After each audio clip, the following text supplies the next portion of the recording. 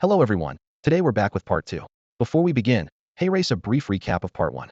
Lin Xiao was an ordinary teenager until he crossed into another world with the help of a mysterious system, setting him on a path to greatness. In this realm, super abilities determine everything, and Lin Xiao awakened the SS steer power of spacetime and ability beyond compare. When he placed his hand on the awakening stone, a crimson light blazed forth, stunning everyone present, even the principal. Undaunted, Lin Xiao challenged the prodigy training camp, aiming straight for the top. Inside the camp, his unmatched ability and system buffs propelled him forward like a juggernaut. He dispatched opponents effortlessly and even sent an instructor flying with a single punch, leaving the crowd in awe. His strength silenced the nobles who had once looked down on him, and his rapid progress in both cultivation and combat quickly earned him a reputation as a super genius. However, his rise soon drew the attention of Destiny's Sect, a wicked cult seeking world domination through blood sacrifice rituals.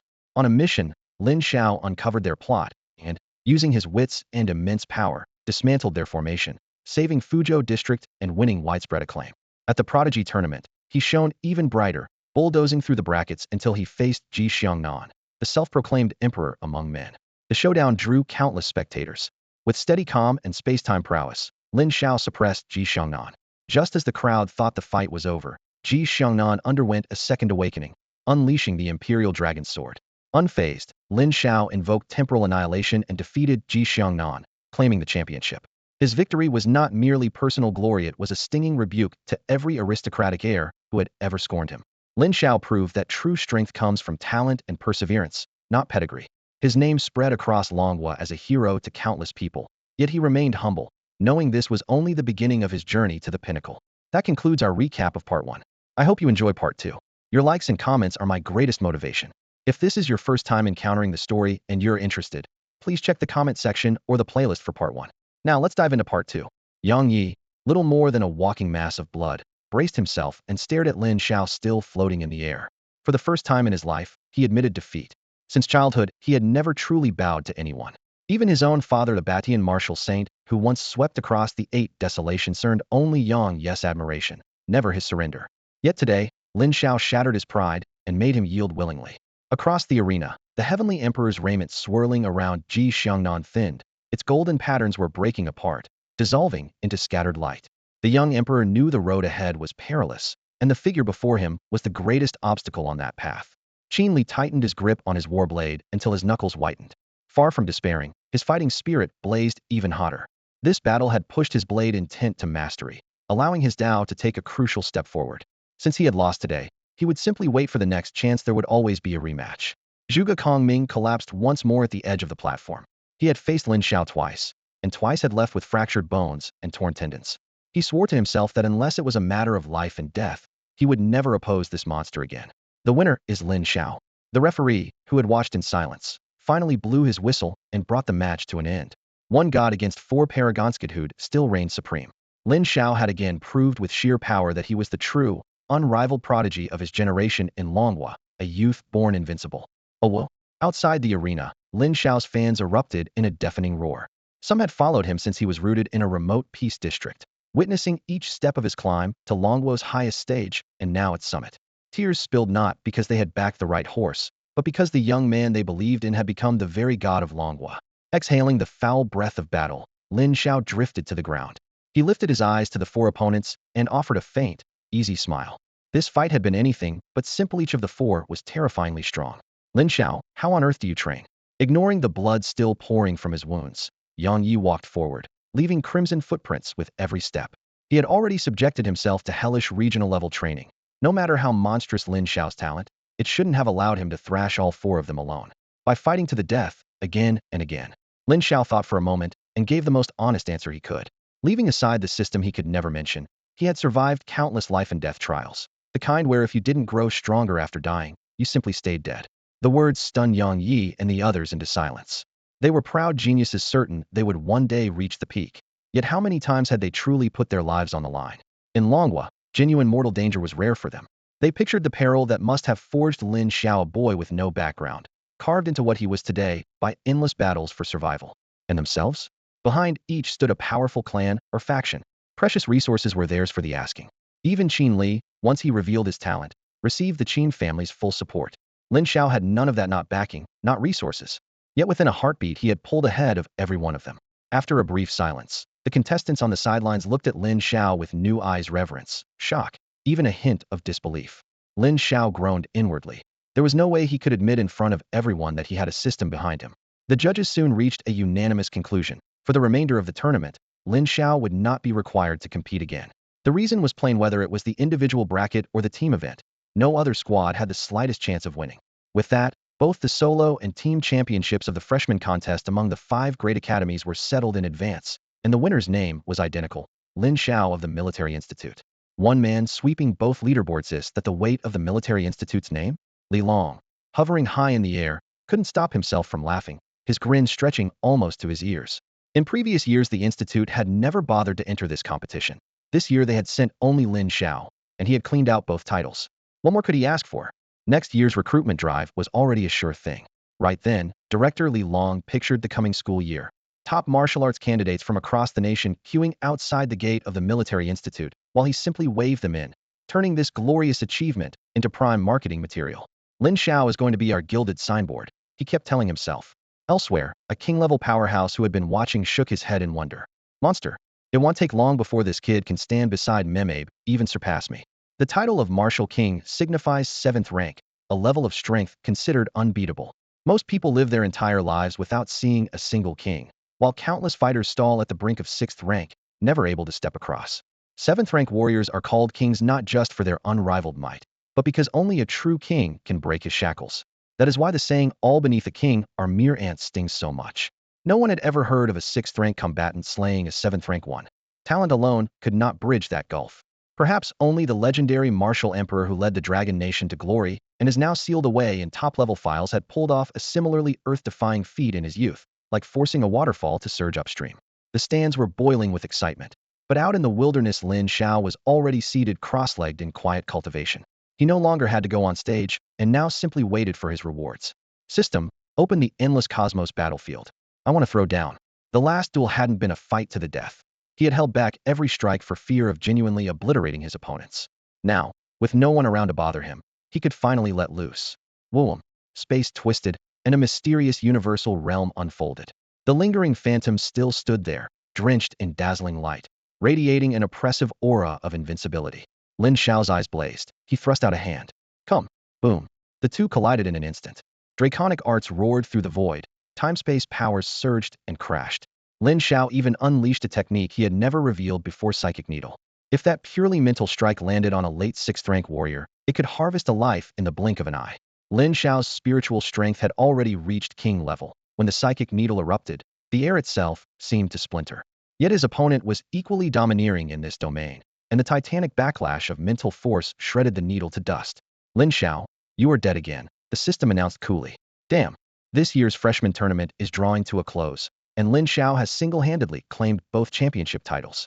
The rewards are lavish: 300 million cultivation credits, piles of ability stones and awakening crystals, and the class spatial technique Wanjia Wumi, every one of them a top-tier resource.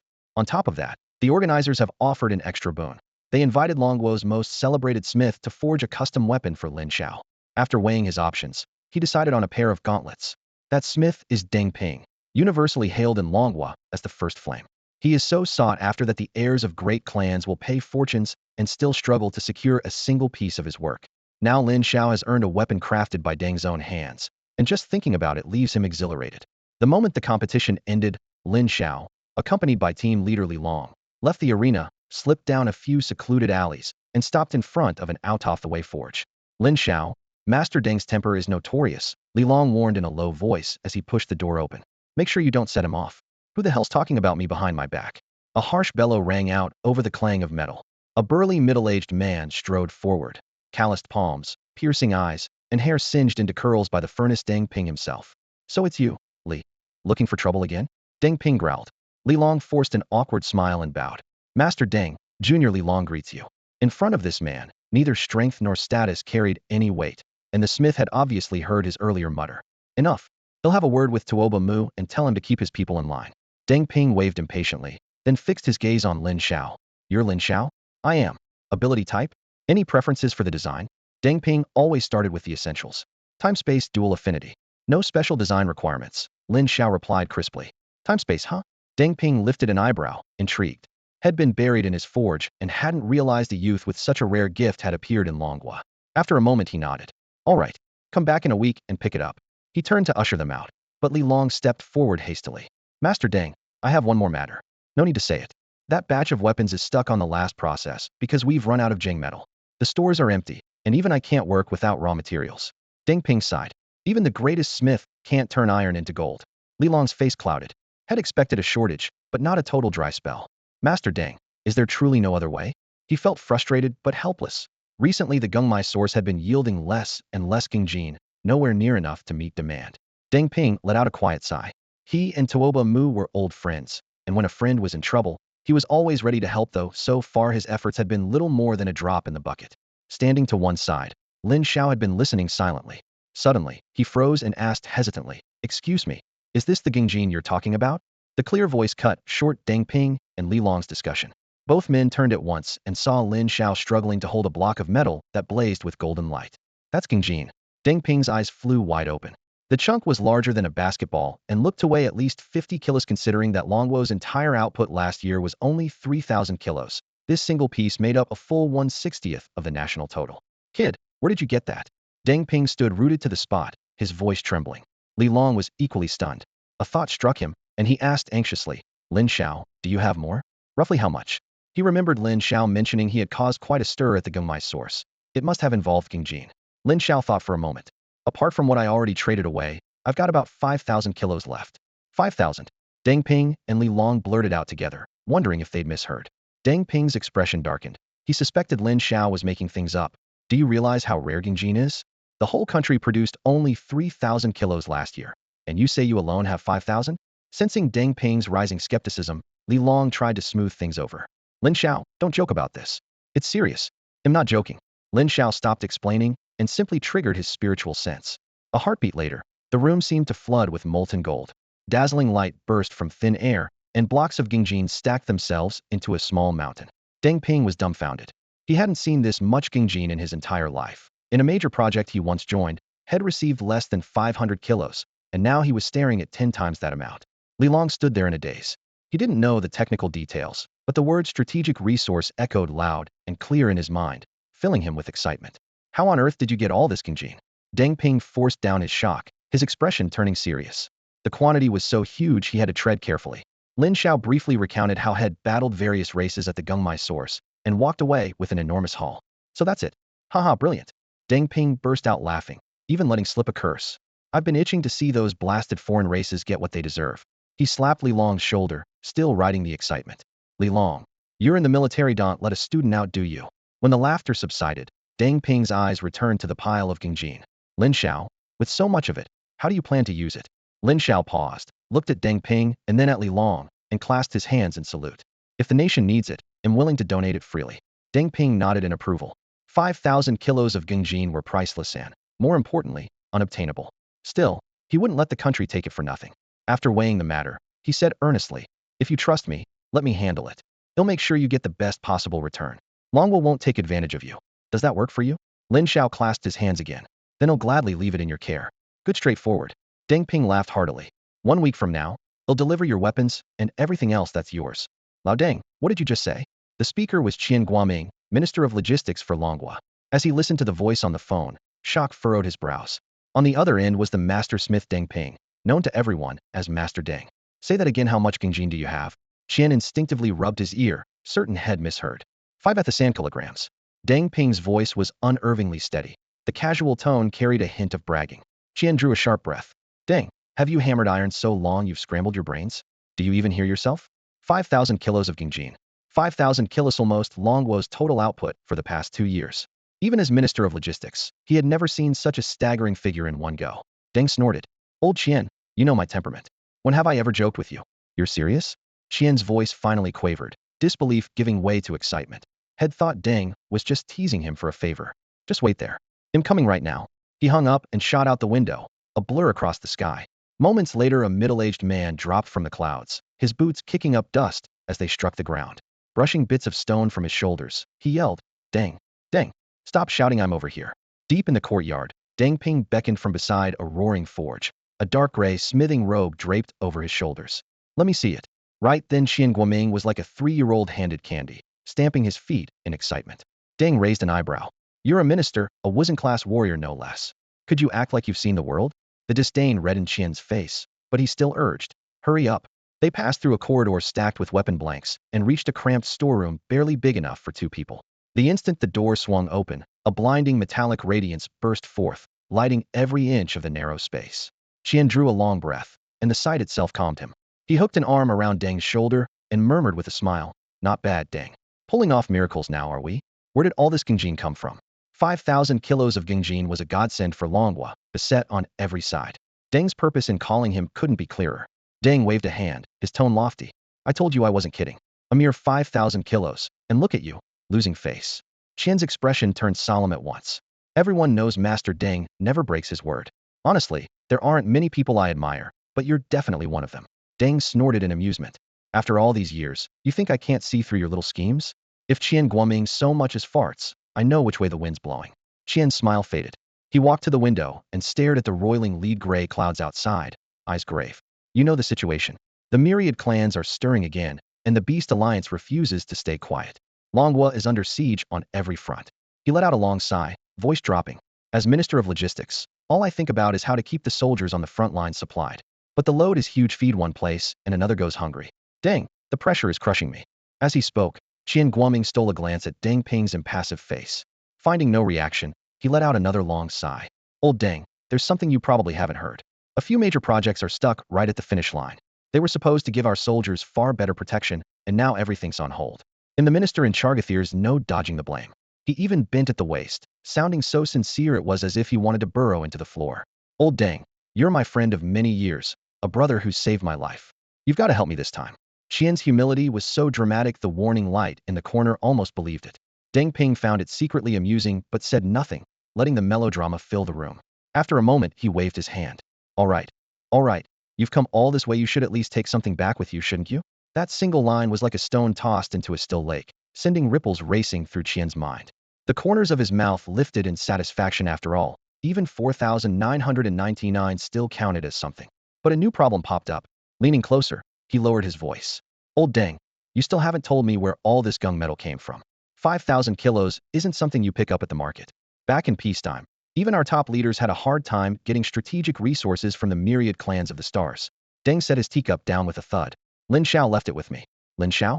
Qian blinked. You mean that prodigy the entire net's been raving about? As an avid follower of the genius rankings, the minister was well aware of the youth touted as having talent unseen in all of history. That's the one, Deng confirmed. Come on, spill it. What did the kid do to get hold of that much gung metal? Qian's gossip antenna shot up. The more monstrous the nation's genius, the happier he felt. Deng raised an eyebrow. Nothing much, just he leaned in, and the two of them whispered for quite a while about the details. Haha, excellent. That's the kind of invincible prodigy Longhua needs.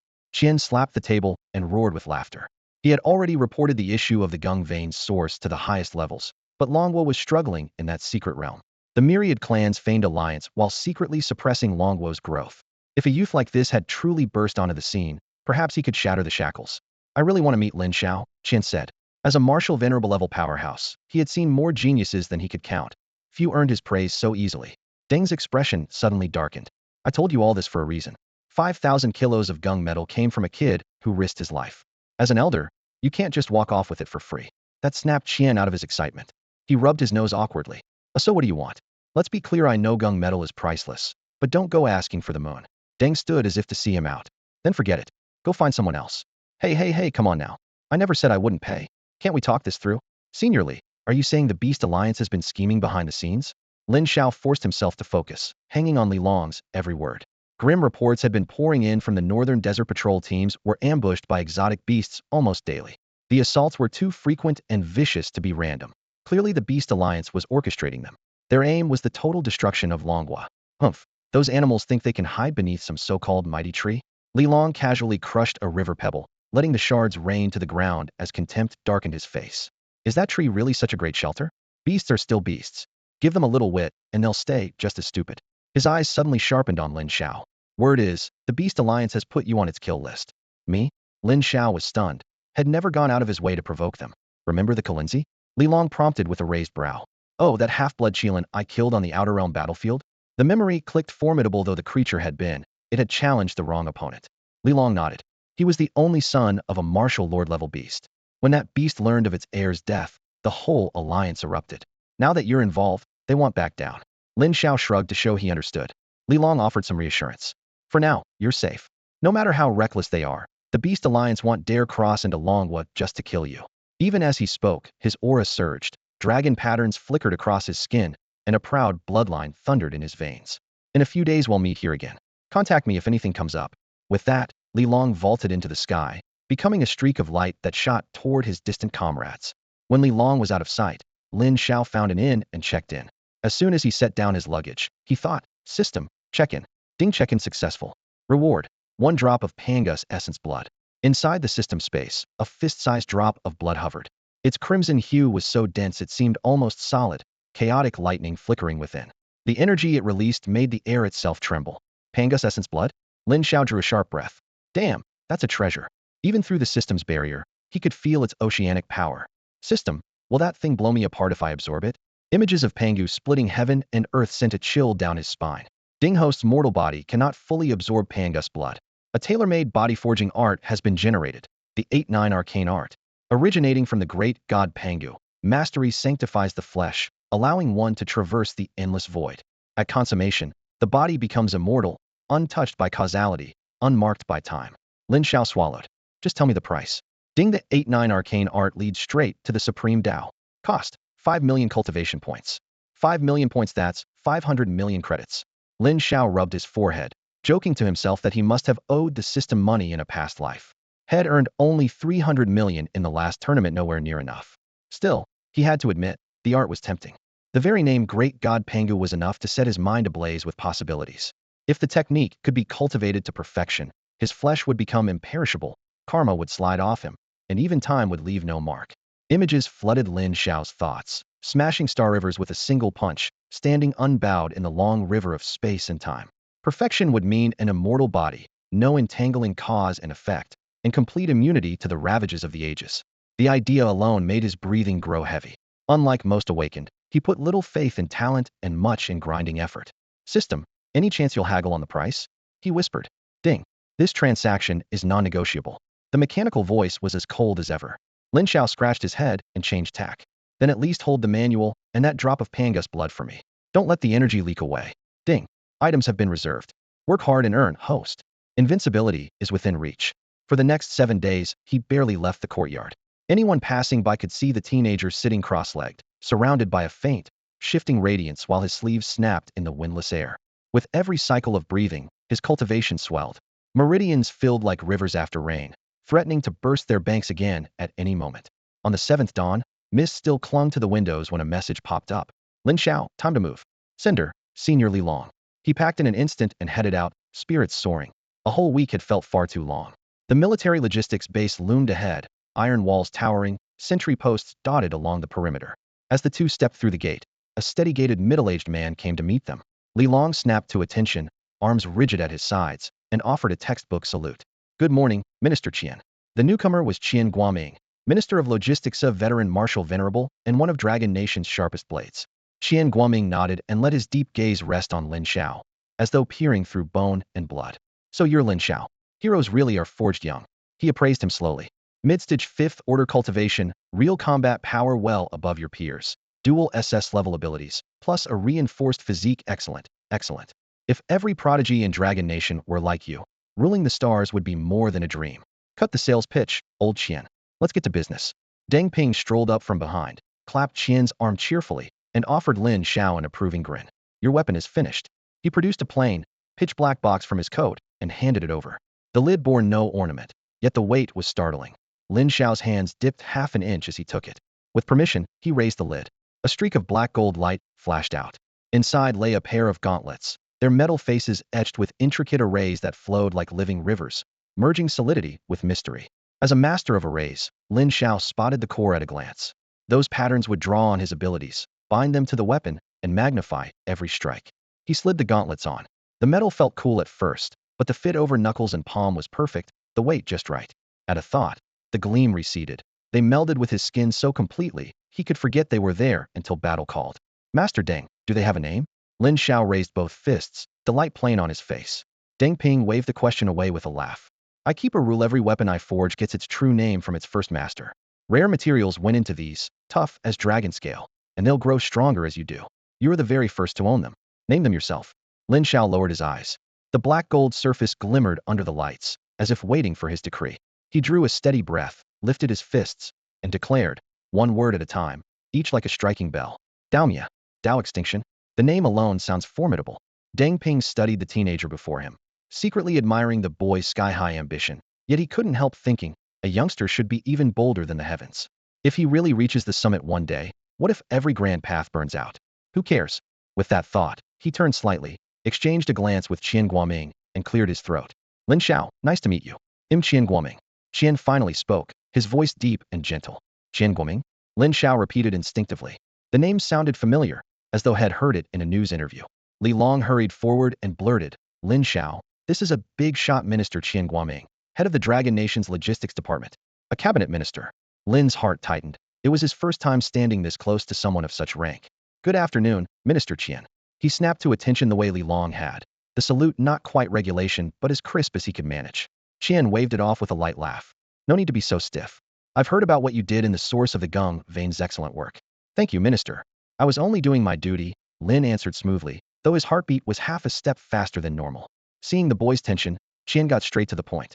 Lin Xiao, about that batch of Gung metal you recovered. On behalf of the Dragon Nation, I'm prepared to purchase it for 1 billion. How does that sound? 1 billion. Lin's chest constricted. That was twice what the system would have paid. He pressed his lips together, still modest. Serving the Dragon Nation is my duty, not something I do for reward. Qian nodded appreciatively, but Deng Ping rapped Lin lightly on the head. Quit pretending, kid. Don't turn down a free billion. Qian burst out laughing. Old Deng, you see? He's far more generous than you. Yeah, right? Deng scoffed, rolling his eyes. Qian's smile faded as he looked at Lin once more. The Dragon Nation never takes for free what someone risked their life to acquire. Besides the billion for cultivation funds, I have another offer. Once you reach the peak of the 6th tier, you'll get a single entry into the Ancient Altar Realm. Ancient Altar Realm? Lin was clueless, but Li Long's eyes went wide. Minister, you mean that Ancient Altar Realm? Li Long stared at Lin, stunned by the magnitude of the opportunity. Lin, drawn by Li Long's reaction, bowed slightly. May I ask, sir, what is the Ancient Altar Realm?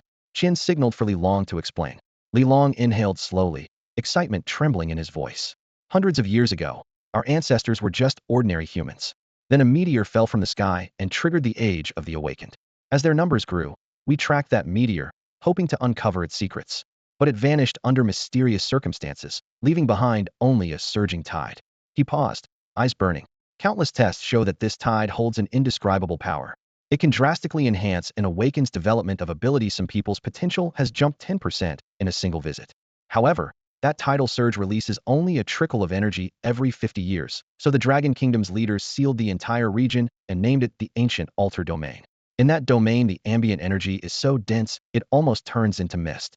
If a 6th-tier martial artist goes into seclusion there, their chances of breaking through to 7th-tier martial king multiply several times, making it one of the most coveted secret realms. Lin Xiao's eye sparkled. A place that could directly accelerate his ability development? That would save him a fortune in training costs. Li Long gazed at him in disbelief. Had only ever seen the words Ancient Altar Domain in classified files. Ordinary people weren't even allowed near it. Realizing someone high-ranking must be helping Lin Xiao, he finally relaxed, though envy rose in his heart. Qian Guoming fixed his eyes on Lin Xiao and asked solemnly, well, does this compensation seem fair to you? Not at all, senior, it's incredibly generous. Lin Xiao waved his hands quickly. The deal far exceeded expectations. The 10 billion alone was more than enough to thrill him. Good. I won't keep you. I've got a mountain of work waiting. Qian Guoming added, once you reach the level I mentioned, have old Deng bring you to me. With that, he gave a casual wave and faded away like ink erased from paper. The air rippled. Lin Xiao looked up at the empty ceiling. Minister Qian is a spatial ability user too? He asked. Li Long shook his head. No, that's a skill exclusive to martial sovereign spatial teleportation. Just as 6th-tier fighters can fly and 7th-tier martial kings wield psychokinesis, 8th-tier martial sovereigns can tear through space and blink. I see. With Lin Xiao's matter settled, Li Long finally turned to Master Deng, who also had business to handle.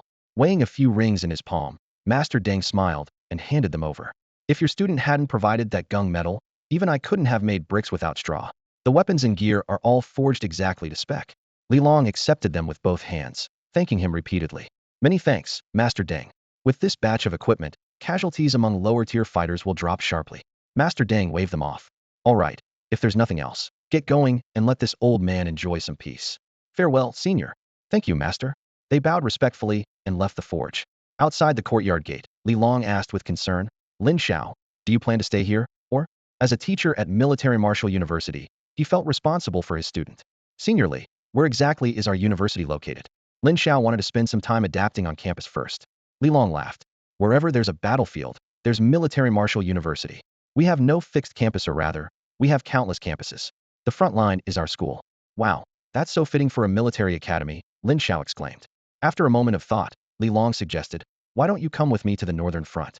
The enemy is a single type, they're exotic beasts, but it might be a bit tricky for you. No problem at all. I'm in. Oh, still not going to think it over? Don't forget, the alien beasts have already put you on their kill list. Li Long fixed his eyes on the young man in front of him, seeking confirmation. Just a pack of animals. Lin Xiao's reply was crisp, utterly fearless. That fearless tone made Li Long's eyes gleam good, worthy of a top seed from the military institute. The northern front transport soon rolled onto the runway. Soft cabin lights glowed overhead, the turbines rumbling beneath them.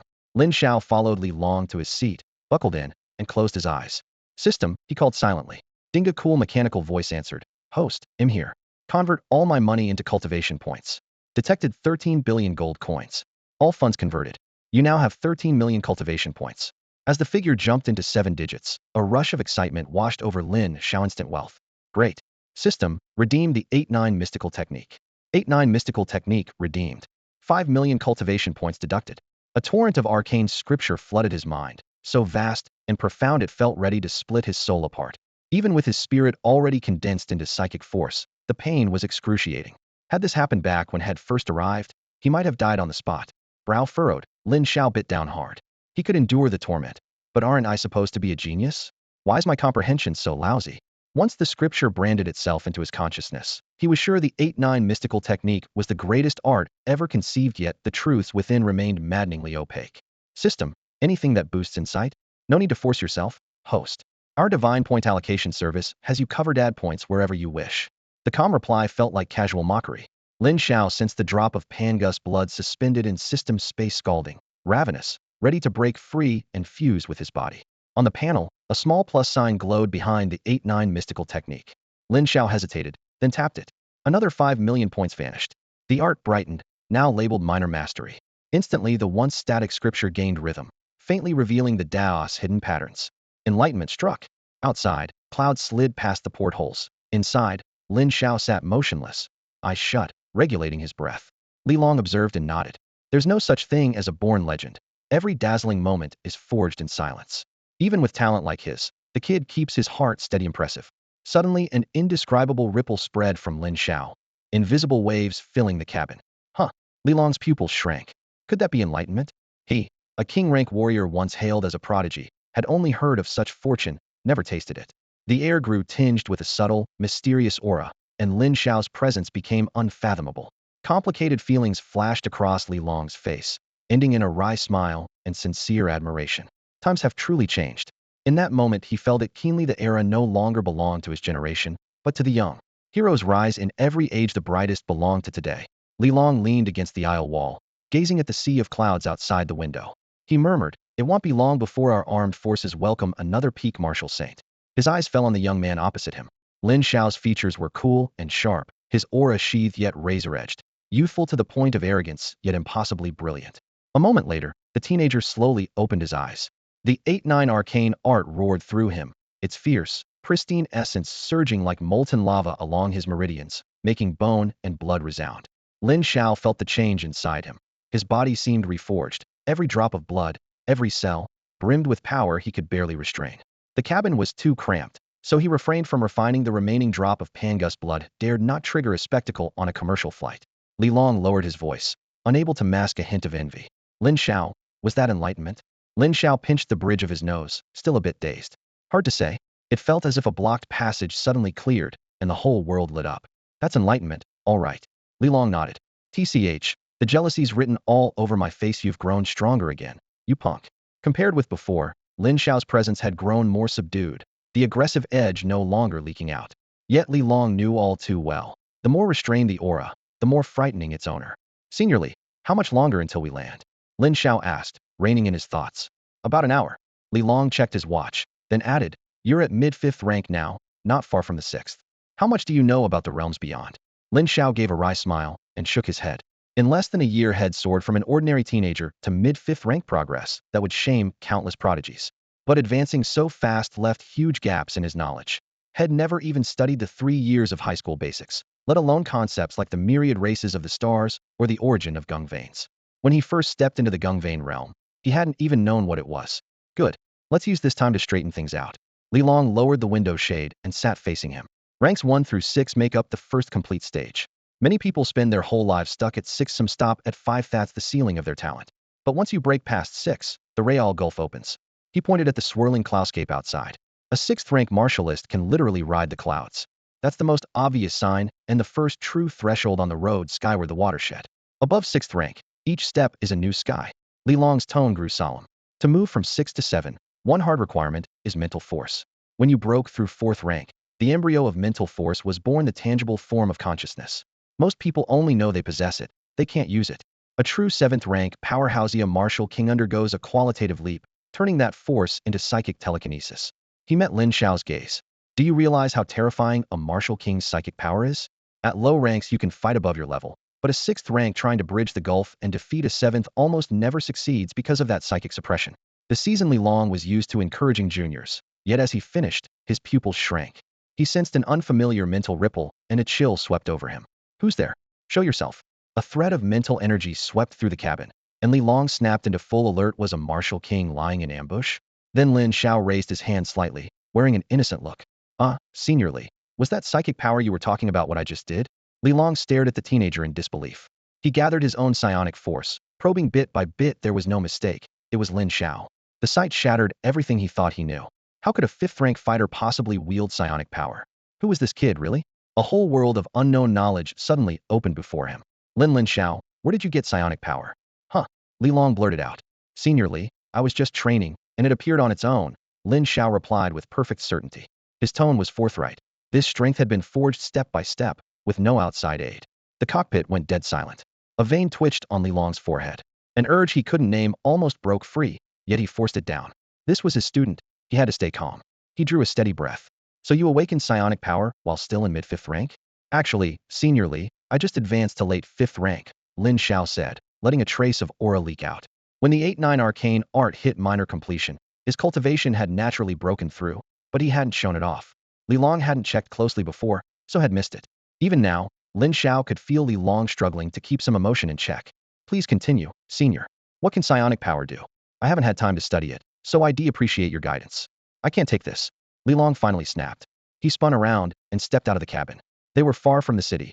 Insects shrilled in the dense undergrowth. Li Long narrowed his eyes, locked onto a 6th rank variant beast, and vanished without another word. Lin Xiao sat alone, faintly hearing thunderous booms outside, mixed with heart-rending screams for mercy. Moments later Li Long returned, his clothes fluttering, an oddly satisfied look on his face. The faint scent of blood told Lin Xiao all he needed to know. Senior, just now. It's fine handled. Let's get back to psionic power. Li Long sat down across from him again, gaze complex and rueful. Kid, you're a freak, you know that? He recalled how had bled and sweated to awaken psionic power, and now a late 5th rank junior had done it with ease. Bitterness, envy, admiration all swirled inside him. Listen up, Li Long said solemnly. Since you already possess psionic power, you're holding a direct ticket to Martial King. Psionic power is the hallmark of a 7th rank Martial King. 1. As it grows, it condenses into Martial King pressure, a spiritual force that overwhelms anyone below the King realm. 2. It can branch into countless incredible techniques, even becoming a direct weapon. You'll have to explore those yourself. 3. Finally, psionic power lets you block anyone weaker than you from probing your cultivation. In other words, if your psychic power is strong enough, no one will be able to read you. Lin Xiao listened with rapt attention. Mental energy had always been his weakest point. Now it seemed almost his only flaw. As Li Long spoke, a jolt flashed across the older man's mind. He spun toward Lin Xiao as if struck by a terrifying realization. Do you know why there has never been a case of a 6th-tier warrior defeating someone at the 7th tier? Because since the Awakening era, almost no one below the 7th tier in the Dragon Kingdom has possessed psychic power. Li Long's voice was low yet fervent. But if an invincible 6th-tier fighter were to master it, would the so-called curse that bars 6th tier from killing a martial king still hold? The more he considered the idea, the more excited he became. His eyes shimmered with disbelief. This young man kept shattering everything he thought he knew. Could he really be the destined prodigy who would lead the Dragon Kingdom to its zenith? Seniorly, what about the 8th tier? Lin Xiao pressed. The 8th tier Li Long reigned in his emotions, speaking in a steady, solemn tone. Those at the 7th tier are called kings. Those at the 8th, lords martial lords. A martial lord rules an entire region. The moment a clan gains a single martial lord, it joins the ranks of the great houses, towering above the rest. Most people won't even touch the martial king realm in their lifetime, let alone martial lord. He paused, gazing into the distant sky. Countless self-proclaimed geniuses spend their whole lives and still can't break into the lord realm. I'm stuck at late 7th tier myself, and I still can't find the key to a breakthrough. His eyes darkened as he spoke of higher realms. And a martial saint? That's a being above 10,000 lords, already beyond anything we can aspire to. A single word from a martial saint can change the fate of millions or plunge the world into catastrophe. Lin Xiao nodded thoughtfully. He had seen the domineering aura of martial kings more than once. Their oppressive gaze was truly powerful. He had even met a martial saint as teacher, Lin Yaoshan, but that unfathomable might remained far beyond him. As for a martial lord, he had yet to witness one in person. While they spoke, the transport aircraft began its slow descent. We've arrived, the northern front, Li Long announced, rising to his feet. As the hatch opened, scorching wind and sand rushed inside. Endless yellow dunes stretched into the distance, and far away a swath of darkness churned with the auras of countless exotic beasts. This was the Dragon Kingdom's most critical border.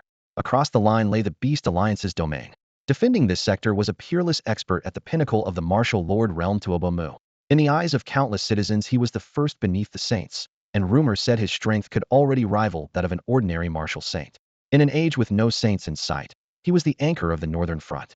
Home again, Lin Xiao murmured on the deck, his gaze sweeping the dunes as a surge of battle intent rose within him.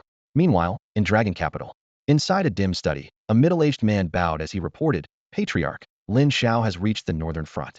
Behind the desk, Chu Jifeng tapped his finger and gave a frigid smile. Excellent. Contact our agents. I want Lin Xiao to stay on the northern front forever. Yes, sir. Chu Jifeng stood, murderous chill radiating from his eyes. Lin Xiao, you dared kill my daughter, and you'll pay with your life. After you're dead, I'll round up everyone connected to you. The world will learn that anyone who touches Chu Jifeng's daughter, no matter how gifted, meets only one end: death. Lin Xiao, I've arranged a temporary place for you. Head over now, I'll find you later. With that, Li Long hurried off to report on the mission. Lin Xiao nodded. Got it. He was in a rush himself, needed to absorb Pangus blood essence. The moment he reached the assigned room, he locked the door, gathered his spirit materials, and laid out a simple isolation array across the floor. Pale runes spread outward, sealing every sound inside. Once he was sure nothing could leak out, he sat cross-legged and drew a deep breath. All right, let's begin. The 8-9 arcane art started to circulate. His bronze gold skin deepened to a dim metallic hue, his solid muscles tightening like stone, and a faint pressure made the air quiver. Fully prepared, he pulled a single drop of Pangus blood essence from his system storage, a crimson liquid so dense it looked almost solid. The instant it appeared, a scorching aura erupted, and every pore on his body screamed, swallow it. Without another thought, he tilted his head back and gulped it down. Boom. The essence exploded inside him, an overwhelming tide of energy rampaging through meridians, bones, and flesh. His face flushed crimson, bruised blood seeped from his skin. Agony and tearing pain nearly stole his breath. Yet the 8-9 arcane art spun at full throttle, dragging the scattered power into his bodice circulation. The blood essence was monstrous. His vitality skyrocketed before his eyes, 50,000, 60,000 still climbing. The room was so thick with blood energy the air felt ready to liquefy. Seconds ticked by, yet the power hardly faded, and Lin Xiao's body was already at its limits. Veins bulged across his forehead as he shouted in his mind. System. Ding, I am here, host. Help me. It's too much, I'm about to burst. Ding, excess energy detected. Initiating suppression. Ding, crisis averted. 1 million cultivation points have been deducted at your request. Please refrain from reckless behavior. The torrent of power was siphoned away, and the crushing pressure inside him eased. Lin Xiao exhaled in relief. So this is Pangus blood essence. Terrifying. He checked his new stats. Vitality had broken 100,000, an increase of 60,000. His cultivation, having just advanced, had shot to the peak of the 5th tier, a hair's breadth from the 6th. When he clenched his fists, the air cracked. Thanks, system. Ding, you're welcome. Safeguarding the host is my purpose. What about the rest of the essence? You moved it somewhere? He was uneasy. He knew he had absorbed barely a tenth. Ding, at great expense. The remaining energy has been hidden within your body. Spend another 1,000,000 cultivation points, and you may assimilate it completely. Phew. Lin Xiao nodded. 1,000,000 points was nothing compared to being blown apart. He flexed, feeling bones resonate and explosive strength coil in his muscles, a surge of power that made his heart race. The profound sense of growth filled him with satisfaction. Strength like this, strength born from his very core, was something he could savor. Lin Xiao tightened his fist and felt as if one blow could crack the very air. With that thought, he raised his hand and summoned Dami, then slammed his own chest. The strike left only a shallow imprint, barely a scratch. So this is the power of Baju Xiangong. Just with this body alone, he figured he could take a direct hit from a Wu Wang level opponent. Time to get some fresh air. Leaving his room, he walked through headquarters, where soldiers were normally everywhere. Today, the place felt almost deserted. That's odd. When I first arrived, the barracks were packed. Did something happen? He hurried to the city gate. Lin Xiao, you finished your closed-door training? Li Long, standing watch, raised a brow. He had meant to visit the youngster, but Lin Xiao had locked himself away, instead far too diligent for his own good. Senior Li, what's going on? Lin Xiao asked, sensing the oppressive mood. Nothing worth hiding. Those beasts have started playing games again. Li Long's voice turned chilly. While Lin Xiao was cultivating, several scouting teams had been ambushed by exotic beasts. Many people had died. Furious Wu Wang experts demanded to know whether the Yishou Alliance intended to break the pact. Come if you dare, Longwo fears no one. They'd shouted. The alliance answered with silence, which only stoked Longwo's anger. With Tuoba Mu's approval, counterattacks began, and Wu Wang leaders even forced their way across the river. That move lit a fuse. The Yishou Alliance finally reacted, unleashing its own Wu Wang-rank beasts and driving waves of creatures into battle. The front was vast, the lines stretched thin, and every Wu Wang once stationed in the city had marched out to fight. So far, the highest combatants on either side were still holding to the Wu Wang tier, but it felt like a fragile restraint. Humph, as if Longwo would ever cower. Li Long had already distributed the new weapons head brought, greatly boosting the warrior's strength. Skirmishes erupted daily. The northern front was now under level 2 combat alert. Only Li Long remained in the city, guarding against surprise attacks. Since you're out, Lin Xiao, head for the battlefield. True strength is tempered in war. He turned, eyes firm. He believed this young man would soon shine with blinding brilliance. Yes, sir. Lin Xiao snapped to attention. While you were in seclusion, the higher-ups assigned you to Junpo Squad 7038. The captain is a 7th rank Wu Wang named Chu Tian. They're already moving south. Catch up at once. Remember, a battle can change in an instant. Kill the enemy, but protect yourself. Understood. Lin Xiao sped south. His once calm heart began to race. The battlefield reeked of blood and decay, a suffocating miasma of killing intent that chilled him to the core. Along the way he ran into scattered exotic beasts, all weak, none above 3rd rank. Ding. Exotic beast slain. 10 cultivation points awarded. Against such low-level foes the rewards were meager, but every bit counted. He sprinted deeper into the war zone, where shockwaves rumbled ahead. Captain, someone's coming. Reinforcements? We never sent a distress call. A fighter on the line spotted Lin Xiao and tensed. The newcomer looked unfamiliar. Lin Xiao. Is this Junpo Squad 7038? He called from afar. The Wu Wang at the front narrowed his eyes.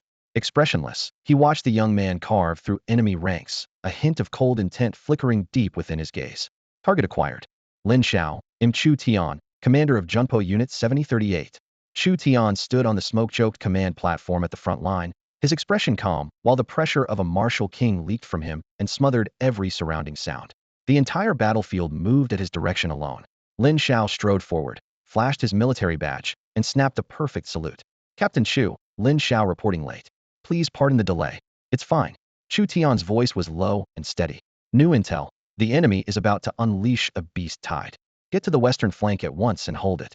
So the situation was already this dire? Lin Xiao's heart tightened. He nodded, dared not waste a second, and sprinted westward. Chu Tian watched him leave, eyes flashing for an instant before the flames of battle swallowed the view. On the western front, more than a dozen members of Unit 7038 had been locked in fierce combat with the monsters for some time, fighting across scorched earth and drifting smoke. Heads up, the captain just warned that we could be facing a beast tide. A latest-stage 6th-tier fighter balanced on the remains of a wall, voice sharp as a blade. A tide? Damn, how can it be a tide? Several teammates stiffened, worry flickering in their eyes. They knew a tide meant numbers far beyond normal encounters. Someone's coming. One soldier squinted through the dust, catching a streaking figure. Lin Xiao, one of yours. Lin Xiao landed and shouted at once. On a battlefield, any hesitation could be fatal. Sensing his late 5th-tier aura, the others returned their focus to the fight. At that level he ranked mid-lower in the squad. The peak 6th-tier fighter hovered in the air, eyes locked on the horizon. Suddenly his pupils shrank, the distant black dots swelled rapidly, and the ground began to quake in waves. Bad news, a beast tide. He sent true energy rippling through the air, relaying the warning to every fighter. The call was almost redundant. Everyone already felt the oppressive force rolling toward them, a dark mass blotting out the edge of sight. Be advised, the first wave is low-leveled real brutes are behind them. Lin Xiao swept the front line with his mental sense. Great, a whole screen of beasts. Boom, boom. The earth drummed beneath their feet as the gap closed. First to third-tier beasts charged in madly, bloodshot eyes burning with pure bloodlust. Engage. It felt like 1,000 war horns sounded at once.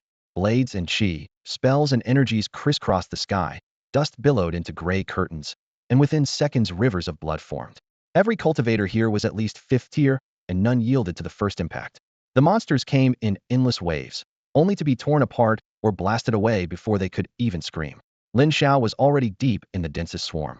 He moved like a war god, each punch cloaked in annihilating force that crushed hundreds of beasts at a stroke, clearing a temporary vacuum around him. Yet the tide cared nothing for death. New bodies hurled forward without pause. Spatial annihilation.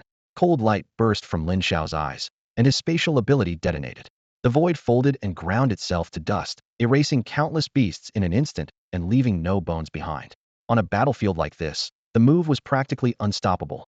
In an instant, Lin Xiao cut down more enemies than anyone could tally, the yawning gap around him a silent testament to his ferocity. Across the battlefield, soldiers hacked at the lesser beasts while sneaking stunned looks at the young stranger Lin Xiao, a name they had never heard but would never forget. For them, low-tier monsters were manageable yet time-consuming. For him, they were fodder. Ebony gold light wrapped his fists the Dao Mia gauntlets, custom forged by Master Smith Deng Ping. Each blow, empowered by perfected fist intent, burst entire swaths of creatures into mist. Ding! Host has slain a beast. The system prompt echoed in his mind with every breath. After several furious barrages, another ring of open ground formed at his feet. The lesser beasts halted, rare fear glittering in their eyes. Corpses piled higher than the ramparts, and crimson sand carried the stench of blood. Thrilled, Lin Xiao felt his cultivation point skyrocket.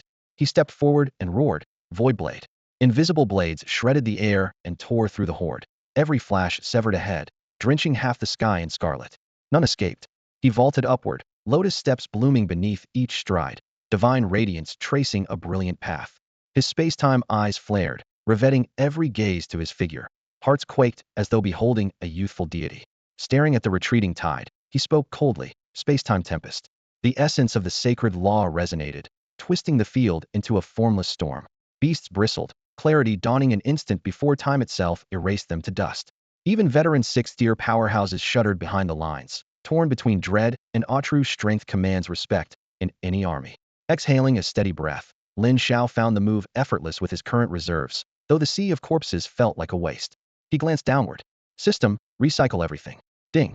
Recycle complete. With a sweep of his hand, the remains vanished. Faces around him shifted, yet no one spoke. Might made the rules. Everyone, recover your strength, someone warned. The beast wave isn't finished. This was only the first surge. Worse was coming. Lin Xiao looked inward.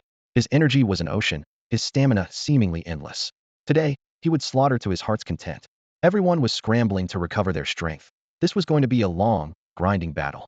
During the brief lull, they learned that the beast tide wasn't isolated to this spot. The entire war zone was in upheaval. It was clearly a premeditated assault. The ground quivered again, and looming shadows rushed in. They were fewer than before, yet the pressure was far greater. Lin Xiao sensed it immediately. The incoming beasts had advanced an entire tier.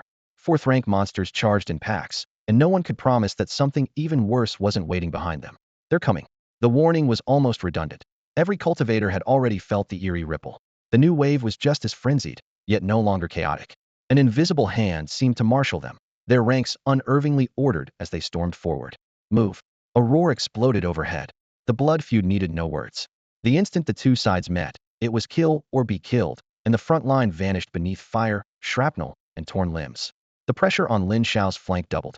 The pack that had besieged him earlier had swelled, and now every beast was a high-tier specimen. 4th-rank monsters barreled straight at him, their vacant eyes proclaiming a single mission: wear this human down, even if it cost them their lives. Kill. The tide crashed over him. Lin Xiao stepped into the air, his fist rending the sky. One punch split the heavens. Each strike shattered bones and sent fountains of blood spraying. A single indifferent glance left carpets of corpses. Within mere breaths, a scarlet sea had formed at his feet. His robes were soaked dark red, yet he stood like a war god, murderous aura raging. At the center of the battlefield, he was the reaper with a blade, the arbiter of fate. No beast marked by his gaze escaped alive. Void Sutra, Lin Xiao roared. From the depths of the void, A hazy figure coalesced its back to the world, yet radiating invincibility, unafraid of all comers. The apparition lowered its hand, and with a thunderous boom the charging beasts were erased. A vacuum opened around Lin Xiao as wild energy hurled blood mist into the sky. What was that figure just now? Someone stammered, stunned. Most fell silent while they fought tooth and nail for breath. The young man shattered earth and sky with a casual gesture. Deep within the beast tide, a shadow wreathed in terrifying power watched the battlefield coldly, its gaze locked on Lin Xiao. The moment his face appeared, the surrounding airflow twisted violently. Cursed human, you've finally shown yourself. The moment it saw Lin Xiao's face, fury surged within it, and a terrifying ripple burst from its body, reducing nearby trees and reed mats to dust. Countless cryptic commands vanished into the void like ashes in a gale, yet it kept its eyes fixed on the young man carving a bloody path through the battlefield, hatred the only light in its icy gaze. From the shadows, Chu Tian never looked away from Lin Xiao. The youth hailed as a peerless prodigy had just unleashed a power that made his heart jolt. Had he not been warned beforehand, the sudden emergence of such a monster would have thrilled him. Sadly, Lin Xiao had offended someone untouchable, and death was now his only destiny. A frigid wind swept across the northern front, chilling the air to the bone. Since graduation, Chu Tian had been stationed here by his clan, fighting his way to his current post. With the Chu family's resources, his cultivation had been forced to the 7th tier. In truth, his talent alone might have left him a martial king forever, and for that support he felt grateful. The Chu family hailed from the imperial capital and ranked mid-upper among Long Country's great houses. Boasting more than one martial venerable, this was his confidence. Not yet, Chu Tian muttered, suppressing his urge to strike and continuing to observe the battle. On the field, Lin Xiao resembled an inexhaustible reaper. No matter how many exotic beasts charged, he felled them one after another. Nearly half the beast tide had perished by his hand alone. The defenders watched that figure with instinctive, a wee primal reverence for strength. He had earned their respect by sheer power. He's a demon, a god of slaughter, a beast-tide butcher. No one cared about Lin Xiao's rank anymore. On this battlefield, he was living legend. His dominance stripped the beast tide of the momentum that might have dragged the fight into a long war of attrition. While the soldiers seized the lull to recover, their eyes never left that lone, daunting silhouette. After 2 brutal rounds, Lin Xiao finally sensed a sliver of depletion, yet he did not sink to the ground like the others. Within moments his energy was fully restored. The overwhelming physique granted by the 8-9 mystique, the deep reserves and rapid regeneration of the primordial Tao Sutra, coupled with ceaseless combat training in the cosmic Tao space, had honed his will to a level ordinary people could scarcely imagine. Aside from his still developing spiritual power, he had surpassed every prodigy in Long Country's history, standing tall above even the countless races beneath the stars. Bit by bit, the razor edge of youth was being unveiled to the world. Is it over? Some gazed into the distance. Half a day passed with no movement, as though the beast tide had ended. Yet the air felt as heavy as iron, and no one dared relax. This was clearly the hush before a storm. The Keenid were the first to warn. Stay sharp, the beast tide isn't finished. Their eyes followed the voice to a distant horizon where a terrifying storm was coalescing, countless powerful auras converging, some bearing 6th tier strength. Impossible. Faces went ashen. A coordinated 6th tier beast tide was the stuff of nightmares. Was the Beast Alliance launching an all-out assault? As panic spread, a thunderous roar erupted from the far bank, killing intent rolling toward them. They were coming. They're here. They're coming. Every face tightened with dread. To the defenders, this beast tide was unprecedented. At the back loomed thousands of massive shapes, every one a 6th tier powerhouse. In front of them surged an endless sea of 3rd, 4th, and 5th tier creatures, a black torrent poised to smash the line in an instant. What do we do? Someone whispered, throat dry. Chest caught in an iron visage was beginning to believe he might die. Damn it. I've already taken enough of them down. 1 more and I break even. 2 more and I'm making a profit. A burly fighter raised his cracked war blade to his chest and bellowed. Signal for reinforcements now. A flare split the night, rising as a column of white fire. Everyone understood this could become a final stand. No help came. The entire northern front was locked in simultaneous combat. Every sector faced a beast tide of the same scale and ferocity. It was no coincidence, but a coordinated assault long in the making. On the tallest watchtower of the fortress, Li Long watched without expression. From his vantage point, he saw fires raging across the northern line as waves of beasts broke through. Squads held their ground with reddened eyes, and even king-rank warriors were forced to join the fray. This was the combined charge of the entire Beast Alliance. What are you after? Li Long's gaze pierced the battlefield, settling on the darkest depths of the forest. He uploaded his report to Northern Command at once. The main base guarding the north was formidable in its own right. Besides Tuoba Munon as the greatest warrior beneath the sage, several martial venerables were gathered there. Any one of them could shake the realm with a single stomp. Inside the Great Hall, figures materialized almost simultaneously, each radiating a suffocating aura that made even king-rank warriors lower their heads. Tuoba Mu sat at the head, clutching the latest dispatch, his expression cold and unruffled. Are those beasts trying to tear up the treaty? Gongsun Mingus' eyes flashed with killing intent. An 8th-tier veteran and patriarch of the Gongsun clan, he carried the battlefield's reek of blood like a cloak. No need to waste anger on animals, Brother Gongsun, drawled Bing Li, the hall's sole female venerable. Reclining with painterly grace, her voice was sharp as ice. If they do break the treaty, we can wipe them out in one stroke. Those who knew her understood once the fight began, her ferocity matched any man's. Tuobamu looked up. I just sensed a martial venerable on their side, he said, his spiritual perception having caught the faintest ripple in space. What? Gongsun Ming shot to his feet, the air in the hall suddenly dense. Are they truly ready to start a full-scale war? When a venerable steps onto the field, no battle remains a skirmish, it becomes a killer-be-killed inferno. In an age without a single martial saint, becoming a martial venerable is already the summit of power. Yet the Exotic Beast Alliance has dispatched one. We can't just sit here and wait for death. A martial venerable can seize an entire domain of heaven and earth. For anyone beneath that level, it's a crushing, dimensional blow. Only a martial venerable can stop another martial venerable. Who will answer the call? If the enemy has revealed such a power, then so must we. Warriors stepped forward one after another, eyes gleaming with icy resolvino. One reaches the martial venerable realm without blood on their hands. He'll go, said the lone woman among them. She rose, her pale blue gown swaying. This was Bing Li, solidly among their strongest, already at the mid-peak of the 8th tier. The room fell silent as everyone exchanged glances. Then it's settled, you'll go? Tuoba Mu decided, clearly trusting her. The battlefield was a storm of violence. Endless strikes thundered, and the clash of weapons shook the sky. The great river that spanned both realms had turned scarlet, while the overcast heavens grew even darker beneath the killing aura. Broken corpses, human and beast alike, littered the ground, mixed with shattered blades and spears. Every fighter was spending their final breath. From the first moment, Lin Xiao had been surrounded by layer upon layer of beasts, 4th tier at the weakest, a swarm of 5th tier creatures packed so tightly that nothing else could squeeze in. Corpses piled at his feet, every one of them a beast. His gaze was colder than frost, his killing intent palpable. Each punch dropped another body. Within this space, he had seized absolute control. The very fabric of time and space quivered under his law, its rules forcibly rewritten. To him, his fists were lightning. To the surrounding beasts, they crawled like slow-motion playback. None could get within 5 meters before dying inexplicably. His perfected fist intent swept unchecked across heaven and earth. Where I stand, I am invincible. At last, 6th tier monsters could no longer watch idly. Hundreds formed up and charged, their suffocating aura bearing down on Lin Xiao. Nearby fighters of the Dragon Kingdom instinctively fell back, foreheads slick with cold sweat. We're finished. Can the god of slaughter really withstand that? Someone muttered. Had the tide turned on them, they would have been dead long ago. A few 6th tier warriors clenched their teeth and rushed forward, unwilling to watch their comrade be torn apart. Stay back. Lin Xiao's voice cracked like a whip. He stepped into the air, eyes sweeping over the incoming horde, a divine light flickering deep within his pupils. Spreading his arms, he unleashed a murderous chill. Endless tribulations, eternal oblivion. It was a top-tier combat art. Endless tribulations, eternal oblivion. With his dual SS-level space-time abilities fueling it, the technique was pushed to its absolute limit. In a single thought, every 6th tier beast was dragged into the domain of tribulations. Each creature suffered calamity after calamity.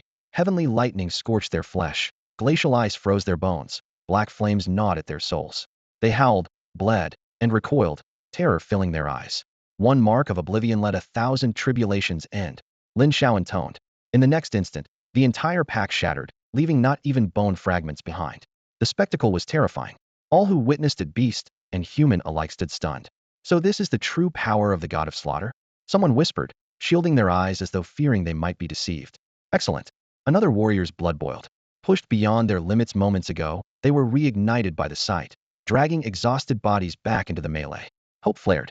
Their distress signal had been out for ages, yet no reinforcements had come. Despair had crept into many hearts. But now, Lin Xiao's blazing eruption was like dawn breaking through the dark, sweeping away every shred of gloom. There was still hope for this battle. Lin Xiao unleashed his full might, vaporizing hundreds of tier 6 beasts with a single strike and giving the survivors a fleeting taste of hope. That same blow, however, turned him into the bane of every monster on the field. Thunderous roars split the sky as the remaining thousands of tier 6 beasts locked onto the young warrior. A single, icy command reverberated through their minds. Kill him. Kill the human. Amid the deafening howls, the creatures shed every disguise and showed their true forms. Razor-sharp tusks, armored scales, wings blazing with fire. Hundreds of massive bodies churned up the desert sands and surged toward Lin Xiao like a living flood. His lean silhouette seemed insignificant against the sweeping dunes, as small as a grain of dust, yet two syllables kept him immovable: Lin Xiao. Kill. Ruthlessness pushed to the extreme becomes pure mercilessness. Lin Xiao moved like lightning, his blade carving arcs of light through the air while geysers of blood blossomed behind him. Severed limbs and shattered shells rained onto the sand, staining the desert a deep crimson.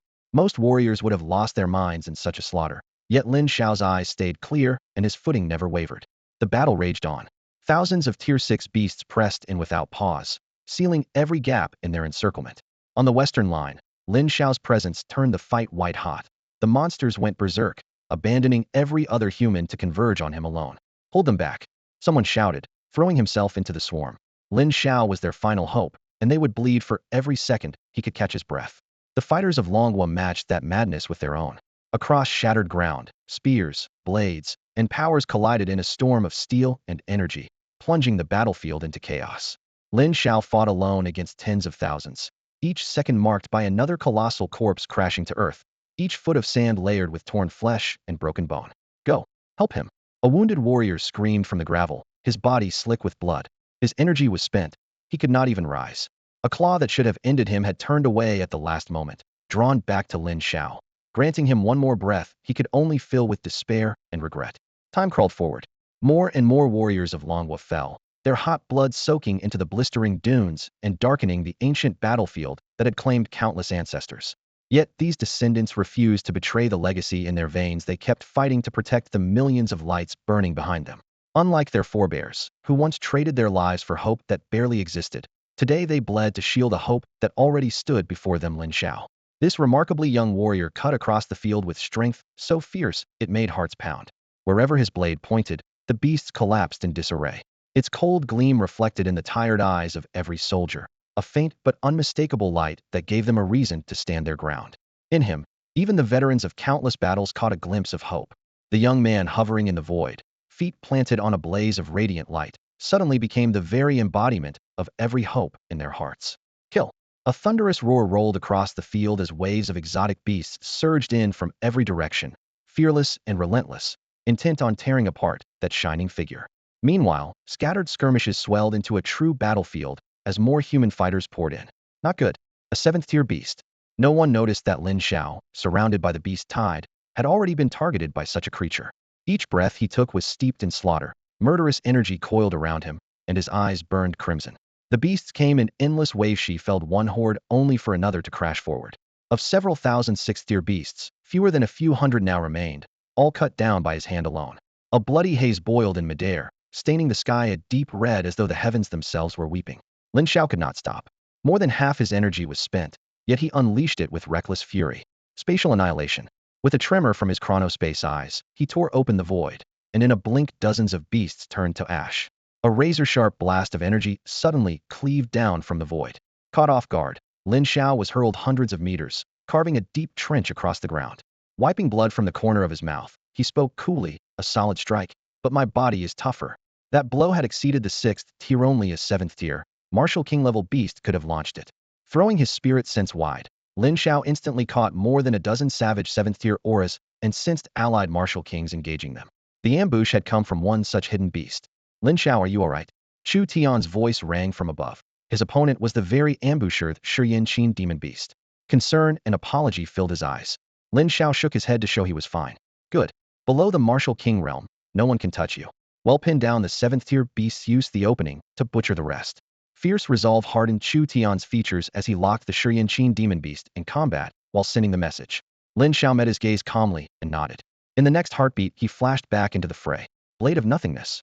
Invisible edges poured down like a torrential storm, carving through the horde and sending flesh and blood flying. From a distance, Chu Tian's eyes flickered.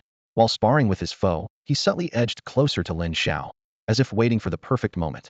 Immersed in slaughter, Lin Xiao watched the remaining 6th-tier beasts wither beneath his blades. At the same time, a command echoed once more in every 7th-tier beast's mind. "Kill that human." They retained their reason, yet every gaze locked onto Lin Xiao. Even without their master's urging, The youth had scattered the souls of countless beasts, and his dazzling talent struck terror into them all. If he survived, he would become an unending nightmare. But the martial kings on the human side were no ordinary fighters, either. Anyone who had climbed to the king realm had once been hailed as a prodigy. They had already noticed Lin Xiao at the center of the battlefield, and the power he displayed sent a shiver through every martial king present. At the same time, they sensed the frenzy spreading among the beasts, so their own strikes grew. Even fiercer no creature would be allowed to lay a claw on a genius of the dragon nation. Boom! A figure plummeted and slammed into the ground, carving a pit several feet deep and sending shards of rock flying. Lin Xiao, run!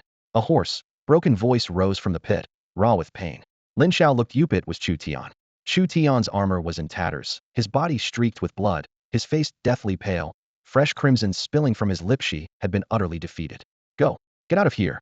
Chu Tian staggered to his feet and shouted again, urgency burning in his eyes. His opponent, the Shiyan Qin Flame beast, hovered in midair, its scarlet eyes now fixed on Lin Xiao, and a wave of killing intent poured down like a collapsing sky. This is bad. A distant martial king's heart lurched. He tried to break away and intercept the 7th-tier beast, but his own enemy clung to him like a mad thing, refusing to let him pass. Damn that useless Chu Tian! Another martial king roared in fury. Chu Tian had fallen too quickly, and the other kings racing to help were still on their way. They could only watch from afar. Worry etched across their faces. Lin Xiao was a peerless prodigy. If he died here, it would be a loss the dragon nation could never replace. Within the combat circle, Lin Xiao drove another punch forward, and the last charging beast exploded under the impact. No other enemy dared come near. Only the Shiyan Qin Flame beast still loomed above, radiating a terrifying aura. Boy, your life ends here. A deep, guttural voice laced with bloodlust boomed across the battlefield. Lin Xiao lifted his head. This was his second time facing a 7th-tier creature, but he was no longer the inexperienced youth he once was. The crushing pressure rolled down, yet his near-invincible physique held it at bay. He stepped into the air, detonating a blast of wind beneath his feet. Divine light streamed along his blood-spattered hair, turning the scarred earth as bright as midday.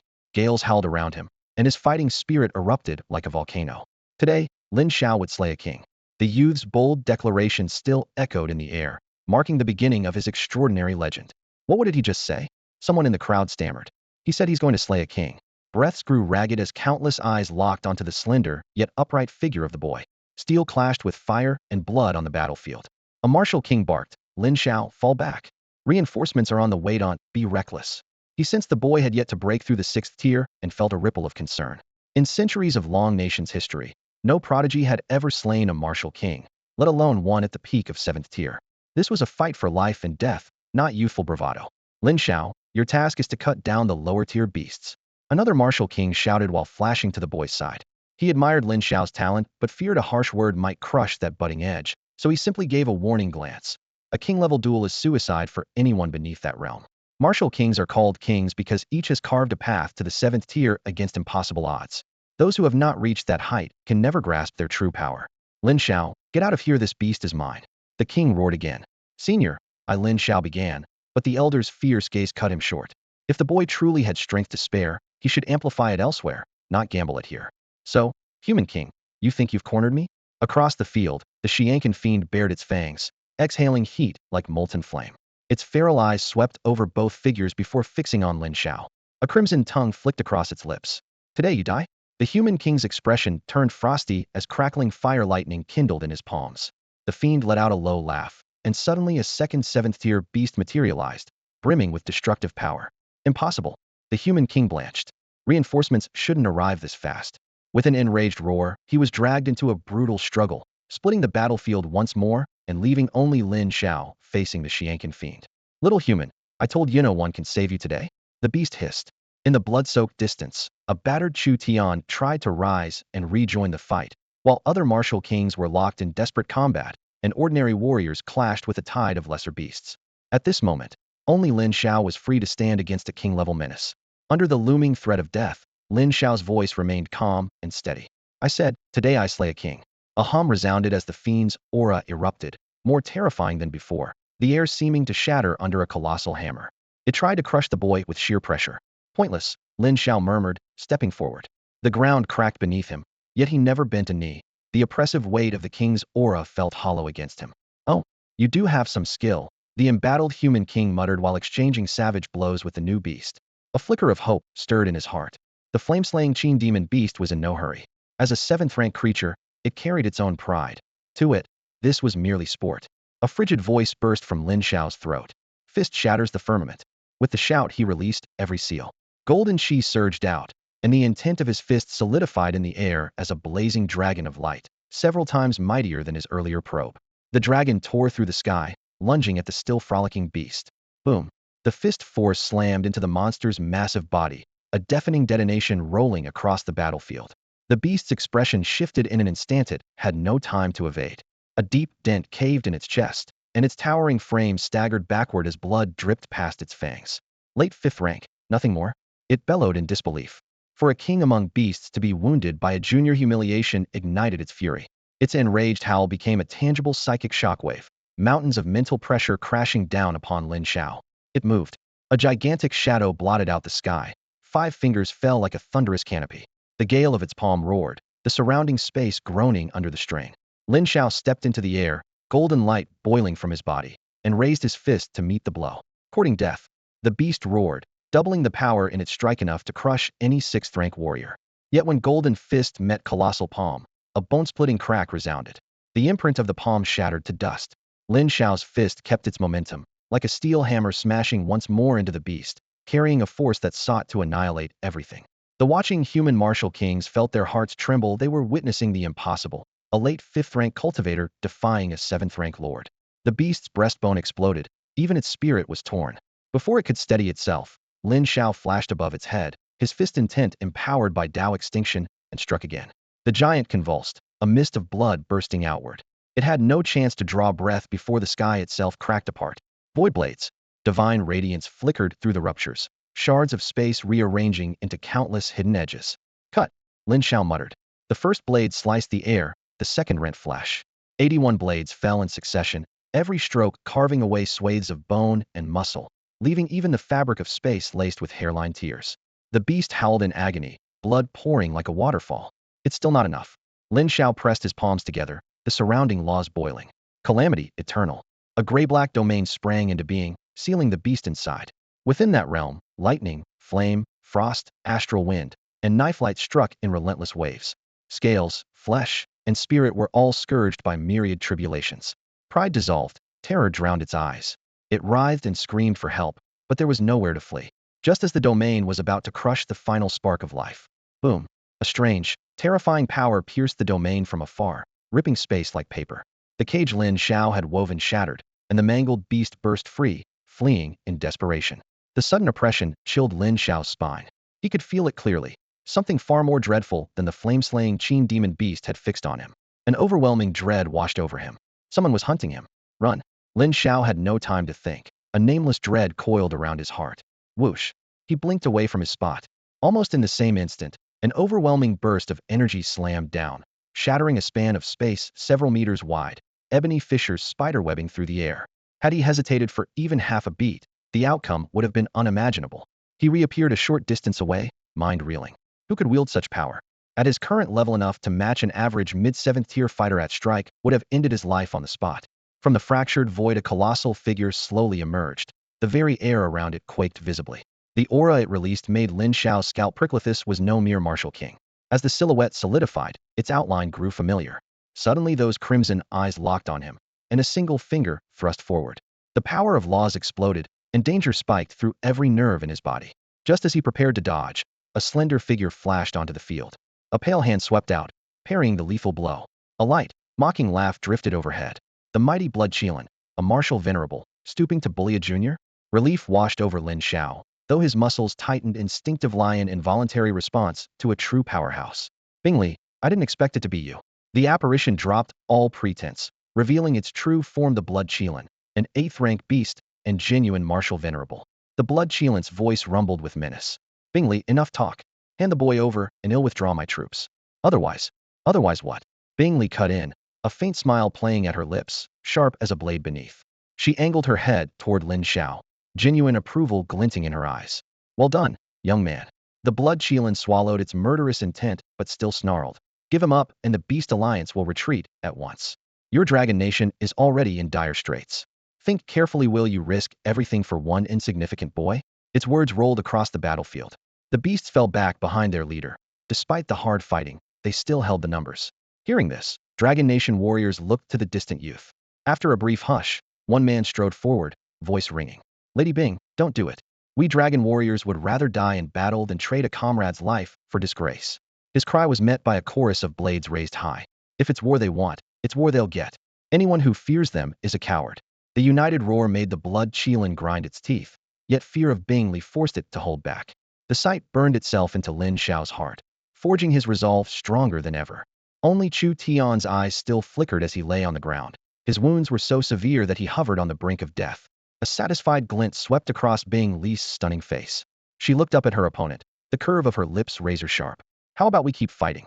Her voice was crisp, laced with brazen arrogance.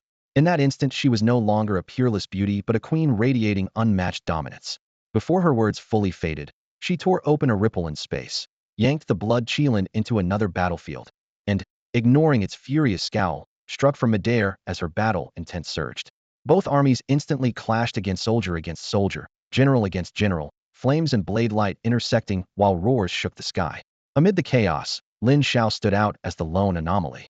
His presence was like a sword suspended overhead, forcing every beast below Martial King level to keep its distance, while the true Martial Kings were already occupied with their own duels. Yet one creature had slipped through a flames-laying Qin demon beast. Its massive body edged back, and the arrogance in its eyes turned to panic as it sought to flee the killing field. Whoosh! Lin Xiao flashed into its path and warned calmly. I told you. Today I'm killing kings. Terrifying energy gathered between his fists, and his chrono eyes burst with blinding light. In an instant, invisible chains wrapped around the beast. It thrashed wildly, only tightening its own bonds. Terror consumed its human was simply too frightening, and escape was all that remained. Temporal storm. The icy command rippled through the air. Distorted space sealed the beast inside, rifts gnawing like ravenous maws that devoured everything nearby. Its enormous body became its burden. Despairing, it struggled. It was a martial king. It hadn't enjoyed enough of life. Its harem still awaited. But regret came too late. Ding. Host has slain the 7th-tier flames-laying Qin demon beast. Award, 500,000 cultivation points. The system prompt echoed in Lin Xiao's mind. He exhaled a hot breath and looked at his clenched fist. She had done it, defeating a martial king, while only late 5th tier himself. The martial king who had scolded Lin Xiao earlier wore a conflicted expression as he watched the boy, hair matted with blood, rewriting the very meaning of genius. On the far side of the void, Bing Li battled the blood Qilin. Bing Li, you mad woman. The beast roared, yet the female martial venerable's momentum only pushed it further back. Even as it parried, it took in the broader fight and felt a murderous resolve congeal. This human had to die, or the beast alliance would know no peace. A late 5th-tier warrior killing a martial king? Absurd, yet it had happened. Lin Xiao's feat sent Dragon Nation's morale soaring, tilting the battlefield sharply in their favor. Bing Li's smile widened, and with it came a killing intent as cold as steel. Blood Qilin die. Cataclysmic energy converged, shattering space like brittle glass. An unchecked martial venerable could level mountains and rivers. Sensing death closing in, the blood Qilin's pupils shrank. Madwoman! Damn it, damn it! It bellowed, revealing its true form. Crimson scales glinted as it poured every ounce of power into defense, desperate to survive. Boom thunder split the heavens, the detonation heard for thousands of li. A wail, shrill and ragged, dragged a fading silhouette into the distance. Bingley, we'll make you pay? With the blood Qilin in full retreat, the rest of the beasts panicked and fled instead of charging headlong as before. Kill them. The warriors of Longwo would never let such creatures escape. Blades flashed, spears thrust, and spelllight flared as they chased the enemy clear to the far bank of the river. Blood spread across the water in crimson ribbons, reflecting a sky torn to pieces. Countless beasts fell, even several 7th-tier, king-class monsters were hacked apart in the encirclement. We won! We won! Shouts of triumph rolled across the battlefield. Some wept for joy, clutching their dead comrades. Some raised blood-slick weapons to the heavens. Others bowed their heads in silence, tears mixing with dust on their boots. Victory was theirs, but too many brothers would never come home. A heavily armored fighter dragged a gigantic beast's head to the side of a lifeless companion and roared, "Brother, I avenged you." The beast tide had struck without warning and with terrifying force. The northern front was now a wasteland of shattered walls, choking smoke, and the stench of blood, the setting sun casting the ruins in dark red. All units, listen up. Bing Li hovered in midair, her armor and white robes spattered with gore, eyes sharp as frost-honed steel. Clear the field at once. Bring every fallen warrior back to base for a proper burial. With that, she vanished. A moment before disappearing, her gaze swept over Lin Xiao. She had watched him defy all odds and slay a king-class beast. What an extraordinary kid, she thought. Lin Xiao's jacket had been shredded in the fight, scarred muscles, hard as forged iron, gleamed in the dusk. Gripping his bloodstained spear, he moved through the wreckage with the others, searching for every fallen comrade.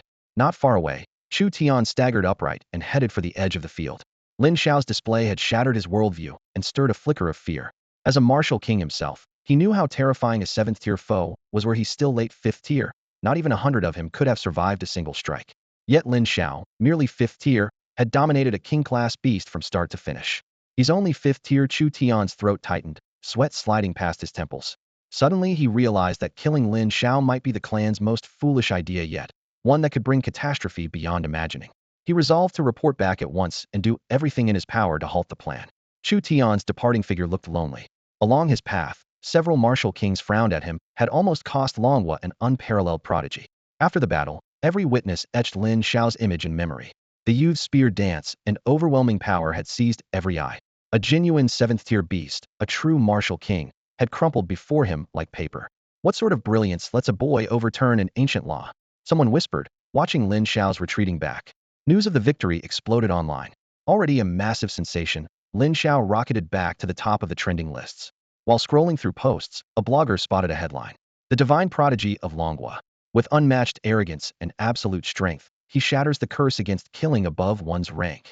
The blogger clicked, then slapped the desk in excitement. Holy, it's Lin Xiao, the great Lin. Damn, what does this even mean? Did Lin the legend really slay a 7th-rank martial king? The abrupt headline nearly made a veteran gossip blogger's eyes pop out. He opened the post again and again, zooming in on every line and image. The figure in the slightly blurred photo was unmistakable to anyone who had ever met Lin Xiao. The blogger lost it, shared the post at once, tapped every contact he had, and even paid out of pocket to push the story to the top of the trending chart. Clicks skyrocketed like a missile. In half a day the view count blew past 1 billion and was still climbing. Who else? I'm asking you, who else? The comment section turned into a carnival for Lin Xiao's fans. A few naysayers tried to object, but their comments were buried beneath a tidal wave of bullet chats before they could finish typing. Below the martial king, all are insects. This had been an ironclad rule in Dragon Nation's martial world, never once shaken. Now a teenage prodigy had ripped that shackle apart. Lin Xiao had taken the word monster to its limit, forcing every self-proclaimed genius to weigh one question first. Do you really think you're Lin Xiao? In a dim dorm room, Yang Yi stared at his phone with a face like thunder. He tossed the device onto his bed, then shoved open the door to the training chamber. Uncle Li, set the difficulty to hell mode. An older, slightly stooped man entered without a word, eyes calm as water, and silently cranked the energy level to maximum. Elsewhere in a secluded courtyard, Qin Li heard the news. Battle lust flared in his eyes, then died just as quickly. So you're already that strong, Lin Xiao? The knuckles of his knife hand turned white. He drew a long breath and stepped onto the stone stairs leading to the secret realm. Looks like it's time I went to that place. Inside a resplendent hall wreathed in mist, a young man sat cross-legged at the center. Imperial intent roiled around him, majestic and towering, yet he growled under his breath, not enough. Pushing his body past its limits, he glanced at the online post only once. His Dao heart was nearly flawless. Outside clamor could no longer shake him. Brother Lin, sharing an arrow with you is my fortune, he said, closing his eyes to climb still higher. This was Ji Xiangnan, the undisputed teenage emperor. Lin Xiao cuts down a king. The news swept across Dragon Nation. The martial king was no longer an untouchable ceiling. For countless lower-tier fighters, a lingering nightmare was cleaved apart by a single sword. Many kings wore complicated looks. Some held awestruck respect, others sneered in disbelief, dismissing the tale as youthful grandstanding. Yet, however unwilling, none dared provoke the rising prodigy, blazing like the sun. Inside the Chu family's imperial capital manor, the hall floor lay in ruins, splintered wood everywhere. Chu Jiefeng's face was ashen as fresh word of Chu Tian's fate reached his ears. Useless. We spent a fortune to raise you to martial king, and you still botched a trivial task. He kicked over the remains of a table, rage boiling in his chest. Had Lin Xiao never crossed the Chu clan, never slain his most cherished daughter, perhaps they might have been allies. But now his expression turned icy. He drew out a dark gold token. A slight squeeze lit it with a faint glow. Buzz. A figure in golden robes shimmered into view, voice hoarse. Patriarch Chu, it has been a while. Chu Jiefeng looked up, tone like frost. I need a favor. What sort of favor? A kill. Who's the target? Lin Xiao. Lin Xiao? You mean the one who made headlines for slaying a martial king? A golden-robed phantom hovered in midair, its voice as calm as ever. Clearly, this wasn't the first deal of its kind. Yes, that's him. What do you want in return? The head of the Chu family asked without hesitation. Patriarch Chu, This young man named Lin Xiao is no pushover. Are you? Enough. Chu Jifeng waved impatiently, his tone icy. 1,000 boys and girls. Patriarch Chu, straightforward as always. The Phantom gave an almost imperceptible nod. Very well, the Tianming cult will take the job. The moment the image faded, madness flashed in Chu Jifeng's eyes. Only Lin Xiao's death could soothe his hatred. Up north at headquarters, the lights blazed through the night. You little monster. I knew it, I just knew it. Li Long slapped Lin Xiao's shoulder, barely able to contain his excitement. Even now, he struggled to believe it. Lin Xiao had killed a martial king. Just days ago, Li Long figured the boy might have a slim chance once he reached the peak of 6th rank. Yet the impossible had already happened. I still underestimated you. Do you realize what it means to take down a martial king? Li Long fired off his words, spittle flying. Ever since he had recruited Lin Xiao, had treated the teenager as his personal pride. Now that Lin Xiao had become a legend overnight, no one was more thrilled. Seniorly, please calm down. Lin Xiao watched him practically hop with excitement and had no idea how to respond. To him, the Flame Reaper Chinese beast hadn't been as fearsome as everyone imagined, but he didn't dare say that aloud. Calm down. How can I? Li Long stamped his foot. You've earned a massive merit this time. Word is the general wants to promote you straight to senior colonel. A hint of envy crept into his voice. He himself had clawed his way to major general through countless battles. And now this kid might leap straight to senior colonel? Talk about unfair. Noticing Lin Xiao's faint frown, Li Long's temper flared. He flicked Lin Xiao's forehead. What's with that face? We're talking senior colonel here. The instant he pulled his hand back, his palm throbbed bright red. Lin Xiao sucked in a breath. Given the choice, he'd rather get a few billion in cash than a shiny new rank, but that was something best left unsaid.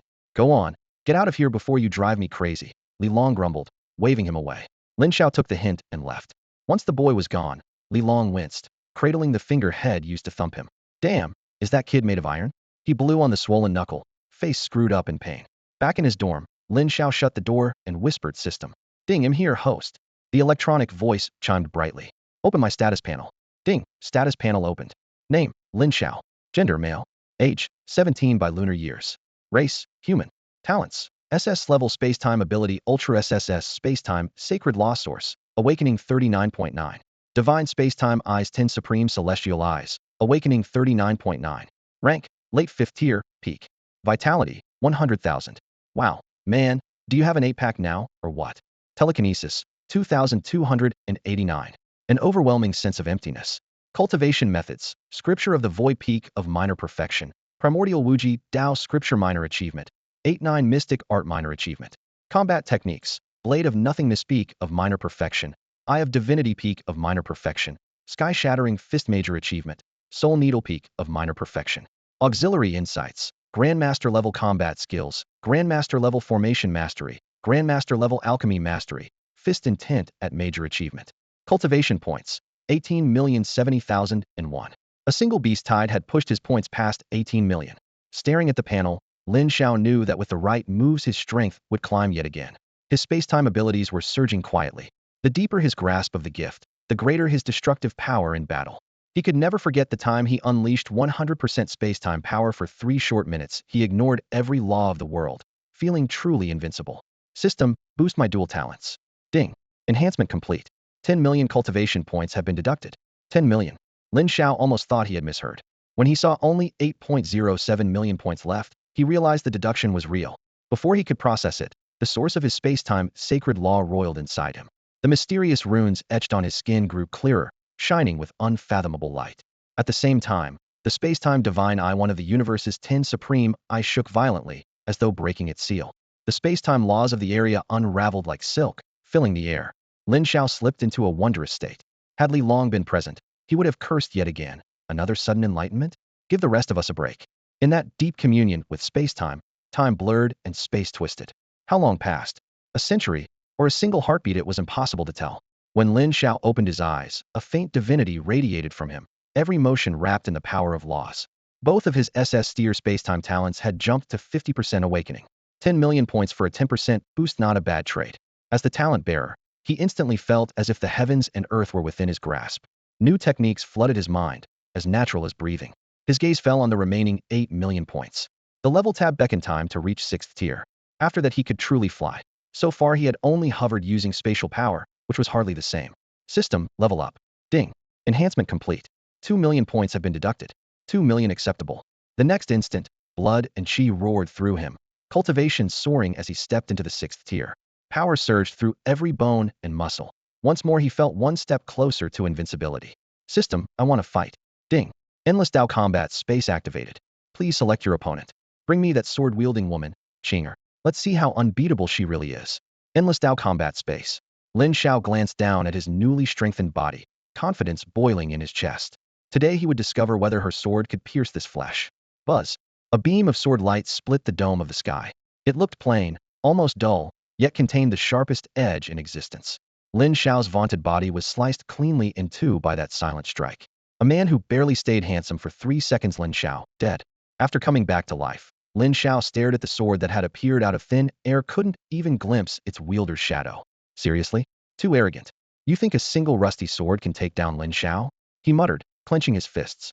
In this dim, self-contained space, man and blade clashed with ferocious intensity. Sparks flew from Lin Xiao's fists. The Daomia gauntlets had shattered countless times since his first death and rebirth. Each downward stroke of the sword carried such power that the gauntlets split apart instantly. Above the battlefield, a figure took shoppy woman in a teal robe, cold-eyed and deathly calm. From her vantage point, she looked ready to cleave the heavens with one strike. After who knew how many cycles of death and resurrection, Lin Xiao finally saw the sword's owner. Perhaps his dogged refusal to yield had caught the woman's attention, or perhaps the reason was something else altogether. Yet the moment she appeared, a wave of helplessness washed over him. No matter how fiercely he fought, he was clearly no match for her. I don't buy it, he roared. Temporal laws burst from within him, his eyes trembling under the strain as warped currents of space-time slammed toward the woman.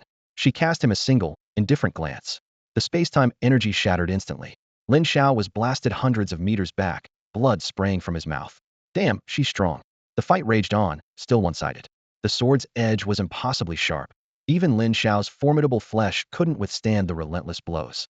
I refuse to bow, he bellowed, crimson fissures spiderwebbing across his skin. Bajio Xiangong roared to life at full tilt, forcibly awakening the hidden blood of Pan Gu buried deep inside him. Ah! A strand of primordial blood power surfaced, and Lin Xiao threw himself into a berserk melee. He absorbed and refined every shred of energy he could grasp, driving Bajio Xiangong to its absolute limit. Crack! The bottleneck shattered. Despite the brutal combat and boiling blood, the technique surged to the peak of its minor completion. Lin Xiao's body became stronger than ever. Lost limbs could now regenerate instantly, and he stood on the threshold of physical sainthood. No matter how sharp that sword was, it could no longer kill him in a single blow. For the first time, surprise flashed across the woman's eyes. Her lips parted, and she uttered one crisp word. Impressive. The clear voice echoed, sending a jolt through Lin Xiao's spirit. He hurled himself forward, fists swinging. Slow. He snarled, warping time itself in a desperate bid to fight without fear of death. No one knew how long had passed before the battlefield spat Lin Xiao out into the open world. He gulped fresh air, the taste of frustration and unwillingness fading by degree. She still hadn't been able to defeat that woman. 100 days of life and death tempering had made him intimately familiar with every change his breakthrough brought. Now, very strong was an understatement. If that flame-slaying Qin beast had once struggled against showed up again, Lin Xiao figured he could pulverize it with a single punch, no abilities required. With my current strength, no martial king alive should be able to take my life now. Lin Xiao stood by the window, his gaze as sharp as a blade while he weighed his own cultivation. If he faced one of the truly seasoned martial kings, they might still edge him out by the narrowest margin, yet thanks to a body as tough as divine iron, killing him was nearly impossible. One more step, and his physical form would cross into sainthood. In all of Longhua, only one man had ever sanctified his flesh, the legendary Bai Shensheng. Lin Xiao felt he was a breath away from joining him. Lin Xiao, are you in there? Li Long's excited shout shattered the quiet outside the room. Lin Xiao opened the door and cupped his hands. Senior Li, is something the matter? Li Long almost stumbled inside, unable to hide the grin on his face. Your reward is in. After final deliberation, they've promoted you to Major General. Major General? Lin Xiao raised a brow without much emotion. Li Long's eyes went round. Major General, do you understand what that means? Longhua has never had one this young 17. He slapped his thigh, laughing like a child. It's just a rank, Lin Xiao answered evenly. It won't change much for me. Li Long nearly choked. He lifted a hand to rap Lin Xiao on the head, then thought better of it, and withdrew awkwardly. Listen, that star isn't only power, it's status. He pulled a tailored uniform from his coat, dark gray with gold embroidery, and handed it over. Try it on. Lin Xiao nodded and changed swiftly. The fitted cut traced his tall frame about 184 while the red star on his shoulder gleamed under the light, sharpening the contours of his already handsome face. Perfect, Li Long applauded. Right then, He felt a surge of pressure rolling off Lin Xiao like a crashing tide, and his heart skipped. That's coming from Lin Xiao? Startling, since Li Long himself was a latest-stage 7th-tier martial king and had never felt suppressed by someone his junior. Did you break through again? He ventured. Lin Xiao nodded calmly. Yes. I slipped into the 6th tier just a moment ago. Slipped into the 6th tier, Li Long muttered, forcing a wry smile before heading for the door. Another minute here would only bruise his ego. At the threshold, he waved without turning. Senior Li, wait. Lin Xiao's clear voice stopped him. I'd like to visit home soon. Do I need to file a request? He had been away a while and missed the hot springs there. Go. They'll clear it with the higher-ups, Li Long called back, his voice fading down the corridor. Peace District hasn't changed much, yet streams of visitors arrive every day. They all have the same destination, 3rd High School. At some point the school gate was surrounded 3 and 4 rows deep, and even the widest avenue outside has been choked into a bottleneck. Let me in. I'm Lin Xiao's biggest fan. I want to walk where Master Lin once stood. Shouts like these rise again and again, the uproar never stopping. When Principal Chu first saw the spectacle, his heart nearly burst with delight. Lin Xiao is now the school's glittering marquee name, and because of him the principal and the entire campus have received unprecedented support from higher authorities.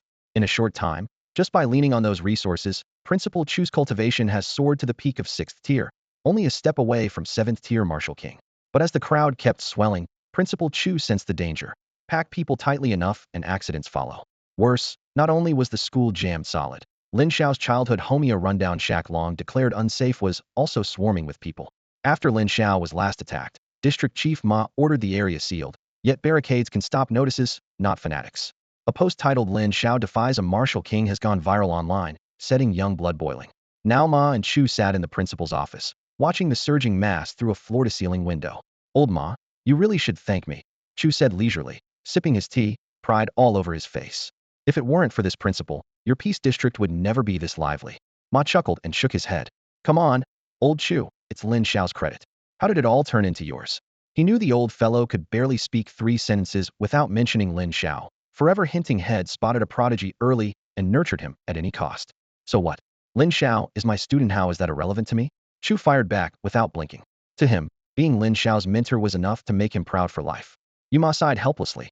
In truth, thanks to Lin Xiao, he, Chu, and the entire district now enjoyed special treatment. The annual resource quota has multiplied several times. If that tilt lasts a decade, Peace District might really soar. I actually miss that kid. I wonder where he is now, Chu murmured, turning from the window, a smile creeping onto his lips. Most likely on the battlefield, Ma replied softly. A genius like Lin Xiao left us old men behind long ago. It's been only a few years, yet the once shy teenager now walks in legendary realms. Ma browses the web too. The Lin Xiao defies a martial king threads left him stunned. A martial king. Peace District doesn't have a single one. Even with all the resources the Dragon Nation can pour in, a martial king cannot be produced overnight. He had once thought the martial king realm forever out of reach, but because of Lin Xiao, he now has a chance to challenge it within 3 years. In less than 6 months, Lin Xiao had become the undisputed top fighter in Ping'an District. He glanced out the window, where the first hints of spring mingled with the rising buzz of the new year. Suddenly Principal Chu's phone vibrated. A 7-word text popped up. Principal, the student is back. Those words shot him out of his chair, his voice trembling uncontrollably. Old Ma, he shouted, bursting into the hallway and grabbing Director Ma by the arm. Director Ma blinked in confusion. What's wrong? He's back. Who's back? Who else? Lin Xiao? Principal Chu hissed, fighting to keep his voice down. My proudest student, the king of prodigies, national champion, rookie of the year Lin Xiao. Director Ma nearly exploded with excitement. Are you serious? Lin Xiao himself texted you to say he's coming? Yes. Principal Chu thrust the phone under his nose, eyes shining with a look that said, you know what this means. Director Ma understood instant. No one could afford to treat Lin Xiao lightly now. Within minutes, official alerts flooded every phone in Ping'an District. Lin Xiao is coming home. One simple line sent the whole place into an uproar. On every corner people were shouting. Holy crap, Lin Xiao's back. Man, talk about luck. Does my makeup look okay? Please, you really think Lin will look at you? No curves, no nothing. Me, on the other hand, I've got it all. Say that again. If Lin Xiao's really coming, I need his autograph. Director Ma's office worked at lightning speed. Millions of notifications went out, and handmade banners soon filled the streets. Welcome home, Ping'an's pride Lin Xiao. Inside number 3 high school, a lanky teenager was more excited than anyone. Grease still clung faintly to his face, but he looked far better than he had half a year ago. My big bro is coming back. Wang Yi slammed his desk and roared. Hear that? The one and only person I call big bro will be here soon. So stay sharp. Wang Yi was Lin Xiao's best friend. After 6 months of brutal training, his excess weight had vanished his father's condition for letting him inherit the family business. In the hallway, some students jeered, hiding behind your buddy's fame. Others knew better, trailing after him all day, ready to jump at his command. After all, Wang Ye's connection to Lin Xiao was no secret. Who was Lin Xiao? In the eyes of everyone at number 3 high, he was already a legend. The school had even erected a statue of him in the central plaza. Wang Yi kept barking orders at his followers. Hang that banner higher. Straighten the red carpet. My brother's coming home, and I want everything perfect. In that moment, he felt on top of the world. All of Ping'an district was boiling with excitement over one name. Meanwhile, at a small roadside stall on the outskirts of town, a few shadowy figures sipped tea in silence. The owner peeked out. Sorry, I'm closing up. They didn't say a word, tossed a stack of bills on the table, and walked away. The stall owner stared at the thick wad of cash, stunned. They'd paid far too much. He grabbed the money and rushed to the door, but the street was already empty. Strange bunch, he muttered, shaking his head. Covered their faces all day, voices raspy as gravel. Then came here, just for a pot of tea. He checked his phone. Forget it, the wife and kids are waiting. Time to pack up and head home. The target is in sight. Deep in a wine-scented alley, a raspy voice rang out as 3 figures in gilded robes appeared almost simultaneously. Raw energy rolled off their bodies, warping the air around them. Intel says he's at the peak of early Tier 7.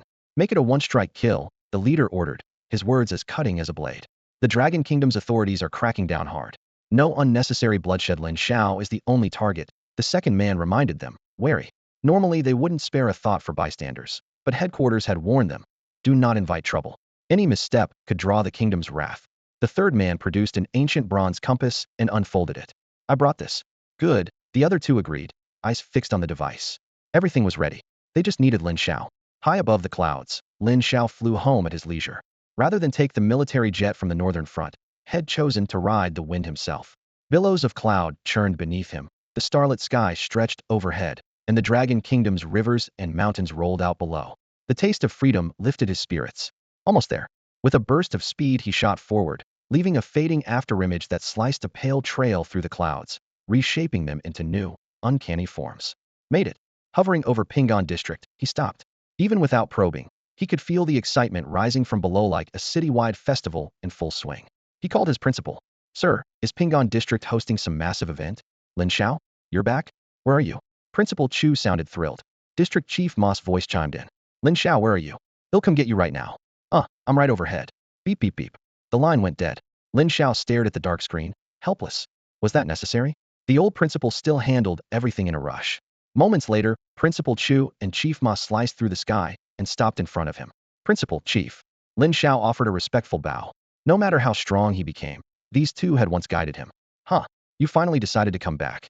Principal Chu laughed and clapped his shoulder, the air cracking at the impact. How long's it been? And you're already at Tier 6. Pride shone on his face.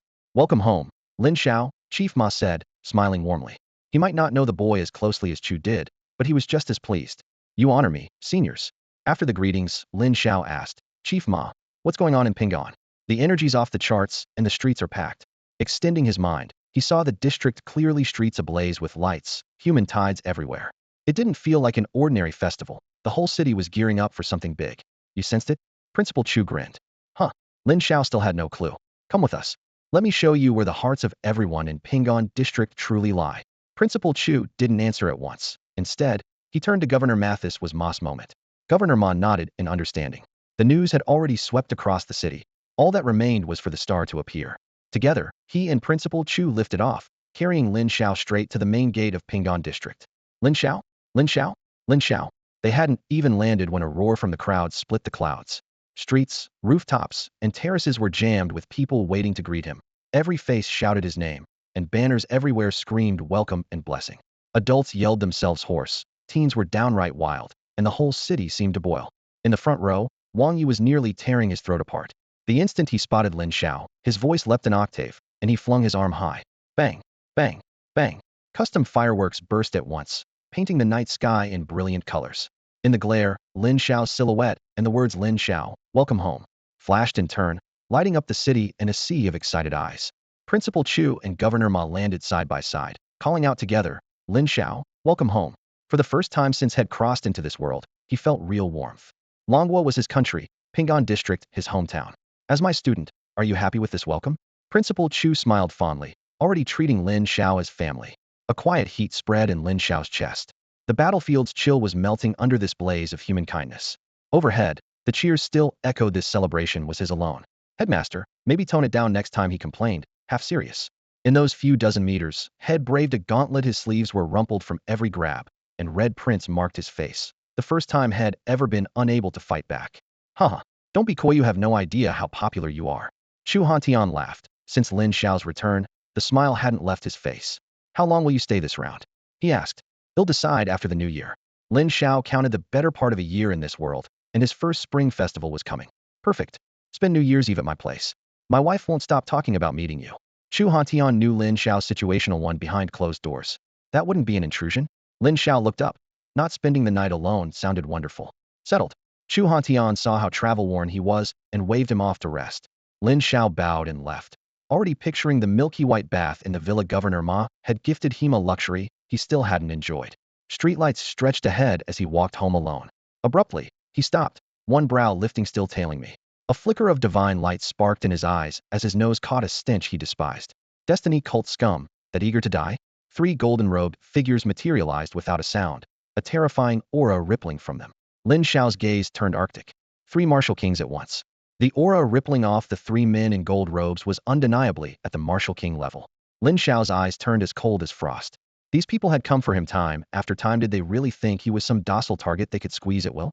Lin Xiao, your arrogance knows no bounds. No wonder someone wants your head. The leader's voice was hoarse with age, his face hidden deep inside a hood. A jolt shot through Lin Xiao. He had assumed the attack was ordered by the Destiny sect's upper echelon, yet it seemed someone else was pulling the strings. What's that supposed to mean? Who wants me dead? He asked, his voice like steel. Ask the king of hell when you get there. Before the words had fully left his mouth, the 3 gold-robed figures lunged forward. The fight erupted in an instant. 3 martial kings surrounded a 6th-stage Novician, obvious mismatch, except that novice was Lin Xiao. A few days ago he might have felt pressure. Now he stood calm as still water. Blade of the void. Without moving a step, light flashed through the time-space divine eye at the center of his brow. Dozens of invisible blades formed overhead, so sharp the air itself cracked. Go. The blades tore open space and hurtled toward the 3 martial kings with savage force. The sheer power wiped the color from their faces. Something's wrong. The intel was off. He's far stronger than peak early 7th stage. One gold-robed fighter, proud of his mid-7th stage cultivation, felt his fist tremble. The other 2 were equally grim, golden insignias on their chests heaving. Boom. All 3 were blasted back dozens of meters, the ground beneath them spiderwebbing with cracks. Their gold robes hung in tatters. With that level of skill you dared come for my life? Lin Xiao's voice was glacial as he advanced, an overwhelming pressure freezing the very air. 3 martial kings driven back by a 6th-stage warrior. Who would believe it if they hadn't seen it? One chance. Tell me who sent you, and I'll spare you. A hidden enemy threatened everyone he cared about. He would not let that happen again. The gold-robed trio stayed silent, their plan in ruins. Very well. Lin Xiao halted, raised his right hand, and leveled a finger at one of them. Spatial obliteration. The chosen target's eyes bulged. Space around him imploded like glass beneath an unseen fist, an eerie law locking his body in place. Unable to move a finger, he could only watch himself vanish with the collapsing void. No. The remaining 2 unleashed everything at once. A tidal wave of yuan energy crashing toward Lin Xiao. A barrage of devastating blows hammered the spatial barrier, yet it refused to crack. Lin Xiao's mastery of space had reached a level beyond reason. Ordinary martial kings could not shake his technique. Death crept closer. One of the 3 golden-robed assassins was pinned against the barrier, terror flooding his crimson eyes. Stop. Stop right now. He'll tell you everything. He screamed, his voice raw with panic. Damn it. Have you forgotten our doctrine? The other 2 barked, halting their assault. The Heavens Mandate sect punished betrayal without mercy, even for those in gold robes. Silence. Lin Xiao's gaze was cold iron. His eyes of space-time quivered, and a surge of spatial law froze the 2 men where they stood. Not even a fingertip could twitch. For the first time the martial kings tasted complete helplessness. 1 6th-tier warrior had immobilized them with a single look. Absurd, yet undeniable. Lin Xiao strode forward and issued a final ultimatum, each word sharp as an ice blade. 3 seconds. Speak or die. Killing intent poured from his eyes like arctic wind. The golden-robed man shivered. He'll talk. If I talk, will you spare me? 2 seconds. It's the Chu clan. The Chu clan from the imperial capital paid a fortune for your head. His bloodless face was a mask of dread as he finally named their employer. The Chu clan of the capital. Lin Xiao frowned, memory stirring. He recalled slaying Chu Meng at the source of the Gung Meridian. She, too, had borne that surname. In retaliation, they had hired 3 martial kings? He let out a cold laugh and looked down at the assassin. Martial kings aren't cabbages. Exactly what did they pay you? The man hesitated, knowing he was already guilty of blasphemy against the sect. But silence meant certain death. Speak, Lin Shao ordered, his voice colder than bone. 1,000 boys and girls sacrificed. The air seemed to freeze solid. No one could glimpse the inferno now raging in Lin Shao's chest. To kill him, the Chu clan had slaughtered 1,000 children. Scenes of the primal state's blood-soaked massacre flashed before his eyes, and his gaze grew ever darker. The trapped assassin's heart thundered. He longed to flee, but the very formation they had prepared had become his cage. Off in the distance, the two immobilized men strained against their bonds and finally found a hairline gap. Lin Shao, lost in fury, did not notice the loosening chains. At that moment, a familiar figure burst into the array. A voice he knew well rang in his ears, and he froze. That voice, Headmaster? The single heartbeat of distraction was all the assassins needed. Light rippled. They broke free, lunged, and clamped a hand around the intruder's throat with blinding speed. The newcomer was Lin Shao's headmaster Chu Hantian. The old man had barely grasped the situation when an icy palm pressed against his spine, murderous intent coiling like a venomous serpent. Stop! Lin Shao snapped, panic flickering across his face for the first time. Lin Shao? The golden-robed man holding Chu Hantian sneered, eyes bloodshot. Looks like heaven itself wants you dead. If you want this old man to live, cripple your cultivation right now. You have 30 seconds to decide. The man in the gold robe fixed his gaze on Lin Shao, ready to strike the instant the boy so much as twitched. Held in that grip, Chu Hantian steadied himself. A murderous chill bit into his back like an icy blade, yet his eyes showed no fairly a calm focus on the teenager before him. In that heartbeat, countless memories flashed across his mind. Their first meeting, when the boy's peerless talent left him ecstatic. Their second, when the boy seized the title King of Prodigies, his dual SS grade abilities shaking the entire Dragon Nation, and pride swelled in his chest.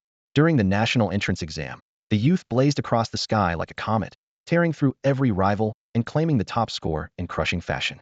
At the elite university tournament, the boy declared once more that this era was his. Now, Lin Shao had grown far beyond anything his aging teacher could fathom.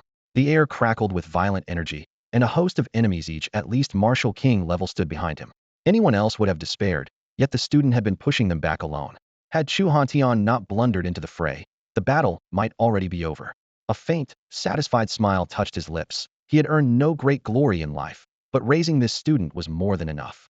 Psychic pressure crashed down on him like a mountain, pinning his limbs. He did not resist. What was the point? A flicker of apology in his eyes did not escape Lin Shao's notice. Fear clamped around the boy's heart. Headmaster Chu, I have a way, he shouted, voice shaking. This elder was the first person to show him kindness in this world. Losing him was unthinkable. The shout made the man in gold tighten his grip, a cold smile on his face. Lin Shao, your time's nearly up. If you don't want this old relic dead, cripple your cultivation right now. He then barked at Chu Hantian. Move an inch, and I'll cripple you myself. Though the martial king's aura was strong, it couldn't fully lock down Chu Hantian's body. Power surged inside him could self-detonate.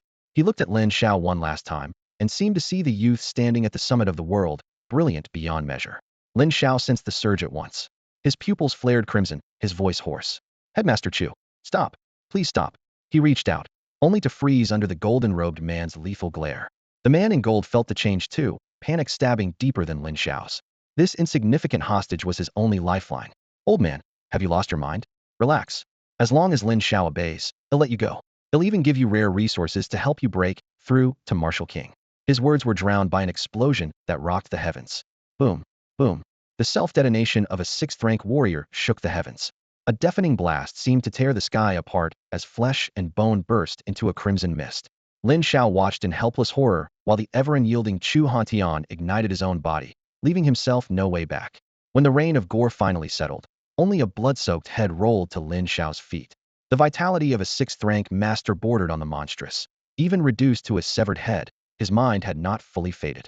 Blood filmed Chu Hantian's eyes, and an almost imperceptible breath still fought to escape his lips. He tried to speak one last sentence to the student he was most proud of. That stubborn thread of life rekindled Lin Shao's hope. He scooped up the head, activating the eyes of time and space. Supreme laws condensed into an invisible veil that cocooned Chu Hantian, silently tethering the final wisp of his breath. As long as he was not completely dead, there was still a chance. Lin Shao carefully stored the head inside the system's dimension, a place nothing could reach. Elsewhere, the gold-robed man who had taken the blast Hedon felt as though every bone in his body had shattered. He had been closest to the epicenter. The savage shockwave had rattled his organs out of place. Coughing up a mouthful of dark blood, he cursed through clenched teeth. Damn it. The old fool blew himself up without a second thought. Does nobody value their life anymore? The thought was still forming when a sudden chill ran through him. He looked up to find the young man standing silently before him.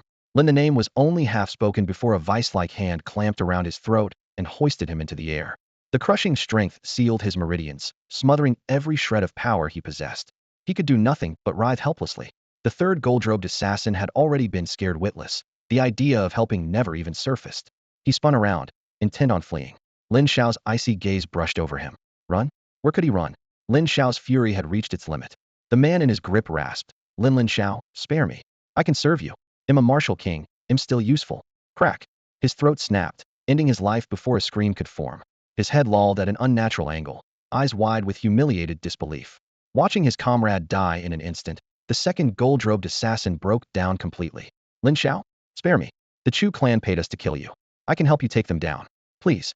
Terror crushed his psyche. His knees buckled, and he wet himself on the spot. Golden light flickered in Lin Xiao's eyes as hidden blades materialized around the assassin, their edges so sharp they seemed to slice the very air. Go. Countless blades of nothingness howled forward. Ah! A blood-curdling scream tore through the sky. Death did not come swiftly. Each blade sliced with surgical precision, peeling away flesh and even shaving bone, layer by layer. 9,999 cuts ran from the soles of his feet to the crown of his head. He watched himself carved apart, body and mind shredded by agony, until he slipped into madness before the final stroke fell. His hopeless wails still echoed in the air. Only one remained. Lin Xiao turned, his gaze settling on the gold-robed killer who now sat collapsed on the ground, face ashen, body trembling. Every click of Lin Xiao's boots landed like a drumbeat, shaking the man's soul. Lin Xiao, you said you'd let me go. You can't break your he screamed, thrashing in a final, futile struggle. Lin Xiao halted, expression colder than ice. A flicker of hope appeared in the assassin's eyes. Lin Xiao, you're a peerless genius. If you break your word, it will haunt your heart forever. He pleaded. You've mistaken me, Lin Xiao said calmly, raising his hand. My name is Murong Yun. The hidden blades appeared again, and the flaying began anew, this time slower, more meticulous. The assassin watched as he was sliced into man-shaped fillets, minced into countless strips, then reduced to grains of flesh. In his hysteria, he even swallowed some of the bloody particles. Madness claimed him sooner than it had the last victim, yet he still endured until the very end before release finally came. The inhuman screams faded, leaving only Lin Xiao's lonely silhouette and his ragged, hoarse breathing. All three gold-robed assassins were dead. The three men in golden robes vanished without a trace. In this isolated pocket of space, an earth-shaking battle had just erupted. Lin Xiao, still only at the 6th tier, overwhelmed three martial kings with crushing force and erased them in a single heartbeat. News of such a feat would rock the entire Dragon Kingdom, yet no triumph shone in his eyes, only a murderous fury that burned hotter than ever. Inside the system's inner realm, the elder clung to life by a thread. The image of his ravaged body flashed through Lin Xiao's mind, fanning the fire in his chest. He had barely kept the old man alive, and he knew he might not be able to save him again. The Chu family of the imperial capital and the Tianming cult had crossed his bottom line. A dragon's reverse scale cannot be touched. Whoever does so must die. Divine sight, pierce illusion. Cold light flared in Lin Xiao's gaze, and the surrounding array cracked apart. Saving the elder came first. Countless alchemical recipes raced through his thoughts until he settled on one, the 9-turn tribulation-breaking pill. This pinnacle formula, the life's work of an alchemical prodigy, was said to revive the dying and knit flesh to bone so long as a single breath remained. With his grandmaster-level skill, Lin Xiao was confident he could refine it. Even in a world ruled by martial might, the 9-turn tribulation-breaking pill stood unrivaled. He pulled up the complete prescription and checked the ingredients. Almost every herb was already stockpiled from earlier system reward supplies he had once considered worthless, nearly discarding them as snacks. Only one ingredient was missing, 9-turn heart-refining grass. Its name alone betrayed its rarity. In all his studies, he had never seen it recorded. After a long moment of thought, Lin Xiao remembered the one person he could ask: Deng Ping, the master smith who had forged his weapon. If anyone held a clue, it would be him. At Deng Ping's residence, the forge roared. Lin Xiao arrived in a rush, his robe still streaked with dust. So, kid, you're telling me you can refine pills? Deng Ping looked up, disbelief etched in his weathered eyes. I have some modest skill, master. I'm here to ask for your guidance. Lin Xiao clasped his fists in salute. Huh, worthy of the Dragon Kingdom's prodigy. What do you need? Do you know where I might find 9-turn heart-refining grass? 9-turn heart-refining grass. Deng Ping frowned. He was a master of forging, not alchemy. Common herbs he could recognize, but this name meant nothing to him. Hold on, I'll ask an old friend. Lin Xiao's anxiety churned, yet he kept his voice steady. "I'm in your debt, master." Deng Ping stepped aside and activated a communication talisman. Well, to what do I owe the pleasure?" An elderly voice answered, crisp and formal. "Oldly, ever heard of nine-turn heart-refining grass?" Deng Ping, why is a smith sniffing around our alchemy treasures? Thinking of switching trades? At your age, I'm not taking apprentices. Stuff it, Deng Ping growled. Just answer the question. Think you could teach me anyway? Nine-turn heart-refining grass. Old Li's tone turned serious. First tell me this, where did you hear that name? So you do know it, Deng Ping muttered, glancing at Lin Xiao out of the corner of his eye. A spark of surprise flickered within him. Could this youngster truly be an alchemist after all? He had always thought Lin Xiao was kidding him. Yes, but in alchemy circles we don't call it that. We call it heaven heart grass. Heaven heart grass. Deng Ping's voice shot up involuntarily. It's actually heaven heart grass. That name could not be more familiar. Heaven heart grass is extraordinarily rare, demands harsh growing conditions, and contains the mysteries of heaven and earth. Alchemists revere it as the herb that grows on the heart of the heavens. Years ago, when he sparred with a master-level alchemist, the man singled this plant out and mentioned that ancient texts also refer to it as nine-turn heart-refining grass. Even masters seldom dare to handle such an ingredient lightly. Old Deng, you're not really taking up alchemy, are you? The surprised voice of his old friend Li Xiandan came through the handset. Deng Ping gave a wry smile. Not me. A young friend wants to refine a pill, and this is the last ingredient he needs, so he asked me to look around. A young friend? Which scion of an alchemy clan is that? And what pill requires something on the level of heaven heart grass? Li Xiandan sounded even more puzzled. As one of the few master-level alchemists in Longhua, Li Xiandan knew the younger generation inside out.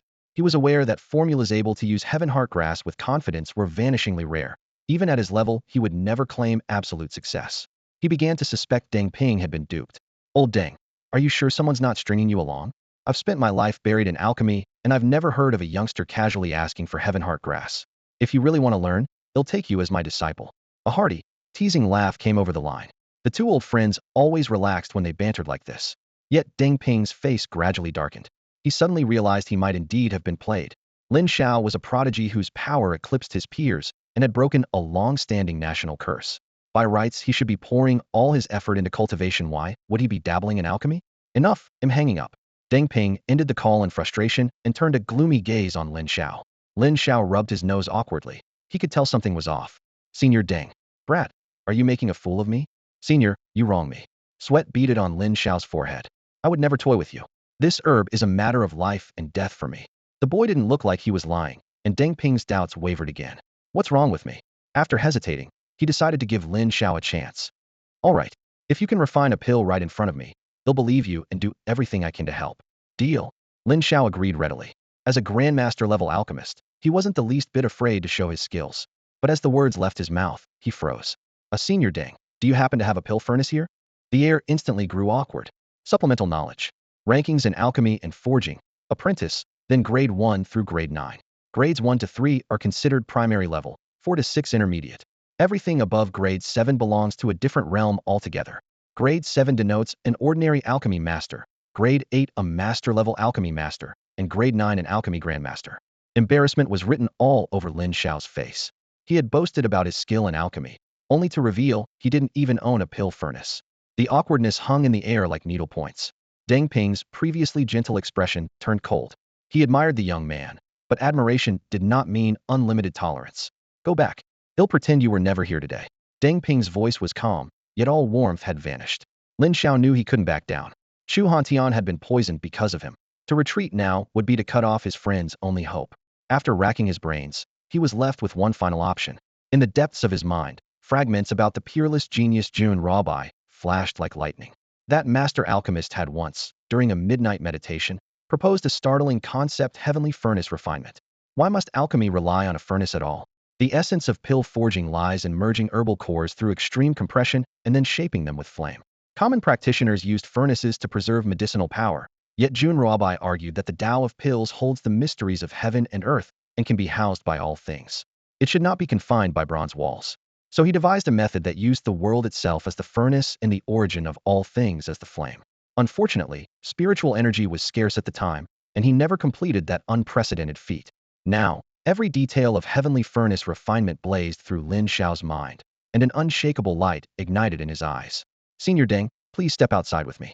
Deng Ping's brow twitched, impatience creeping into his tone. Boy, don't push your luck. Lin Xiao cupped his fists and bowed deeply. Give me one last chance.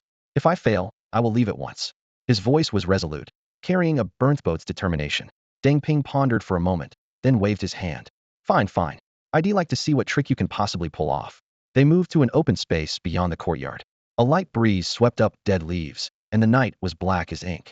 Hands clasped behind his back, Deng Ping issued another warning. If you dare make a fool of me, don't expect mercy. Yet when he caught the unwavering look in Lin Xiao's eyes, he said nothing more. Lin Xiao sat cross-legged, closed his eyes, and stilled his breathing. His mind was as calm as a placid lake. His fingers danced, weaving arcane seals at lightning speed. As each seal settled, the space around him seemed tugged by an unseen force. The air thickened, and dust hung motionless in midair. A flicker of startled doubt crossed Deng Ping's eyes. Such precise spatial manipulation appeared only in a handful of ancient texts. Suddenly, Lin Xiao's eyes snapped open, their gaze sharp as lightning. In that instant he held the bearing of a grandmaster. His fluid movements and flawless control of heat made Deng Ping's eyes shine even brighter. When a master makes a move, his skill is immediately obvious. As Lin Xiao continued, stalks of herbs materialized out of nowhere, were instantly compressed and dissolved in midair, then refined into crystal-clear liquid. Deng Ping stared at the shimmering globules. He probed them again and again with his spiritual sense, yet felt no energy loss at all, and his shock only deepened. To Lin Xiao, the entire world had become one vast alchemical furnace. The free-floating laws of heaven and earth lay in his palm. He drove, broke, and recombined them, tempering the ingredients without end. Deng Ping saw every detail, the flawless trajectories, and heat control precise to a hair. The master smith and martial venerable no longer doubted the boy. Lin Xiao truly could refine pills, and in a way he had never imagined. The liquid grew denser, sweat purled on Lin Xiao's brow, and the crucial moment arrived, solidifying the pill. Threads of his consciousness drew the droplets together. Woven by unseen laws, they merged, and a pill's outline shifted from illusion to substance. Form, Lin Xiao whispered. His shout seemed to shake heaven and earth. The pill set, dazzling gold, 3 faint lines glimmering on its surface, a rich scent sweeping outward. The pill drifted into Lin Xiao's hand, a high-grade tribulation-breaking pill bearing 3 sigils, able to raise a martial artist's breakthrough success rate by 30%. Deng Ping stepped forward, dazed. You weren't lying? You really can refine pills and without a furnace? Even he drew a deep breath of the fragrance. Senior Deng, I've always revered you. How could I deceive you? Lin Xiao calmed his racing heart. It was his first attempt. Nerves were inevitable, but his vast mental power carried him through. Deng Ping studied the youth's still boyish face, hardly able to believe it. Yet the proof hovered before him. He pulled out his phone and called his old friend Li Xiandan. The moment the line connected, a curt voice snarled. Old Deng, I'm busy. If you've been conned again, stop bothering me. Cut it out, Deng Ping said. Where are you? I'm bringing someone over. Li Xiandan snorted. That kid who wants heavenly heart grass again. Deng, at your age, don't ruin your reputation. Deng Ping ignored him. Can you make a pill without a furnace or not? Have you lost it? No furnace? That's like forging a blade without a hammer. No one in Longwa can form a pill barehanded. If someone really can, he'll kneel on the spot and call him master. Deng Ping shot Lin Xiao a meaningful glance. Just answer yes or no. A curse burst through the speaker. Damn it, you're doing this on purpose. Fine. Tell me where you are, and he'll bring my master along. Li Xiandan felt an overwhelming urge to curse. Deng Ping was his close friend despite the age gap. Alchemy and weapon forging shared the same roots, and they had spent years discussing their craft together. By all accounts, Deng Ping should never have been deceived, yet he had slipped up today, leaving Li Xiandan simmering with frustration. Masterly, forgive me for keeping you waiting. The main door swung open, and an elderly Taoist with a flowing white beard strode in. He cupped his fists and bowed slightly. Though his robes were plain, a rich fragrance of elixirs clung to Hema, scent only years of immersion in alchemy could produce. No matter. Li Xiandan inhaled, easing some of his anger, and waved casually. Feng Danxiao, you're here for me. Does that mean it's about to start? The visitor was indeed Feng Danxiao. The Feng clan was one of Longwo's great houses and a true alchemical lineage. Pill furnaces crowded their estate, and herb gardens stretched for acres. As clan patriarch, Feng had perfected his craft to the 7th rank. Yet before Li Xiandan, he dared not put on airs. The man was a genuine 8th rank grandmaster. We are honored that Master Li has agreed to observe our clan's tournament. I cannot thank you enough, Feng Danxiao said with a respectful nod. Intrigues within these great houses were far more tangled than outsiders could imagine. Every 20 years the Feng clan hosted an alchemy tournament to choose the most gifted descendants for special training and safeguard the family's future. A flicker of envy crossed Feng Danxiao's eyes. Despite being a 7th rank alchemist enough to draw countless courtiers in this martial, a 8th rank masters like Li Xiandan could be counted on one hand in all of Longhua. Alchemy valued lineage but prized talent even more. If you had the gift, it showed. If you lacked it, No amount of effort could compensate. Thus, the art was almost entirely monopolized by these great families, and breaking in from the outside was nearly impossible. In Longwa, there were three principal alchemical clans: the Yi, the Li, and the Feng. Sadly, the Fengs had no resident 8th rank elder, while the patriarchs of the other two had already reached that height and stood beside Li Xiandan as giants of the craft. Li Xiandan, however, had no family heritage. He was self-taught. He and Feng Danshao had become friends early on, and he often lent the Feng clan a hand. Attending this tournament was the least he could do. Very well, let's have a look. You keep saying this batch has some promising seedlings, Li Xiandan said with a smile, hands clasped behind his back. They are nothing special, truly, Feng Danshao replied, hurrying after him. Still, he could not hide the pride gleaming in his eyes. Li Xuandan's praise clearly pleased him. When they reached the end of the courtyard, Li Xiandan suddenly remembered something. By the way, an old friend of mine will drop by later. Deng Ping. The old fellow can be persistent. Is that all right with you? A friend of yours is a friend of the Feng's. He will be warmly welcomed, Feng Danshao answered heartily. The Feng estate truly lived up to its reputation. Shelves lined the corridors on both sides, overflowing with alchemical tomes. Rare herbs grew in every corner of the courtyard, the faint scent of medicine mingling with the smell of parchment. Sturdy pill furnaces stood in rows, runic patterns on their walls pulsing with soft light. Arrays etched into the floor tapped the ley lines beneath, sending subtle waves of warmth through the air. The entire space was saturated with vibrant, earthy qi. Li Xiandan and Feng Danshao stepped into a vast hall where scores of spirited young men were waiting, each with a pill cauldron set before him.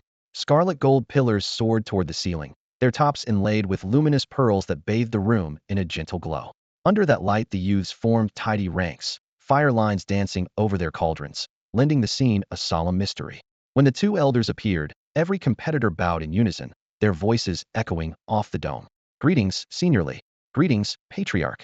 The response rang with fiery ambition. Everyone hoped to dazzle in today's tournament, and, if luck favored them, become Li Xuandan's disciple in one giant leap. Ceremony complete, Li Xiandan took the seat of honor, Feng Danshao beside him. A subtle nod from Li prompted Feng Danshao to rise, gaze sweeping the crowd as he proclaimed, "The Feng clan's 23rd alchemy tournament begins now." The rules were simple, no limit on pill grade or technique. Any clan member under 25 could enter, and rankings would be decided by the grade and appearance of the finished pills. At his last word, nearly 100 furnaces roared awake. Vermilion, azure, violet, and gold flames flared. Mountains of herbs, spirit grasses, or crystals, and beast cores were hurled into the cauldrons, liquefying into shimmering medicinal essence. A rich aroma spread through the air. One breath could banish illness and prolong life. Around the arena, elders from both the main and branch lines watched intently. This year's level really is higher. That boy from my branch is smooth. Might push for a 3rd grade pill. A 3rd grade's not bad. Give yourself credit. Humph, still no match for the main line. Look at young Master Fengi's aiming for a 5th grade pill. Terrifying. Indeed. Even I might not beat him. The young Master Feng was the clan prodigy, Feng Xuanji. At 23, he was already attempting 5th grade pills, talent that left everyone uneasy. Li Xiandan studied him for a moment, then nodded. Old Feng, the boy is impressive. Feng Danshao caught the hint, answering modestly. He still needs polishing. His control isn't perfect. Li Xiandan chuckled, stroking his beard. If the young aren't a bit arrogant, are they still young? We were worse in our day. On the floor, pill flames thundered. One contestant's nerves slipped. His cauldron swelled and burst with a dull boom, belching black smoke. Soot-stained and bitter, he slunk away while a parent shouted, "Off the stage." Enough humiliation. Elsewhere, a soft fragrance floated from another furnace, bills forming, sending that family into beaming pride. That's my kid. The loudest spectacle gathered around Feng Xuanji. He steadied his breath, fingers curved, and summoned a dark red flame that leapt from his palms. It hit the air like a ripped veil, flooding the hall with light. Other flames instantly shrank, cowed into stillness. That's earth fire. Gasps rippled through the crowd. To an alchemist, fire is a second life. A powerful flame can double one's success rate. After the cataclysm, the rare elemental fires were catalogued into heaven fire and earth fire. Each wisp is precious enough to dominate one's peers. Who knew young Master Feng had mastered an earth fire? Judging by the waves, that's number 11 on the earth fire list, the Di Yin Fun Si fire. Oh, Li Xuandan's eyes were drawn to the flame as well.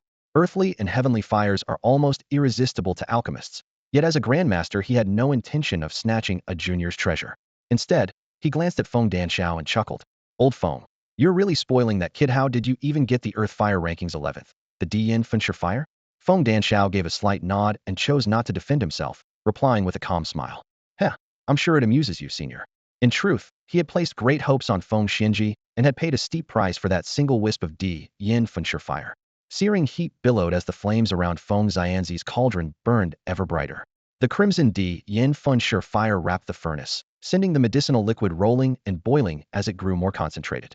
His hands moved like lightning, and the medicine spoon tapped lightly against the cauldron wall. With each crisp clang, fragrant wisps spiraled skyward. The pill embryo was forming. The assembled clansmen held their breath, staring in wonder at the coalescing globe of light. The thick aroma filling the air announced that completion was near. Huh! Feng Xianji barked, driving the yin fun sure fire with all his might. The blaze burst into seven-hued brilliance. The cauldron lid flew off, and a lustrous pill shot into the air, hovering at the center of the Flamisa fifth-grade pill. Thunderous applause erupted, mostly from clansmen loyal to Feng Xianji. Seeing their future lord display such mastery, they beamed, congratulating themselves on choosing the right side. In this clan trial, the other youths had managed at best peak fourth-grade pills. The most talented among them eyed the fifth-grade pill, smiled wryly, and surrendered any thought of competing. Feng Xianji pocketed the pill and lifted his chin before the crowd. Revealing the earth fire and forging a fifth-grade pill was about more than claiming the title. He aimed to win the admiration of the figure seated above Li Xiandan. Only with that master's approval could he hope to break the clan's limits and join the ranks of eighth-grade alchemists. The Feng family desperately needed an eighth-grade master. His eyes blazed, as though every spark in the air bowed to his will. At that moment, Li Xiandan seemed to sense something and slowly rose. Feng Xianzi's heart leapt. Had he caught the master's eye at last? Li Xiandan raised a hand and laughed softly at the empty air. Old Deng, since you're here, why not show yourself? Space rippled, and a middle-aged man, Deng Ping, emerged with a slightly gaunt youth named Lin Xiao at his side. Landing lightly, Deng Ping called out in a booming voice, haha. Old Li, it's been too long. He had visited the Feng clan before and was entirely at ease. Welcome, Senior Deng. Feng Danshao stepped forward and bowed deeply. As a towering figure in the forging world, Deng Ping deserved such honor. The other elders and youths of the clan bowed as well. Deng Ping hastily waved them off. No need for ceremony. I dropped in unannounced and must seem abrupt. Feng Danshao smiled. Not at all. Senior Li told me long ago that the Feng clan will always welcome you, no matter the hour. Haha, you're thoughtful. The banquet was at its height. Cradling a cup of wine, Li Xiandan waited for his two old friends to finish their small talk before asking with interest, Old Deng, that kid who can refine, pills the one you mentioned at him? Before the words left his mouth, his gaze had already settled on Lin Xiao, standing not far away. The young man's posture was straight, his black hair draped over his shoulders, his aura steady as a mountain. A brief probe made Li Xuandan's brows arch so young, yet solidly at the peak of the sixth realm, his spiritual power almost tangible. Monster was hardly an exaggeration. Deng Ping gave an affirmative nod. That's right, it's Lin Xiao. With so many eyes on them, he deliberately avoided mentioning the matter of discipleship, leaving Li Xiandan some face. Li Xiandan took a light sip of wine, his chuckle tinged with disbelief. Old Deng, if you told me this youth was a martial prodigy, I wouldn't question it. But you claim he excels in alchemy as well? Forgive me, but in hundreds of years across Longhua, no such freakish talent has ever appeared. Deng Ping understood the skepticism, thought the same when he first heard it. Nodding slightly to Lin Xiao, he said, Kid, show masterly what you can do. Lin Xiao inclined his head. On the way here, Senior Deng had explained that Li Xiandan was a pillar of the alchemy world. Convince him, and the Tianqing grass would be within reach. Stepping forward, the youth was about to speak when Li Xiandan suddenly paused. Wait, what did you say his name was? Lin Xiao? The name thundered through the hall. Members of the Phoenix clan whispered in shock. Lin Xiao, the living legend of Longhua, the first to slay a martial king before reaching that realm. The terror, who broke a centuries-old curse. Seeing him in person was far more startling than any rumor. At the back, Feng Xianzi's gaze was complex. The boy appeared wreathed in a blinding aura, a sharp edge that made it hard to breathe, stirring a bitter jealousy. Fortunately, they walked different cultivation paths, and he forced the feeling down. Lin Xiao cupped his fists. Masterly, I am indeed Lin Xiao. Li Xiandan sized him up, satisfaction deepening in his eyes. You truly live up to your name. I've heard you've done much for Longhua. Seeing you today proves the tale's true. Then his tone shifted. I hear you need Tianqing grass for alchemy. Young man, do you know what grade that herb is? And the grade of the pill it produces? The question held deeper meaning. Alchemy, unlike martial arts, demanded an orthodox lineage. Li Xiandan knew Lin Xiao's background: humble birth, 6th level cultivation in under a year, already a peerless genius. To master alchemy as well would be nearly mythic. Li himself had stumbled upon a heritage and spent half a life to reach his current height. Only then did Deng Ping realize he hadn't asked what pill Lin Xiao intended to refine. Tell us which pill you're after, he suggested. If it's feasible, I'll ask my old friend here to handle it, and spare you the trouble. Li Xiandan narrowed his eyes, the wine in his cup rippling gently. With a half-smile he countered, Oh? Old Deng, is this your way of asking me for a favor? Li Xiandan glanced at Deng Ping and thought, this youngster really is extraordinary. I've never seen Deng Ping lend a hand for any other boy. After a brief pause, Lin Xiao spoke bluntly. I need to refine a pill that can save a life. Save a life? Li Xiandan frowned. The phrase could mean anything. Be specific. What shape is the patient in? There's nothing left of him but a head. Li Xuandan's brow furrowed even deeper, almost as if head misheard. Deng Ping rubbed his forehead helplessly. Agreeing to this madness meant he must truly be out of his mind. Seeing both masters fall silent, Feng Danshao stepped forward and, after a moment's thought, tried to reason with Lin Xiao. Young hero Lin, if your friend is really down to a single head, I fear he's beyond saving. Though his words weren't absolute, the meaning was clear. There was no hope. Lin Xiao met the elder's gaze, his voice firm. I will save Chu Hantian. Just because no one else can doesn't mean I can't. Li Xiandan, faced with such determination, found himself at a loss. The boy was Deng Ping's guest. Some courtesy was required. Lin Xiao, Deng Ping said formally, Master Li is here. I only asked for the location of Tianxin grass. They'll handle everything else. Tianxin grass? The name jolted Li Xiandan. So this was the final ingredient Lin Xiao needed. As the foremost pill master, Li Xiandan rarely indulged anyone's temper, prodigy or not. Yet Deng Ping's silent plea left him no choice but to sigh. Old Deng, I'm doing this for you. Deng Ping merely smiled, an expression Li Xiandan found rather strange. Lin Xiao, Li Xiandan said gravely, I do have a stock of Tianxin grass, but it's far too precious to give away for free. Lin Xiao stepped forward and bowed deeply. Master, what must I offer in exchange? 2 conditions, Li Xiandan replied, raising 2 fingers. First, since you claim to be an alchemist, refine a pill right here before everyone and defeat the leading youth below. If you manage that, I'll name the second condition. Fulfill both, and the Tianxin grass is yours. The youth in question was Feng Xuanji. Hearing his name, he blinked before straightening proudly under the crowd's gaze. Was this his chance to shine? Lin Xiao swept his eyes over Feng Xuanji without the slightest hesitation. Deal. Lin Xiao stepped onto the dais beneath everyone's watchful eyes. Feng Xuanji cupped his fists and called out loudly, Brother Lin, I've long admired you. Though he knew he was no match for Lin Xiao in martial arts, he still spoke with confidence. But in alchemy, he declared, I will never back down. Lin Xiao nodded and asked calmly, what pill did you just refine? Nothing special, Feng Xuanji replied, pride shining in his eyes. A single 5th grade Yuan spirit pill. A 5th grade Yuan spirit pill could be taken by anyone below the martial king realm. 1 pill equaled half a year of arduous cultivation, far from ordinary. He placed the freshly refined pill in a jade box and offered it to Lin Xiao with both hands, making a show of generosity. Alchemy required deep resources. That Feng Xuanji could produce a 5th grade pill at his age owed as much to his clan's support as to his own talent. Towards someone like Lin Xiao, born to humble means, most clan heirs felt a natural arrogance. Ignoring the surrounding stares, Lin Xiao brushed the jade box with a fingertip, silently examining it. I see.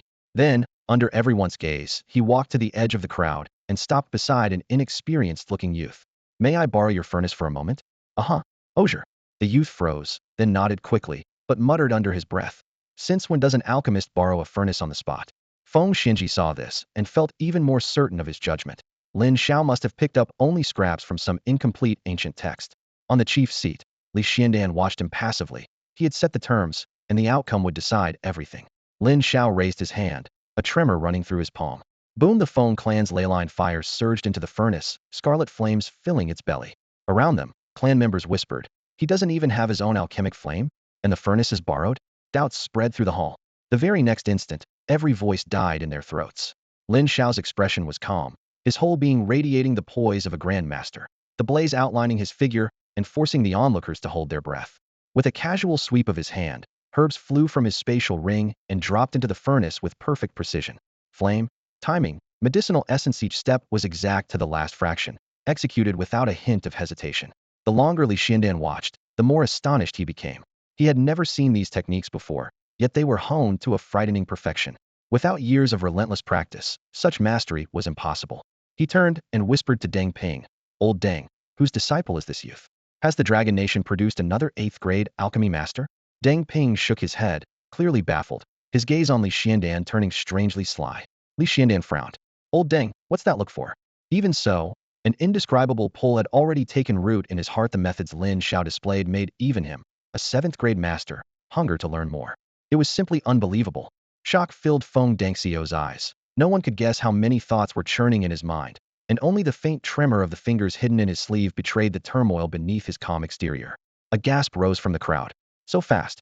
Moments earlier the ingredients had been tossed into the furnace. and now they were already a shimmering liquid, the speed defying every alchemist's understanding. Standing before the cauldron, Lin Xiao's fingers danced. Congeal, he commanded, and a pearl-white pill began to take shape amid the swirl of flames and spiritual energy. The rich aroma flooded the hall, drowning the onlookers in a sea of fragrance and leaving them nearly intoxicated. What grade is that scent? Someone whispered. I don't know, but the mere outline tells me it's above 5th grade. An elderly alchemist replied, his eyes shining. He was certain the boy's talent for alchemy was every bit as monstrous as his skill in martial arts. Not far away, Feng Xianji kept a placid expression, but jealousy boiled in his chest. Mastering earth fire at 23 and producing a 5th grade pill should have been the moment he announced his genius to the world.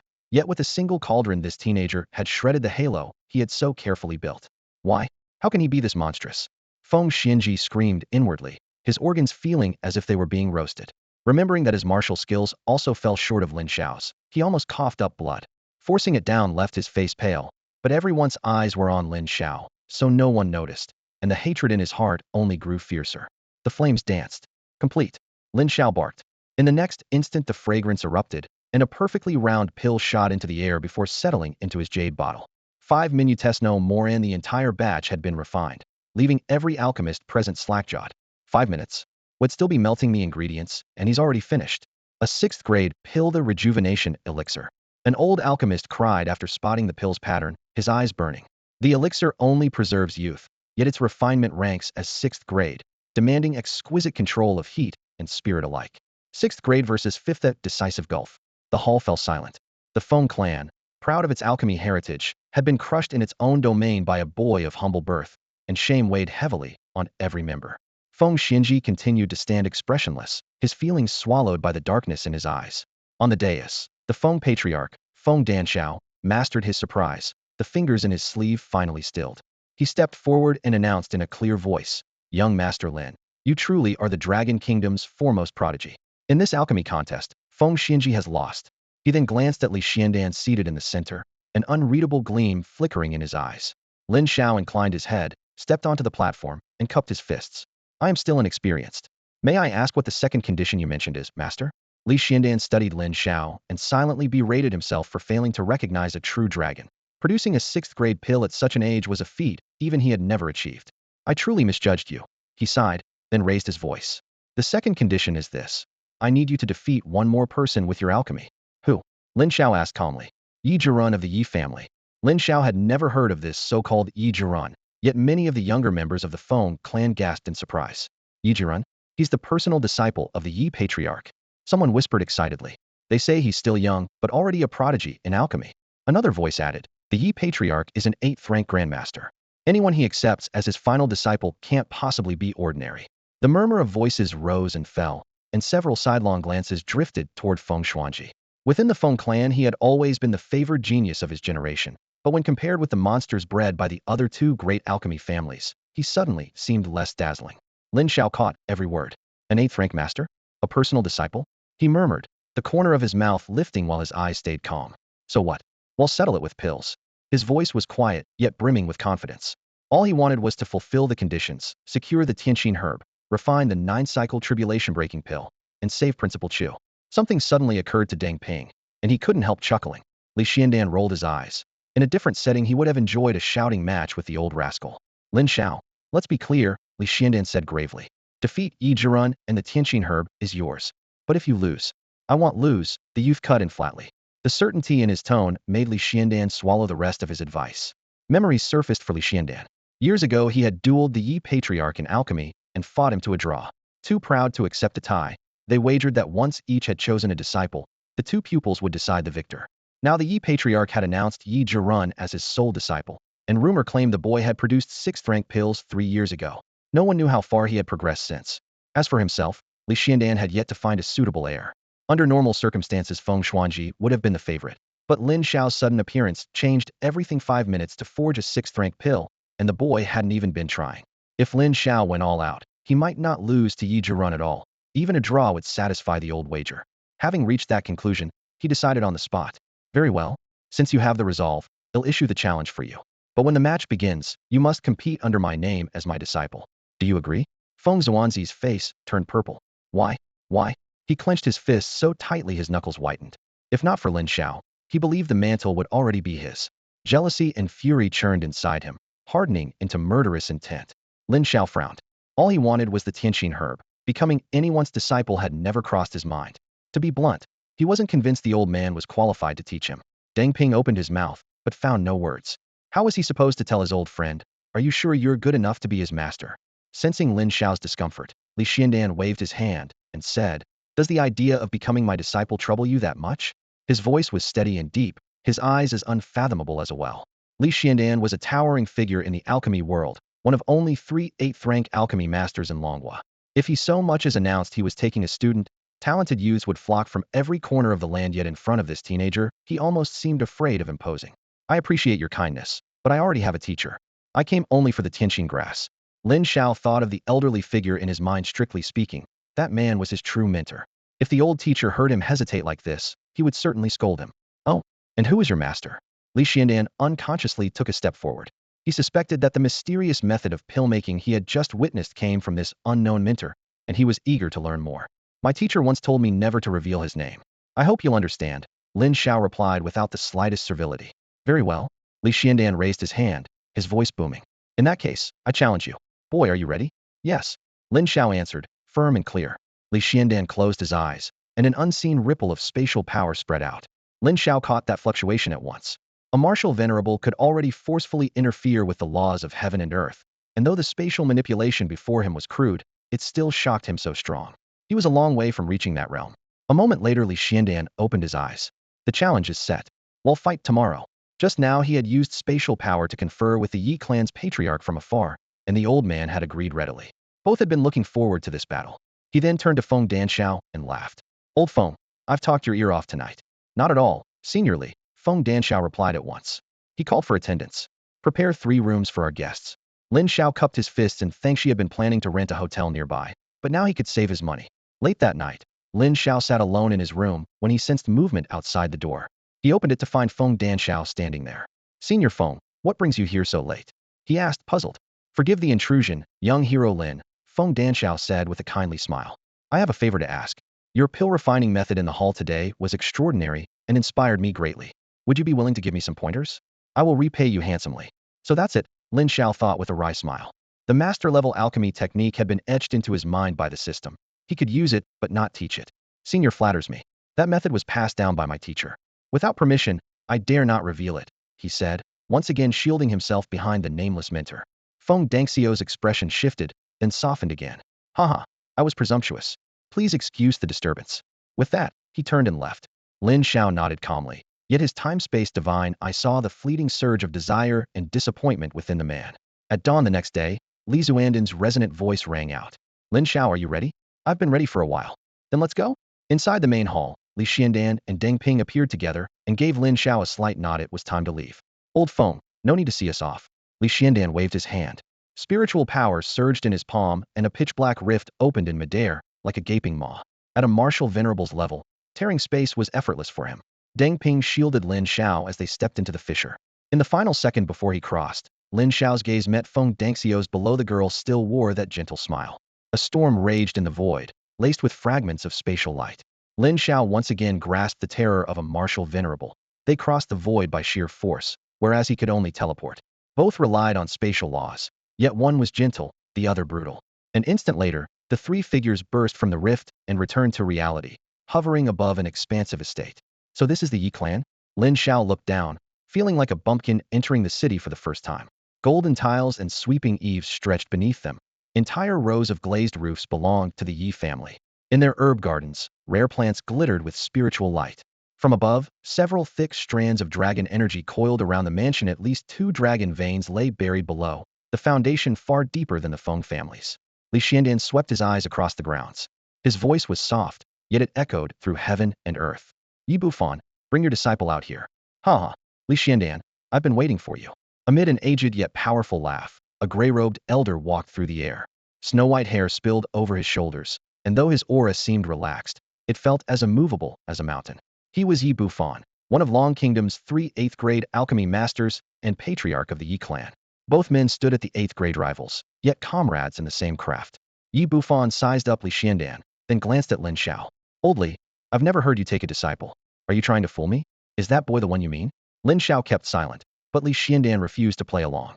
Old Yi, you're still as talkative as ever. Hurry and call your disciple out. Heh, so eager to concede already? When you lose, you'll admit it publicly. Confidence radiated from Yi Bufan, confidence born of his final disciple, Yi Jiran. Li Xiandan snorted. Don't brag too soon. The loser had better not back out. Ridiculous. I'm an 8th grade alchemy master. My word is iron. In that case, let's begin. Fine. Come with me. They landed in a wide training ground filled with pill furnaces and the fragrance of medicinal herbs, the Yi clan's regular alchemy court. Yi Bufan lifted his head and called, Yi Jiran. Moments later, a tall young man ripped through the sky. As his sleeves swept by, the air grew even richer with pill fragrance. Lin Xiao sensed it clearly, that unique aura possessed only by master alchemists who have devoted years to the craft. Yi Jiran pays his respects to Senior Li and Senior Deng. The young man bowed with steady composure, fists cupped, his bearing free of the arrogance often found in youth. Li Xiandan and Deng Ping nodded as one. Li Xiandan studied Yi Jiran and silently marveled at Yi Bufan's luck. His disciple was just past 20 and already capable of refining 6th grade pills, talent that dwarfed his peers. Then his gaze slid to Lin Xiao. The boy looked no more than 17 or 18. Known as an unrivaled martial prodigy, he now revealed an equally fearsome gift for alchemy. With such a lineup, today's outcome was impossible to predict. Ronner, Yi Bufan said fondly. Senior Li has issued a formal challenge through his disciple. As my student, you must accept it. Are you confident? His eyes overflowed with paternal pride. Master, I will give my all and prove worthy of your trust. Yi Jiran's answer rang out, steady and unmistakably sure of victory. Li Xiandan turned to Lin Xiao. Lin Xiao stepped forward, a grandmaster's aura surging around him, deep and unfathomable. Even after several meetings, Li Xiandan found himself unsettled. Something about the boy felt ancient and strange. 8th grade alchemy master Yi Bufan was just as shaken. Old Li, is this really your disciple? I've never sensed such an aura. Li Xiandan merely replied, let's begin. Before the match, Yi Bufan had ordered the ground sealed and the clan kept at a distance, hoping to spare Li Xiandan any loss of face. Lin Xiao and Yi Jiran faced each other and produced their cauldrons. Yi Bufan raised a brow. So he truly is your disciple? You even let him use your own cauldron. His gaze sharpened as he recognized the vessel adorned with dragons and phoenixes. A low-heaving grade dragon phoenix origin cauldron. You're doing the same, aren't you? Li Xiandan replied calmly. Light flared from the cauldron before Yi Jiran. Another low-heaving grade artifact, the 9 Heavens Tribulation Cauldron. Twin famous furnaces glowed, and the air itself grew heavy with alchemical pressure. Silence descended, all eyes fixed on Yi Jiran. His reputation proved deserved. Every movement was precise and effortless. Herbs slipped into the furnace and melted at once. Under the 9 Heavens Tribulation Cauldron, the essence condensed further, fragrance thick, yet perfectly contained. Li Xiandan exhaled in relief. Yi Jiran was aiming not for 7th grade, but peak 6th grade pills. His own disciple still had a chance. He glanced at Lin Xiao and froze. Lin Xiao hadn't moved, merely observing. Lin Xiao, why haven't you started? If the pill grades tied, speed would decide the winner, and Li Xiandan couldn't fathom the delay. Lin Xiao remained silent. After confirming his opponent's goal, he looked at his Dragon Phoenix Origin Cauldron. Refining a 7th grade pill would seal victory. Decision made. He moved. His fingers blurred through seals. Rare herbs appeared in rapid succession, each vanishing into the furnace. Li Xuandan's pupils contracted. Lin Xiao's aura declared he was not refining a 6th grade pill. Inside, ingredients liquefied at once, swirling in suspension. Yi Jiran frowned. The boy's skill was monstrous. Old Li, did you really teach him? Yi Bufan gasped. He already saw the truth. Lin Xiao was charging straight for a 7th grade pill. Unthinkable. The scent of medicine thickened, mist coiling through the air. Lin Xiao worked with breathtaking speed, far beyond normal youth. Inside the Dragon Phoenix Origin Cauldron, a pill embryo took shape. He began condensation. 7th grade pills were high tier. Even 8th grade masters found them taxing, yet Lin Xiao looked unhurried. Is he truly going to succeed? Yi Bufan stared, worldview collapsing. Complete. Lightning flared in Lin Xiao's eyes as both palms pressed down. The Dragon Phoenix Origin Cauldron trembled violently. A 7th grade pill was born. The cauldron lid flipped open, releasing an overpowering surge of medicinal fragrance. Suspended above the furnace hovered a genuine 7th grade pill, the Martial King pill. The scent poured out in scorching waves, fierce and blazing as though it could ignite the very air. The pill floated serenely, perfectly round and lustrous, its surface shimmering while not a single wisp of power escaped. It was a flawless 7th grade creation, enough to make any alchemist's heart tremble. True to its name, a Martial King pill can tear down the nearly insurmountable barrier between a martial artist and a martial king. Although the user will be forever anchored at that realm, for cultivators trapped at a bottleneck, it remains a priceless treasure. That's a Martial King pill, a real one. Li Xiandan cried out. He knew just how difficult a 7th grade refinement was. Even veteran masters could lose everything to the slightest misstep. Striding forward, he stared at the freshly forged pill, awe and disbelief etched across his face. Full color, perfect shape flawless, he murmured. Yi Bufan also stepped closer, his deep gaze moving between the pill, Lin Xiao, and the still busying Yi Zhirun at the furnace. At last he sighed and looked at Li Xiandan. Oldly, he isn't really your disciple, is he? He had asked the same question more than once since the contest began, yet Li Xiandan had never given a straight answer. Li Xuandan's expression remained calm as he replied, disciple or not, does this match even need to continue? His tone was mild, but his stance unmistakable. Sweat beaded across Yi Zhirun's brow. He knew the result was sealed. This seemingly ordinary youth possessed skill far beyond their peers. Still, unwilling to concede, he locked his gaze on the 9-heaven tribulation furnace. Most ingredients inside had already melted into molten medicinal liquid. His speed was anything but slow. Among alchemists his age, it was considered lightning fast. Unfortunately, he had faced Lin Xiao, an opponent who played by no rules at all. Lin Xiao stood with hands clasped behind his back, watching in silence. The onlookers couldn't help but admire Yi Zhirun's stubborn resolve. The Yi clan prodigy truly lived up to his reputation. After a tense lull, Yi Zhirun suddenly roared, formed a seal with both hands, and the furnace thundered.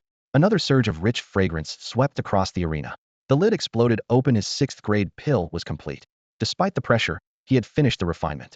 Gasping for breath, he cupped the pill, a peak 6th grade awakening pill. Its scent was crisp, the liquid medicine dense, and its quality nearly perfect. Such a pill could greatly accelerate a cultivator's awakening and would fetch a handsome price anywhere. Yet, next to a 7th grade Martial King pill, a peak 6th grade awakening pill made the outcome obvious. The winner is Lin Xiao, the judge announced, and the arena erupted. Yi Zhirun pocketed his pill and walked to Yi Bufan's side, his expression tinged with rare gloom and remorse. Master, I've let you down, he said. The calm confidence he once carried was gone. Head bowed and fists clenched, he felt he had failed both his teacher and everyone who had supported him. His heart bore no resentment, only blame for his own shortcomings. Yi Bufan rested a reassuring hand on his shoulder, his voice warm and firm. Foolish child, you did very well. I am not disappointed. Yi Bufan looked at his disciple, who stood before him with his head lowered, and offered a few words of comfort. No one knew the boy's gifts better than his own master. What Yi valued most was that pure, untainted heart, precisely why the youngster could reach such heights in alchemy at so tender an age. Hearing this, Yi Zhirun lifted his head slightly. There was no reproach in his master's tone, only warmth and affirmation, so the frustration in his chest melted away. Steadying his mind, the youth turned to Lin Xiao and bowed deeply. Brother Lin, your mastery of alchemy far surpasses mine. I concede defeat. I have yet to learn your honorific name, but one day, when I stand at the pinnacle of the craft, I hope you will not withhold your guidance and will debate the Tao with me again. Resolute certainty shone in his clear eyes. He believed that one day he would stand shoulder to shoulder with his master and face Lin Xiao once more on equal terms. My name is Lin Xiao, the young man replied, meeting Yi Zhirun's gaze without flinching. Yi Zhirun had spent years immersed in alchemy, cut off from worldly news, so the name meant nothing to him. Yi Bufan, however, reacted very differently. As the patriarch of a great clan, he never dared ignore the tides beyond his walls. His smile vanished in an instant. Fixing his eyes on Lin Xiao, he asked in disbelief, Lin Xiao? Boy, are you that era-defying prodigy who cut down a martial king? I wouldn't dare claim such a title, Lin Xiao said, shaking his head with genuine seriousness. I merely slew a single 7th-rank beast. After being thrashed countless times in the Grand Tao space, he no longer wished to brandish the words era-defying and felt they invited nothing but ridicule. Yi Bufan's expression hardened, and he suddenly turned on Li Xiandan. So, Li Xiandan, you say this is your disciple? Do you think I don't know your limits? How could you possibly have trained such a genius? How shameless. Exposed in front of everyone, Li Xuandan's face remained calm. After all, he had found someone who could beat Yi Bufan's disciple. What could you do about it? Too lazy to bicker with the old schemer, Yi Bufan focused on Lin Xiao again, eyes blazing as though he had just discovered a priceless treasure. Alchemy and martial arts both perfect. A youth unparalleled in combat. Yet his alchemical skill was enough to make jaws drop. So young, and already a 7th-rank alchemist would believe it? He could not help but urge, Lin Xiao, why not set aside martial training and devote yourself to alchemy? With your talent, you could one day break into the fabled Grandmaster realm. If you agree, every resource cultivation or alchemical Yi clan possesses will be at your disposal. What an astonishing offer. A 9th-rank Grandmaster no one in the history of Longhua had ever reached that height. To witness such a realm's birth, Yi Bufan felt he could die without regret. Yet this wish was doomed to fail. Not only had Lin Xiao already brushed the threshold of that legendary realm, but he would never give up the martial path. His silence was refusal enough. Yi Bufan sighed. What a pity that such a natural-born alchemy genius insisted on pursuing both roads at once. Lin Xiao's gaze shifted to Li Xiandan. Without further delay, Li Xiandan flipped his palm, revealing a heaven and earth treasure, a stalk of emerald green glowing faintly with golden light heart heaven grass. For you, Li Xiandan said, handing it over. Lin Xiao accepted the herb with both hands, as though cradling jade. At last, the final ingredient was his. Only the last step remained. Lin Xiao, we've already given you the heavenly heart herb, but this spirit plant is incredibly rare. This is the only one I possess. Exactly what grade of pill are you planning to refine? Li Xiandan slid a palm-sized jade box toward Lin Xiao. The moment the lid cracked open, a wisp of fragrance escaped. He quickly withdrew his hand, his gaze fixed on the youth, hoping to read the answer in his expression. A medicine that could resurrect someone reduced to a severed heat. At most he could imagine an 8th grade pill, and even that strained belief. Oh, Yi Bufan, who had been watching for some time, suddenly leaned in, pointed at Li Xiandan, and laughed. You old fossil, so that's what this is about. After a brief calculation, he finally caught on Lin Xiao was probably the stand-in expert this elder had hired for a fortune. Outed in one sentence, Li Xiandan showed not the slightest embarrassment. Smiling as though he already had victory in hand, he announced, the pill the boy intends to craft is called the 9-turn tribulation-breaking pill. The 9-turn tribulation-breaking pill? Li Xiandan mouthed the name several times, rifling through his memory, yet finding nothing. Yi Bufan was equally stunned. He spread his hands and shook his head. I had never heard of it either. In unison the two demanded, so what grade is this pill? If its effects were truly as Lin Xiao claimed, it would be a world-shaking marvel. Once revealed, it would ignite Dragon Nation, ushering in a new era for both martial and alchemical arts. Owning one would be the same as gaining a second life. Lin Xiao remained silent for a long time. By his reckoning, the pill belonged to the 9th grade. Years ago, Jun Robai had vaulted to the summit of alchemy with its successful refinement. Now, at barely more than 16, the title of 7th grade alchemist was already frightening enough for him. If he dropped the words 9th grade here, a few of his fervent admirers might actually faint. Seeing his hesitation, Li Xiandan grew even more serious. Lin Xiao, perhaps you don't understand what this pill means. If the 9-turn tribulation-breaking pill is truly that miraculous, Dragon Nation will be turned upside down. And if it isn't too difficult to produce, his unspoken desire was clear. If the pill weren't too advanced, he wanted Lin Xiao to make the formula public, though he lacked the nerve to say it outright. After weighing everything, Lin Xiao decided to reveal his hand. He lifted his head, the lamplight casting a divine shimmer across his eyes, and declared, one word at a time, the near unattainable pinnacle of alchemy. 9th grade. For a split second, Li Xiandan was shaken by the mention of 9th grade, but he quickly regained his composure. He drew a slow breath, fixed his eyes on Lin Xiao, and spoke in a steady yet commanding tone. Lin Xiao, you're overthinking this. I never asked you to contribute without reward. Trust the leadership of Longhua. In Li Xuandan's mind, Lin Xiao was obviously inflating his own worth. 9th grade? What a joke. Only a legendary grand alchemist could refine a 9th grade pill, and Longhua's centuries-long history had never produced such a figure. Even the three of them, all 8th grade masters, had spent their lives chasing that seemingly unattainable goal. Yi Bufan shook his head with a wry smile. Young people these days are reckless. Do they even realize what a 9th grade pill represents? Deng Ping stood to one side, staring at the calm Lin Xiao while waves of shock churned inside him. He suddenly wondered if Lin Xiao had been telling the truth all along. Memories of that earth-shaking scene flashed through his mind. The more he thought about it and his old friend's explanation, the more his hands trembled. Lin Xiao offered no further defense. A 17-year-old grand alchemist sounded absurd. No one could reach such heights, even if they started in the womb. What mattered now was finding a safe place to refine the 9-cycle tribulation-breaking pill, a task that allowed no margin for error. Since this site is suitable for alchemy, why not stay here and craft the pill? Li Xiandan suggested. His eyes gleaming with anticipation, wanted to witness it firsthand. Yi Bufan arched an eyebrow. This is the Yi clan's land, rich with underground dragon veins. It truly is an ideal place for alchemy. Lin Xiao glanced around, then cupped his hands to Yi Bufan. Thank you, senior.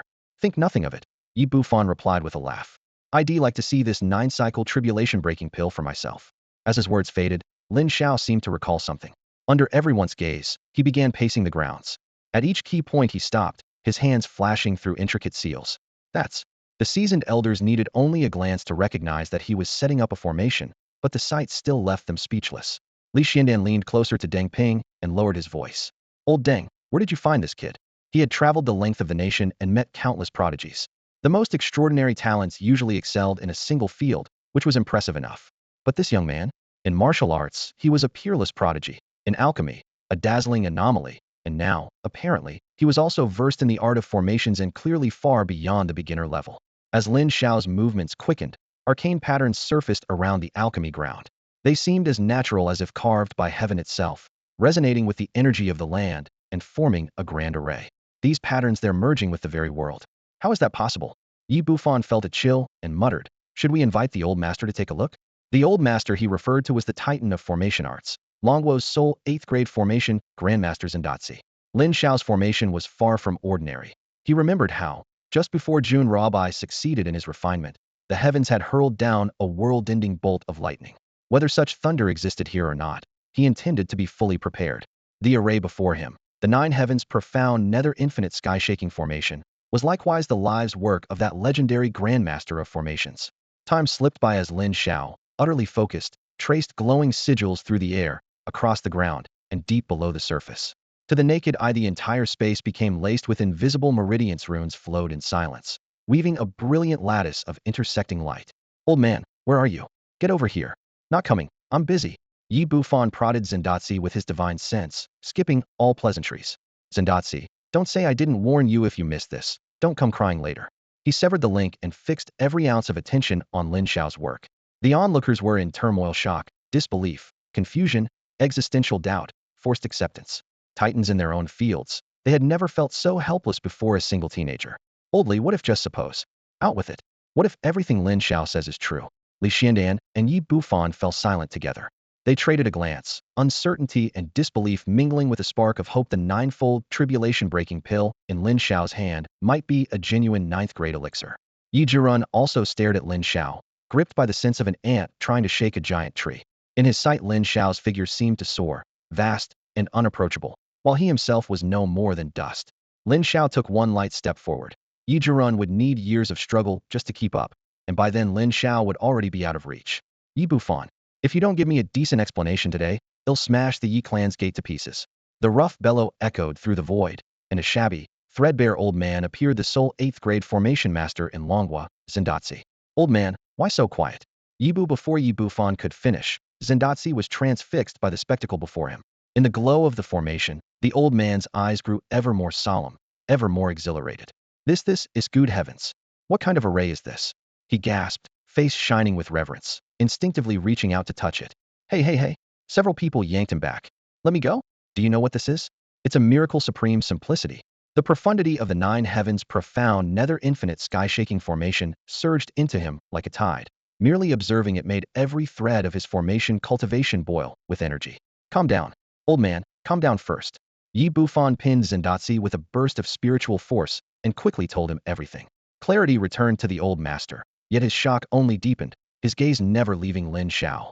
Old Jun, I didn't summon you here to lose your mind, Yi Bufan whispered, wary of disturbing Lin Xiao. Tell me, what do you think of this formation? Incredible. Beyond belief. Zendatsi shook his head, then looked to his 3 old friends and uttered a sentence that made their scalps prickle. This youngster's command of formations may already surpass my own. If word of this gets out, the entire Long Kingdom will be shaken to its core. Who is he? Zhendaozi, the realm's only 8th-tier grandmaster of formations. Every race beneath the starry sky hates him, yet none can touch him. On one battlefield, he single-handedly held back hundreds of thousands of enemy soldiers with a single formation, turning the ground into a crimson mire. Since then, his name has sat atop every most wanted list. Compared with alchemy or forging, formations wield far greater power in war, and the presence of an 8th-tier grandmaster is enough to keep the enemy awake at night. You're kidding, right? Yi Bufan's mouth twitched, not from fear, but from disbelief. Zhendaozi's face grew solemn. As he edged forward, his eyes stayed locked on the foundation of the formation ahead. The longer he stared, the brighter his gaze became, and the harder it was to contain his excitement. I would never joke about this. You have no idea how earth-shattering the work of this person truly is. He even shifted to a tone of reverent address, regretting only that Lin Xiao wasn't here, so he could kneel and beg to become his disciple. Yi Bufan, Li Xiandan, and Deng Ping traded glances.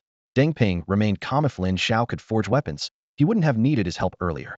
Yi Bufan and Li Xiandan were different. Their minds echoed with thoughts of that 9th-grade pill, a mix of nerves and anticipation. At that moment, Lin Xiao stood at the formation's heart. The 9 heavens, Xianming infinite earth-shaking formation, was staggeringly complex. He had been working for half a day and was nearly spent. Even for a master-level expert, arranging something of this scale was no simple task. Lost in concentration, he hadn't noticed the spectators around him. I still overestimated myself, Lin Xiao thought with a bitter smile. The formation's vastness had drained him almost completely. Had his mental strength not exceeded that of his peers, he would have collapsed long ago. Day faded into night, then dawn broke again. After a full 24 hours, his face was ashen, cold sweat clung to his temples, and his ears rang with fatigue.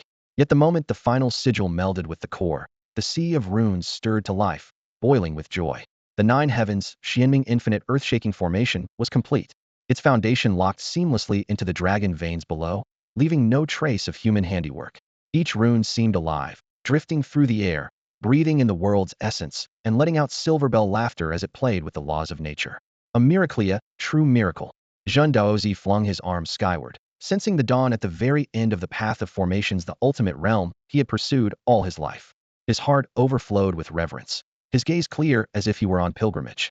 The grand array made him feel insignificantly small, yet it also revealed the boundless depth of the Tao of arrays. Its hidden intricacies were imperceptible to outsiders, but he alone knew what a miracle it was. Yi Bufan, Li Xiandan, and Deng Ping stared in the same stunned silence. Even without the slightest knowledge of array arts, they could tell how unfathomable this formation was. Instinctively, their gazes settled on the youth seated at the heart of the array. Could all of this truly be his work? By now, Lin Xiao's mind was stretched to its limits, his body feeling utterly drained. He had to rest and restore himself to peak condition. The refinement of the 9-turn tribulation-breaking pill allowed no margin for error. System. Ding. Host, I am here. How many cultivation points do I have left? Ding. Remaining cultivation points. 3,071. Add points, Lin Xiao ordered, tapping the mental power column without hesitation. Ding. Points added successfully. 2 million points have been deducted. In the very next instant, the dizziness vanished, replaced by a clarity he had never felt before. After an entire day and night of array construction, he had come to grasp how weak his mental strength truly was. Both alchemy and array work share the same foundation, requiring a vast reservoir of spiritual power. With the system's boost, his mental strength skyrocketed, finally settling at an astonishing 2,500 points. An ordinary martial king's mental power hovers around 1,000, and even those who specialize in the mind struggle to break 2,000. Throughout hundreds of years of Dragon Kingdom history, only one prodigy had ever surpassed the 2,000 mark at the peak of the martial king realm, and that awakener still stood at the summit today. Now, Lin Xiao matched him with 2,500 points. The leap in mental power sharpened his senses to their utmost. Stray currents of fundamental laws converged on him, sweeping away every trace of fatigue. Yet he remained seated, eyes closed, replaying the memory of Jun Ruobai's legendary battle frame by frame. He scrutinized every movement, every fluctuation of qi, every hint of timing, practicing the motions again and again in perfect mental rehearsal. Another day and night slipped by. Lin Xiao was fully restored, having drilled the refinement process of the 9-turn tribulation-breaking pill thousands of times in his mind until every detail was etched into his consciousness. Outside the site, 4 8th-rank masters stood in silent vigil, their auras as deep as the sea. Anyone who stumbled upon the scene would be dumbfounded. 4 top-tier figures willingly waiting on a single youth for days. During this period, not a whisper disturbed the air. Only the occasional clear jingle of silver bells hinted at the extraordinary events within. Lin Xiao's eyes snapped open, their crystalline brilliance seeming to pierce the void itself. Every preparation was complete, his state was optimal, and the refining sequence for the 9-turn tribulation-breaking pill rolled through his mind once more. The moment had arrived. The aura of a grandmaster alchemist flooded the hall, and Lin Xiao threw himself completely into the refinement. Sensing his spirit, the Dragon Phoenix origin furnace began to tremble, its walls humming non-stop. Within the pale mist, 2 blurry figures appeared, a dragon and a phoenix spiraled skyward, circling the cauldron. Li Xuandan's pupils tightened. He had worked this furnace for half a lifetime and had never made the Dragon Phoenix essence appear, yet today it awakened for Lin Xiao. Here we go. Under countless watchful eyes, Lin Xiao produced one rare ingredient after another. A millennium-old earthcore milk, crystalline as jade, its fragrance sinking into the bones. Dustless grass, pure silver white, its veins shimmering with flowing light. With every treasure revealed, Li Xiandan and Yi Bufan found their breathing quicken and their eyes narrow in disbelief. Lin Xiao's movements were exact, leaving no room for hesitation. He had plenty of materials for the 9-turn tribulation-breaking pill, but only one stalk of celestial heart grass. There could be no mistake. One by one the herbs slid into the furnace, spirit flames roared, and the aroma thickened until it felt almost solid. The dragon and phoenix shadows gave low roars, their claws raking the air as though urging the pill into being. At last, the celestial heart grass entered the furnace. Lin Xiao's expression turned grave. Boom. The sky, clear only moments before, darkened as rolling clouds surged in. A violent gale swept across the courtyard, lightning serpents dancing through the gloom. Everyone looked up to see, inside the roiling thunderclouds, a colossal eye as black as an abyss staring down, its pressure suffocating. Is that a pill tribulation? Li Xuandan's voice quavered as he pointed to the heavens. The pill tribulation, a dreaded judgment spoken of only in legend across the Dragon Kingdom's alchemy world. Only a ninth-grade pill, one deemed to defy the heavens, could ever summon it. The phenomenon spread across the city, compelling countless cultivators to stop and stare. That's coming from the Yi clan estate. What on earth are they doing? Voices rose and fell as people treated the terrifying spectacle like a rare wonder. Deep within the Yi residence, medicinal fragrance coiled in the air. An elderly man with silver hair, yet a childlike face looked up, shock flooding his heart. Without hesitation, he ripped open the space before him and stepped through, reappearing at the Yi clan's alchemy grounds. This newcomer was the Dragon Kingdom's third 8th grade alchemy master patriarch Li Wudao. It really is a pill tribulation. Li Wudao stared at the roiling thunderclouds, his chest heaving. Thunder boomed overhead, warping the very air. In that moment, 5 of the realm's 8th grade grandmasters stood together: Li Xiandan, Yi Bufan, Li Wudao, and 2 other peers already present, ready to witness a moment that could etch itself into history. Second by second, the air grew thick with the fragrance of alchemical herbs until it engulfed the entire Yi clan compound. Curious eyes turned toward the sealed courtyard. What kind of pill was the ancestor forging in there? The clan's senior members grew increasingly tense. Overhead, a terrifying ripple spread across the sky. Thunder roared, dark clouds gathered in plain view, and the medicinal scent deepened again. As one omen bled into another, a thrilling suspicion took root in every heart. Booming thunder rolled on without pause, stacked clouds pressed downward, and the oppressiveness of the heavens sent passers-by into a quiet panic, certain that an unthinkable catastrophe was about to descend. Far away, in a lonely thatched hut, an elderly man with silver hair looked up. His gaze, sharp as a sword, seemed to pierce the firmament itself. A new era is coming, he whispered, and vanished the instant the words left his lips. At the same moment, thousands of miles away, another old man opened a secret case inside his study and withdrew a file stamped top secret codename, Sequence Project. Dipping his brush, he wrote on the first page, front and center, Sequence 01, Lin Xiao. Fewer than 5 people in the entire Dragon Kingdom were cleared to read that file. Through the lattice window, the old man's eyes seemed to cross time and space, seeing Lin Xiao at his furnace and sensing the terrifying surge of power around him. He had been about to rise when the presence of another figure stayed him. Settling back into his chair, he murmured, "So I've finally lived to see an unparalleled genius, Lu Xuanan. What did you sense back then?" Lu Xuanan, an awakened who long ago vanished into the flow of history, once saved the Dragon Kingdom from extinction single-handedly and was hailed as invincible. Only scattered fragments of his legend lingered in this old man's heart. No one else remembered him at all. The endless tribulation above the heavens, the twinwood, chosen, is eternal. The old man had pondered that line for years. He once thought the chosen referred to Lin Yaotian, but reality proved otherwise. Only after Lin Xiao burst onto the scene did he understand. He had tracked Lin Xiao's every step in secret, etching each detail into his memory. Though he had pieced together most of the astounding secret the boy carried, he had never once coveted it. As Lin Yaotian foretold, the Dragon Kingdom's national fortune had reached its zenith in this generation. Yet unrest among the myriad star races was mounting, and urgent reports flooded in from every front, as if an unseen hand were pulling every string. That was why the old man had reactivated the Sequence Project. In Lin Xiao he saw the dawn of hope. Only by producing another peerless powerhouse could the Dragon Kingdom hope to challenge the master behind that hidden hand. His gaze seemed to lance through the clouds, across the starry races, through the abyss of nothingness, and into the endless cosmos. Meanwhile, beneath an ocean of thunderclouds, the Yi clan's once resplendent estate looked anything but grand. Clan head Yi Bufan made a swift decision, ordering every high-ranking member to monitor the situation and to trigger the protective grand array at the first hint of danger. The legendary pill tribulation was gathering its strength. Such a trial existed only in myth. Lightning tribulations had never before appeared in this world. Even when a martial venerate breaks through to martial saint, thunder never descends. So most believed pill tribulations were mere legend until today. Lin Xiao stood before the cauldron, his expression darkening as sweat slid down his temples. A nameless dread echoed in his ears, warning him to stop or face calamity. But quitting was never an option. One knew how unyielding his will truly was. The Dragon Phoenix origin furnace shook violently, countless medicinal liquids surging inside. The refinement had reached its most critical stage. The air grew oppressively heavy, as if the entire space were being twisted and pressed into the furnace. The dragon and phoenix phantoms circling the cauldron shrieked, hoarse with terror. Not good. Lin Xiao's heart lurched. Fine cracks spread across the furnace wall.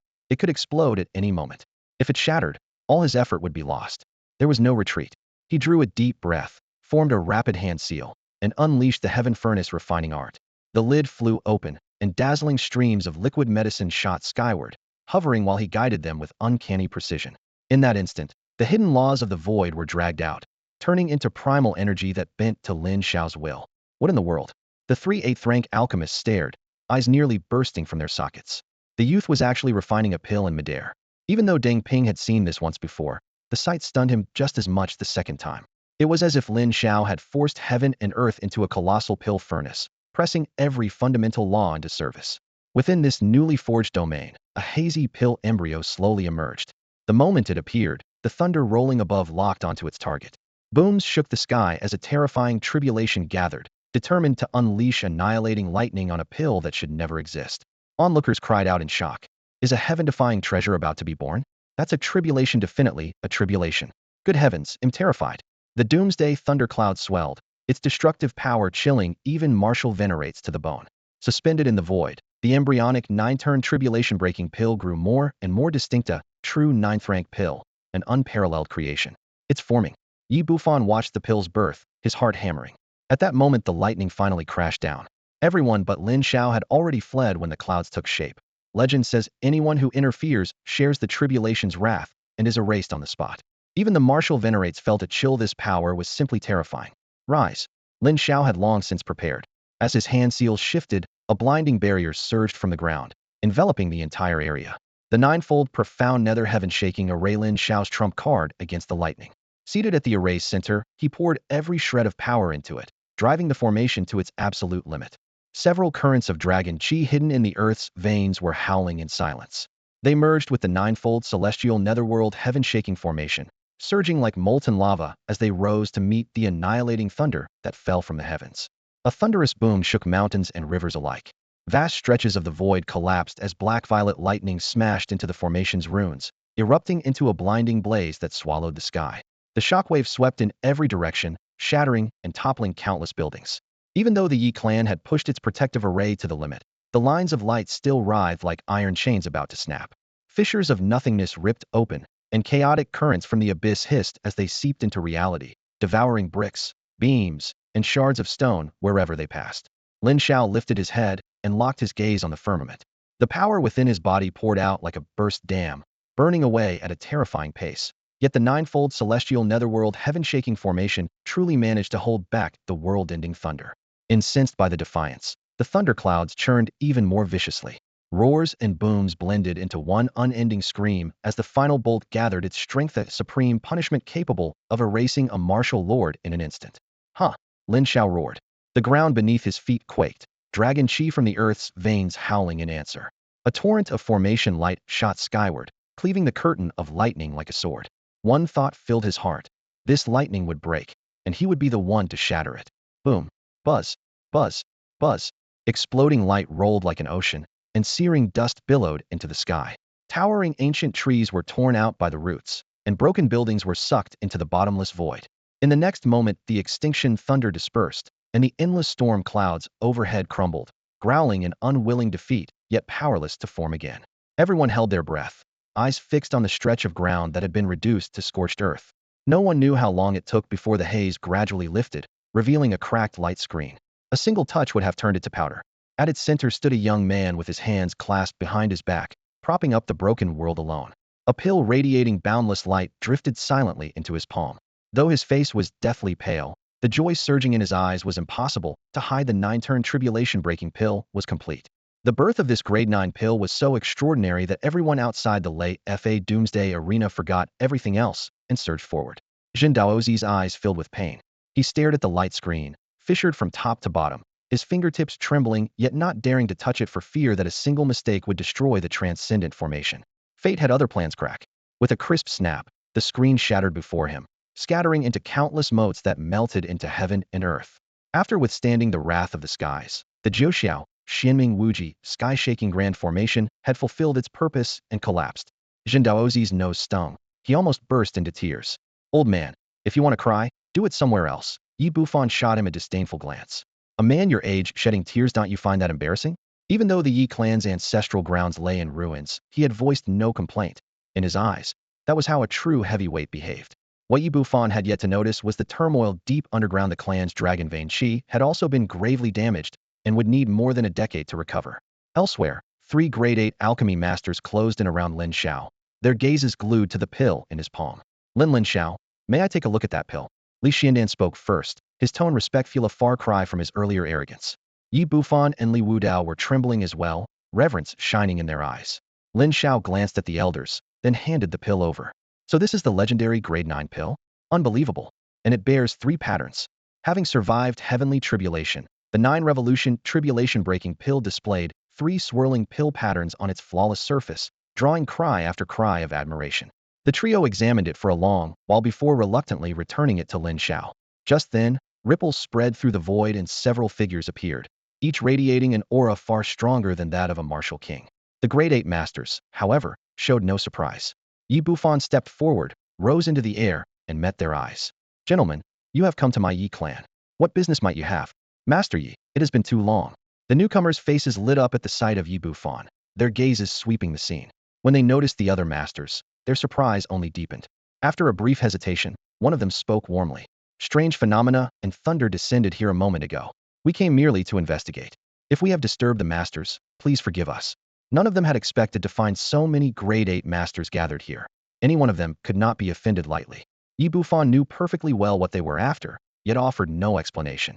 Unless Lin Xiao chose to speak, nothing that had occurred today would leave his lips. From the instant that grade 9 pill appeared, Lin Xiao had risen in their hearts to a sacred, untouchable height. 5 towering figures appeared in midair at the same time, and the entire sky seemed to sag beneath their presence. Although Lin Xiao's arrival had stolen some of their thunder, each of these men was still powerful enough to make all of Longwood tremble. Many bystanders instantly regretted coming. None of them dared offend even one of these giants. The deep blue sky felt as if a heavy curtain had been pulled over it. The 5 elites stood motionless above the valley, robes snapping in the wind, spiritual energy growing so dense it nearly froze in place.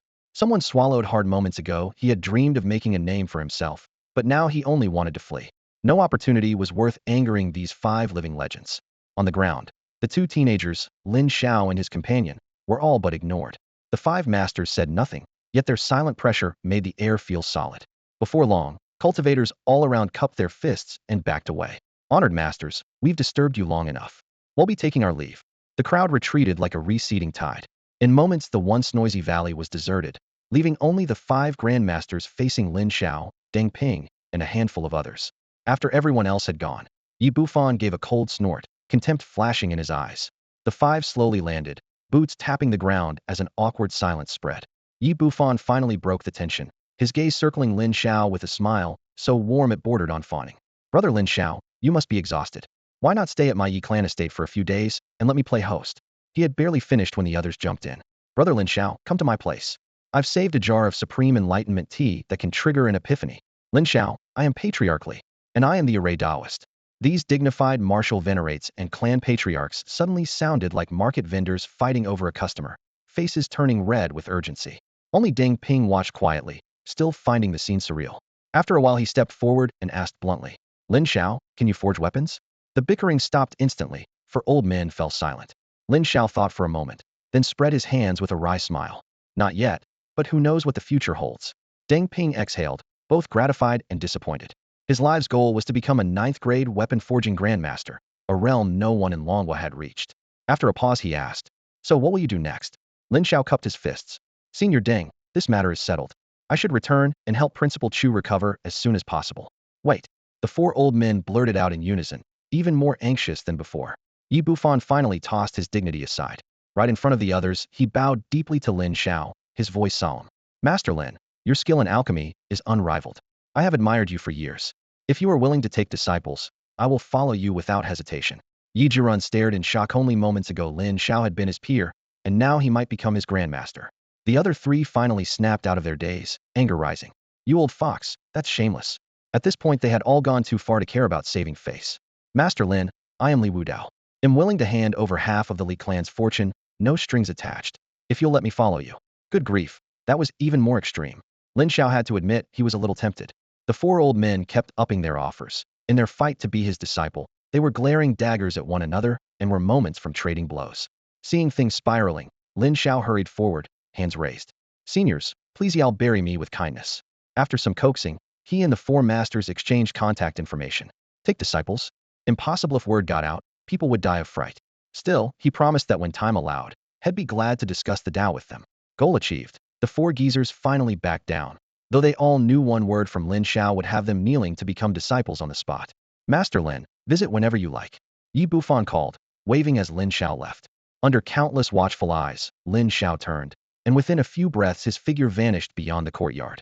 The moment he disappeared, Yi Bufan's smile dropped. Gentlemen, the Yi clan has matters to settle, so I won't keep you. At the polite dismissal, the remaining guests stalked off, faces dark and curses slipping through clenched teeth. Soon the wrecked courtyard held only Yi Bufan and Yi Jiran. Master, do you think your disciple will ever get to see even his back again? Yi Jiran asked carefully. Yi Bufan chuckled, but it was laced with self-mockery. Ronner, there will always be a few freaks in this world who don't follow the rules. We don't need to compare ourselves to them. Oni can't even keep up, and you expect to see his back? As he spoke, he surveyed the scattered stones and splintered wood. He suddenly caught the thinnest wisp of dragon vein energy lingering in the air. His heart clenched. Something was wrong. A moment later, a wave of inexpressible sorrow crashed over him, as if his very soul had slipped away. Startled, Yi Jirun grabbed his arm. Master, what's the matter? Ha ha ha. Senior Deng, they'll be taking my leave. Thank you for everything. Lin Shao clasped his fists and bowed, his gratitude unmistakable. Deng Ping waved him off with a smile. Kid, no need to stand on ceremony. Are you sure you don't want me to walk you out? Kindness warmed Deng Ping's face, could hardly help it. The youngster before him was so monstrously gifted that if Lin Shao casually claimed, "Oh, I'm also a 9th rank forging grandmaster," he would probably believe it. Lin Shao bowed once more, then turned away. As the boy's figure receded, Deng Ping felt as though he were in a dream. In a single short journey, he had met a youth who was both a 9th rank alchemy grandmaster and a 9th rank array grandmaster. If he proclaimed it to the world, few would believe him. Deng Ping could only wonder what new shock this boy would bring the next time they met. Leaving the smithy, Lin Shao all but flew back to his small courtyard, sparks seeming to trail in his wake. He shut the gate, locked it in one smooth motion, and laid a simple array to block every form of probing. Certain he was safe, he retrieved a jade box from his system space.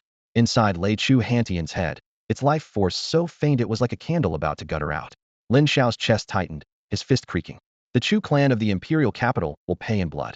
He opened his palm, and a crystalline pill swirling with 9 colors floated up. With the time-space divine eye flashing, the 9-turn tribulation-breaking pill slipped precisely into Chu Hantian's mouth. The drug detonated instantly. A tidal wave of vital essence surged into the ruined shell. Flesh knitted itself anew, neck, torso, and limbs grew at a speed visible to the naked eye. In a heartbeat, a brand new body lay in the jade box. This pill truly could return the dead to life. Thump, thump. A weak but steady heartbeat echoed in the silence. Color crept back into Chu Hantian's pallid face. The pill not only provided life essence, but also a torrent of power, which the newborn body drank in greedily. An idea struck Lin Shao. He produced the very first pill he had ever refined, the tribulation-breaking pill, and, without hesitation, slipped it into Chu Hantian's mouth.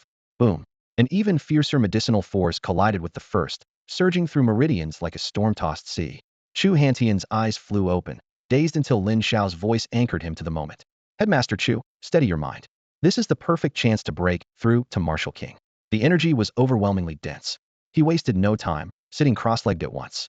Meridians roared like dragons as the pill's power exploded, pulverizing the barrier to advancement. Crack his aura climbed layer by layer. Early stage Martial King, mid-stage up to the peak of mid-stage before settling. Had all the 9-turn pill's power remained, he might have leapt straight to Martial Lord, but much had been spent rebuilding his body. Even so, the result was staggering. Chu Hantian slowly opened his eyes, disbelief and shock still swirling within them. In his memory, he had died. Lin Shao, I what? The words trailed off as he stared, stunned, at the youth who had dragged him back from the abyss. Feeling the powerful surges within his body, the unmistakable aura of a martial king, Chu Hantian was still somewhat dazed. Lin Shao walked forward slowly, and when he saw the principle fully restored, the weight that had pressed on his heart finally lifted. So it was true. Chu Hantian had survived, and even broken through to the martial king realm. Gazing at the young man before him, Chu felt that every sacrifice he had made was worth it. Principal, please don't be that bold next time, Lin Shao grumbled, though relief colored his voice. You might feel carefree, but I haven't slept a wink these past nights. Chu Hantian burst into hearty laughter, his shoulders shaking with delight. You afraid? If it happened again, I'd still blow myself up without hesitation. No enemy will ever lay a hand on you. He stretched his limbs. Years of hidden injuries vanished in an instant, leaving his body lighter than ever. I've been away too long. I should head home first. Before he left, Lin Xiao offered a King Realm pill and a youth-preserving pill with both hands. Principal, these are for you. Chu Hantian accepted them, eyes brightening. Oh, since when did you learn alchemy? After hearing their effects, he clicked his tongue. If word gets out, the entire safe zone will erupt. Thank you on my wife's behalf, he said solemnly, putting the pills away. Then he waved and laughed. Remember, New Year's Eve dinner at my place. His laughter faded as his figure disappeared at the end of the street. Lin Xiao watched him leave, and when he turned away, a cold gleam flashed in his eyes. Imperial capitals, Chu clan. The lure of these pills to high-level warriors was now confirmed. There was no need to wait. Several 8th-grade formulas flashed through his mind. Treasures a martial venerate could seldom obtain. After a brief consideration, he dialed Yi Bufan's communicator. Deep within the Yi residence, Yi Bufan was still distressed over the loss of dragon vein energy when the device vibrated. Seeing the caller ID, his tone turned obsequious. Master Lin, how may I serve you? Lin Xiao suppressed a shudder at the flattery, but went straight to the point. Senior Yi, just call me Lin Xiao. Yi Bufan laughed quickly. Very well, then I'll shamelessly call you Brother Lin. What troubles you? I do have a favor to ask. Upon learning that the Chu clan of the imperial capital had colluded with the Destiny cult, sent assassins after Lin Xiao, and traded 1,000 children as bargaining chips, Yi Bufan erupted in fury. Outrageous. Those bastards. He slammed the table, murderous intent in his eyes. Brother Lin, this is no longer just your fight. The Chu clan has, at most, 2 martial venerates, Lin Xiao said quietly. I need you to gather several more venerates. When it's done, each will receive 3 8th-grade pills. 3 each? Yi Bufan drew a sharp breath. Even as an 8th-grade alchemy grandmaster, he couldn't guarantee success every furnace. Lin Xiao's generosity left him in awe. Very well. If it's connections you need, you've come to the right man. Few in Longwood can match my network. Then I'll leave it to you, senior. Haha, no need for formality. Drop by for tea sometime. The call ended, the light screen dimmed, and the chill in Lin Xiao's eyes deepened. Imperial Capital's Chu clan, your granduncle Lin is coming for you. Chu Jifeng sat alone in his study in the Imperial capital. For days his nerves had been stretched tight, as if an invisible hand gripped his heart and refused to let go. Still no word from the Heavens Mandate sect? He raised his eyes and called for his trusted aide, his voice cold. Master, there's been no response. Useless. Chu Jifeng slammed his purple clay teacup to the floor, shattering it, and sending tea everywhere. The Chu clan had already delivered half of the promised boys and girls, yet hadn't received so much as a reply. The remaining children could be handed over only after Lin Xiao was dead. A casual phrase, wait until Lin Xiao dies now, decided the fate of 500 lives. The aide withdrew without changing expression, clearly long accustomed to such bloody dealings. Night settled over the vast Chu estate. Strings of pearls and gemstones piled beneath the eaves glittered icily in the lamplight. A single handful could keep an ordinary family comfortable for life. Presiding over it all, Chu Jifeng regarded human life as little more than weeds. Elsewhere, at the Yi residence, Yi Bufan, a towering figure in Long Nation's alchemy world, needed only half a day to summon 10 martial venerables. Most were patriarchs of great clans. A few were lone cultivators. Once they received Yi Bufan's message, every one of them pounded his chest and swore he would come. The reward is 3 8th-grade pills. Bright light flashed in the venerable's eyes. Since Master Yi has asked, he'll help no matter what. Humph. The Chu clan has gone too far, treating lives like dirt. Amid drifting sandalwood smoke, killing intent filled the air. Even those who did business with the Chu family knew that when a wall is about to fall, everyone gives it a push, especially when the enemy counted only 2 martial venerables and an 8th-grade alchemist was personally asking for aid. Yi Bufan cupped his fists. My thanks to you all. In the future, if you need pills, I will refine 1 batch free of charge. Known for his wide network, Yi Bufan's single promise made the 10 venerables bow even lower. Master Yi, you're too courteous. Let us know the exact time. Very well, we await your word. With everything arranged, Yi Bufan used a messaging jade slip to contact Lin Xiao. Brother Lin, I've called in 10 close friends. Leveling the Chu clan will be easy. His tone brimmed with pride. Had he not worried about burdening Lin Xiao, he could have gathered even more martial venerables. 10 will be plenty.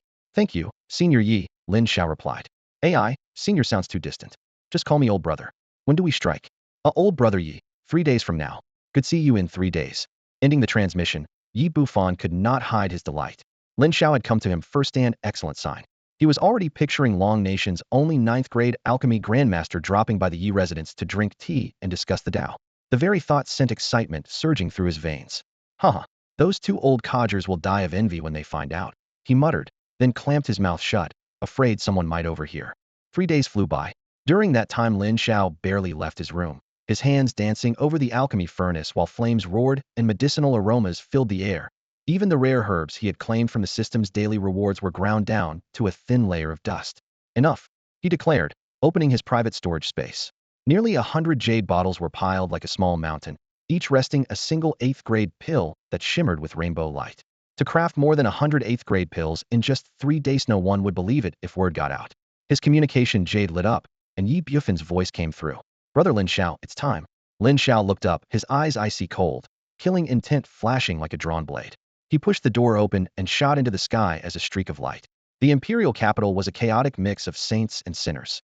Countless powerful clans were rooted here. It was both Long Kingdom's most prosperous commercial hub and its fiercest martial battleground. Toss a brick at random, and you might hit a gifted awakened. Families of martial saints ruled the city, standing at the very apex of national power. Lin Xiao's figure cast a dark shadow over the capital. This was his second visit. The first had been for the freshman tournament, but this time he had only one goal: annihilation. Any force that dared harm those close to him would be uprooted, even if he had to scour the 9 hells. He was no butcher, yet touch his reverse scale, and he would become a demon from the abyss, killing anyone who blocked his path, even the Buddha himself. Imperial capital, Chu residence. The moment he descended above the compound, a guard at the gate raised his halberd and barked, "This is Chu territory. Outsiders are forbidden to fly overhead. Leave within 3 breaths or die where you stand." The voice dripped with arrogance and contempt. Looking down at him, Lin Xiao curled his lip. Impressive. Even the gatekeepers of a noble clan threatened to kill at every turn. A hearty laugh rang out. "Brother Lin Xiao, you finally made it." Yi Bufan flashed into view. 10 more figures appeared behind him, their auras surging, the air trembling around them. They were 8th realm martial lords capable of bending space itself, each normally a tyrant in his own domain. One lord studied Lin Xiao, feeling the youth looked familiar. "Master Yi, is this who we're waiting for?" Lin Xiao turned and cupped his fists. "Junior Lin Xiao, thanks all of you for lending me your strength." The martial lords frowned in secret. They were not here for this youngster. They had come because Master Yi was overseeing things, and because they were to be paid 3 8th-grade pills apiece. "Fellow Taoists," Yi Bufan chuckled, patting Lin Xiao's shoulder. "This Brother Lin is your real employer. I'm just the hired help." A martial lord stepped forward, suspicion in his voice though he dared not be openly rude. "Master Yi, you must be joking. This young friend can refine 8th-grade pills? That would be the joke of the century." Yi Bufan raised an eyebrow and tossed the question back to Lin Xiao. "Brother Lin, what do you say?" Today belonged to Lin Xiao, and Yi Bufan had no intention of stealing his thunder. Lin Xiao flicked his sleeve, and 30 jade vials materialized in midair, settling into the hands of the 10 martial venerables. A heady wave of medicinal fragrance hit them the moment the vials touched their palms. Their gazes froze, their hands quivered. One tug on the stoppers was enough to reveal the 3 8th-grade pills resting quietly inside each bottle: the path-melding pill, the Supreme Saint pill, and the mind-focusing pill. The path-melding pill was crafted solely from martial venerables. A single dose could rival years of arduous cultivation. The mind-focusing pill, also 8th grade, could elevate a cultivator's mental strength in mere moments. Its worth immeasurable. The Supreme Saint pill stood at the pinnacle of its grade. Once swallowed, it offered a 1 in 10,000 chance of brushing the deepest laws of heaven and earth, the single threshold between a martial venerable and a martial saint. Though the odds were slim, the combination of 1 in 10,000 and heavenly laws was enough to send any martial venerable into a frenzy. "What?" The 10 martial venerables traded glances, shock etched across every face. This reward felt less like hiring them to crush a minor clan and more like provisioning them to challenge a martial saint. To be sure they weren't hallucinating, they uncorked the vials again, and each inspection only deepened their disbelief. Even Yi Bufan, standing nearby, was stunned into silence. "Brother Lin, since when did pills become so cheap?" "That's a Supreme Saint pill. Never mind, refining its ingredients alone cost a fortune." As the patriarch of an alchemy clan, he suddenly felt downright shabby next to Lin Xiao. In truth, Lin Xiao had assembled this gift with a single purpose: annihilate the Chu family, leave no one alive. Meanwhile, the low-ranked guards at the Chu estate gate had already been scared witless by the terrifying ripples overhead. They collapsed where they stood, too terrified even to flee. "Seniors, does this meet your expectations?" Lin Xiao's voice was unhurried, yet carried clearly to the 10 martial venerables. The pills were real, and the sincerity behind them even more so. Doubt evaporated.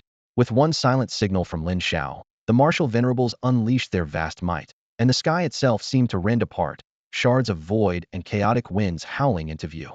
"Which honored Taoist has arrived?" "I, Chu, apologize for the poor welcome and beg your pardon." A deep, aged voice rang out from the depths of the estate. In the next instant, a figure burst through the sky, the force around him making the air hum. This was Chu Jifeng, the current patriarch of the Chu family.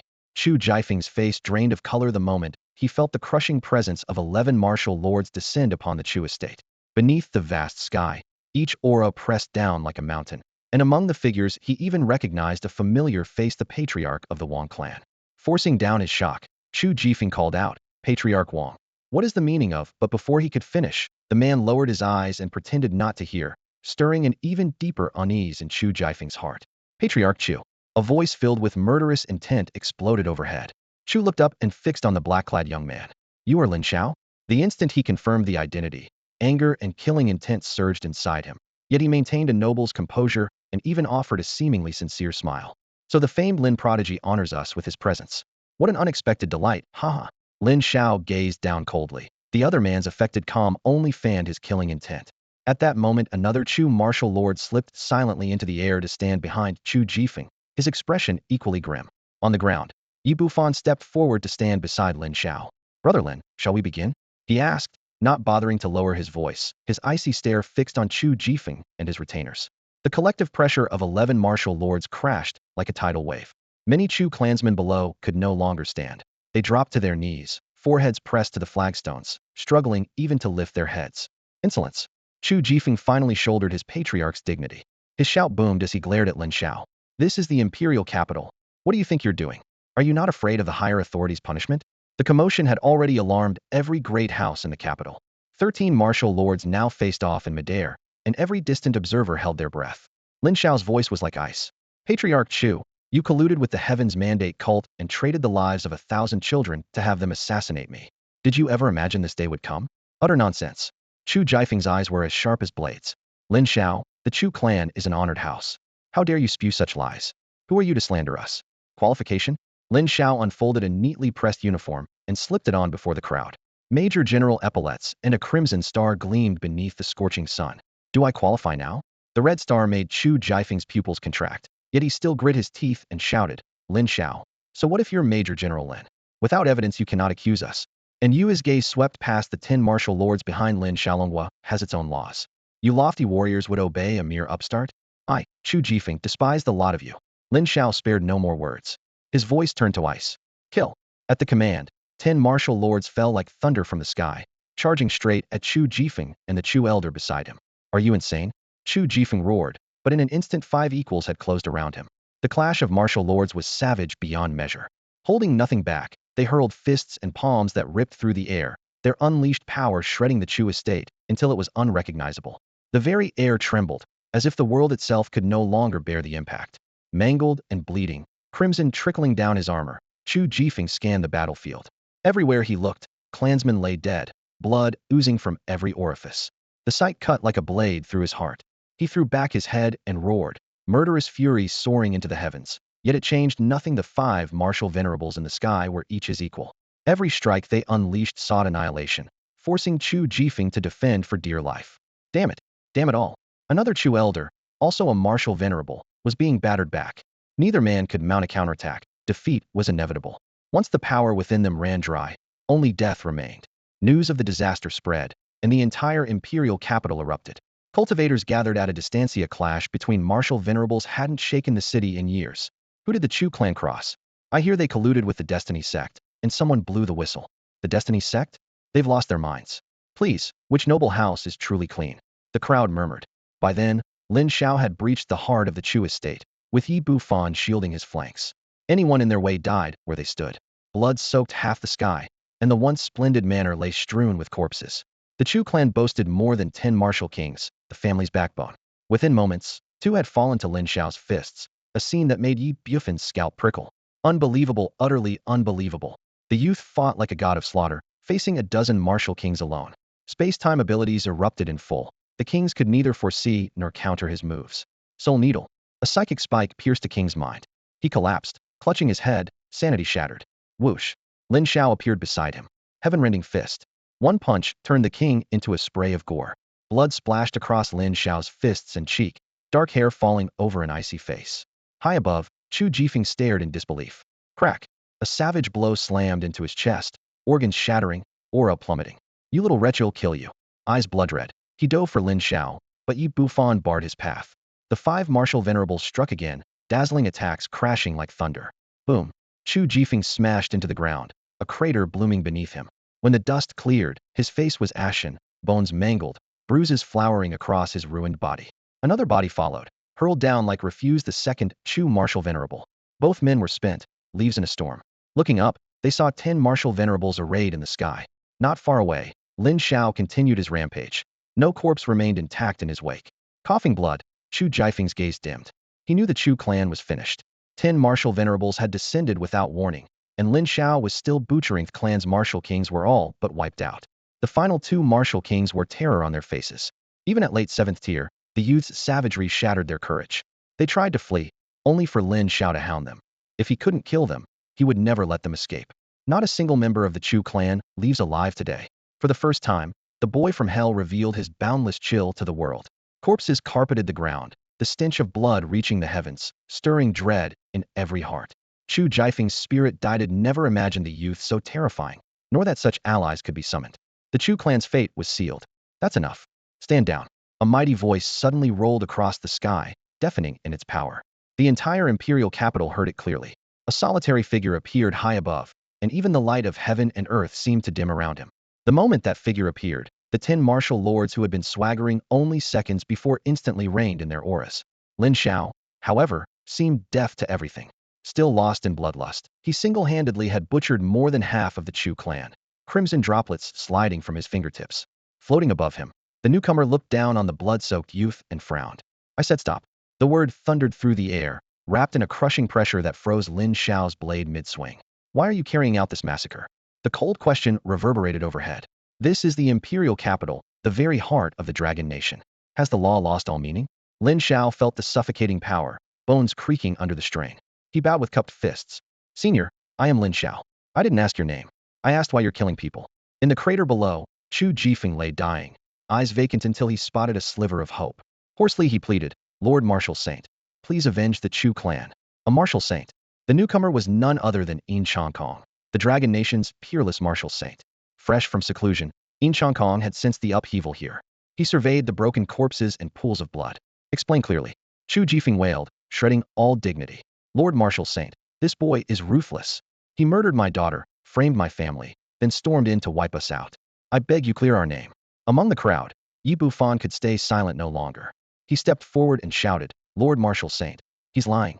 The Chu clan secretly allied with the Tianming cult, trading 1,000 children's lives to hunt our nation's geniuses. Such monsters deserve death.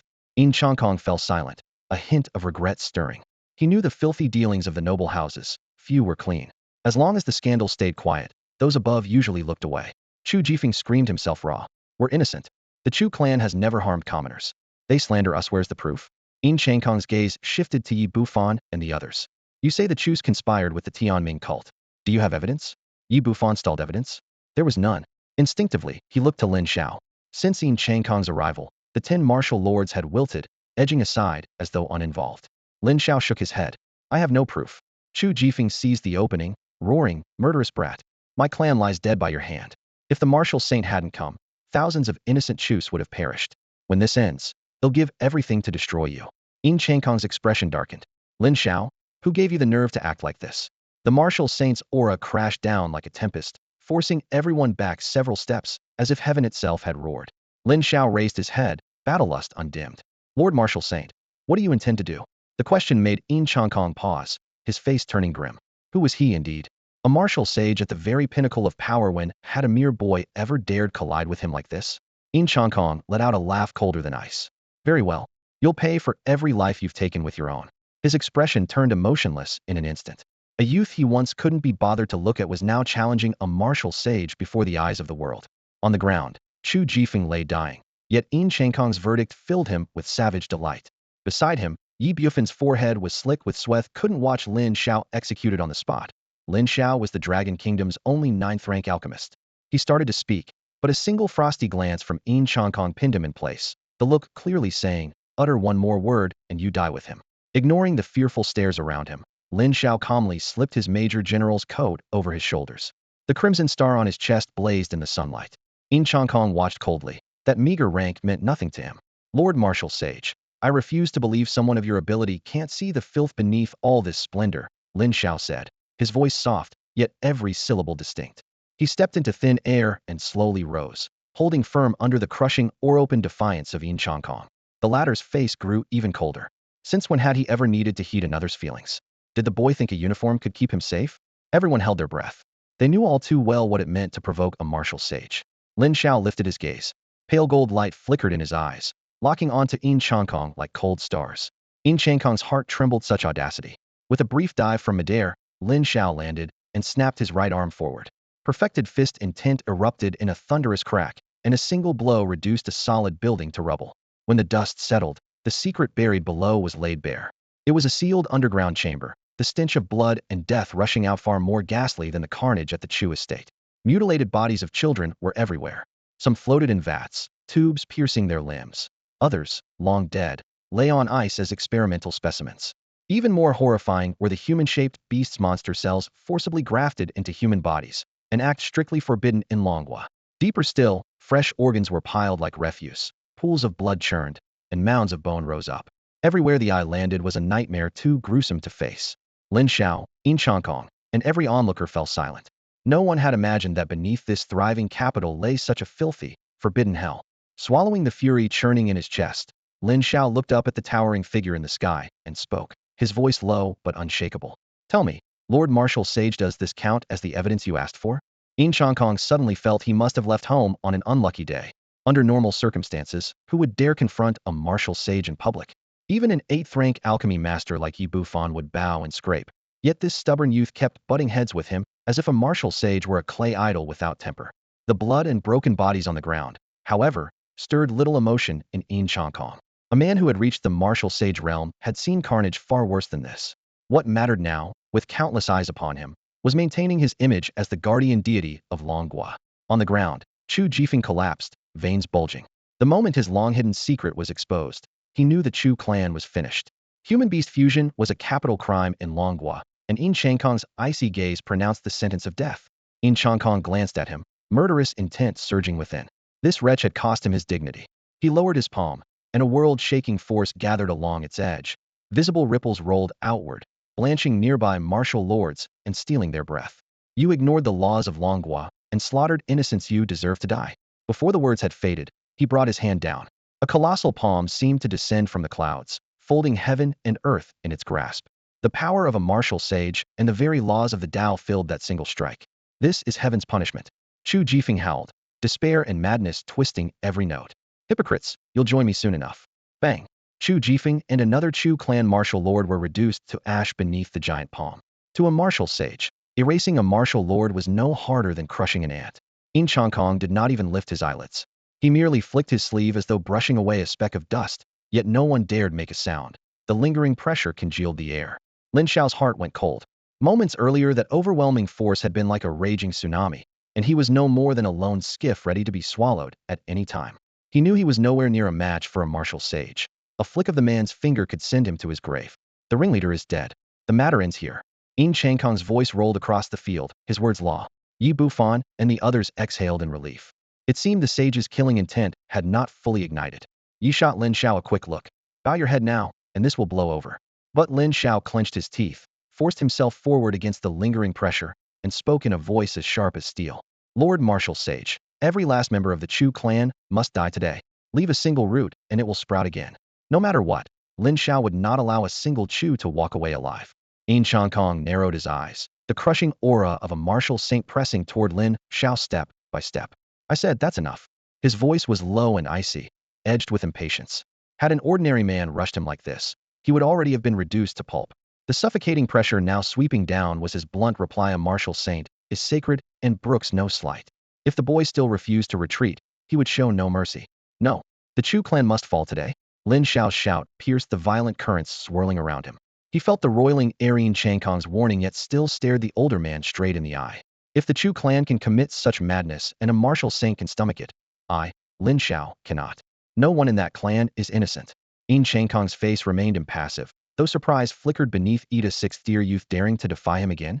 His gaze turned frigid, and thunder cracked across the clear sky. The world seemed to tilt toward doomsday, laws intertwined, Space itself warped until thin black fissures appeared. Such terror came from anger alone. Were he to strike in earnest, the entire imperial capital would become dust. At the storm's eye, Lin Xiao could barely speak. Muscles strained, bones groaned, braced against the weight with nothing but flesh and will. Sweat soaked his robes, iron-tinged breath rasping in his throat. A martial saint marked the summit of the mortal path. That gulf in life level now crushed him without restraint. In Changkong nodded to himself. This end of a boy could actually survive a martial saint's aura. Even so, that didn't grant him license to provoke forever. Humph. The snort hit like a hammer. Lin Xiao's shoulders sank. Veins bulged, face flushing crimson. The crackling overhead came from his joints screaming in protest. A normal sixth-tier fighter would already be pasting. Changkong was forcing him to kneel. Ah! Lin Xiao roared, bracing against the sky like weight. His knees quivered but never touched ground. In his bloodshot eyes blazed mad defiance. If I were a martial saint too, who could crush me? Around them, Yi Bufan and the others scarcely dared breathe. A martial saint's fury could shatter mountains. Only Lin Xiao's stubborn roar echoed in the air, heartbreakingly bitter, a peerless talent of Longwood driven to the brink. In Changkong, that's enough. Just as Lin Xiao was about to collapse, a voice like a bronze bell rolled out of the heavens. The crushing pressure vanished. Lin Xiao staggered, fell to one knee, and gulped for air, robes soaked through. Another moment, and he would have knelt outright. In Changkong followed the sound. A burly middle-aged man descended, murderous aura so dense it nearly took form, sharpened by countless battles. Jun Buhui, you mean to shield him? In Changkong's tone was cool. Jun Buhuion of Longwo's martial saints, military titan, legend of 100 campaigns, shot Lin Xiao a glance and rumbled. In Changkong, old age has made you petty, bickering with the junior. He defied his superior. Why shouldn't I punish him? In Changkong retorted. If punishment is due, the army will handle it. When did outsiders gain the right to discipline one of ours? Jun Buhui held his ground. Years of war had burned fear from his bones. Jun Buhui, you'd clash with me over an ant? In Changkong's brow darkened. I said the tribunal will decide. Jun Bui's voice cracked like thunder. Longwo might run on laws set by martial saints, but military law was equally sacred. Frustration churned in Changkong's chest. Fresh from seclusion, and already mired in this mess. With a flick of his sleeve he snapped, then we'll meet at the tribunal. He spun, became a streak of light, and vanished. Yet as he left, his palm clenched. Backed by Daoforged power, a torrent of force crashed like Mount Tai and swallowed the entire Chu estate. Boom. Centuries of the Chu clan's foundation vanished in a single strike, not even rubble left behind. When a martial saint is angered, mountains and seas grow cold. A casual strike from the martial saint wiped out the entire Chu clan in an instant. As the towering shockwave faded, the once ornate estate was reduced to charred rubble. Scalding dust still billowed in the air, etching a fresh understanding of the martial saint's power into everyone's mind. Lin Xiao stood amid the wreckage, his gaze cutting through the swirling ash. No matter the cost, the venomous thorn that had lurked for so long had finally been pulled out by the roots. The two martial saints rose into the sky and departed, and the crushing weight on every chest lifted with them. The 10 invited martial venerables cupped their fists to Yi Bufan. The matter is settled. We'll take our leave. Their figures turned into streaks of light and vanished in an instant. Elsewhere, several peers who had once been friendly with Lin Xiao hesitated, but in the end, they didn't step forward to greet him. Instead, they slipped away with their escape arts. To them, Lin Xiao, who had offended a martial saint, had become a scalding hot potato. The tangled roots of human nature were laid bare in that moment. Only Yi Bufan remained. He crossed the broken tiles, stopped beside Lin Xiao, and lowered his voice. Brother Lin Xiao, are you all right? The words floated like a breeze, yet carried genuine concern. Lin Xiao shook his head and let out a long breath. Brother Yi, I've dragged you into this. In a world ruled by force, power always comes first. Lin Xiao knew Yi Bufan's stand today might soon bring an unpredictable storm down on him and his family. After all, even after centuries of history, martial saints in Longwo were still rarer than phoenix feathers, and the fury of any one of them could sweep across the land. Yet Yi Bufan remained unfazed, a cold glint flashing in his eyes. So what if they're martial saints? If they cross my bottom line, they'll take their lives all the same. Lin Xiao paused, then raised his head. Brother Yi, I'd like to ask you something. What is it? That military tribunal, the two martial saints mentioned, what exactly is it? The sky grew leaden, thick clouds blotting out the sun, mirroring Lin Xiao's mood. Yi Bufan's eyes narrowed as he answered slowly. The military tribunal is the highest court in Longwa. Only martial saints can convene it, and it exists solely to judge those guilty of the gravest crimes. Once you are hauled before that court, your sins are broadcast nationwide, and you become a target of universal scorn. Afterward, the tribunal's supreme committee delivers the sentence: at best, lifelong imprisonment without daylight, at worst, death and the erasure of your very path. His voice grew heavy. Throughout Longwo's history, The military tribunal has appeared only a handful of times. I never imagined that wiping out a single Chu clan would draw such calamity. Lin Xiao's fingertips trembled. Where had he gone wrong? Was it merely for contradicting a martial saint? A wry smile tugged at his lips. For the past half-year, everything had gone his way, surrounded by friendly faces. His vigilance had been worn down without him noticing. Perhaps his meteoric rise in strength had made him reckless, making him forget that this world still obeys the iron law of might makes right. For a clan like the Chu, sparing their 9 generations would already be mercy. My mistake was publicly humiliating a martial saint and leaving him no way to save face. Lin Xiao looked down at his hands, his eyes deep as an abyss. In the end, he still wasn't strong enough. System. Ding, host, I'm here. Can I ask you something? Go ahead, host. I'm in a good mood today, no charge. Do you think martial saints are powerful? Ding. Host, you already know the answer. A wild smile suddenly curved Lin Xiao's lips. Perhaps he had never changed. Martial saints? In his eyes, they were nothing. If he respected you, he'd call you senior. If he didn't, even the heavens could do nothing to him. Buzz. A miraculous change surged from within, and in an instant Lin Xiao felt perfectly clear-minded. The terrifying shadow cast by the martial saint vanished without a trace. At that moment, he was like a cocoon opened by a spring breeze, finally recognizing his true self. Lin Xiao had never feared heaven or earth, and he had always lived by a single ironclad creed. If you leave me alone, I leave you alone. If you cross me, I will wipe out your entire clan. Now that every inner demon had been dispelled, his lofty ambitions returned, and his gaze was steadier than ever. Yi Bufan had been standing nearby. Seeing Lin Xiao fall silent, he felt a sharp pang of sorrow. Such a brilliant young man ought to stand at the summit, looking down upon the world, yet now he was about to step into a military tribunal. Even Yi Bufan had to admit that once Lin Xiao passed through those doors, his future would be shrouded in darkness, dazzling yet fleeting, like a comet cutting through the night sky. Brother Yi, let's go. Lin Xiao gathered his emotions. Speaking with his usual calm, whatever came, he would face it, and if worst came to worst, he would flip the table. All right, Yi Bufan replied. He had wanted to invite Lin Xiao to the Yi family estate for tea, but Lin Xiao politely refused. Lin Xiao did not wish to drag the Yi family into the storm, yet he silently remembered Yi Bufan's kindness. Night had already fallen when Lin Xiao drove alone to a sprawling villa in the suburbs. He unlocked the door, headed straight to the bathroom, turned on the taps, and poured an entire crate of imported goat milk into a tub kept at a steady 38 degrees Celsius. Milky white waves rippled across the surface. Wrapped in warm mist, he leaned against the porcelain wall, stretched out, and let the rich fragrance of milk envelop him. In the hush of the night, he drifted into a deep sleep with nothing but the gentle lapping of water for company. The doorbell woke him at dawn. Wearing a bathrobe, Lin Xiao walked to the foyer and opened the door. A summons bearing the highest insignia was handed to him. The Supreme Military Tribunal ordered the suspect Lin Xiao to appear in court the next day for sentencing. Expressionless, he tore open the document, skimmed it, and tossed the symbol of ultimate authority onto the marble floor. Then he turned and slipped back into the still warm milk bath. As the milky surface quivered, he glanced at his skin, now smooth and pale, and couldn't help but think, this milk bath is truly divine. The first ray of morning sunlight crept over the windowsill. After washing up, Lin Xiao stood before his wardrobe and chose a perfectly pressed Major General's uniform. He fastened the belt and snapped the silver buttons. The stars on his shoulders gleamed in the mirror, but they could not hide his tall, uncompromising frame and sharp features. He grinned, utterly unruffled, stepped outside, and drove straight to the Supreme Military Tribunal in the capital. The capital's military tribunal was usually so empty you could hear an echo, but today it was packed. Every seat in the vast hall was taken, and fully armed soldiers guarded the perimeter, their gun barrels glinting coldly in the sun. The solemn atmosphere seemed to compress the air itself. A temporary platform had been erected above the judge's bench, holding 2 chairs placed even higher than the chief judge's position, underscoring the extraordinary status of this case. The Supreme Military Tribunal is now in session. The resounding announcement echoed beneath the vaulted ceiling. Moments later, the iron doors clanged open, and the guards marched in step into the hall. Bring the suspect Lin Xiao forward. A deep, resonant voice echoed through the chamber. Everyone seated here was extraordinary. Even the weakest among them was at least a martial king. The presiding judge of this military tribunal, Min Changshuan, 8-tier martial venerable, who held the rank of general, was stronger still. The heavy alloy doors swung open. A boy of 17 or 18 strode into the hall, his heels clicking crisply against the marble floor. He wore an ordinary uniform that looked out of place amid the solemn, oppressive atmosphere, yet his impeccable posture earned silent nods from several officers. His name was Lin Xiao. Almost simultaneously, 2 figures appeared at the highest point of the bench: martial saints Yin Changkong and Jun Buhui.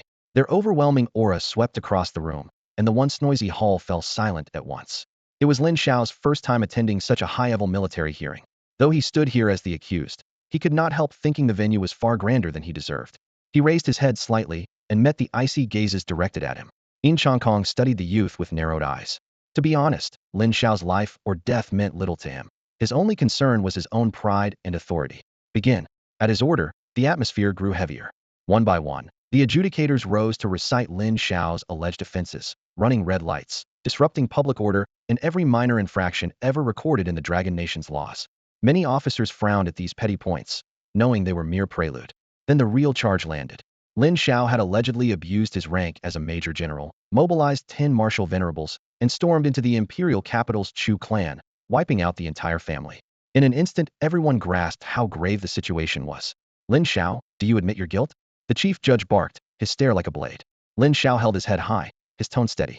May I ask, Your Honor, what guilt is mine to admit? You used your rank to recruit 10 martial venerables, invaded the Chu residence, and slaughtered the clan. Is that true or not? Your Honor, I did not rely on my rank, Lin Xiao replied evenly. I hired them for an exorbitant fee. A fair transaction, hardly a crime, is it? You were born to a poor family and are only 6th year in cultivation. How could you afford a sum that would sway 10 martial venerables? Lying before this court adds the charge of deceiving your superiors. Lin Xiao offered no argument. Instead, he shook his head and drew 3 jade vials from his spatial ring, placing them on the table. Your Honor, these are 3 8th-grade pills, refined by my own hand. They were the payment. The bottles were opened, and an exquisite fragrance filled the air. Eyes around the hall lit up with undisguised heat. Investigators had doubted Lin Xiao's ability to make 8th-grade pills, but the proof now lay before them. Such medicine was worthless to martial saints, yet priceless to martial venerables. Yin Chongkong frowned. He had not expected the boy to possess such skill. Hearing the murmurs below, he glanced at Jun Buhui, then spoke in a calm voice. You claim the Chu clan colluded with the Destiny sect and persecuted you. Where's your evidence? A martial saint had spoken. The hall fell into a dead hush.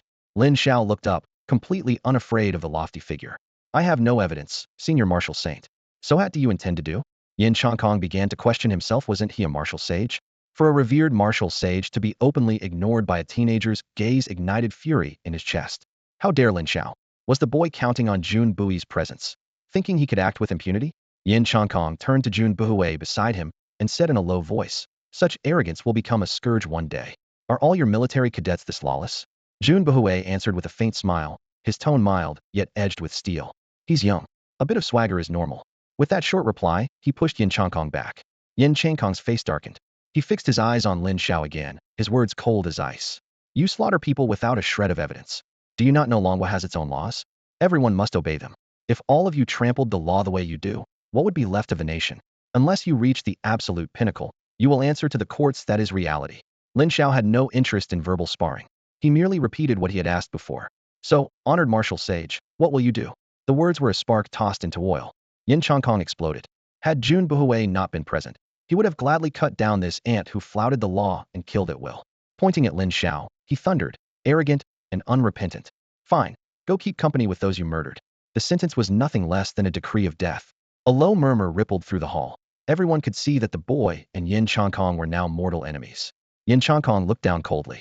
The chief judge below instantly felt the pressure. Meeting Yin Chongkong's gaze, he couldn't help but glance at Jun Buhui. In full view of the crowd, it was clear. The outcome of this trial would hinge on the clash between Yin Chongkong and Jun Buhui. Yin Chongkong's eyes stayed locked on his counterpart. Jun Buhui was silent for a moment under the weight of the entire room. Then he rose slowly, his voice ringing out, enumerating each point. Lin Xiao, 17. Awakened dual SS level abilities. In the same year he crushed the competition to claim the King of Prodigies title, skipped 2 grades to sit the National College entrance exam, tore apart the alliance of Exotic Beast Champion, and graduated as the top scorer nationwide. In the freshman tournament among the 5 major universities, he represented Military Combat University and single-handedly took both the individual and team crowns. Later, on the Northern Front, he won great merit, broke the nation's curse, slew a martial king, and was promoted to Major General, the youngest in Longwo's history. The man I speak of, is that you? Soldiers and judges around the hall were visibly shaken by each achievement he reeled off. They had guarded the front for years, unaware that such a peerless talent had risen in the rear. Under their stare, Lin Xiao nodded. Yes, martial sage. That would be me. Receiving confirmation, Jun Bui's gaze brimmed with approval. Excellent. You have done our Military Combat University proud. Lin Xiao's heart stirred. So this martial sage was also an alumnus of his university. The school had produced only 3 martial sages. One of them was his mentor, Lin Yaotian. Today, he met the second Jun Buhui. Jun Buhui, what is the meaning of this? Yin Changkong's voice shot up an octave, his face dark as a storm cloud. He laughed coldly. So what if he's a prodigy, a monster among men? In my life, I've seen more monsters than I can count. A glint of killing intent flashed in his eyes. How many of them ever reached the summit in the end? The boy before him had barged into him, ignored him again, and openly contradicted him. Jun Buhui could no longer endure it. Under countless watching eyes, Jun Bui's gaze turned as cold as a hawk's. Since when do ants dare to defy the heavens? He pointed a finger and barked, "In Zhangkong, I've always said you're narrow-minded. You know exactly what the Chu clan was like after the atrocities they committed. They deserve to be wiped out long ago." In Zhangkong's face darkened, but he forced down his anger. That still doesn't give him the right to ignore the law. Clinging to the moral high ground of the Longhua Code, he declared, if the law loses its balance, chaos will swallow Longhua.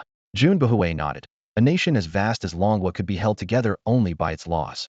Inside the grand hall of the Supreme Military Court, the air felt thick enough to solidify. Jun Buhui fixed his eyes on the young man in chains.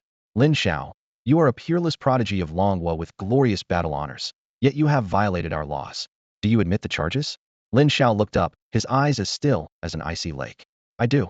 He had grasped a simple truth. The fist reigned supreme. Jun Buhui announced, very well. You are sentenced to 10 years of service on the Yongjia battlefield. If, during that time, you slay 100 martial lords and 10,000 martial kings of the enemy, you may retire early. Do you accept? The Yongjia battlefield. In Zhangkong's pupils contracted. He snorted softly and closed his eyes, giving silent consent. An uproar burst through the hall. I can't believe it's the Yongjia battlefield. That's where the myriad races of the stars butcher one another. People die there by the thousands every year. 10 years. That's a death sentence. Didn't you hear? Kill 100 martial lords and 10,000 martial kings, and he can come back. Huh, dream on. The whispers reached Lin Xiao, and he gained a rough idea of how terrifying that front was. Even so, the punishment was lighter than he had expected. Lin Xiao accepts, he replied in a clear voice. The Supreme Military Court then announced to the public that Lin Xiao would serve on the Yongjia battlefield for 10 years, with an early discharge if he fulfilled the conditions. The trial was broadcast live and immediately topped every news feed. In the imperial capital, people were still reeling from the Chu clan's annihilation, wondering how powerful the mastermind must be. Then the bombshell dropped. The culprit was 17-year-old Lin Xiao. No way. For real? God, Lin has reached this level? He can erase an aristocratic clan just like that? Man, shouldn't you worry about the Yongjia battlefield? That place is insane. Worry. God Lin is invincible. If gods block his path, he slays gods. If Buddhas block his path, he slays Buddhas. Hell bulldoze that battlefield. Crazy. I'm 17 too, and still in my second year of high school. How am I supposed to catch up? The internet overflowed with fervent support. No one thought Lin Xiao had gone too far. Instead, this single act made him even more imposing in the hearts of Longwo's youth. That's right. So what if you're an aristocratic clan? Stand in God Lin's way, and hell wipe your family off the map. This may sound extreme, but Lin Xiao's fans have reached a fever pitch. They are waiting, hoping their god Lin will once again display his prowess. Meanwhile, Lin Xiao himself has already left the imperial capital. The authorities granted him 3 days to settle personal matters, treating him nothing like a criminal. As he walked, a figure suddenly appeared at his side, silent as a shadow, startling him. When he recognized the newcomer, excitement surged through him. Teacher. The visitor was none other than Lin Yaotian. The street at dusk was sparsely lit, plane tree shadows stretching long across the pavement. The elderly man looked utterly ordinary, someone who would disappear in a crowd, yet Lin Xiao spotted him at once, his heart racing. He had not seen this teacher in a long time and had no idea where to look for him. So this sudden reunion felt like an unexpected gift. Lin Xiao, what are your thoughts? Lin Yaotian asked as he walked ahead, his tone calm, but his gaze unfathomable. Throughout the recent turmoil, he had remained passive. Had he intervened, everything might have played out differently. Lin Xiao followed, replying in a low voice. I have learned one truth. If your strength is great enough, no one can bully you. You are right, and yet not quite, Lin Yaotian said, his measured steps as deliberate as if surveying the earth. When your power is sufficient, no one can oppress you. But your heart must be stronger still. Unless you someday stand unrivaled beneath the vast heavens, you will always need to guard your core. He moved a step, spoke a sentence, each word quiet yet weighty. In Changkong may be strong enough to dictate terms to you now, but his heart is weak. To me, he is nothing remarkable. The disdain in his voice was unmistakable. Lin Xiao realized that even among martial saints there were levels, and his teacher clearly stood above In Changkong. Remember, true strength lies within. No matter how high you climb, never lose your original heart. Lin Yaotian abruptly halted and turned, his deep eyes seeming to pierce straight through Lin Xiao. Lin Xiao immediately steadied himself and bowed respectfully. I will remember, teacher. Good. Go on. Someone else is waiting for you up ahead. With that, Lin Yaodian blended into the twilight, disappearing within a few breaths. Following the direction his teacher had indicated, Lin Xiao looked ahead and indeed saw the stooped back of an old man. A light breeze lifted the elder's robe, and though he merely turned his head slightly, the restrained yet overwhelming aura he emitted made Lin Xiao tense in an instant. Lin Xiao, we finally meet. Lin Xiao was stunned when he learned who the old man before him truly was. If you don't mind keeping an old man company, walk with me for a while, the elder said with a smile, gesturing down the path. After you, Lin Xiao replied, calming himself and falling into step beside him. The setting sun stretched their shadows long behind them as they strolled along the quiet lane. The elder spoke in a calm voice, yet every word was weighty. Longwa might appear strong, he said, but in truth it was splintered by influential clans, each harboring its own agenda. The same hidden currents churned among the Shinkong Wanzu. He paused, eyes fixed on the horizon washed in gold. This world is vast, so vast we can barely fathom it. In the torrent of history, Longwa is an infant, seemingly tough, yet unable to afford a single misstep. Lin Xiao listened in silence, unsure why the elder was confiding in him. Lin Xiao, the old man continued, his voice soft. You are the most talented person in Longwa's history. I have watched you since the day you awakened. Lin Xiao's heart jolted, his every move had long been monitored by these giants. The realization stirred instinctive resistance. Sensing it, the elder sighed. Each generation's brightest talent is sheltered from the shadows. Our enemies know no limits. During the 2 assassination attempts by the Tianming sect, we observed from afar. Had you truly faced certain death, someone would have intervened, but you handled it well. He knew every detail of Lin Xiao's life. Yet Lin Xiao frowned at this so-called protection. Ignoring the unease, the elder revealed his true purpose. If Longwa soon faces extinction, I hope you will rise and shield it. The words struck like lightning. Chief, why me? Lin Xiao blurted. The sudden burden felt as if destiny itself had been forced upon him. Perhaps it is destiny, the elder said, gazing at the crimson sky. Since your rise, the world's tides have surged. The Shinkong Wanzu can no longer restrain themselves. The Isho alliance has shown its claws, and an unseen hand seems to manipulate everything. His face darkened. This is a struggle between races succeed or perish. Shinkong Wanzu is only a name. Countless peoples have vanished like pebbles sinking into the sea, leaving no ripple. Longwa rose in mere centuries on the blood of our forebears and the fight of each generation. Yet once again, we stand on the edge of annihilation. Last time, a peerless Wudi turned the tide. This time, Longwa has no such invincible champion. The gravity of the situation exceeded anything Lin Xiao had imagined, yet he still asked, why me? The elder met his eyes, steady and hopeful. Because in you, I see hope, the hope that can lift Longwa from this vast quagmire once and for all. The old man fixed Lin Xiao with a solemn gaze. He had devoted his entire life to Longwa, and all the faith he had accumulated over the decades was now poured into Lin Xiao without reservation. Lin Xiao could feel it clearly, the same unyielding will he had once seen on the Outer Realm battlefield, where their predecessors had fought to the last breath for their homeland, burning away like candles that shine brightest before turning to ash. This was the legacy etched deep in the blood of every generation born in Longwa. Just before they parted, the old man did not force Lin Xiao to give an immediate answer. Instead, he made an ironclad promise. Come back from the eternal battlefield, and no one in Longwa will dare dictate your choices. His back was ramrod straight when he said it, his confidence absolute. On the train ride home, the words kept echoing in Lin Xiao's mind.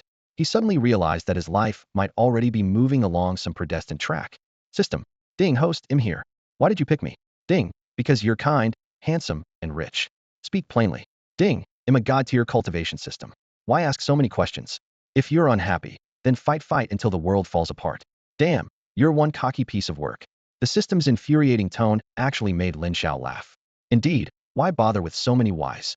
He had never cared about cosmic fates or racial destinies. He cared only about the people he cared about. Anyone who crossed that line died. For the next 3 days, he completely relaxed.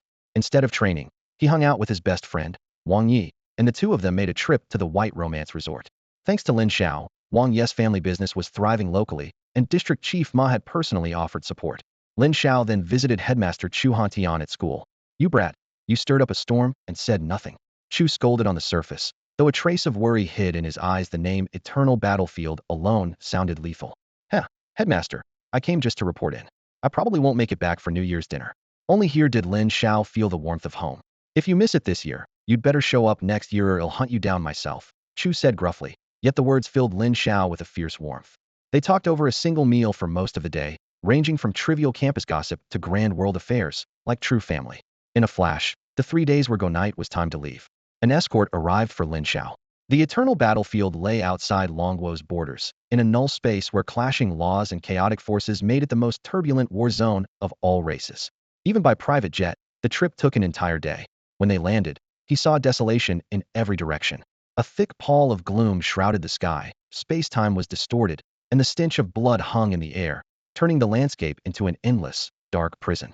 Before setting out, he had done his homework. The eternal battlefield was the ultimate trial of deceit, where the only person one could trust was oneself. Fratricide was common. Yet every year, countless powerhouses from the myriad races Longguo included flocked there for one reason. A legend that somewhere inside lay the chance to break through to Martial Saint.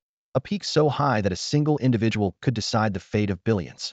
Let's see just how terrifying this place really is, Lin Xiao muttered. With one step into the eternal battlefield, the most chaotic domain of all race, she ushered in its darkest hour. What a mess. Lin Xiao stood on an ashen wasteland where chaotic energy surged on every side, tangled with rampaging laws that slashed about like invisible spikes. For anyone new to this realm, one careless breath of these violent forces could trigger a power backlash, at best shattering the meridians, at worst blowing the body apart. Help me. A hoarse, desperate cry tore through the air, laced with a subtle bewitchment that pierced straight to the heart. Lin Xiao tensed, a protective instinct flaring. The source was a striking young woman.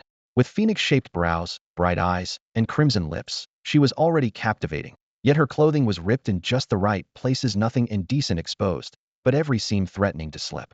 As she ran, swathes of snowy skin flashed, the sway of her curves making Lin Xiao's head throb. Catching sight of him, she brightened and called out again, her voice so fragile it seemed ready to snap.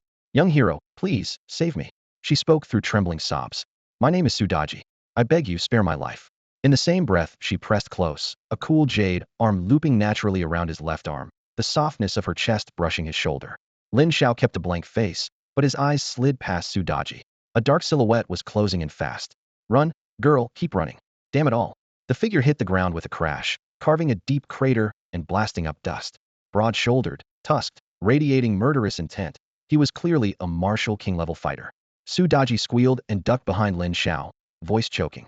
"Young hero, he tried to violate me. I refused, so he chased me all the way here. Please, protect me." Before Lin Xiao could answer, the burly man snorted. "Where'd this spineless pup come from? Him in a good mood, cram while you can, or he'll take your head." He spread his fingers like claws, shockwaves booming around him. Sudaji leaned to Lin Xiao's ear, her whisper sweet as silk. "Young hero, you're my only hope." The allure in her tone was thick enough to drown in. Lin Xiao stood motionless, eyes glassing over as if entranced. Sensing it, Sudaji quietly slipped her arm free and edged back half a step. Bang! The martial king struck without warning, a twisted force punching straight through Lin Xiao's chest. Blood sprayed as his body flew several meters and slammed to the ground. Just before death, a flash of clarity flickered in his pupils, but it was too late to speak. "TCH, penniless fool, I wasted my feelings," Sudaji muttered. She crouched and searched him inch by inch, finding nothing of value, her face curling in disgust. The man's greedy gaze roamed her generous curves, drool almost dripping. "Told you that pretty boy was useless. He was drooling the moment he saw you. Deal was, once this job's done, you let me have some fun." He rubbed his hands, barely containing his excitement. With her back to him, Sudaji's lips curved into a cold smile before she cooed. "Oh, don't rush, big guy. I never said I wouldn't." The lust in the man's eyes grew even more intense as he wrapped his arms around the beauty he'd been craving for so long. "Right here? I can't wait any longer." With that, he roughly threw Sudaji to the ground, swiftly stripping off his own clothes, ready to plunge in and unleash everything. But just then, a razor-sharp blade pierced straight through his chest. Blood dripped steadily, and in that moment, terror filled his face. Sudaji's expression finally twisted into sharp sarcasm as she yanked the blade out with a vicious pull. Uft! The man collapsed to his knees in agony, blood pouring out uncontrollably. The strike had hit a vital spot, and the blade carried a terrifying poison that was already spreading through his body. "WWHY? You think you can touch me? Take a good look at yourself in a puddle of pissuri, not worthy." Sudaji stared at him coldly, and, with one swift slash, severed his head. This martial king powerhouse died a humiliating death. He'd thought himself the hunter, but in her eyes, he'd always been the prey. Sudaji quickly searched the man's body. "No, this doesn't make sense." Confusion clouded her eyes. It shouldn't be just this little treasure. She'd worked with him many times, robbing plenty of resources together, always splitting them 50-50. It couldn't be this scant. As she prepared to search again, a wave of murderous intent surged from behind. "You filthy bitch, die!" A powerful attack pinned Sudaji in place, unable to move. Ah! Her agonized scream echoed through the heavens. This man was the same martial king she'd just killed. It was his clan's innate divine ability, an external incarnation. The one Sudaji had slain was merely his avatar. He'd long suspected her ruthless nature and prepared accordingly, and sure enough, he'd guessed right. Now, Sudaji's meridians were all severed. She couldn't even twitch. She lay on the ground, her face etched with panic, begging desperately. Please, spare me. I'll do anything. Damn you, you stinking bitch. You cost me my external incarnationdo. You know how much it took to condense that. The man was furious, venting his rage by savagely tearing away what little clothing remained on her, exposing her completely. He groped her relentlessly, without a shred of mercy, his immense strength leaving countless marks on her bare body. You cursed whore, I'm going to play you to death. He was livid because that incarnation was his only life-saving trump card, now gone forever. But as he prepared to go all in, a hand suddenly pierced his heart. In disbelief, he looked down at the bloody palm clutching his still-beating heart. Splat! The heart was crushed, filling him with despair. He forced himself to turn. Who? It was Sudaji. She gazed at him with cold indifference, while the Sudaji pinned beneath him slowly transformed, finally revealing a tail. You're from the Nine-Tailed clan? Those were the man's last words before he breathed his final breath. This time, he was truly dead, both his true body and incarnation, all lost to this woman named Sudaji. She withdrew her hand, flicking off the bloodstains. Her once seductive and alluring demeanor vanished, replaced by an utterly cold expression. On the eternal tribulation battlefield, there's no room for mercy. Hidden in some spatial pocket, Lin Xiao watched the scene unfold quietly, filled with deep awe. What a show she put on. The twists and turns had been so abrupt. He finally understood the true weight of the eternal tribulation battlefield. Was it this intense right from the first day? Observing Sudaji's practiced movements through his space-time divine eye, he confirmed this was her true form. So be it.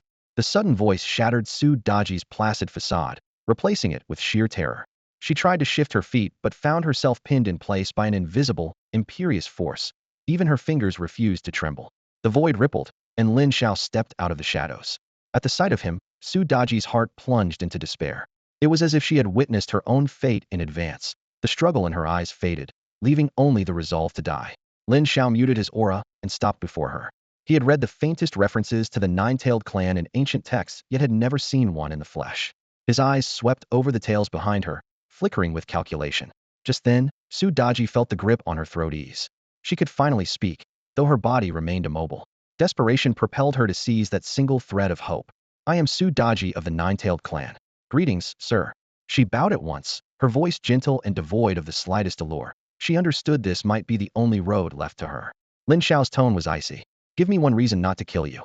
He had intended to erase her on the spot, yet after surviving the horrors of the eternal calamity battlefield, a new idea had taken root. Sudaji did not hesitate. My clan possesses a death oath. Once invoked, the caster's life rests entirely in the hands of the oath's master. I am willing to bind myself to Yumi fate yours to command. She paused, then laid out every advantage she could muster. You have only just entered the eternal calamity battlefield. The world is vast, the race is countless. Allow me to guide you and clear your path. Lin Xiao narrowed his eyes. Can this death oath truly be trusted? Absolutely. Sudaji met his gaze, her tone unflinching. I dare not deceive you in the slightest. Lin Xiao fell silent, calling inwardly, system. Ding. I am here, the mechanical voice replied. What do you know of the Nine-Tailed clan's death oath? Ding. The Nine-Tailed are a heaven-cursed race. The oath was bestowed by the heavens. Once sealed, the caster is bound to the master for life. Heaven-cursed? Lin Xiao raised a brow. Whatever destiny they bore, it mattered little to him. All he required was an absolutely obedient servant. A sharp light flared in his eyes, mirrored in Sudaji's as though a god looked down upon her. You have one chance, he said, voice like steel. Invoke the death oath now. If anything is amiss, you die. A crushing aura descended on Sudaji. She dared not resist. Closing her eyes, she began to chant. In an instant, a blood-red sigil of intertwining chains materialized in the air. Stifling her humiliation, she looked up. Please, sir, offer a drop of blood to claim ownership. Fixing on the sigil, Lin Xiao asked again, System, any problems with this? Ding, confirmed. It is indeed the heaven-cursed death oath of the Nine-Tailed. One drop of blood will make you her master. Satisfied, Lin Xiao nodded. At least she knows her place. He pricked his finger, forced out a scarlet bead, and flicked it forward. The moment the blood touched the sigil, it fused into the lines, then sank into Sudaji's forehead. A strange bond formed in Lin Xiao's mind. With a single thought, he could plunge the woman before him into agony worse than death. His brows lifted slightly. He tested the connection. Ah! A soul-rending scream tore through the silence. Su Daji collapsed to her knees, curling up as if 10,000 insects gnawed at her bones. The sound made Lin Xiao's eardrums tingle. Not bad at all. Su Daji's eyes flickered, and she collapsed, trembling so violently she might have been a corpse. Terror washed over her, and for a moment she wanted nothing more than to die, yet sheer instinct forced her to swallow every trace of defiance. Mamister. The word slipped out in a barely audible whisper that seemed to drain the last of her strength. That was only the punishment for your earlier mistake. Lin Xiao gazed down at her, his tone like cold steel. If it happens again, you know exactly what awaits you. Yes, master. With a wave of his hand, Lin Xiao granted her 1 hour to recover. Moments later, Su Daji dragged herself upright and knelt before him, voice faint. Master, I have recovered. Thank you. The snow-white curve of her chest was all but exposed. If Lin Xiao wished to look, nothing would escape his eyes. Stop calling me master. Address me as Gongzi. Yes, Gongzi. Now stand. Thank you, Gongzi. She rose on unsteady legs, head bowed so low she hardly seemed to breathe. The contract was sealed. Everything she was belonged to the man before her. Even her most private thoughts lay open to him the instant he cared to search.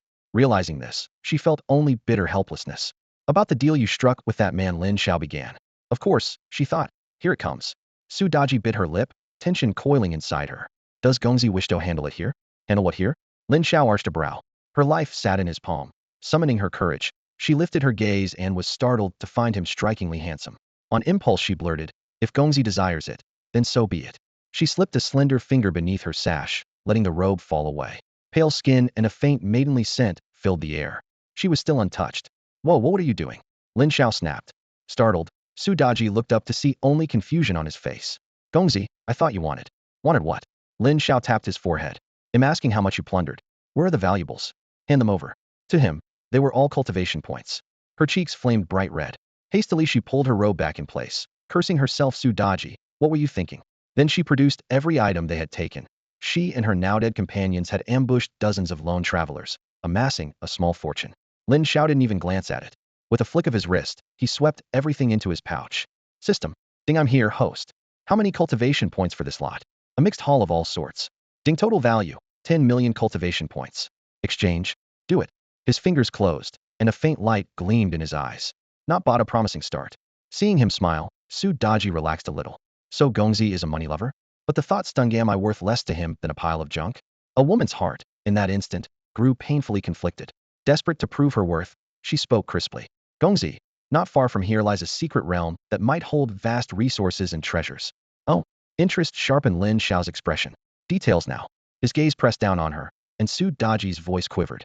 It's a realm left behind when a martial venerable fell. They call it the Song Yuan secret realm. Song Yuan secret realm? That's right, my lord. The Kanglin secret realm was left behind after Lord Kanglin's death, and rumor has it he came from the prosperous Wanling clan.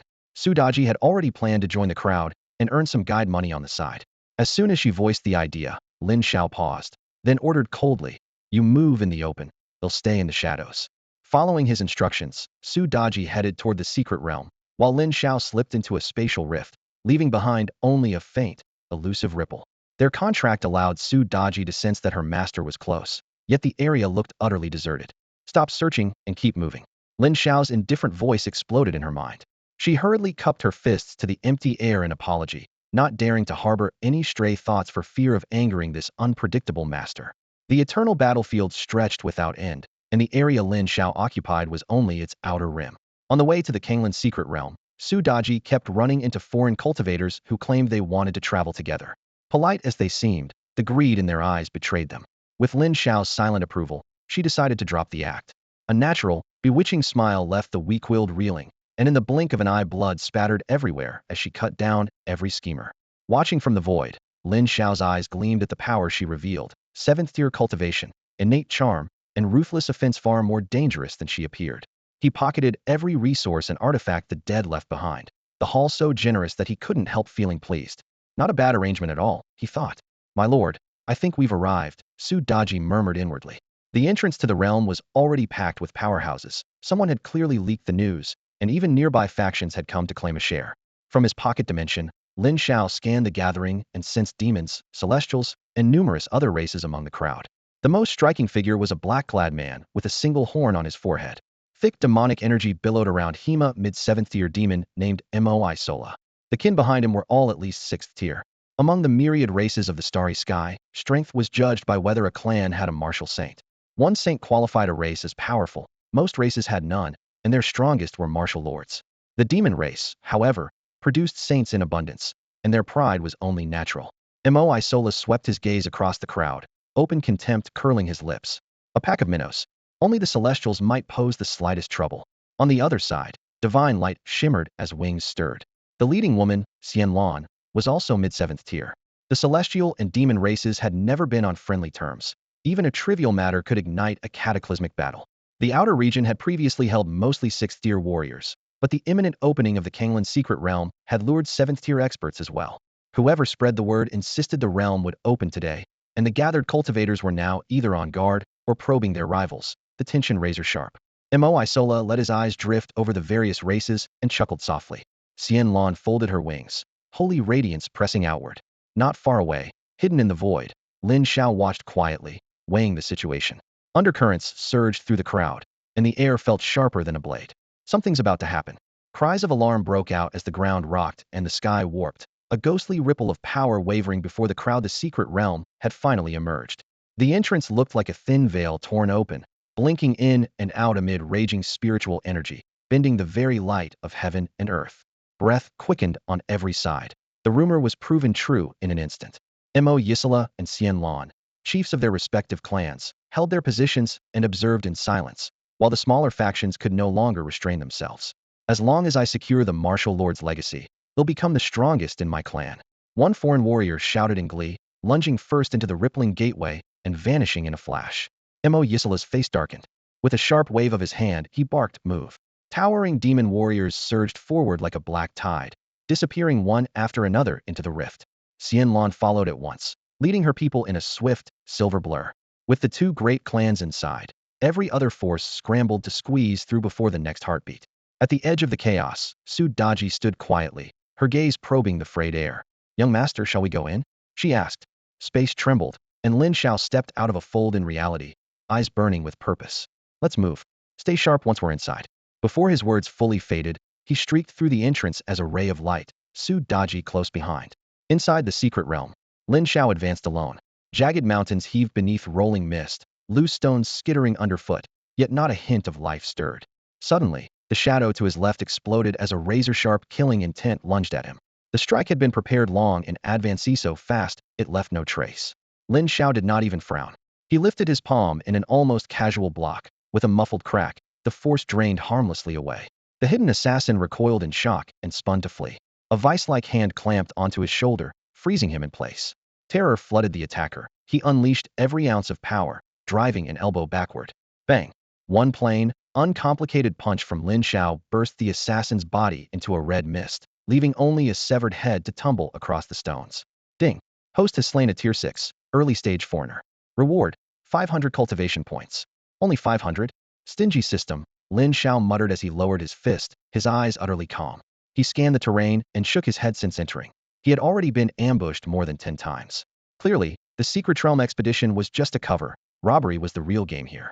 Just then, Su Daji's voice sounded in his mind. "Young master, I found some rule origin stones, but too many eyes are on them." Rule origin stones. Lin Xiao's gaze sharpened. These gems, native to secret realms, contain the essence of laws.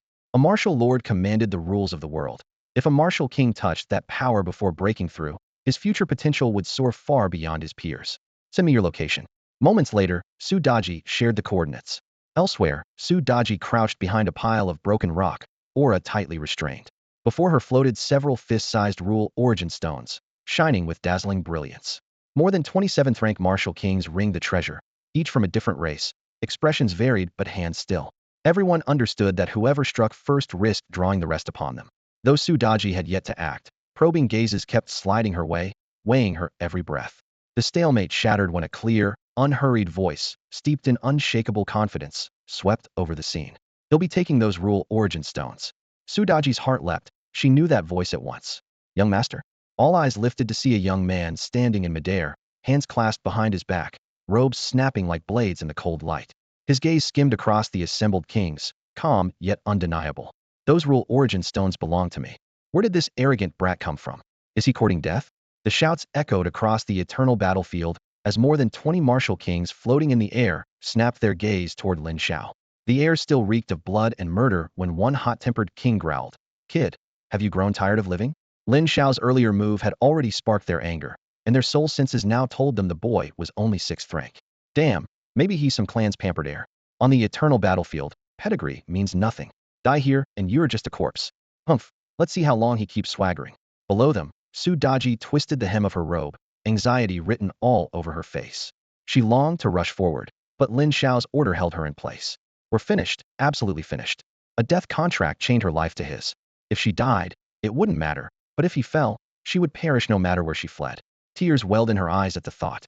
Lin Xiao, however, acted as if nothing were amiss. He turned toward a nearby swirl of dark gold mist, the source of laws. Before his fingertips reached it, a furious roar crashed down. Die! Scorching energy tore through the air toward Lin Xiao's back. Killing intent in the sky thickened into black clouds. Yet he seemed oblivious and kept his hand outstretched. The martial kings looked on with disdain, amused that a 6th-rank ant dared posture before them. Boom! The blast struck Lin Xiao squarely. Assuming him dead, the kings resumed their standoff. Su Daji collapsed, murmuring to herself, "It's over, it's really over." Su Daji can't escape her fate. She closed her eyes, awaiting the pain. Several heartbeats passed nothing. She snapped her eyes open, unharmed. The contract can't be wrong, master's alive. Astonished, she whipped her gaze to Lin Xiao. The dust cleared. The young man stood with hands clasped behind him, only a smear of ash on his clothes. His calm, detached air drew every martial king's attention again. So that's why he's cocky. The brat has some tricks. The king who had attacked scowled, shocked that a single strike hadn't ended a 6th-ranker. Damn you, boy, die.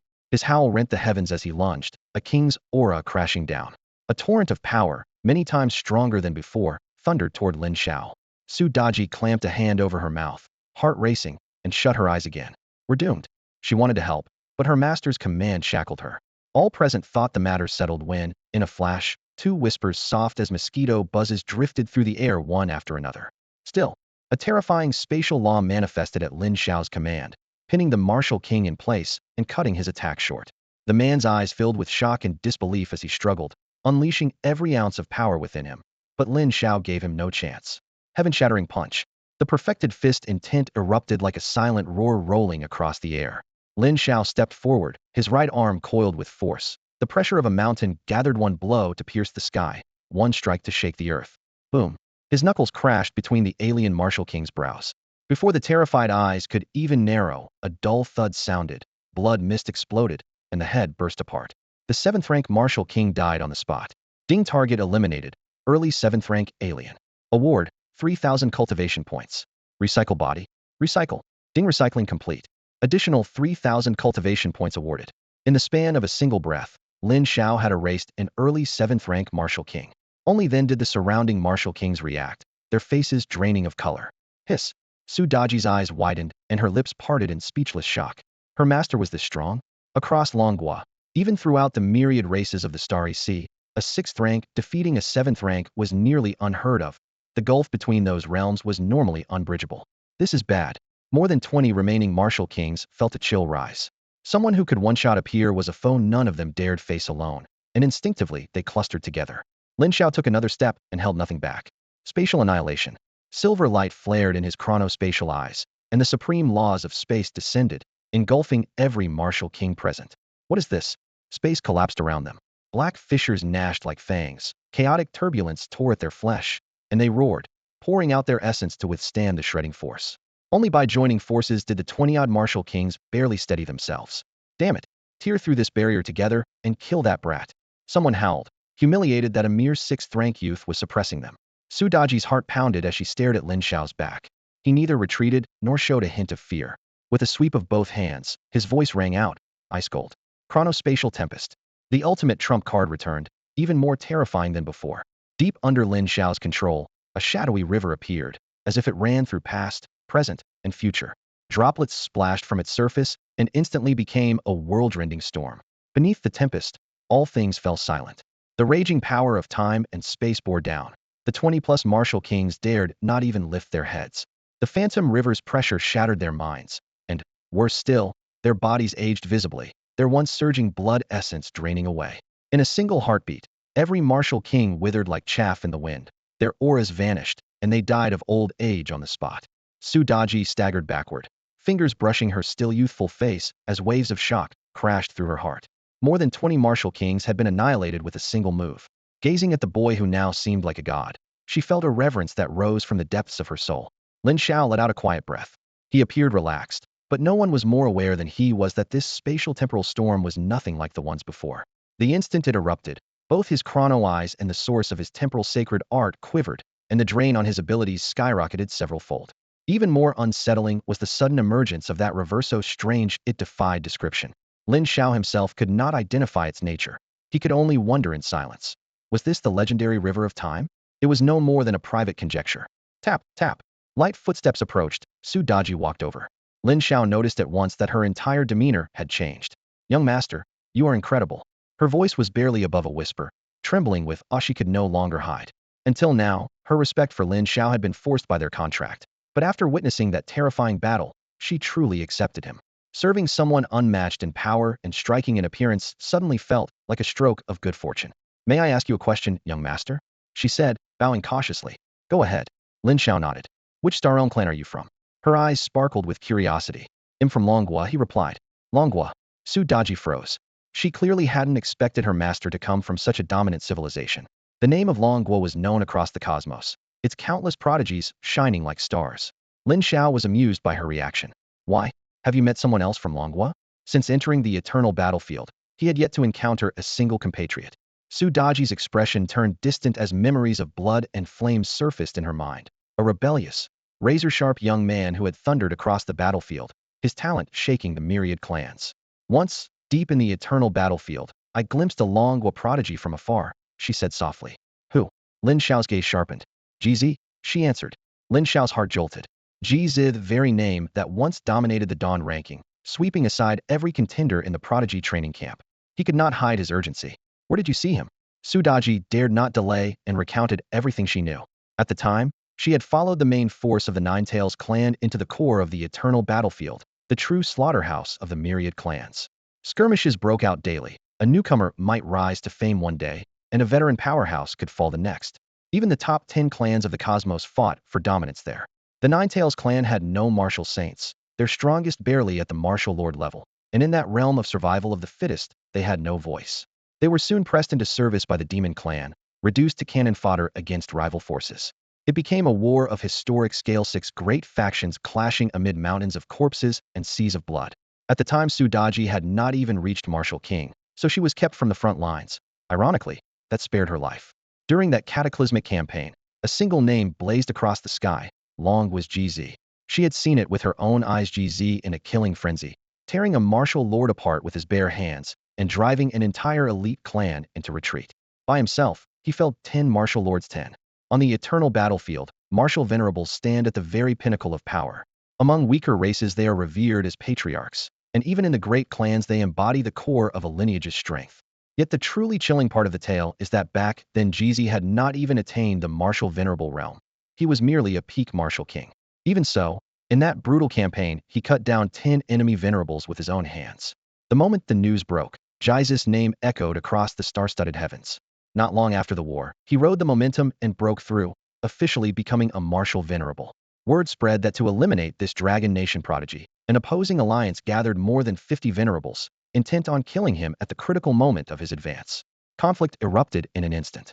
For 3 days and nights the mountains collapsed, blood rained from the sky, and a heavy pall weighed on every heart.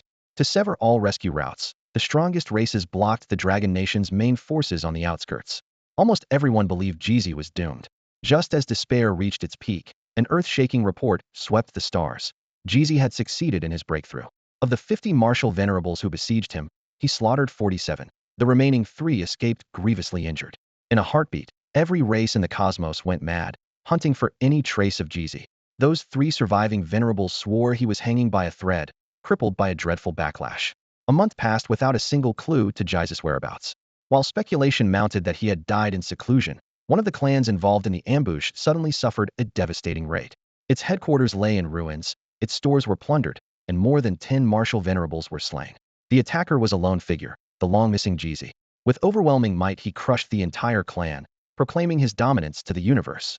From then on, his name appeared on every major clan's kill list, at one point rising into the top 10. Su Daji told the story with shining eyes, her voice filled with admiration. The Nine-Tail clan is female-dominated by nature and instinctively reveres great power. Legend holds that in ancient times they served as vassals to an unbeatable race. After committing a colossal sin, they were abandoned and cursed, earning the title the Doomed Race. Lin Xiao listened in silence, forced to admit that Jizi was unrivaled. He couldn't help thinking of another genius he respected, Ji Xiangnan. As Su Daji spoke, her gaze settled on Lin Xiao's face. In that moment, she seemed to glimpse the same unmatched figure. His single strike that obliterated 20 martial kings still echoed in her mind. My lord. Su Daji's heart raced. She felt her master was likewise a transcendent prodigy. The thought grew ever stronger until, under Lin Xiao's steady gaze, she sank to her knees, touching her forehead to the floor. My lord, the Nine-Tail clan wishes to devote itself wholly to helping you reach the summit. Please grant us the chance. It was a pledge of allegiance. Su Daji intended to bring her entire race under Lin Xiao's banner. Huh. Lin Xiao regarded the kneeling Su Daji with cool indifference. Without bothering to respond, he tossed out, let me know if you find a treasure or run into something urgent, then turned and walked away. Su Daji's bright eyes followed his departing figure, her breath coming slightly faster. The clan's ancient texts said the nine-tailed fox lineage had once been blessed by the heavens rather than cursed. Their downfall began when their ancestor chose to follow a peerless titan who had once ruled the cosmos, a secret known only to the clan. Recalling this, she clenched her fists, drew a deep breath, and steadied herself. No rush, stay calm, she told herself. Composed again, she continued exploring the Zhongyuan's secret realm. She quickly discovered the realm was far more intricate than she had imagined, filled with hidden currents and countless opportunities. Elsewhere, Lin Xiao wandered deeper into the realm with no fixed goal, casually harvesting any spirit herbs he passed. Boom! A deafening blast erupted overhead. Someone was fighting. A spark flickered in Lin Xiao's eyes. His figure blurred and slipped into an extra-dimensional fold. Looking through layered rifts, he saw two factions battling around a stone dais. Above it hovered 3 orbs of light, each radiating mysterious energy. One faction was the centaur race, human torsos joined to equine bodies, straightforward in tactics and considered weak among the myriad star races. The opposing force was far more vicious, its heritage and power vastly superior. We spotted it first, damn you. A centaur roared. So what? The rival leader sneered. If you trash won't leave, you can stay here forever. On the eternal battlefield, strength is the only law. Fights over treasure break out countless times, every day. High above, Lin Xiao watched impassively. Light rippled through his time-space divine eyes, and in an instant he unraveled the structure of the 3 glowing orbs. Neither faction sensed the third presence overhead. After confirming the details, he shed his concealment and materialized above them. Who? Both sides shouted in alarm. Lin Xiao did not reply. Divine radiance burst from his eyes as sweeping laws of time and space flooded the area. Spatial annihilation. Space collapsed. Darkness tore open, and he showed no mercy. His first strike was a wide-area kill. The strongest of the combatants were only 6th tier. Confronted by this strange, unstoppable force, their arrogance dissolved into despair. Within moments, more than 100 aliens vanished along with the shattered void. Lin Xiao stared down without emotion. In Longhua he would never butcher the innocent, but on the eternal battlefield, unrestricted by rules, he found he rather enjoyed its law of survival. Might makes right, and the weak are prey. Dinga system notification sounded. Alien kills confirmed. Reward, 10,000 cultivation points. One move wipes out 100 of them, and it only grants 10,000? Lin Xiao muttered. This system's getting stingier by the day. Lin Xiao cursed under his breath and strode forward, sweeping the 3 treasures floating in midair into his pouch. A quick inspection told him they were a fruit, a token, and a weapon. He recognized the fruit, a 7th-grade herb called the Xiling Tianxin fruit, renowned for boosting mental power in an instant. Among the myriad races of the starry heavens, anything that enhanced the mind was prized, and this fruit was worth far more than other resources of the same tier. Without hesitation, he tossed it into his mouth. Sweet juice and a crisp texture reminded him of biting into an apple, and in a few chews he swallowed it whole. The medicinal power flooded his limbs and bones, and he felt his mental strength climb dozens of points at once. Already peerless among martial kings at his level, he normally struggled for even a single point of progress, yet now he broke through with ease, leaving him clear-headed and invigorated. Once the surge settled, Lin Xiao twirled the token in his left hand while gripping the weapon in his right. It was a long spear weighing 30,000 jin, its shaft coiled with dragons, and its tip flashing a chill light that seemed able to pierce the sky. Lin Xiao, however, was no spear user, and after a few breaths he lost interest. The token bore the character Ling, its edges worn by time. After a glance he stowed it in his spatial ring and continued toward the heart of the secret realm. The closer he drew to the core, the more motley the crowd became. Sensing Su Daji's aura, he quickened his pace. Reaching an ancient hall, he found numerous factions had gathered, headed by the demon race and the celestial race, two powerhouses of the starry heavens. Even on the outskirts of the eternal calamity battlefield, their strength cowed the others into silence. Lin Xiao's solitary arrival immediately drew every gaze. Huh, this guy must have a death wish, showing up all by himself, sneered an alien martial king. Licking his lips, the man's eyes roamed over Lin Xiao. Tender flesh. But it tastes great.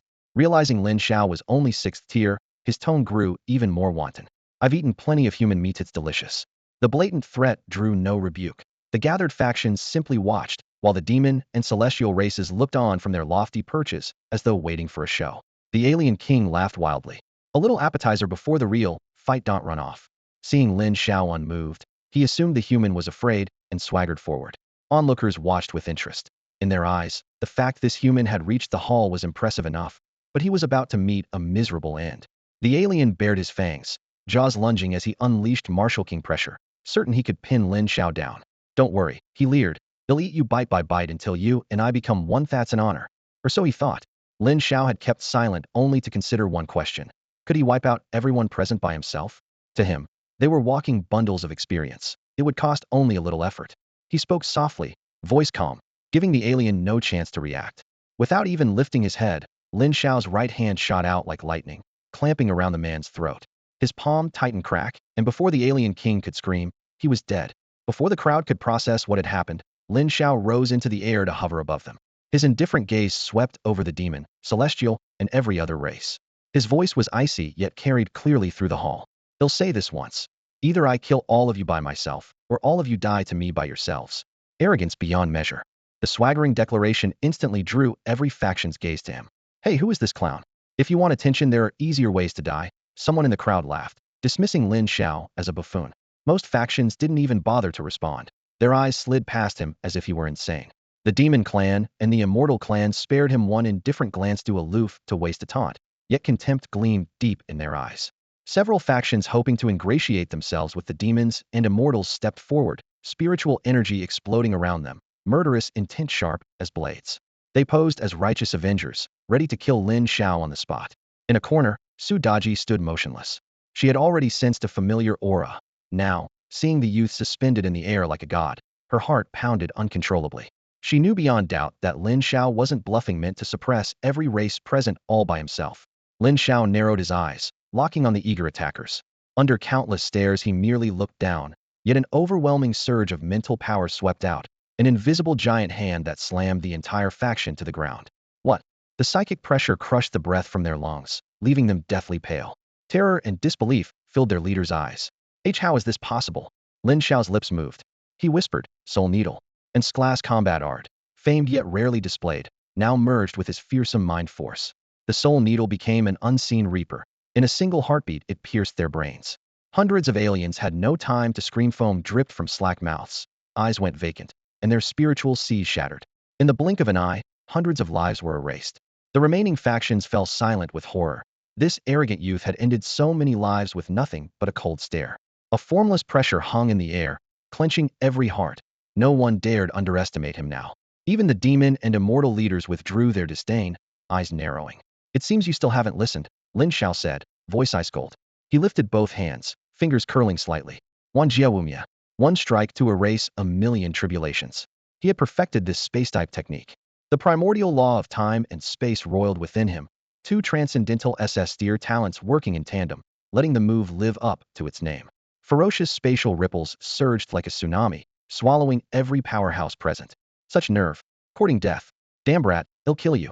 A world-shattering tide of energy rushed toward him as every faction finally played their trump cards. The demon and immortal clans were furious and had dared profane their supreme dignity. The youth they had never taken seriously had struck first. They would not allow it. Heaven may forgive a natural disaster, but not self-inflicted sin. Under the threat of Wan Jiawu Mia, every faction instantly stood on the same side. Rage focused on Lin Xiao. Spells, divine weapons, and laws alike blasted skyward toward him. Ha ha ha, that's it. Entertain me to your heart's content. Suspended alone in the air, Lin Xiao threw back his head and laughed, his formidable body glowing from within. The dazzling light rimmed his outline with a cold golden edge, like an ancient war god reborn. High above, thousands of attacks erupted at once. Blade Chi, arcane seals, divine lightning, black flames converging into a storm of annihilation that crashed toward his chest. Lin Xiao did not even frown. He never intended to dodge. Boom. The sky was torn open by a monstrous explosion, the shockwave rolling in every direction. Thousands of mighty cultivators had struck. Any single blow could have split mountains and rivers, yet all of them poured their power into the same spot. Humph. He really doesn't know his place. A mocking voice rang out through the dust. Some eyes gleamed with bloodlust, stirred by Lin Xiao, itching to swing their blades. Behind them, Su Daji's pretty face had gone sheet white, her fingertips icy, her palms slick with sweat. If that terrifying blast had landed on her, she would have been erased on the spot, body and soul, without even ashes left behind.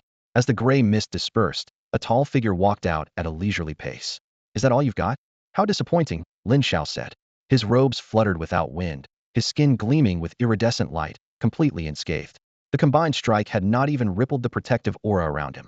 His body was only one step short of sainthood. He could take the full power of a martial venerable heathen. Impossible. The kid's a monster, everyone. Attack. Shock, disbelief, and grim resolve twisted across their faces. Both the demonic and celestial factions stopped underestimating him and formed up, trying to gauge his true strength. A deep hum answered them, followed by a whisper as cold as death and a surge of overpowering fist intent. A fist to shatter the heavens. Perfected intent coalesced in an instant, its arc complete, as though it could mend the very crack in the Tao. Lin Xiao thrust out a single punch. The void shook, and a colossal hand emerged, descending with force enough to crush 10,000 mountains. No, stop it now. Faces drained of color as the roaring gale choked their breath. It felt as if a whole sky were falling on their heads. If they failed to block, that punch could wipe out cities and kingdoms. Under Su Daji's horrified gaze, Lin Xiao stood alone in the air, one fist shaking the heavens. A single man, a single punch, subduing races across the stars. Boom. The earth split apart, dirt and stone exploding outward, leaving a bottomless crater. Weaker foes were ground into bloody mist before they could even scream. Most of the survivors were martial kings, forced to one knee and coughing blood, terror written on their faces. That was terrifying. Who could throw a punch like that? What race does he belong to? System prompts flooded Lin Xiao's mind, tallying the casualties. The punch had killed or maimed countless foes. Only a few hundred martial kings were still breathing. Since that's the case, let me try another move. The source of the sacred law of time and space throbbed violently inside him. Lin Xiao's eyes turned into deep vortices, beams of brilliant light shooting from his divine pupils, and he seemed like a god come down to earth. An icy voice echoed as if from the edge of the cosmos. Endless reincarnation, one glance, 10,000 years. In an instant his gaze locked onto the remaining martial kings. Their pupils dilated, expressions blank, as though they had fallen into an endless abyss. The power of time surged like waves grinding sand, eroding flesh and soul alike. Their bodies disintegrated, turning into motes of dust, while their souls were dragged into an endless loop by an invisible force. Consciousness stripped away, they were trapped in a dark cycle with no release. In the blink of an eye they were destroyed, unable even to grasp what had happened, their minds snuffed out by boundless terror. They perished in that eternal dread. Such is the horror of endless reincarnation. The spectacle left Su Daji petrified with fear. She had never seen anything so bizarre and overwhelming. Hundreds of martial kings stood before her, far more than the entire nine-tailed fox clan could ever muster. Yet with nothing more than a casual glance from Lin Xiao, those mighty warriors seemed to have been put on pause. Their faces drained of color, their features withered, and in a heartbeat they crumbled to dust, vanishing on the faintest breeze. Terrifying. What kind of power did this godlike young man wield?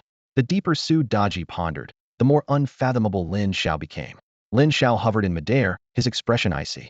Moments ago he had unleashed endless samsara. A killing move awakened when his body reached 50% synchronization, a strengthened version of the space-time storm.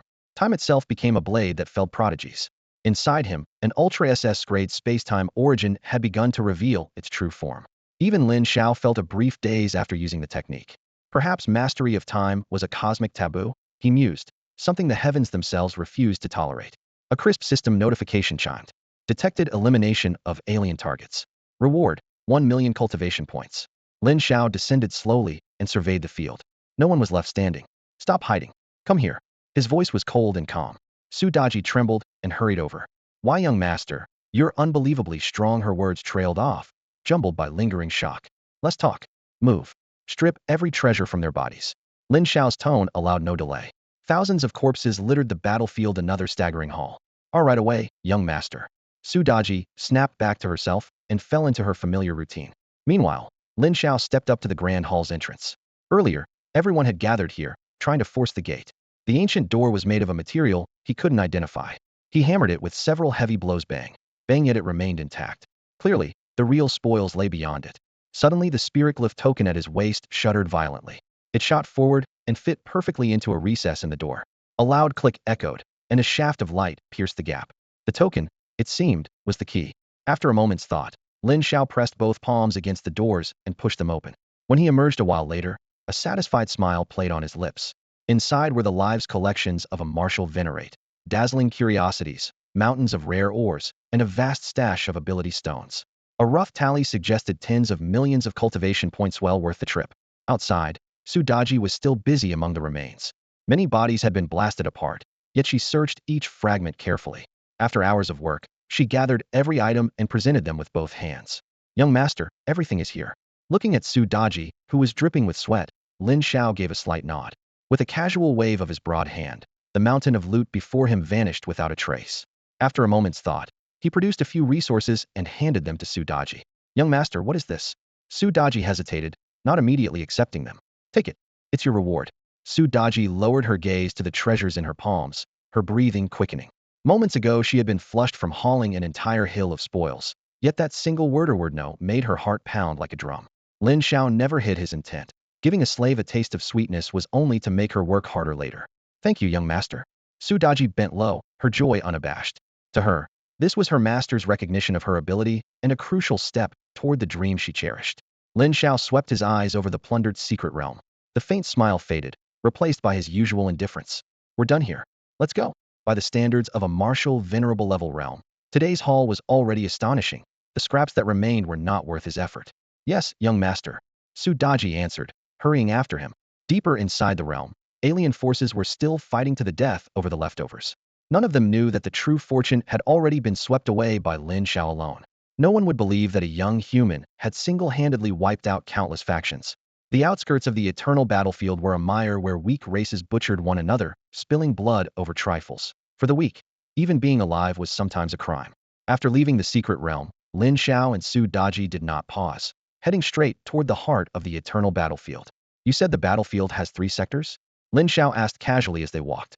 Yes, young master, Su Daji replied. The battlefield is boundless. The closer to the center, the richer the resources and the greater the concentration of experts. The outermost zone is called the periphery. Deeper in is the second sector Jinlong Pass, where any surviving faction must have at least one martial venerable. The innermost core is Pilgrimage Pass, which is almost entirely occupied by the Star Realm's great clans, while the weak serve only as cannon fodder. These 3 sectors are collectively known as the 3 Gates of Eternity. Interesting. Lin Xiao narrowed his eyes. The conditions laid down by the military court surfaced in his mind. There were only 2 ways to leave this place. The first was 10 years of service, which was impossible. He had cultivated less than a year, and 10 years was far too long. The second was to kill 100 martial venerables and 10,000 martial kings. Those numbers had once made him frown, but after witnessing the carnage among the various races, he realized that although difficult, the task was not unattainable. Martial kings were not common in the Dragon Kingdom, but this battlefield provided the opportunity. Lead the way. Lin Xiao's voice was calm and left no room for argument. Su Daji understood, catching his intent with a single glance. Lin Xiao nodded in satisfaction. Slaves should behave like slaves.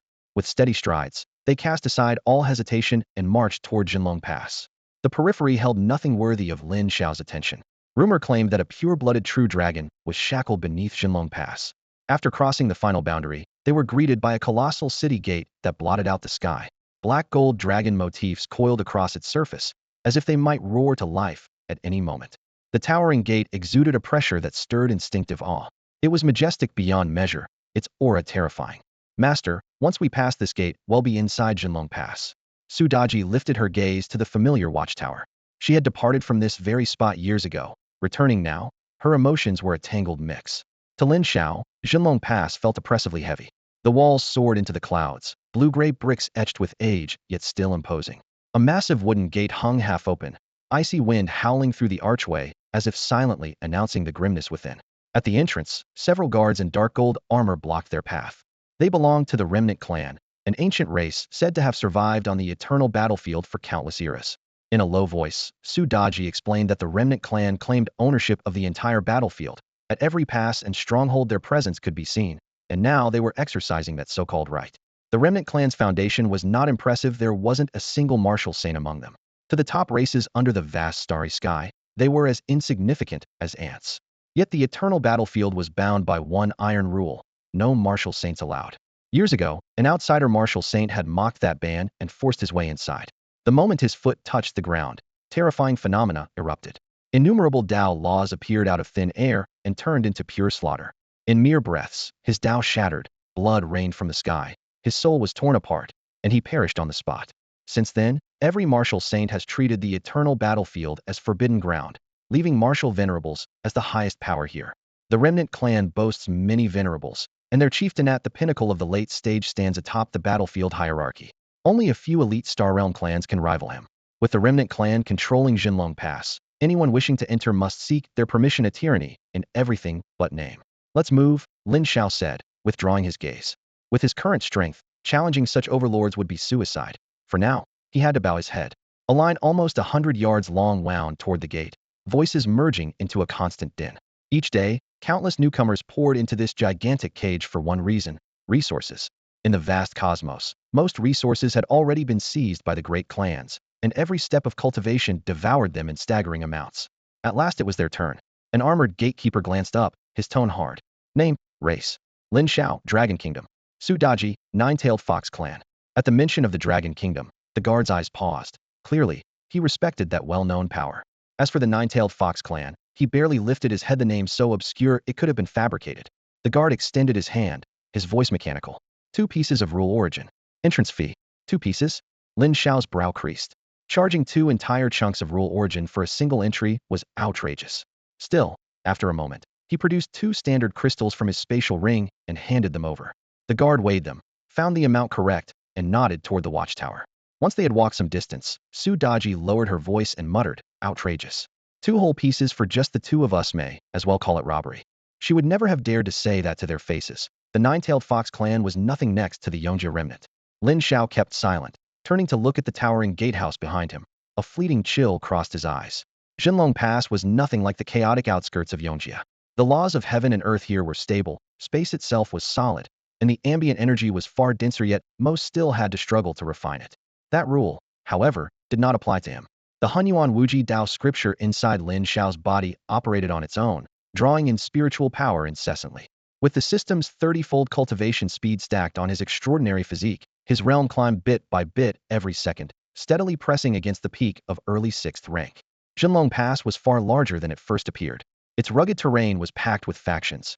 Anyone capable of maintaining a foothold here had at least one martial lord guarding the camp.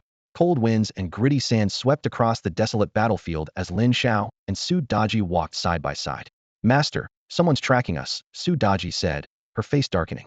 Trouble right after arriving. Even inside Jinlong Pass, it was irritating. Ignore them. Keep moving. Lin Xiao's tone was indifferent. He treated the stalkers like clowns. Not far behind, a dozen shadowy figures followed, each radiating martial king-level power. Hope they're not broke. One man licked his lips, hunger flashing in his eyes. Make it quick, kill the guy, keep the girl breathing. We can have some fun. Sneers spread through the group, one of them already swelling with anticipation. Soon Lin Xiao and Su Daji entered a stretch of even harsher wasteland, cracked earth, a wind like knives. With a swish, the dozen figures dropped from the air, encircling them. Their leader glanced around and nodded with satisfaction. Decent spot for a grave. Please us, and we might even build you a tombstone. You're too kind, boss. I couldn't be bothered. Another laughed, leering at Su Daji. Su Daji drew a sharp breath. Star Raid pirates. She recognized their distinctive uniforms at once. Oh, the leader raised an eyebrow. You know our name? Find your reward is a longer, sweeter time later. Pressing closer to Lin Xiao, Su Daji whispered, careful, master. A martial lord backs these pirates. Rumor had it the Star Raid pirates had 5 chiefs, each a martial lord. Lin Xiao's face was unchanged. He spoke 3 words, 1 breath. Resist, die. His icy declaration only heightened their amusement. Idiot hasn't figured out who's in charge. Enough talk, break his bones, rip out his tongue, let him watch us enjoy his lady. 1 breath passed. Lin Xiao's eyes blazed with brilliant light. Time stopped.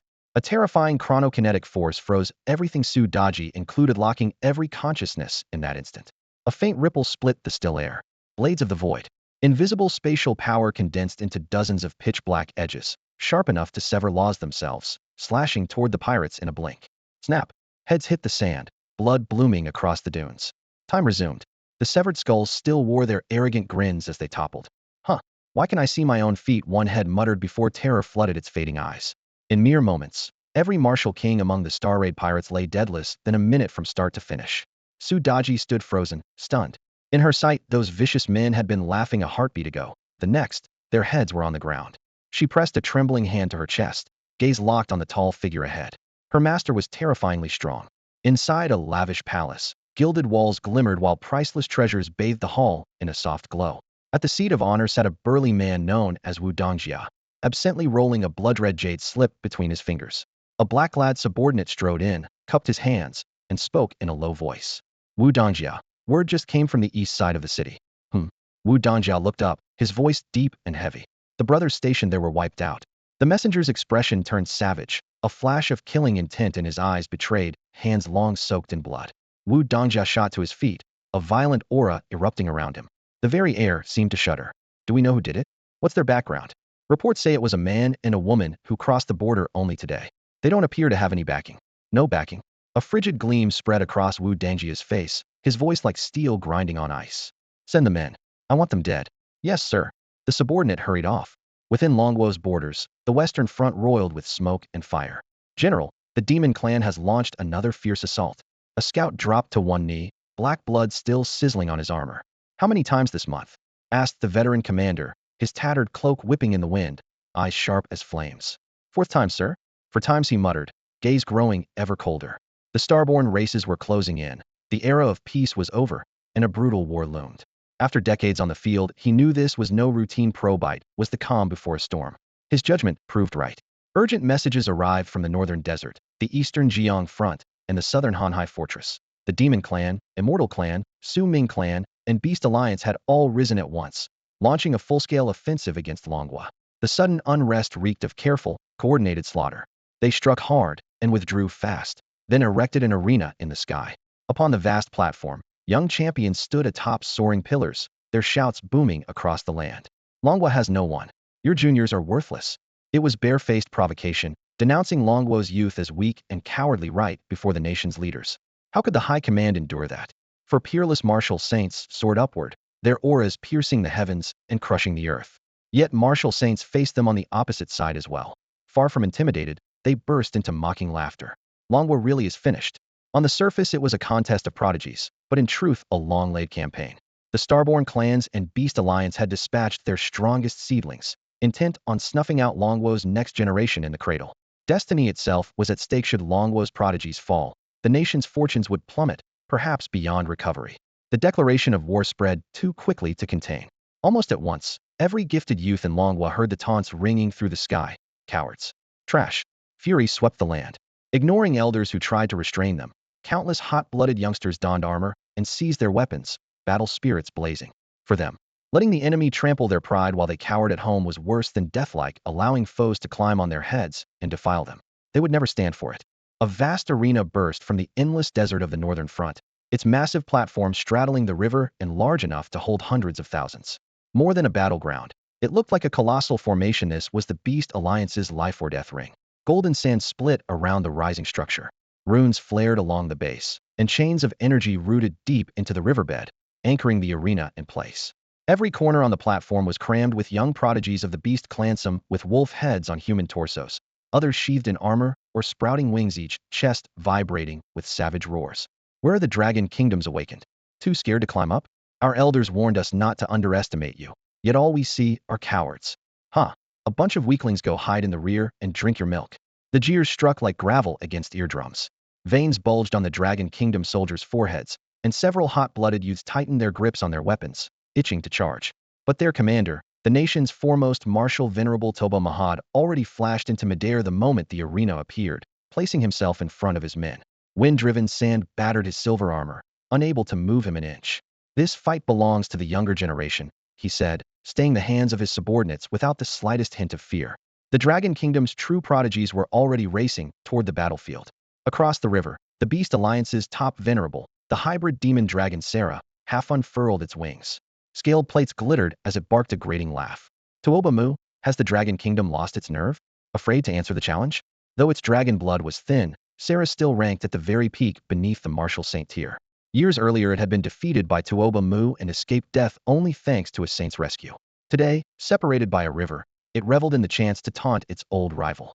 Tuoba Mu's expression never changed, as if the provocation were no more than a passing breeze. He looked down on the opposite bank, battle intent steady as a mountain. Sarah's temper flared. Fangs flashed as it roared. Do you really think I can't kill you? Tuoba Mu answered with a faint, disdainful smile, a silent dare to try. Should the hybrid dragon set foot across the line, he would cut it down without mercy. The standoff almost snapped when Tuoba Mu suddenly turned, gazing behind him. In the distance, dust billowed as a tide of figures surged forward. The Dragon Kingdom's prodigies had arrived. A surge of fighting spirit shot up, shaking the heavens. At their head strode a youth in a black and gold war cloak. His face was cold, his muscles forged like tempered steel. As he drew near, golden light flared around his clenched fist, drawing admiring looks from veteran soldiers. This was the Dragon Kingdom's little overlord, Yang Yi. His voice rang across the desert and through the ravine. Yang Yi of the Dragon Kingdom, here to accept the challenge. Boom! Golden brilliance erupted from his body, and the world seemed to quake. Behind him marched a countless host of young Dragon Kingdom elites, every pupil burning with the same fighting will and deadly resolve. Footprints landed in perfect rhythm, each print filled by the next, their combined momentum a river of iron. Battle! Battle! Their thunderous shouts split the sea of sand and stirred the river's flow. Led by Yang Yi, the Dragon Kingdom's prodigies stood ready, battle intent soaring beyond the confines of flesh. Tuoba Mu's eyes flashed with cold light, and he hesitated no longer. With a sweeping gesture, he thundered, "Champions of Longhua, to the field fight." The arena shook as every young prodigy stepped forward together. Their overwhelming battle lust pierced the clouds, and even the air seemed to ignite. High overhead, Longhua's elders hovered in silence, yet every breath they drew was targeted by the enemy's commanders. This round could be carried only by the youth. Fortunately, this generation of Longhua had produced several unrivaled talents. On the western front, the demon host was led by the long-missing child of the abyss, Galisi. He had once hidden at the Gungvane's source and spent vast power, setting a lethal array meant for Lin Xiao, only for Xianling of the Immortals to dismantle it first. That day, after casting Lin Xiao into chaotic void currents with a special talisman, Xianling declared, "The culprit Lin Xiao has been destroyed," then flaunted her might before Jun Nantian and the others, nearly driving them to infighting. Yet Lin Xiao had not died. He had grown even more fearsome in the turbulence. Now Galisi entered the field with the finest demon prodigies, under a single order from the Demon Council: win at all costs.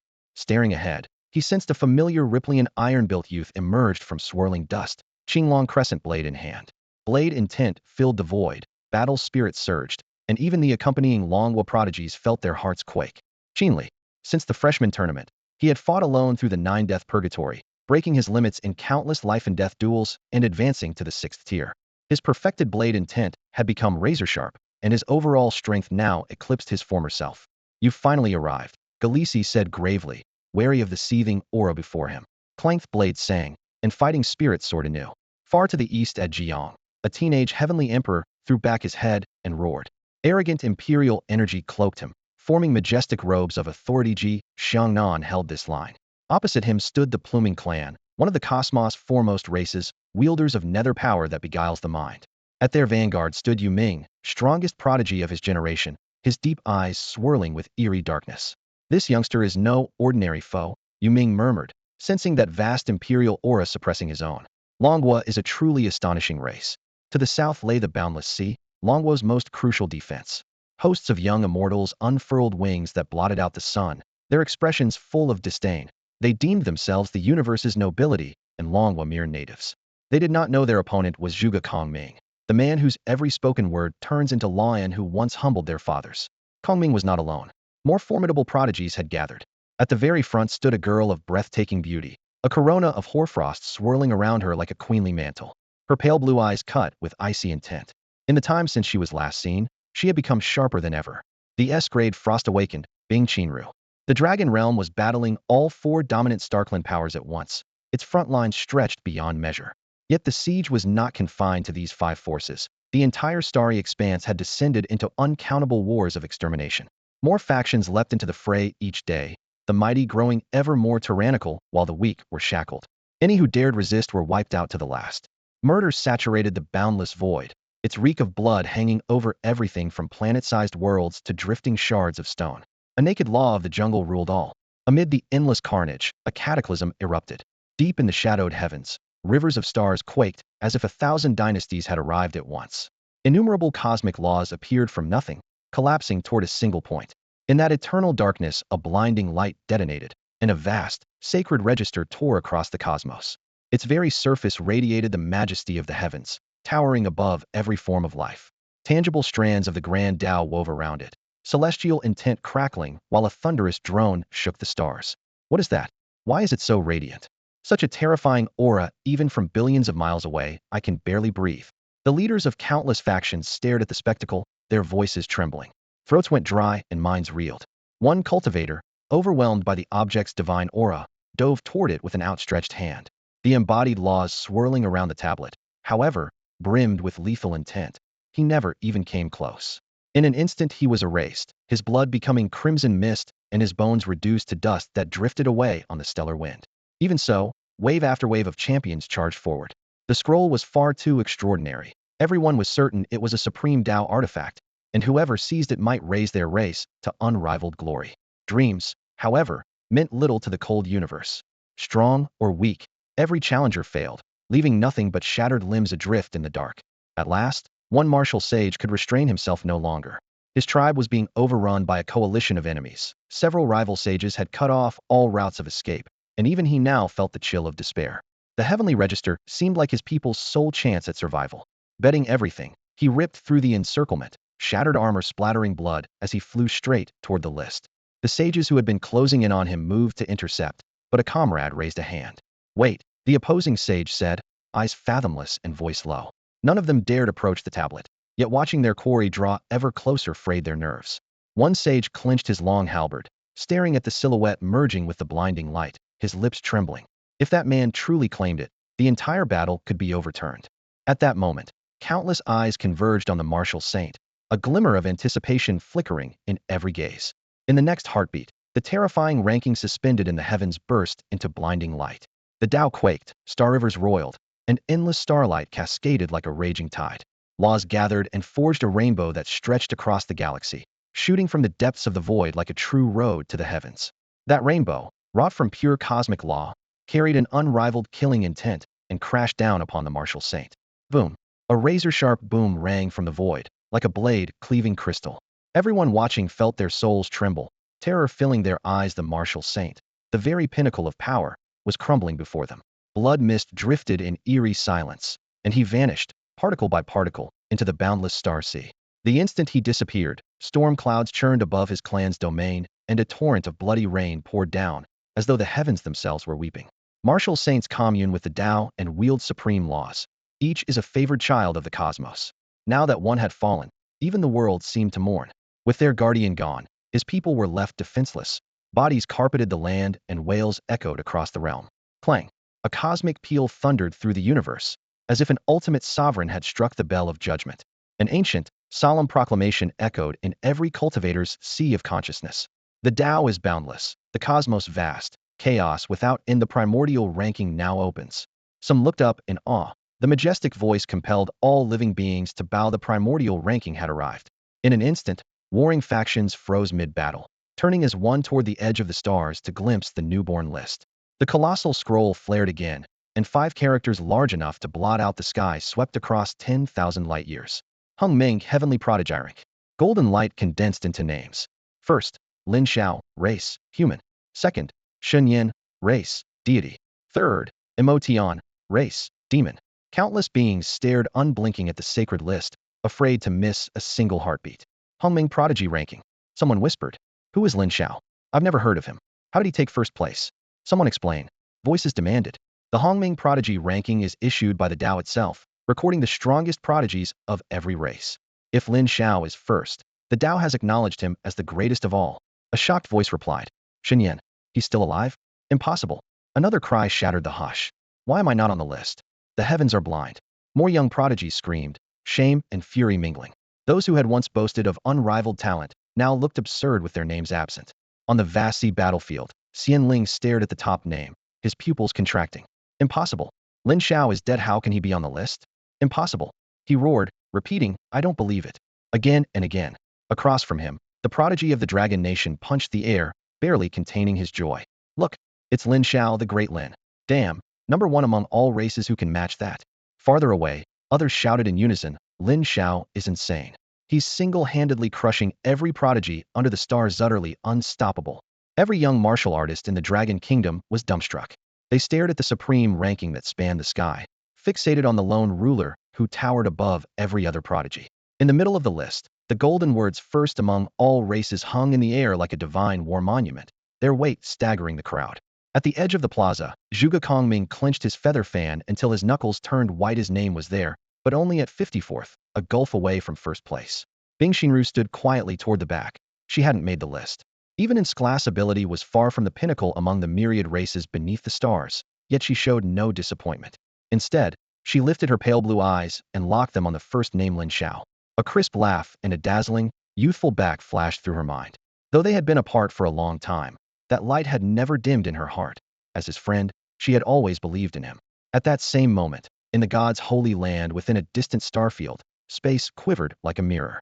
Ranked second, Shunyan looked up, galaxy-like eyes crackling with cold lightning.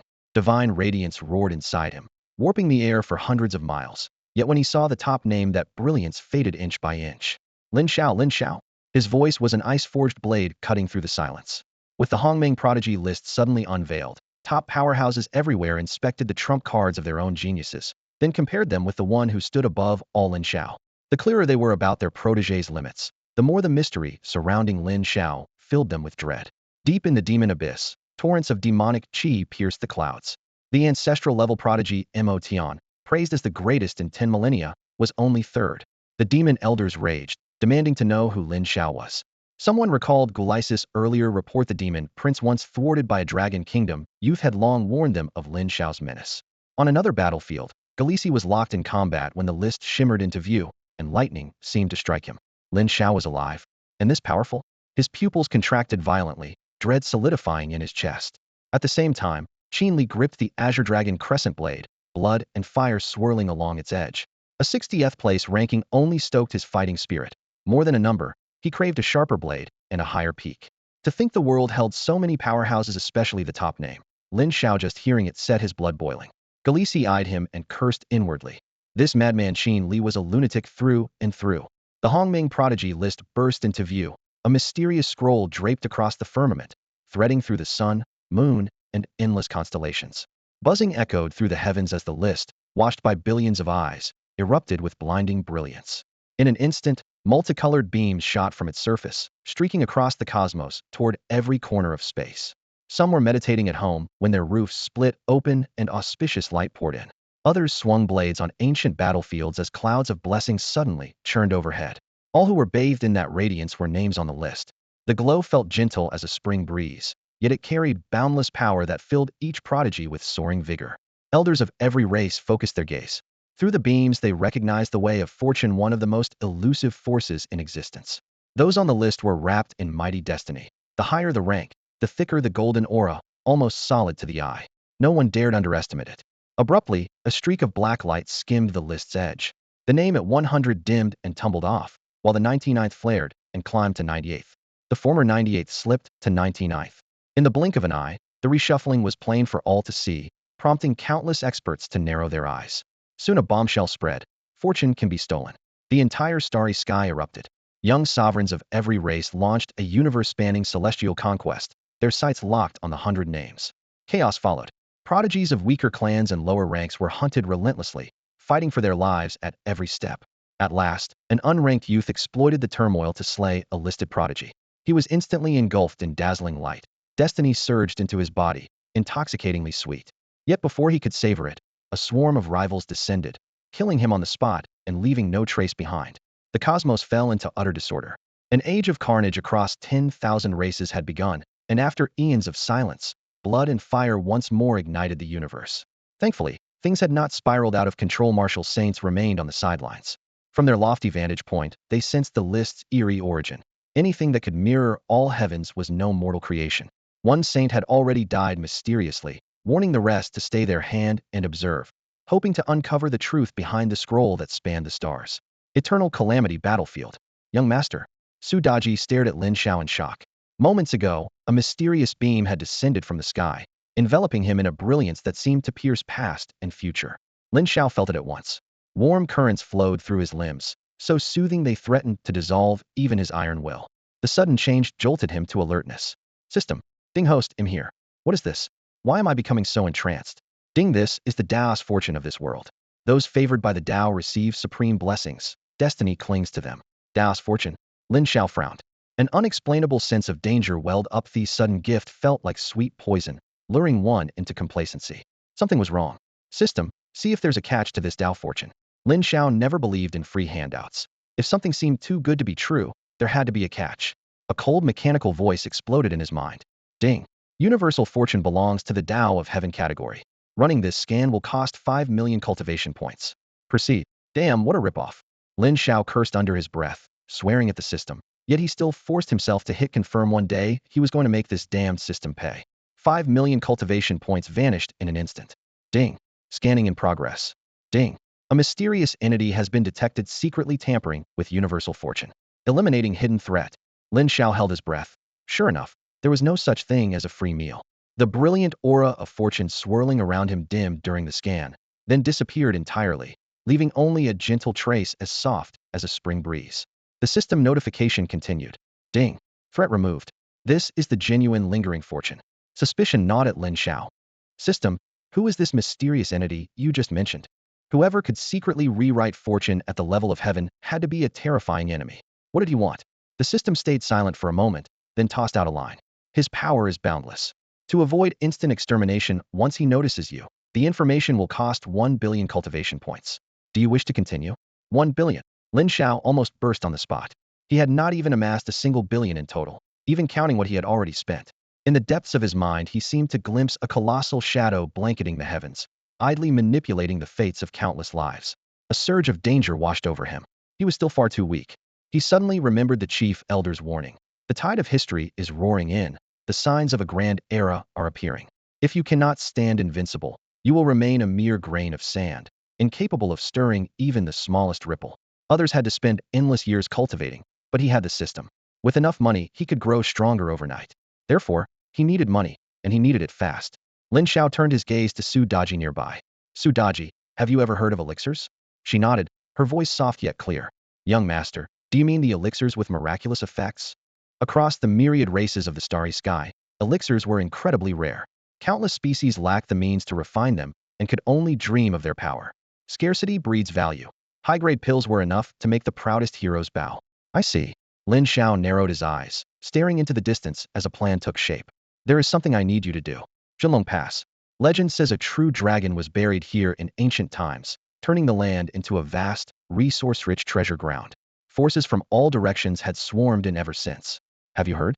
This year's Jinlong auction is about to begin. Of course. I have been saving for ages, waiting to bid on something special. Hey, rumor has it that elixirs will appear this time. Not sure if it's true, but no pills have shown up in ages. Who can say? But with the Jinlong auction's reputation, they wouldn't dare fake it. Hurry up, or we'll lose our seats. The Jinlong Auction House is the most prestigious marketplace for resources at Jinlong Pass. The eternal battleground sprawls endlessly, concealing untold riches and relics, and only through the auction can these spoils be put to their fullest use. At every event, astonishing treasures appear and send all the clans into a bidding frenzy. Young master, shall we head out? Su Daji followed close behind, her eyes brimming with admiration. Until recently, she could never have imagined that her master not only refined pills, but did so with terrifying skill. The other day, several self-styled appraisal masters had strutted in with arrogance, only for Lin Xiao to casually produce 3 8th-grade Tao-melding pills. In all her years, Su Daji had never even seen the shadow of an 8th-grade elixir. Since pledging herself to this man, her worldview had been shattered again and again. Lin Xiao walked forward at an unhurried pace without a word. Auctioning a few pills was only the first step. He needed to make a fortune in the shortest time possible, and the best way was to earn Fami wanted everyone in Jinlong Pass to know that Lin Xiao was an alchemist. Of course, he was no altruist. To him, the myriad races beneath the starry sky were still enemies. He had tampered with those 3 Tao-melding pills in a way no ordinary eye could detect. Anyone who swallowed them and stayed on friendly terms with Lin Xiao would be fine, but should they cross him, well, he was no saint. Young master, you really can refine pills. Su Daji suddenly burst out, her voice trembling with excitement. Why are you so worked up over that? Lin Xiao glanced back, a hint of puzzlement in his eyes. Su Daji was capable and efficient, but she startled far too easily. We're all 9-tailed foxes this inexperienced. I am not excited. Young Master Su Daji lowered her head, a faint blush coloring her fair cheeks. They soon arrived at the Jinlong auction house. The organizers had prepared a private box for Lin Xiao in advance, and a curvaceous attendant led the pair to the door. Honored guests, if you need anything during the auction, simply command me, and I will do my utmost to oblige. As she spoke, she threw Lin Xiao a sultry wink. Lin Xiao answered with the slightest nod. Su Daji, however, nearly exploded with anger, cursing silently, shameless hussy. Inside, every seat was already taken. Suddenly, an elderly man stepped onto the platform. His hair was snowy white, his face deeply lined, yet his keen eyes blazed with energy, and the casual power he radiated made every heart tighten. This old fellow was a true powerhouse. He launched straight into a rousing introduction, whipping the crowd into a frenzy before a single item appeared, his seasoned flair unmistakable. Haha, I'm sure you've all been waiting long enough, so we'll keep it short. The Jinlong auction officially begins. The first lot was the Jiogong artifact diagram, and the bidding war was underway. The auction had been in the works for quite some time, and its backer had scoured the land for rare treasures. Inside a private box, Lin Xiao lounged against a cushioned couch, peering through the half-open lattice window at the hall below. It was his first auction, and the mix of rowdy bidding and hidden menace felt novel to him. Each time the gavel struck, his fingertip tapped the armrest, itching to bid, yet nothing so far truly caught his eye. On stage stood a silver-haired elder in a black robe stitched with gold. His deep, rhythmic voice guided the crowd with practiced ease. A brief setup, a well-timed pause, a sudden rise in pitch, and the price would soar.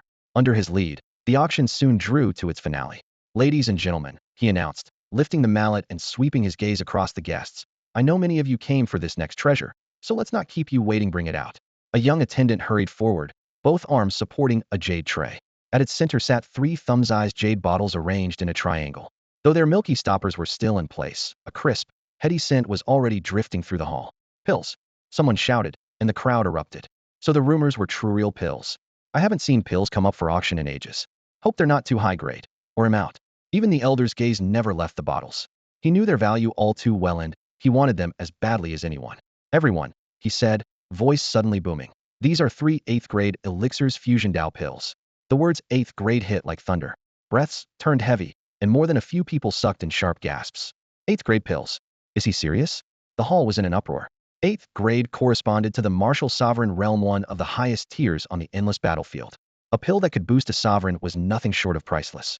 Several martial sovereigns, who had been listening with casual interest, now stared at the bottles, eyes blazing. The lure of 8th grade pills was irresistible even to them. Seeing their reaction, the elder pressed on. Before the bidding begins, hey race a free tidbit. These 3 pills were refined by an alchemy grandmaster. After the auction, that grandmaster will open his furnace and accept commissions. You'll all have a chance to request pills of your own. The news was like oil splashed on boiling water. The hall roiled with excitement. An alchemy grandmaster? No way. Who could it be? If I could get him to refine something for me. Could this be a bluff? I've lived this long and never met a living alchemist. Envoys from the major powers frowned and quietly sent word back to their sects. An alchemist capable of 8th grade pills was beyond measure in value.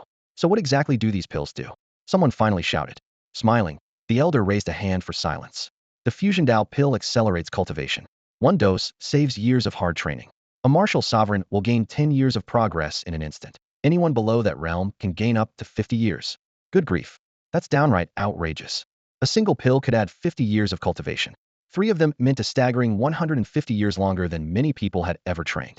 If someone swallowed them on the spot, their power would soar to its peak, and they might even break through to martial lord right then and there. Terrifying. Could an 8th grade elixir really be that potent? Their shock was understandable. Among the myriad races under the starry sky, alchemical pills were so scarce that most would never even see one. The auction hall blazed with light, the air seemingly ignited by the crowd's fevered gazes. Several martial lords and attendants stared fixedly at the stage. This trip was already worth it, they thought. Winning the lot would slash 30 years off their cultivation, to me a massive leap, by any measure. Farther back, factions supported by other martial lords were sending frantic messages. Spend everything. Just get it. More lords were rushing to the hall as fast as they could. The auctioneer drew a long breath. Our final treasure tonight, 3 8th grade pills. No reserve price. Place your bids freely. Their worth was so incredible that even the auction house dared not set a starting figure. 10 units of rule essence. Cheapskate. 100 units. You're broke, too. I bid 500. The price rocketed upward. Rule essence was the hard currency of the eternal battlefield. Lin Xiao had never expected these races to pay in Dragon Kingdom gold. Ding. Host, I'm online, the system chimed. How many cultivation points for 1 unit of rule essence? Lin Xiao whispered. Rule essence is pure law in crystal form. 1 unit equals 10,000 cultivation points. 10,000. Lin Xiao listened as the bids climbed higher and higher, his grin impossible to hide. Come on, keep going, push it higher. Voices rose and overlapped beneath the platform. Suddenly, a thunderous shout shook the hall. 3,000 units. The scene was getting out of hand, and prices kept climbing. Someone had already offered 8,000 rule essences. By this point, most bidders were out of cash, though a few were still scraping money together with friends for one last desperate bid. He'll pay 10,000. 10,000. From deep in the crowd, a martial venerable with a commanding presence raised his hand, forcing the price up by another 2,000. The hall erupted. Even the air seemed to tremble at the number. 11,000. Another martial venerable called out, his voice steely and uncompromising. One venerable after another stepped in, and the tension on stage turned explosive. The martial kings who still hoped to gamble all fell silent. It was no longer just a matter of money, but of life and death. Their gazes clashed in midair. 12,000. 13,000. 15,000. These old monsters had lived for who knew how many centuries, and only when the bidding hit 15,000 did it finally slow. Then, from the edge of the crowd, a stranger walked forward. His tone was quiet but cut through the noise like a blade through silk. 20,000. Another martial venerable. Many scouts in the audience breathed easier once their own lord stepped up. 20,000 rule essences, almost unheard of in the auction's history. By the podium, Lin Xiao had to bite back a grin. 20,000 an outright fortune, worth 200 million cultivation points. In a corner, one venerable's face turned ashen. He clenched his teeth and roared, 20,500. It was everything he had. The newcomer gave him a dismissive glance. 22,000. Boom. Holy crap, 22,000. The spectators sucked in a collective breath. That's insane. I don't even have 100 on me. Know who you're talking about. You think you can measure up to him? So what if he's a martial venerable? He'll break through someday too. Keep dreaming. That man's from the Divine Clan. The Divine Clan? The top-ranked one? Exactly. Now you understand. In the end, the 3 8th-grade pills went for a sky-high 22,000 rule essences, dropping the hammer on one of the Divine Clan's martial venerables. It wasn't an all-time record, but it was still among the highest single-item sales in Dragonhold auctions history. Minus the 3% cut, absolutely not. 30. Lin Xiao pocketed 21,340 rule essences. One word, jackpot.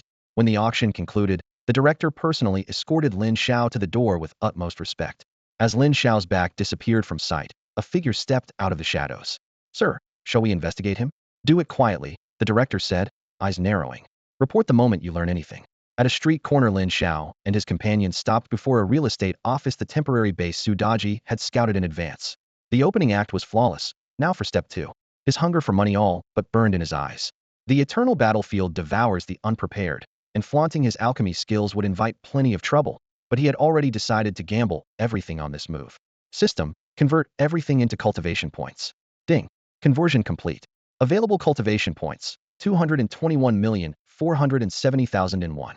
Perfect. More than 200 million points to spend. Time to level up big time. Lin Xiao's eyes burned with determination. He turned to Su Daji at his side and spoke in a low, urgent voice. Daji, he'll be in seclusion for the next few days. During that time, I need you to take care of a few things. Your servant will not fail you, Su Daji replied without hesitation, bowing deeply. Consider it done.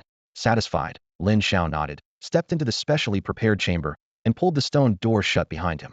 System, open my personal panel. Ding. Personal panel activated. Name, Lin Xiao. Sex, male. Age, 17. Race, human. Talents. SSS class ability. Spacetime Ultra SSS class origin of the sacred spacetime law, awakened 50. Eyes of spacetime 10 supreme cosmic eyes, awakened 50. Level, early stage, 6th rank. Vital force, 100, 756 impressive, muscle man. Mental power, 2, 500 another day of missing you. Cultivation methods. Void scripture minor perfection, peak. Primordial infinite Tao scripture minor perfection. 8-9 mystic art minor perfection, peak. Combat arts. Blade of nothingness minor perfection, peak. Eye of the divine gaze minor perfection, peak. Fist shatters the firmament major perfection. Soul needle minor perfection, peak. Endless tribulation major perfection. Infinite reincarnation minor perfection. Auxiliary insights. Grandmaster level combat technique, Grandmaster level formation, master, Grandmaster level alchemy, master fist, intent major perfection. Cultivation points, 221,470,001. Staring at the densely packed stats, Lin Xiao felt his blood surge. He lowered his voice. System, how many points to raise the 8-9 mystic art to major perfection? Ding. Major perfection for the 8-9 mystic art costs 500 million points. 500 million. Lin Xiao gritted his teeth, recalling the description major perfection turns the body into a living saint. His momentary dream of sudden wealth shattered. He laughed at himself. Thought I'd struck it rich overnight, but I'm still broke. Fine, I'll master it on my own. With that resolved, he cleared his mind and slipped into his sea of consciousness. System add points. Boom, spiritual light surged inside the chamber. Torrents of vital force and mental power roared through his body, compressing the air until it cracked like thunder. A sinister black cloud gathered above the roof, as if the heavens sensed a taboo power awakening. Faint thunder rumbled, threatening to unleash a world-ending strike on this potential threat to the cosmic order. Elsewhere, many powerful alien beings felt the disturbance, tilting their heads toward the swirling clouds and whispering among themselves. Meanwhile, Lin Xiao's transformation pressed on. Outside the chamber, Su Daji carried out her orders with speed, renovating their temporary base. Fresh stone pillars now held up a bright hall, and an audacious red-lacquered signboard hung overhead. Greatest alchemist under the heavens. The arrogant title sent shockwaves through the region. That alchemy master is here? I hear crowds wait outside his doors every day. Patience. Some people won't sit by quietly. News spread like wildfire. Spies rushed back with reports. Sir, we've identified him. His name is Lin Xiao, from the Dragon Nation. The Dragon Nation? Many power holders narrowed their eyes. Interesting. Inside Jinlong Pass, major factions stirred beneath the surface. An 8th-grade alchemy master was a prize too large for any single power to swallow. Representatives of mighty Star Realm clans met in secret, plotting unseen moves on the board. While they schemed, the turbulence inside the chamber gradually subsided. Lin Xiao's closed eyes suddenly snapped open, a razor-thin beam of light cutting through the darkness. System, open my personal panel. Ding. Personal panel activated. Name, Lin Xiao. Sex, male. Age, 17. Race, human. Talents, SSS class ability, spacetime. Ultra SSS class origin of the sacred spacetime law, awakened 60. Eyes of spacetime. 10 supreme cosmic eyes, awakened 60. Level, peak, late stage 6th rank. Vital force, 150,000. Mental power, 2,999. Cultivation methods. Void scripture major perfection. Primordial infinite Tao scripture major perfection. 8-9 mystic art minor perfection, peak. Combat arts. Blade of nothingness major perfection. Eye of the divine gaze major perfection. Fist shatters the firmament major perfection. Soul needle major perfection. Endless tribulation major perfection. Infinite reincarnation major perfection. Auxiliary insights. Grandmaster level combat technique. Grandmaster level formation master. Grandmaster level alchemy master. Fist intent major perfection. Cultivation points, 70,001. The panel gleamed with upgraded stats. Lin Xiao rose slowly, his knuckles cracking like muffled thunder as primordial power surged through him. He spoke softly, yet every word brimmed with newfound confidence and anticipation. How strong am I now? Lin Xiao stretched his limbs, suddenly seized by a sense of invincibility, as if the boundless power within him could conquer the world. When Su Daji saw him step out of the secret chamber, delight lit her face, yet the terrifying energy sweeping over her made her halt in astonishment. Young master, you finished your seclusion? Her tone was still respectful, but awe now gleamed in her eyes. How did the tasks I assigned turn out? Lin Xiao asked, his expression calm, his gaze sharp. Everything is in place, she answered. While you were cultivating, visitors flocked here and are eagerly awaiting you. Good. Lin Xiao nodded. Then announce we open tomorrow. With that, he returned to his room. After days of strenuous cultivation, he intended to enjoy a long, satisfying sleep. A shame there was no bathtub, would have loved a soothing milk bath. As night deepened, Su Daji released the news just as instructed. Supreme Alchemy Hall will open tomorrow. Only 3 commissions per day, highest bidder wins. The message spread throughout the nearby clans, and many alien powerhouses frowned. Who is this unknown alchemist, acting so high and mighty? Only 3 orders a day? He's clearly driving up the price. At dawn, under countless curious gazes, the doors of the Supreme Alchemy Hall opened. A youth in a cyan Taoist robe stepped out, sleeves fluttering. 2 banners hovered beside the entrance. Left, above, we refine the very heavens and earth. Right, below, we secure a lifetime of blessings. Across the top hung the sign, First Alchemist under the heavens.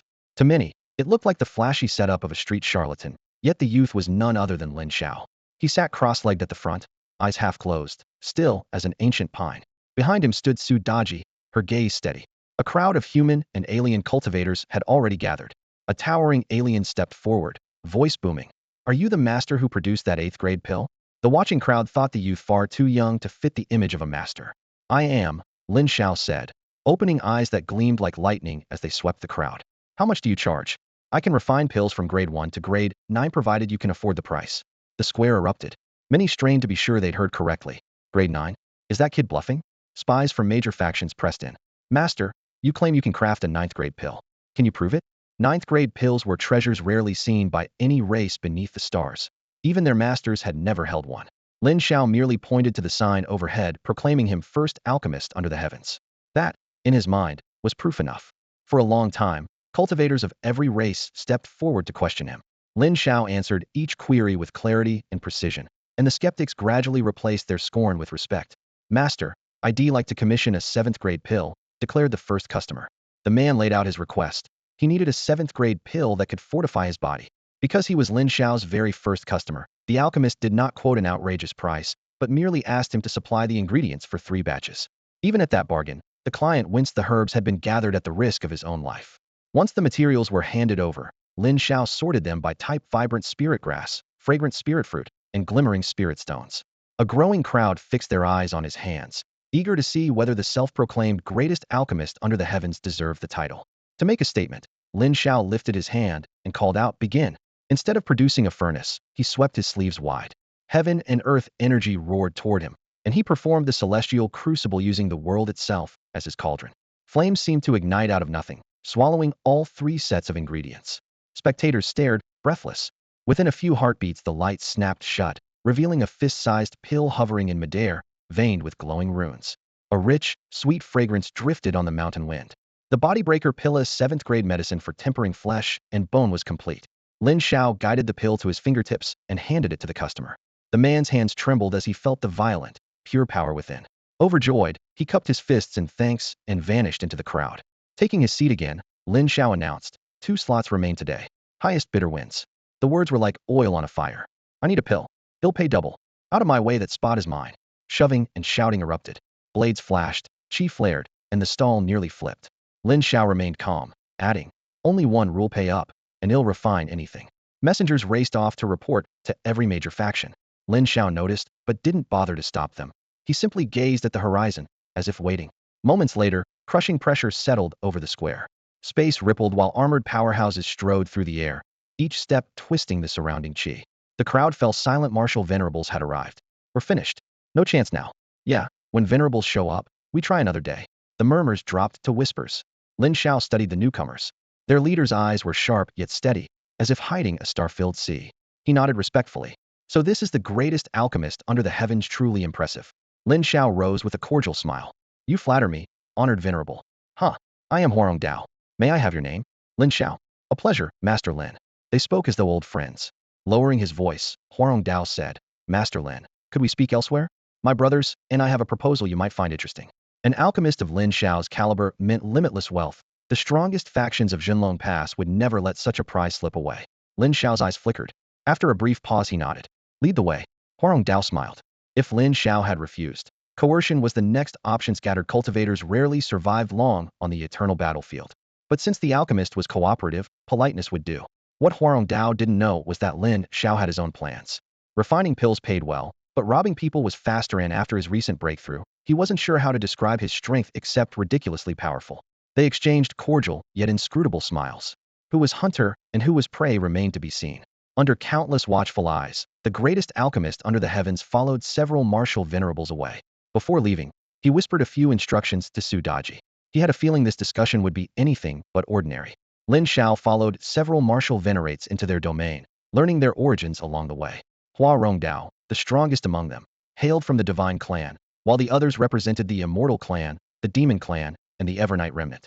These 4 factions had long dominated Jinlong Pass, their power and heritage unmatched. Master Lin, please. Huarong Dao guided everyone through a towering stone gate. Totems of the Divine Clan were carved into both sides, pale gold runes glinting in the sunlight, as if silently flaunting their legacy. The martial venerates exchanged knowing looks, faint smiles tugging at their lips. Yet their eyes never left Lin Xiao, like hunters sizing up a prize sheep. Calm and composed, Lin Xiao moved to the seat of honor. He brushed a hand over the chair back before sitting, spine straight, gaze steady on Huarong Dao. The grand plan you mentioned, what is it? He got straight to the point. Haha, Master Lin is refreshingly direct. Huarong Dao snapped his fingers, and a servant presented tea. Then he'll be direct as well. He outlined the arrangement the factions had secretly finalized. They would jointly open an alchemy hall to the public. Lin Xiao alone would refine every pill, while the four factions handled everything else. Profits would be split 80% to them, 20 to Lin Xiao. Lin Xiao's expression remained unchanged. He idly traced the lid of his cup, letting the tea's aroma curl upward. Hua Rongdao continued, to ease your burden, you may select disciples from our factions and teach them alchemy. Once they're trained, your workload will lighten. His tone was gentle, but the next words were a clear ultimatum. Each month, we expect 10 8th grade pills and 2 9th grade pills for each faction. We'll provide the ingredients. You need only refine them. Finished. The four martial venerates stared at Lin Xiao, as if awaiting his grateful acceptance. Lin Xiao sat unmoving, though inwardly he cursed. Even a capitalist would shed tears at this deal-free labor, and I have to train their successors? Brilliant. Sensing his silence, Hua Rongdao's smile widened.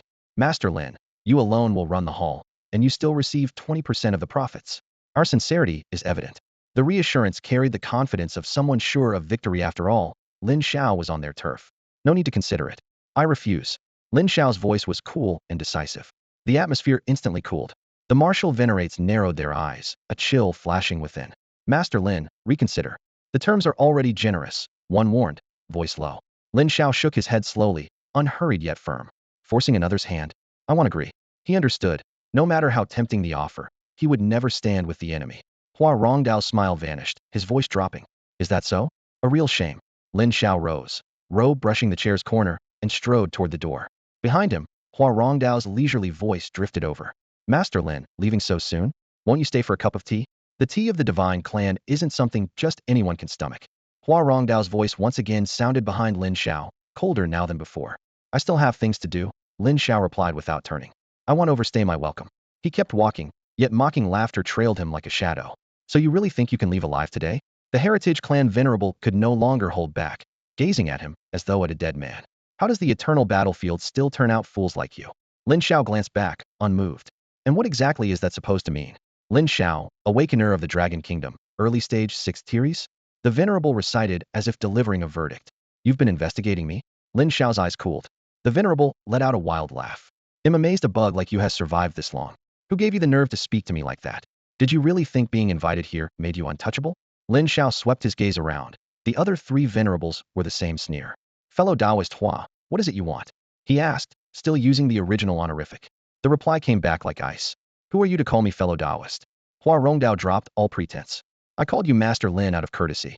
Since you don't care for face, don't blame us for what follows. He raised a hand, and a jade cup filled with tea floated before Lin Xiao. Drink, and you stay Master Lin. Refuse, and hellish torment awaits. Steam curled up, Lin Xiao took the cup and sniffed. Smells decent. Crack. The cup shattered, tea splashing everywhere. Whoop's trembling hand. Made a mess. Shall I clean it up? Lin Xiao bent as if to gather the shards, igniting the four venerables' fury.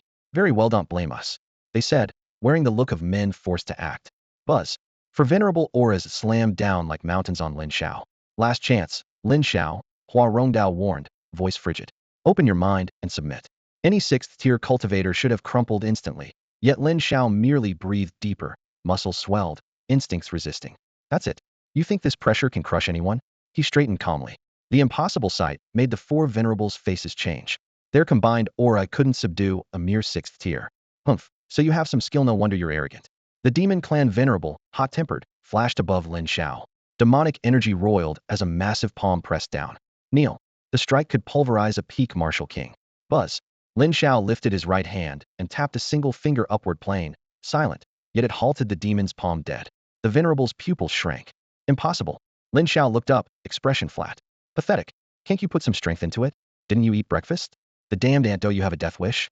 The insult sent the Demon Clan Venerable into a fury. When a Venerable loses his temper, even heaven and earth recoil.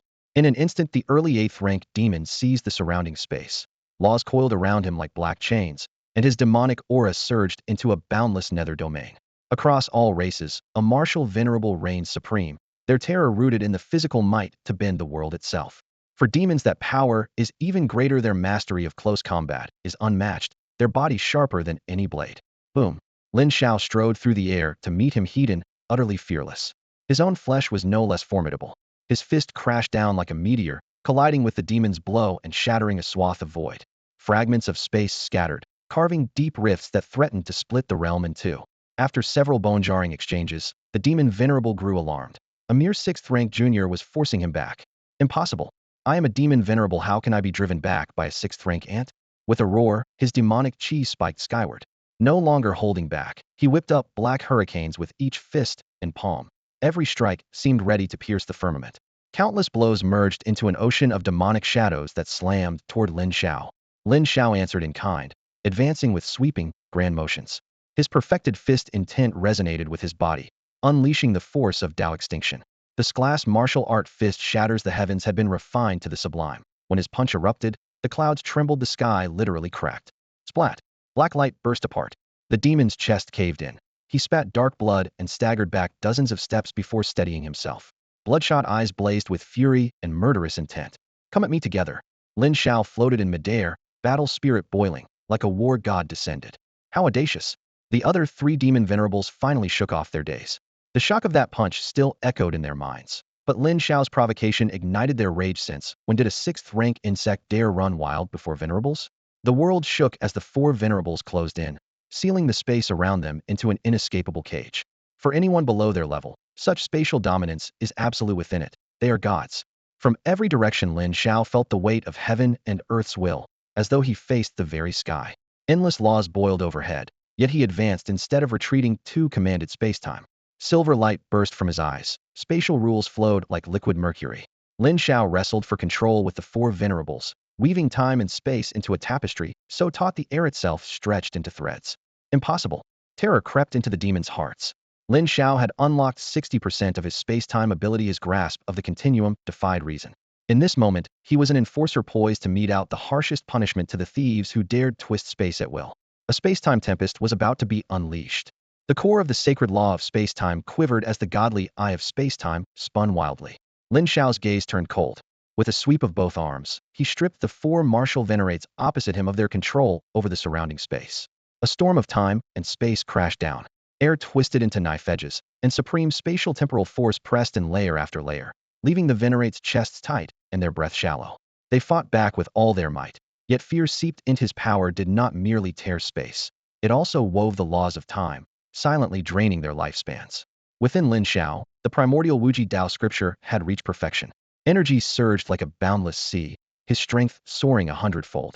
Unrestrained, every casual gesture carried raging spatial temporal currents. His body, tempered to the extreme, canceled all backlash. He felt reborn.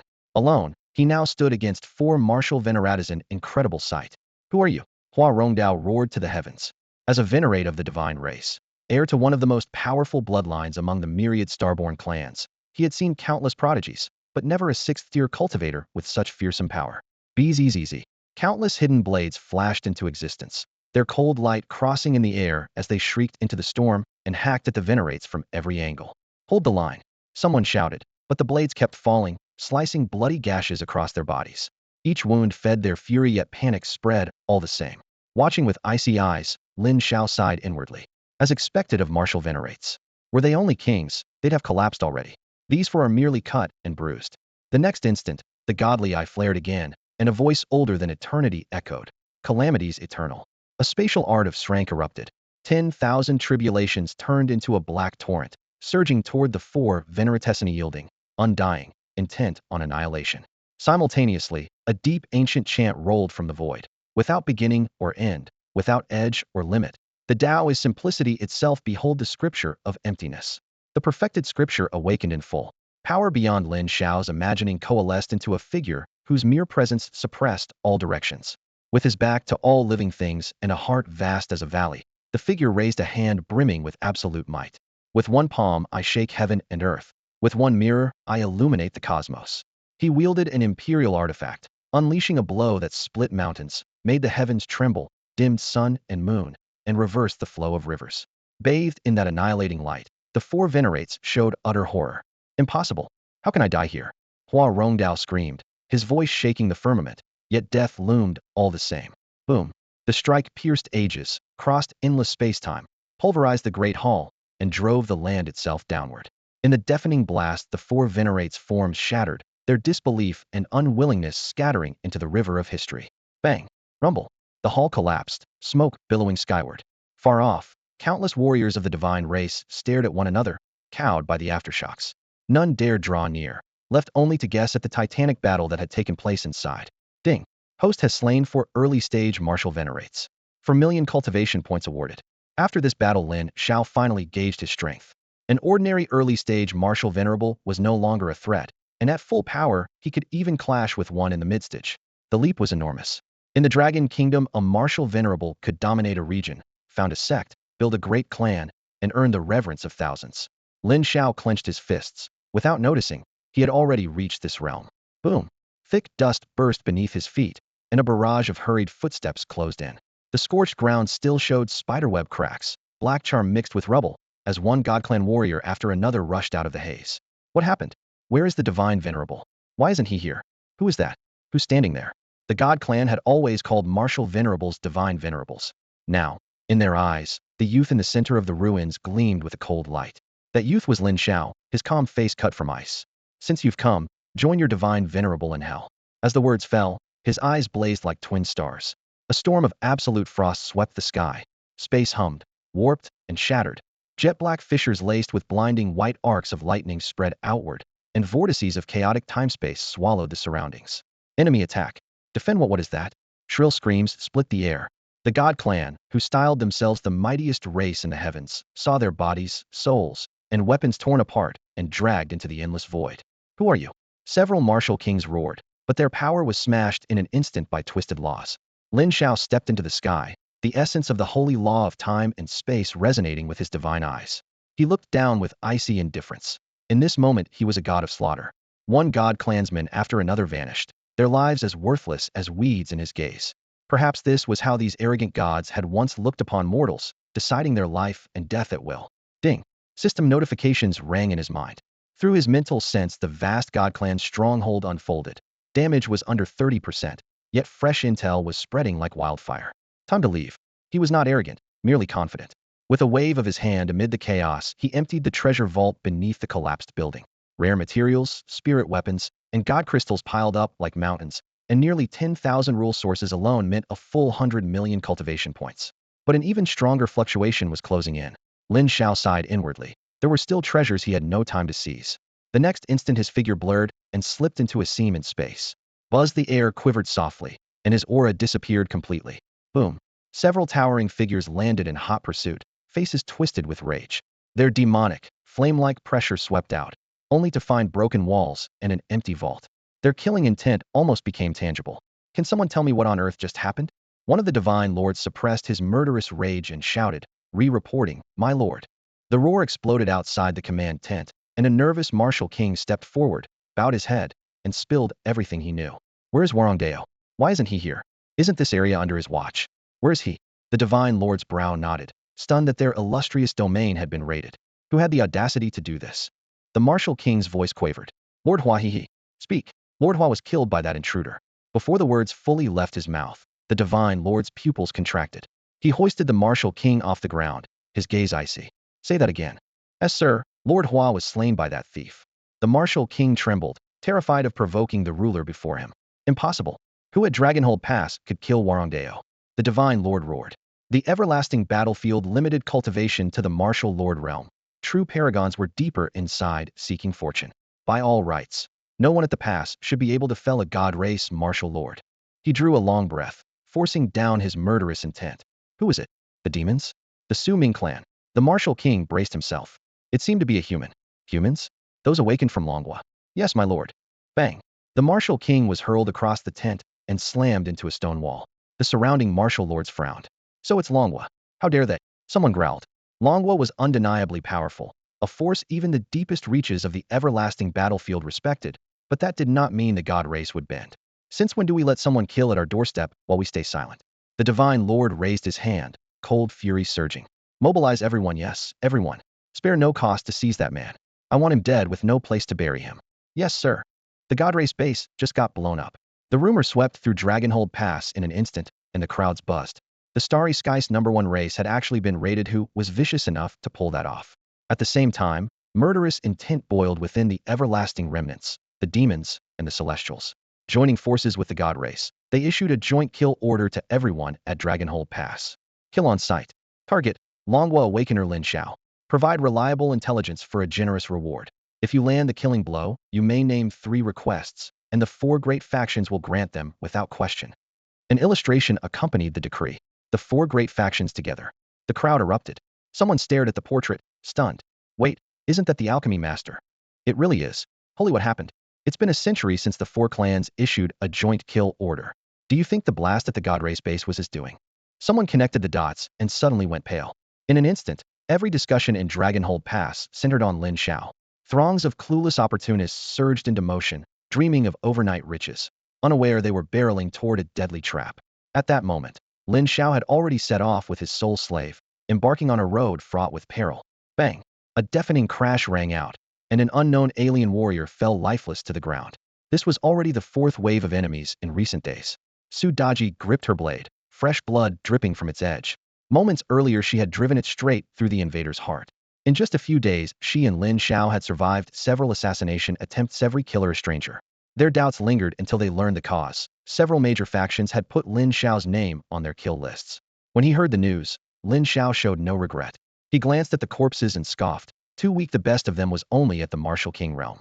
Such words would shock most cultivators. At Jinlong Pass, even a Martial King was a prized asset, the backbone of any race. Yet in Lin Xiao's eyes, these so-called kings were merely fodder. What game were those factions playing? They knew Lin Xiao's record had already slain their own martial lords, yet they sent only martial kings. Were they seeking humiliation? After a moment's thought, he guessed they meant to wear him down with sheer numbers. Unfortunately for them, attrition was the last thing he feared. The power surging within him was as boundless as the sea. If they're so eager to die, let them come, Lin Xiao said calmly, clenching his fist. They can bring us supplies while they're at it. One assassin might carry little, but hundreds or thousands would bring a fortune in loot. Lin Xiao admitted he had never fought a war this profitable. Standing quietly behind him, Su Daji nodded in agreement. The ambushes had been lucrative for her as well, and Lin Xiao had been unusually generous.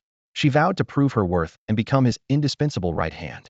On the Eastern Front, smoke choked the air and bleached bones covered the ground.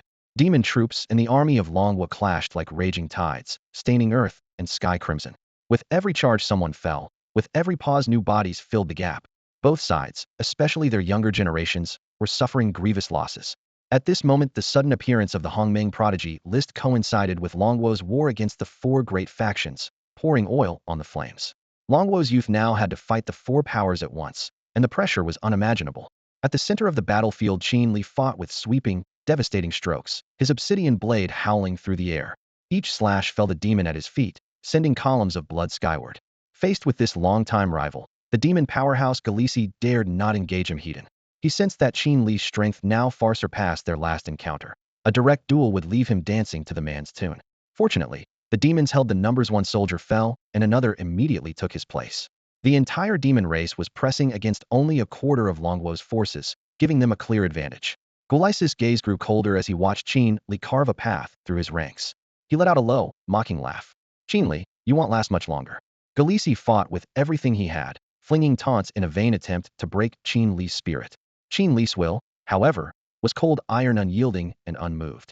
They had been at each other's throats for what felt like an eternity. His stamina and abilities were nearly spent, and the long blade in his hand was laced with new cracks.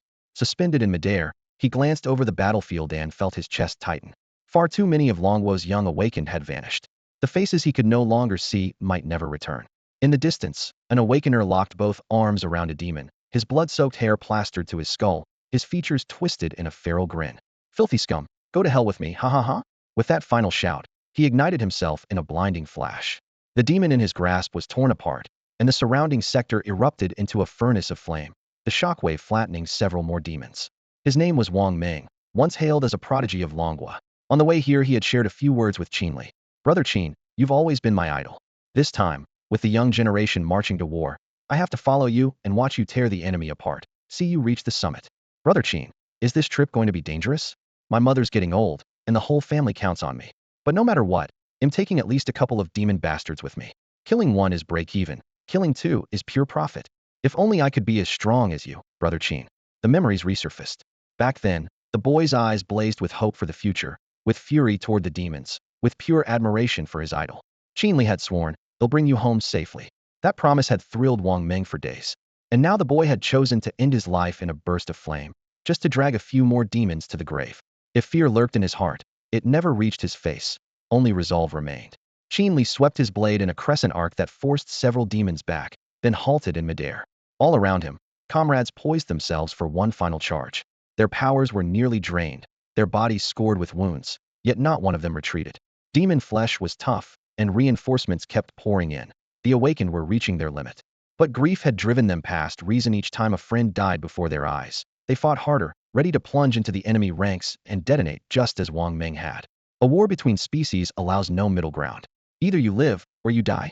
Outside the battlefield, Longwo's high command watched in silence. More than once they had wanted to storm in and save those children, but the demon clan's leadership kept them pinned. One move would ignite all-out war and plunge Longwo into catastrophe. They're just kids. A veteran wept openly, voice hoarse. General, I can't stand by any longer. Give the order, let's go to war with the demons.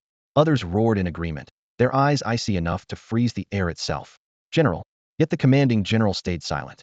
Longwo could not afford this fight if they struck first. The skirmish of the young generation would transform into total war between the two races. The top leadership had issued a strict command. Under no circumstances are you to intervene. He had argued his case, only to receive a two-word reply, Lin Xiao. The general looked up at the heavens, where the Hongming prodigy ranking shimmered among the stars. At the very top of the list was Lin Xiao. Give it up, Qinli. Your dragon nation is doomed to lose this battle. Galisi hovered in midair, his voice laced with seductive demonic resonance, each word hammering at Qin Li's resolve. Why not join the demon clan? With your talent, he'll personally petition the demon saint to change your blood. Once demon blood flows through your veins, you'll hold an unrivaled position among us. There's no reason to fight for a lowly race that will soon vanish from history. His words were like barbed chains, coiling around Qin Li's will. Arrogant and calculating, Galisi might not be the strongest of the demonic science, but he was certain no one surpassed him at bending minds. If he could lure Qin Li over and maneuver a little, this prodigy would become his most loyal and formidable ally. Seeing Qin Li's silence, a gleam of delight flashed in Gulice's eyes as he pressed on. Look around you, the dragon nation is already collapsing. It won't be long before the demon clan controls every front.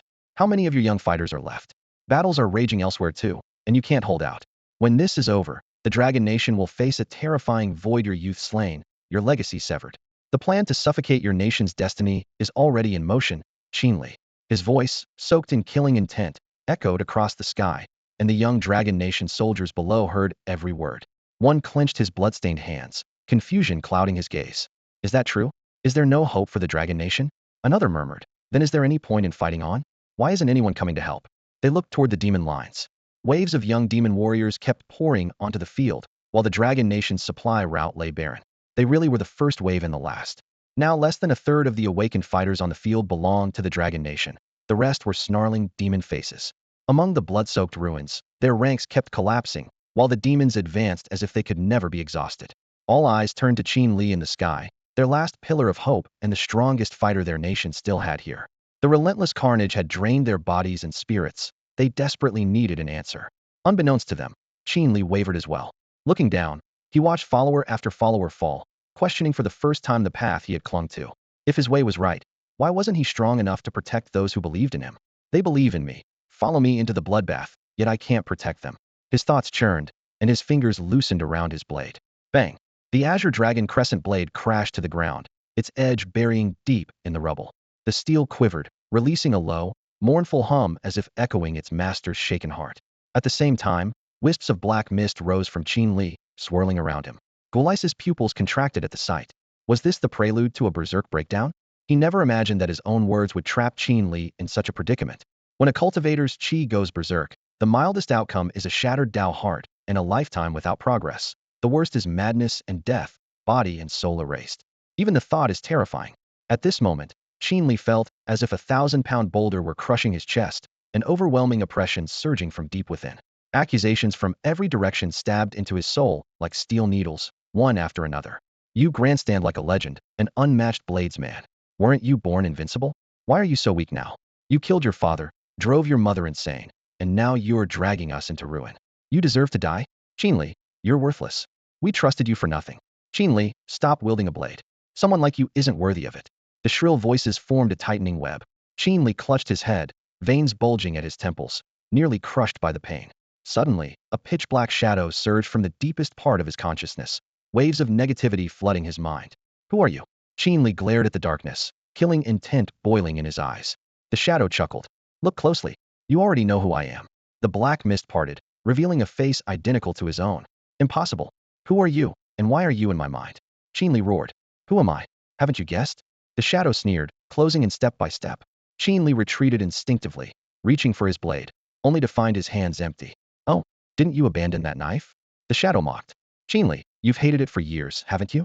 You resent its existence, resent that it turned you into a martial fanatic, resent that your talent lies in the blade, resent that your weakness doomed your family. You wield it only to prop up a fragile pride. You never loved the blade has been using you. Every word hammered against Qin Li's heart. Give up. Abandon the blade. Merge with me, and you'll gain power beyond imagination. You'll be invincible, and those who died because of you will rest easy. Its hands, wreathed in black energy, reached slowly for Qin Li's forehead. Doubt tore at him. Was it true? Did he really hate the blade? Hadn't it always been his closest companion? The dark hand was about to touch him. Yes, surrender. Once we become one, we'll stand at the world's peak, the shadow whispered, malice twisting Qin Li's own features. No, that's not true. Qin Li staggered back, eyes blood red. The hardships he had survived, each swing of his blade, the rush of hot blood, and the glory that followed, they pierced the fog of doubt like arrows. All along, the blade had given him unmatched strength, raising him as a prodigy in countless eyes. He knew he loved it.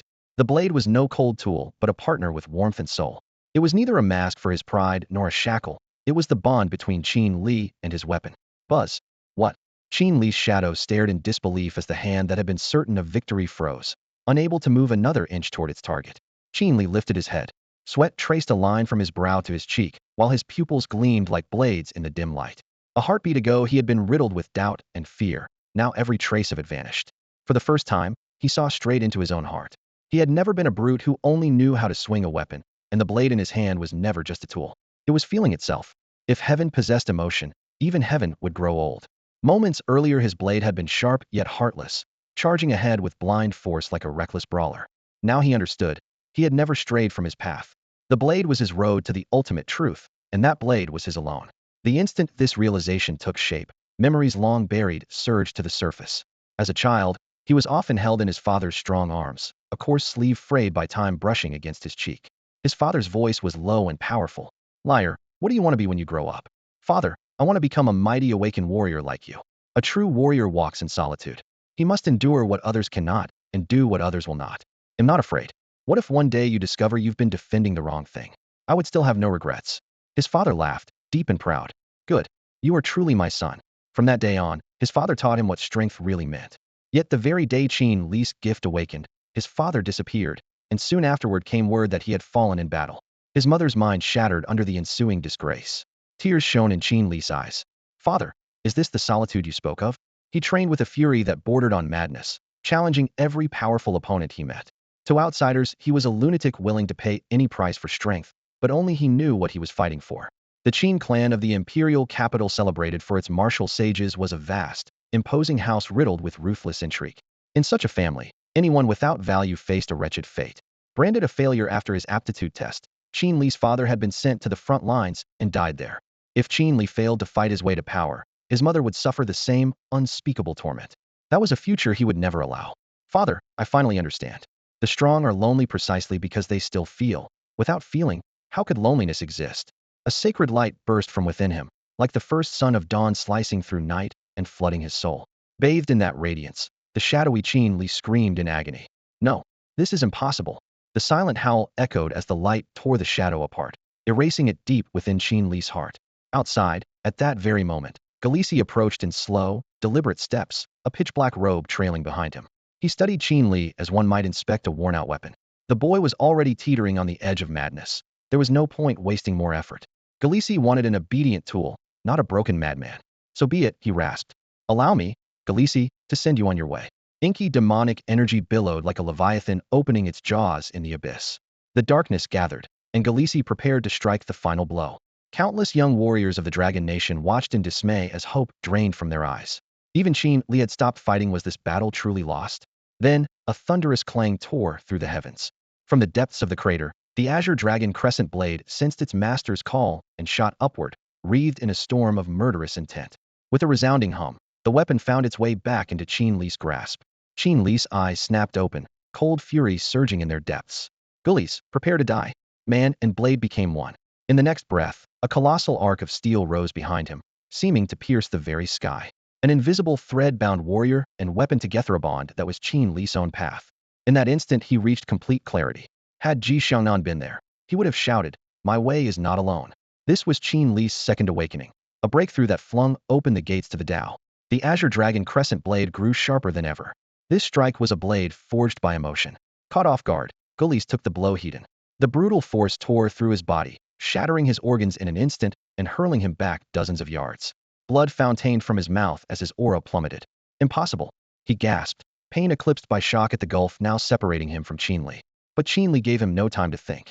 Strike while the enemy is wounded, kill without mercy. The blade tilted to rule the world. In the void, a legion of blade shadows appeared, each sharper and colder than the last, merging into a single, overwhelming storm of intent. Gulis could not withstand it. Thousands of blades tore through heaven, earth, and his own flesh, exploding inside him with every pass, spraying blood in all directions. A piercing scream echoed across the battlefield. Qin Li leapt high, the Azure Dragon Crescent blade raised overhead, then brought it down with all his might toward Gulis' skull. Stripped of any ability to resist, Gulis' eyes showed only terror and a silent scream. With a dull thud, the fiend crashed to the ground. The demon's son, greatest prodigy of the demon race, Gulis, was dead. Fresh blood speckled Qin Li's robe as he seized Gulis' severed head, turned to the youth of the Dragon Nation, and roared, "You wanted my answer? Here it is. No retreat, no surrender.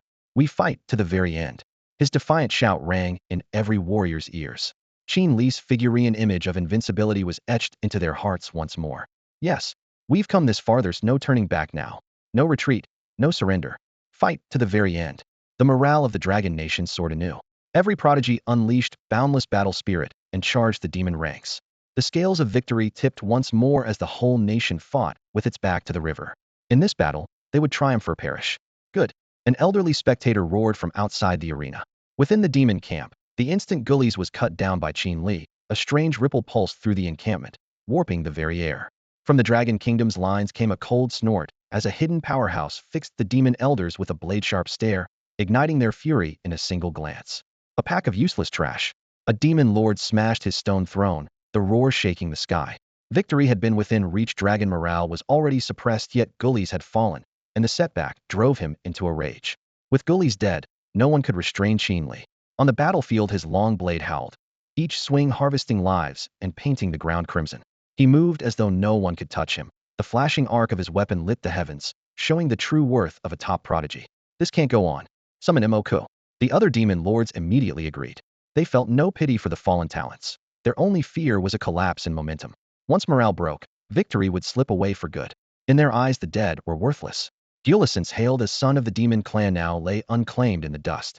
Such was the clan's brutal law of the jungle. Weakness was the original sin. Someone hesitated. Imoka might refuse to fight. Tell him there's a ranked prodigy on the field, another lord said coldly. If he kills Qin Li, all of that man's fortune will be his. Since Qin Li's second awakening, his position on the Hongming prodigy list had soared to 20th, marking him as one of the brightest talents in the myriad races beneath the stars. Imoku, the name they invoked, also appeared on the list 18th. Within the demon clan, he carried another title, younger brother of Emotion. Emotion, ranked third, was a monster of talent and the clan's best hope of breaking through to the demon ancestor realm. Though Imoku lagged a step behind his brother, he still dominated his own generation. Deep in demon territory, inside a hall seething with eldritch smoke, Imoku lounged upon a pitch-black throne. So, that useless Gulis is dead? Dark flames coiled around him, crimson threads glinting in his deep-set eyes. He licked his lips, voice icy. Qin Litwanieth on the list. Good enough to be worth my time. Gulis' death meant nothing to him. What mattered was the fortune and ranking he could seize by killing another prodigy. If you dare slay someone of my clan, he murmured, be ready for me to send you to the underworld myself. With a sharp whistle, a jet-black streak tore across the sky. Imoku vanished from the hall, heading straight for the front. Unaware that a mortal enemy was racing toward him, Qin Li continued to fight without a hint of retreat. Blade forward, mind clear, he had no stray thoughts, only an iron resolve that would not allow defeat. Countless young prodigies stood behind him, their trust unwavering, and he had sworn to lead them home. Qin Li swung his blade again and again, every sweep drawing blood as the frigid light carved a crimson storm across the sky. A peerless swordsman was rising on this battlefield, staining half the firmament scarlet. Boom. A black vortex erupted above the demon ranks, and a lone figure strode out of the void, surging demonic energy crashing like a tide, its pressure even more terrifying than the slain Gulis sea. Sensing that overwhelming power, Qinli halted mid-strike. His gaze hardening the newcomer was dangerously strong, perhaps stronger than he was. When the smoke cleared, the figure revealed a cold face and 6 curved horns, 2 more than Gully Sis, while black aura coiled around him like a dragon. Allow me to introduce myself. Mo Ku of the Demon Clan, and I'm here for one thing: to kill every last piece of trash in my way. His hoarse, manic laughter made the very air vibrate. Demon soldiers rallied to him at once, reverence written across their faces, and once more the two armies faced each other across the field. On the Dragon Kingdom's side, Qinli led the charge, killing intent soaring sky-high. Opposite them, Imoka stood at the forefront, endless demonic energy blotting out the sun. The two forces clashed in the air, neither yielding an inch. United in purpose, the warriors of the Dragon Kingdom projected a mighty aura. Though the demons had wavered under earlier assaults, their numbers and Imoka's presence quickly steadied their ranks, bringing the battle to a momentary stalemate. Imoka narrowed his scarlet eyes at Qinli, licking his lips as he chuckled. Oh? So that's how you managed to gut that waste, Gully C. With spirit like yours, killing you should hurt the Dragon Kingdom plenty. His laughter dripped with madness, the brand of insanity found only in the finest prodigies. Then come and see who kills whom, Qinli replied, eyes blazing as he raised his blade to shield every comrade behind him. His perfected blade of sentiment solidified into a crimson arc and slashed toward Imoku. Not bad at all, Imoku said, thrilled by the taste of such power. He craved nothing more than the helpless agony of a strong foe. Fate meant little to him, only slaughter thrilled his soul. Thunder roared as demonic energy frothed around him, forming a pitch-black spear, the demon bane lance. Blade and spear collided midair, scattering sparks as bright as a solar flare. The decisive duel had begun. The battlefield stalled once again. Dragon Kingdom prodigies fought on to the death, having long cast aside fear. As long as that lone figure in the sky remained, as long as Qinli still stood, they believed victory was within reach. That faith, born of blood and fire, flowed into Qinli's heart, giving him an unbreakable resolve. At this moment, he was everyone's beacon of hope. Feeling that trust, Qinli fought ever harder, his blade's edge growing sharper with each strike. Demon scum, he roared, face me. First Elder, the frontier is in crisis. Before the dispatch even reached his desk, the white-haired First Elder looked up, and a murderous chill swept through the hall. The urgent reports from every front were terrifying. The Dragon Kingdom's young prodigies were barely holding the lines, while wave after wave of enemy assaults crashed down on them without a single pause.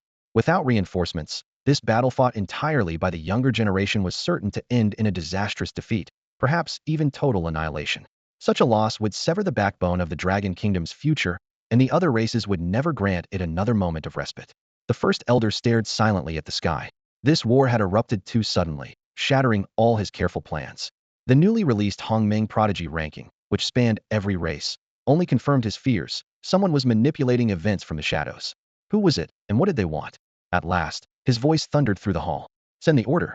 Every great clan, including the hidden lineages, must dispatch at least 20 prodigies to the battlefronts. Those who refuse will answer to me.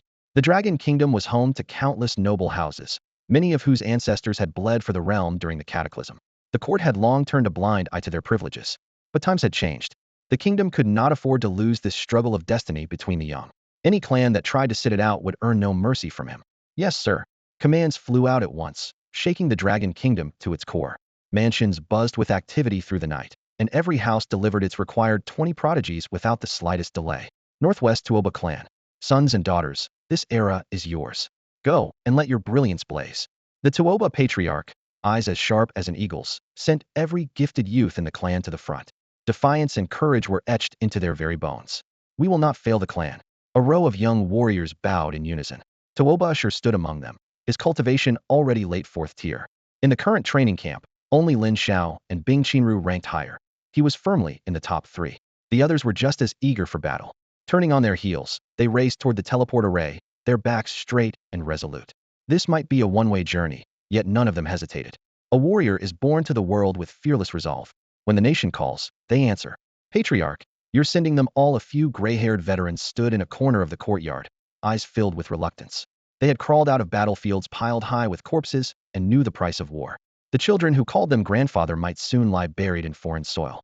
If they could trade places, they would gladly lift their blades again. 1 kill to break even, 2 to come out ahead. Have faith in them, the patriarch said gravely.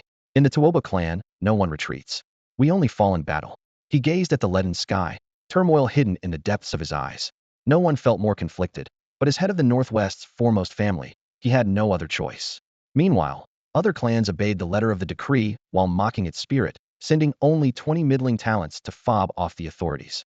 In their view, the odds of defeat were far too high. Failure means death. They refused to send their brightest heirs to die for nothing.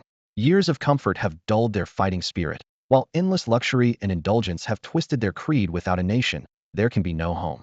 If their ancestors could see them now, they would beat their chests in the heavens and lament that their descendants have grown so weak and ignorant. In the northern desert, dunes rise and fall like waves. As far as the eye can see, the sand is littered with the mangled remains of beasts and the severed limbs of Dragon Nation prodigies. A hot wind whips the bloody mist into the sky, staining half the heavens crimson like the descent of hell itself. The Beast Alliance attacks with reckless abandon, throwing lives onto the pile. Thousands of low-tier monsters charge in waves, caring nothing for glory, intent only on wearing the prodigies down. On average, each Dragon Nation youth faces dozens, even hundreds, of enemies. Many fall not for lack of strength, but because they are ground to exhaustion fighting alone, powers spent, dying with hatred in their eyes. On the frontier battlements, the garrison's eyes are bloodshot. So many prodigies have died such stifling deaths on the sands that the soldiers long to leap from the walls at once. Damn you beasts! Face me unknown if you dare. Scum! Rough shouts echo along the ramparts, every word carrying raw pain. Li Longya clenches his jaw, forcing down the surging energy in his body, afraid he will lose control and jump into the fray. Why is there no reinforcements? What are the great clans of Dragon Nation doing waiting to die? He pounds the parapet, fury burning in his chest. The battle has raged for days without a hint of support, while the Beast Alliance receives fresh troops every hour. Even the weakest fighters are enough to drain the prodigy's strength. How can this war be won? Tooba Mu stays silent. This contest was meant for the younger generation. If veterans like him step in, all four great powers will plunge into total war, and Dragon Nation would face annihilation consequences he cannot bear. In the heart of the battlefield, exhaustion is etched on every prodigy's face. Even if the beast stood still and let them strike, days of relentless combat have left them spent, and the fight is still life or death. Running on fumes, they hold the line with nothing but faith in their last breaths. This stretch of desert is the bloodiest grinder on the entire front. The beasts are endless. They kill until they are numb, until despair sets in, yet the tide never stops. There is simply no end to it. At the very front, one young man is still roaring. His voice is hoarse, his chest heaving, and his bare arms are crisscrossed with bloody gashes. He has slain more monsters in the past few days than he can count. The Beast Alliance fears him so much they give a single order: self-destruct. Several beasts rush him and detonate at once. Caught off guard, he is engulfed in fire. His toughened body absorbs most of the blast, and he barely manages to stay on his feet. Anyone else would have been blown to pieces, yet even he has reached his limit. Belong, watch out. A warrior in the distance spotted a beast about to charge in on a suicide run and shouted a warning. The young man sprang aside, and a crushing blast obliterated the attacker. Hoo-hoo, he panted hard, chest heaving, his energy nearly spent. Blood seeped through the shattered seams of his armor, spattering him in grim patches. Even someone as strong as he was could feel his limbs turning to lead. The hand gripping his sword trembled. This was Yang Yi, son of the legendary Batian martial saint. On this battlefield of corpses and blood, he was the pillar everyone leaned on. He had led countless prodigies into days of brutal fighting against the Beast Alliance, throwing himself into the thick of every assault, cutting off wave after wave of the enemy, until their commanders were forced to change tactics. Yet now this peerless genius bent forward, sweat and blood dripping together. So tired his chin nearly touched his chest, eyelids heavy as iron. If only I could close my eyes and sleep without a care. But he knew he couldn't fall. The moment he did, the beasts would tear through the comrades behind him. Yang Yi drew a deep, metallic breath and forced himself upright. More monsters still charged in packs, their roars shaking the scarred earth. He raised his trembling hand, knuckles white, and locked his fingers around the sword hilt. Brothers, can you still fight? We can. Will you still fight? We will. Do you fear death? No. The thunderous answers rolled like a tide. Yang Yi let out a cracked, blood-flecked laugh, harsh and wild. In that instant, only one word filled the world: kill. Thud, thud, thud. A surge of synchronized footsteps rushed up behind them. Yang Yi turned with effort and saw a tide of young prodigies from Longhua in full armor, weapons gleaming, flooding into the ranks. A brilliant grin split his bloodstained face. Brothers, reinforcements are here. Roar. The survivors felt their eyes burn. Tears of hope sparked amid the grime. Yang Yi vaulted skyward once more, drew in a fierce breath, and roared his battle cry at the heavens. In the eyes of many mighty races scattered across the stars, Longhua was a backwater tribe with no real heritage. Yet this insignificant people had risen with unbelievable speed, now standing shoulder to shoulder with the ancient clans perched at the very peak of the cosmos. That astonishing ascent had shaken the conviction of countless powers what carried Longwa this far, and what let them rally as one, unleashing a will to survive that shook the heavens whenever extinction loomed? The answer was revealing itself in today's brutal war. For dominant stellar clans had joined forces to wipe out Longwa's younger generation. Any other people, even the Shin clan, hailed as the strongest beneath the stars, would have collapsed under such pressure. Longwa, however, clung on like an unkillable roach. Each of the four fronts was under crushing fire, yet none had been utterly broken. On the blazing eastern Jiang front, Longwa faced the elusive Su Ming clan. The Su Ming wielded nether force, a power welling up from an endless abyss that gnawed at the mind. If a warrior's resolve faltered for a heartbeat, they would plunge into eternal night. Across the battlefield, more and more Longwa prodigies stood vacanted, cloaked in suffocating black mist, their darkest desires laid bare. Frenzy, fury, cruelty, bloodlust, all amplified by that insidious power. Bang! Another Longwa prodigy hit the dirt, felled not by the enemy, but by his own ally. Tears rimmed the killer's eyes, yet he steeled himself and struck the finishing blow. From the moment they learned what the Su Ming could do, every Longwa fighter had reached an unspoken pact. If I lose myself, lay me to rest. No one ever said it aloud, but the vow was carved in every heart. Better to die than become a puppet that butchered one's own. Boom. The battlefield's center had been in violent upheaval since the opening clash. There, the two sides' foremost monsters battled for supremacy. Majestic Emperor Qi surged like a breached dam, slamming into a whirling vortex of darkness. Commanding that abyssal tide was Yu Ming, the most gifted talent of the current Su Ming generation. Heaven Emperor's sword. Emperor Qi condensed above into a colossal blade that split the skies.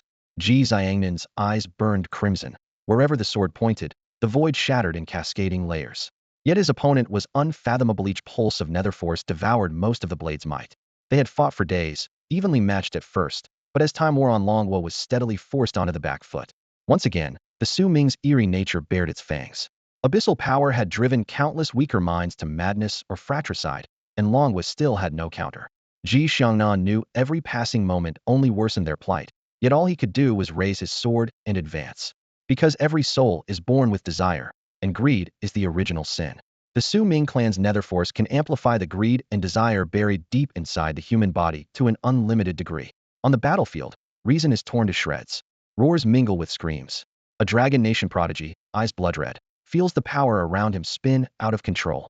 To escape the devouring pull of boundless desire, he charges straight into a small enemy encirclement. Boom! A blinding white flash erupts, deafeningly loud. Several Su Ming experts are swallowed by the blast. With that final act, he protects his dignity, yet in doing so condemns himself. Only self-destruction can prove his devotion to homeland and conscience. At the eastern Jiang front, the already fragile line is about to collapse. Reserve soldiers stand on the perimeter, fists clenched so tightly their knuckles whiten, nails cutting into their palms while beads of blood trickle along the creases. The sting is nothing compared with the tearing pain inside. If this continues, every one of them will die. Some veterans weep. The frontline prodigies of the Dragon Nation are running out of power, and a third of the fallen were cut down by their own brothers in arms. The Su Ming clan has forced them into killing each other at almost no cost. Confusion, despair, and terror surge like a tide, driving the survivors to the brink of collapse. Friends who once joked and laughed now lie motionless, some dying by their comrades' hands. No one can bear such torment. High above, a thunderous duel has raged for 3 days and nights. Ji Xiangnan and Yu Ming breathe raggedly, sleeves in tatters. Yu Ming fixes his gaze on his foe. What a troublesome opponent. Since his birth, this is only the second aura capable of restraining him so completely. Ji Xiangnan, it looks as if your Dragon Nation is about to fall, he taunts. Words like poison blades meant to disrupt Ji's focus. Ji Xiangnan's eyes sweep across the land. Scorched earth everywhere, more than half the Dragon Nation warriors dead or wounded. In the stubborn gazes of those still standing, there is no longer any desire to live. The moment they entered this field, many had sworn, succeed or die. The sky suddenly unfurls a vast, multicolored mantle of light, 10,000 strands weaving together, announcing a new peak in JIS power. An instant later, every fighter still holding on hears his voice. My strength just surged. Mine too, I feel immune to every poison. Incredible. Now, Ji Xiangnan splits into thousands of incarnations, a synchronized command echoing in every mind. Newly empowered youths roar and unleash their full might, cutting down several Su Ming experts in a heartbeat. Yu Ming's face darkens. Ji Xiangnan, your arrogance knows no bounds. Even while dueling him, the man dares to divide his focus, pure contempt. Boom. Nether force rises like a vast black tide, eerie and profound, crashing toward Ji Xiangnan. With a cold snort, sovereign energy detonates. The darkness shatters into dust. Newly awakened, his mind is crystal clear. Embracing the great Daono seduction can breach it. Yu Ming, you can't defeat me. Light and dark collide in the sky. A decisive battle is about to erupt. Too many National Day socials ended up drinking again today, and I'm in no shape to write more. Just one chapter for now. I'll make it up tomorrow. Sorry, everyone. Ji Xiangnan kept pushing himself, pouring a steady stream of power into the many prodigies of Longwood gathered on the battlefield. As an SS-ranked heavenly emperor, he realized that the heavy celestial emperor's mantle could block the corrosive force of Yu Ming. Ignoring his own reserves, he raised a hand and conjured a vast golden cloak that blanketed the entire field, allowing every Longwo prodigy to draw on his strength. Huh, you trash, weren't you acting tough a moment ago? Now Grandpa's taking the stage. With the mantle upon them, the suppressed fighting spirit of the Longwo prodigies erupted at once. They no longer had to split their focus resisting the madness in their hearts or watching for sudden betrayal. They could devote every ounce of strength to the slaughter. Kill. Countless figures clad in gold charged forward, blades flashing, blood spraying. In the life and death melee they had once needed to hold back, but now every concern was cast aside. Their eyes held nothing but murderous intent. No one, however, understood the price Ji Xiangnan was paying. Each breath drained his abilities at a terrifying rate. He had no idea how long he could last, yet his gaze remained sharp and resolute. Ji Xiangnan, you're courting death. Far above, Yu Ming laughed in fury. From that lofty vantage, he believed that even without his intervention the Longwo prodigies would soon collapse. To exhaust oneself for a swarm of ants struck him as utter folly. Once he had considered Ji Xiangnan a mortal enemy, now the youth seemed short-sighted and laughable. What Yu Ming failed to grasp was that Ji Xiangnan had always been this way. From birth he was hailed as an earthly emperor, praised by all. After breaking his shackles and seeing his own heart clearly, he grew even more formidable, devouring mountains and rivers with his spirit. Arrogance was no longer a boy's bluff. It had become a duty etched into his bones. Now, as a young heavenly emperor, he walked a path that concerned all living beings. An emperor must bear the weight of heaven and earth and command the source of all ways. He must see every life under heaven as his own. The Longwo prodigies below trusted him enough to fight to the death. They should have had bright futures, yet they might die here, stifled and unfulfilled. If the world truly carried a monumental sin, then Ji Xiangnan alone would shoulder it. The golden light grew ever brighter. The celestial emperor's mantle hung above like a sacred mountain, radiating boundless authority, the glory of Ji Xiangnan, the peerless heavenly emperor. At that moment his path became more tangible, while his figure turned ethereal and unfathomable. His Tao heart had long been clear, and now the road to the summit trembled before him. Deep within his soul, a Tao fruit symbolizing the heavenly emperor's way began to solidify. Ji Xiangnan took another step along his own great path, a step that touched the heavens. Buzz. The Tiandi robe burst into dazzling splendor, and an even vaster, more majestic power swept into every dragon kingdom prodigy locked in mortal combat. That power rolled out like a rising tide, spreading in an instant. All of them sensed a pure, almost tangible aura of the great Dao. It was the emperor's own path. I can feel it. A hoarse-voiced genius shouted. He was Ji Xiangnan's most ardent follower, willing to risk his life for his idol. As the boundless current soaked into his meridians, tears of excitement filled his eyes. Following Ji Xiangnan, he realized, was the best decision of his life. Their answered faith sent their battle lust soaring. Kill. The Dragon Kingdom talents roared, a torrent of steel that forced the Suaming clan's prodigies back, their breathing growing labored. Step, step, step. Through the smoke of war, Ji Xiangnan's deep gaze fell on Dragon Kingdom reinforcements breaking through the sky. A faint smile curved his lips, and a quiet warmth rose in his heart. The horn of counterattack boomed. Countless clan heirs charged onto the field. Fear and doubt had stalked them on the way, but once they set foot here, only bloodshed remained. If they were to die, they would carve the Dragon Kingdom's pride into the battlefield. They were in their prime, every chest burning with loyalty to their homeland. Yu Ming watched it all, his face twisting grotesquely.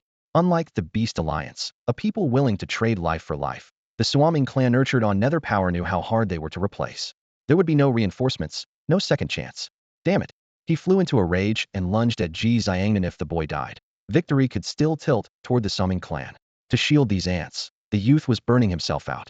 Now was the perfect moment for a quick kill. Die.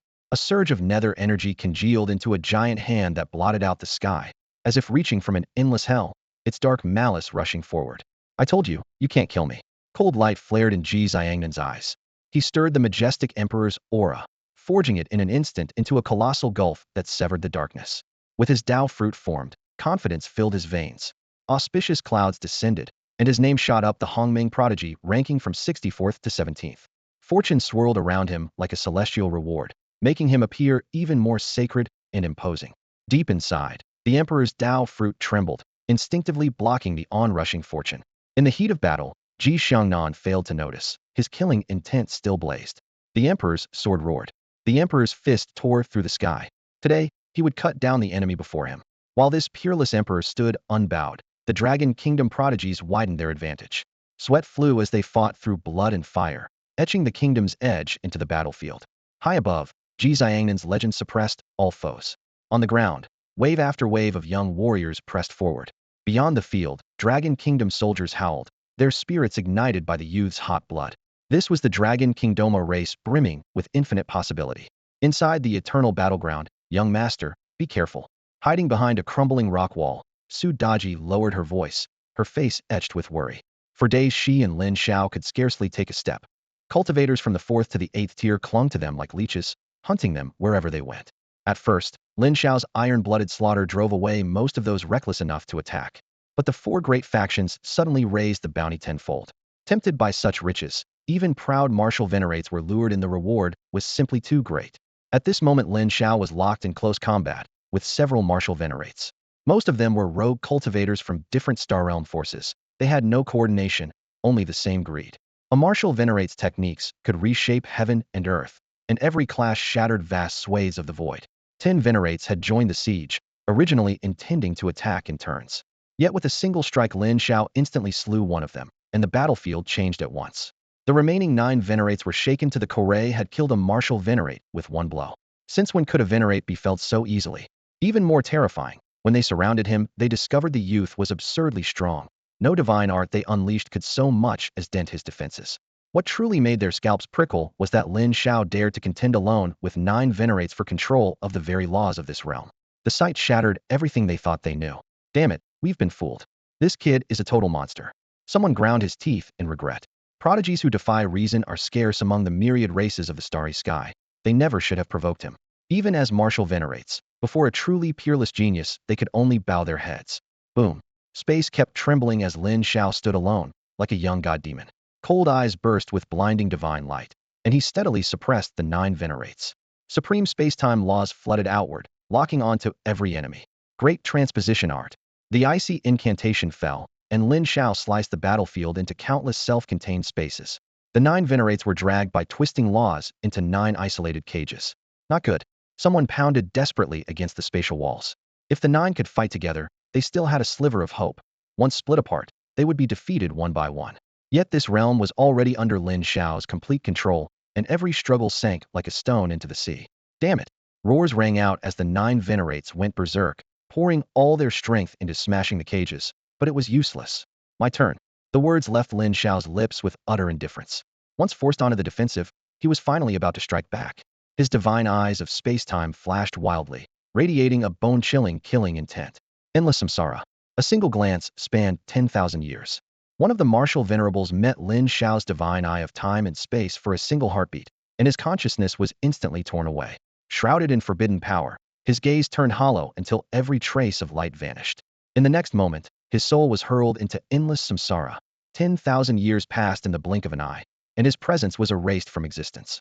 The sudden horror of that scene left the remaining 8 martial venerables reeling. Rage and terror knotted together in their chests. Yet there was no remedy for regret.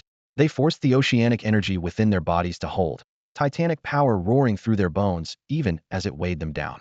Lin Xiao raised his eyes, his aura surging again, and a second spatio-temporal storm detonated into being. Boom. The sky split open as a mighty river from some unknown realm pierced the barriers of time and space. Its ripples were more dreadful than death, and the glimmering motes on its surface were condensed shards of time itself. Lin Xiao saw them clearly, and still could not unravel their mysteries. The river swept up the 8 martial venerables. An invisible force jerked at their minds, and they unleashed everything they had to resist.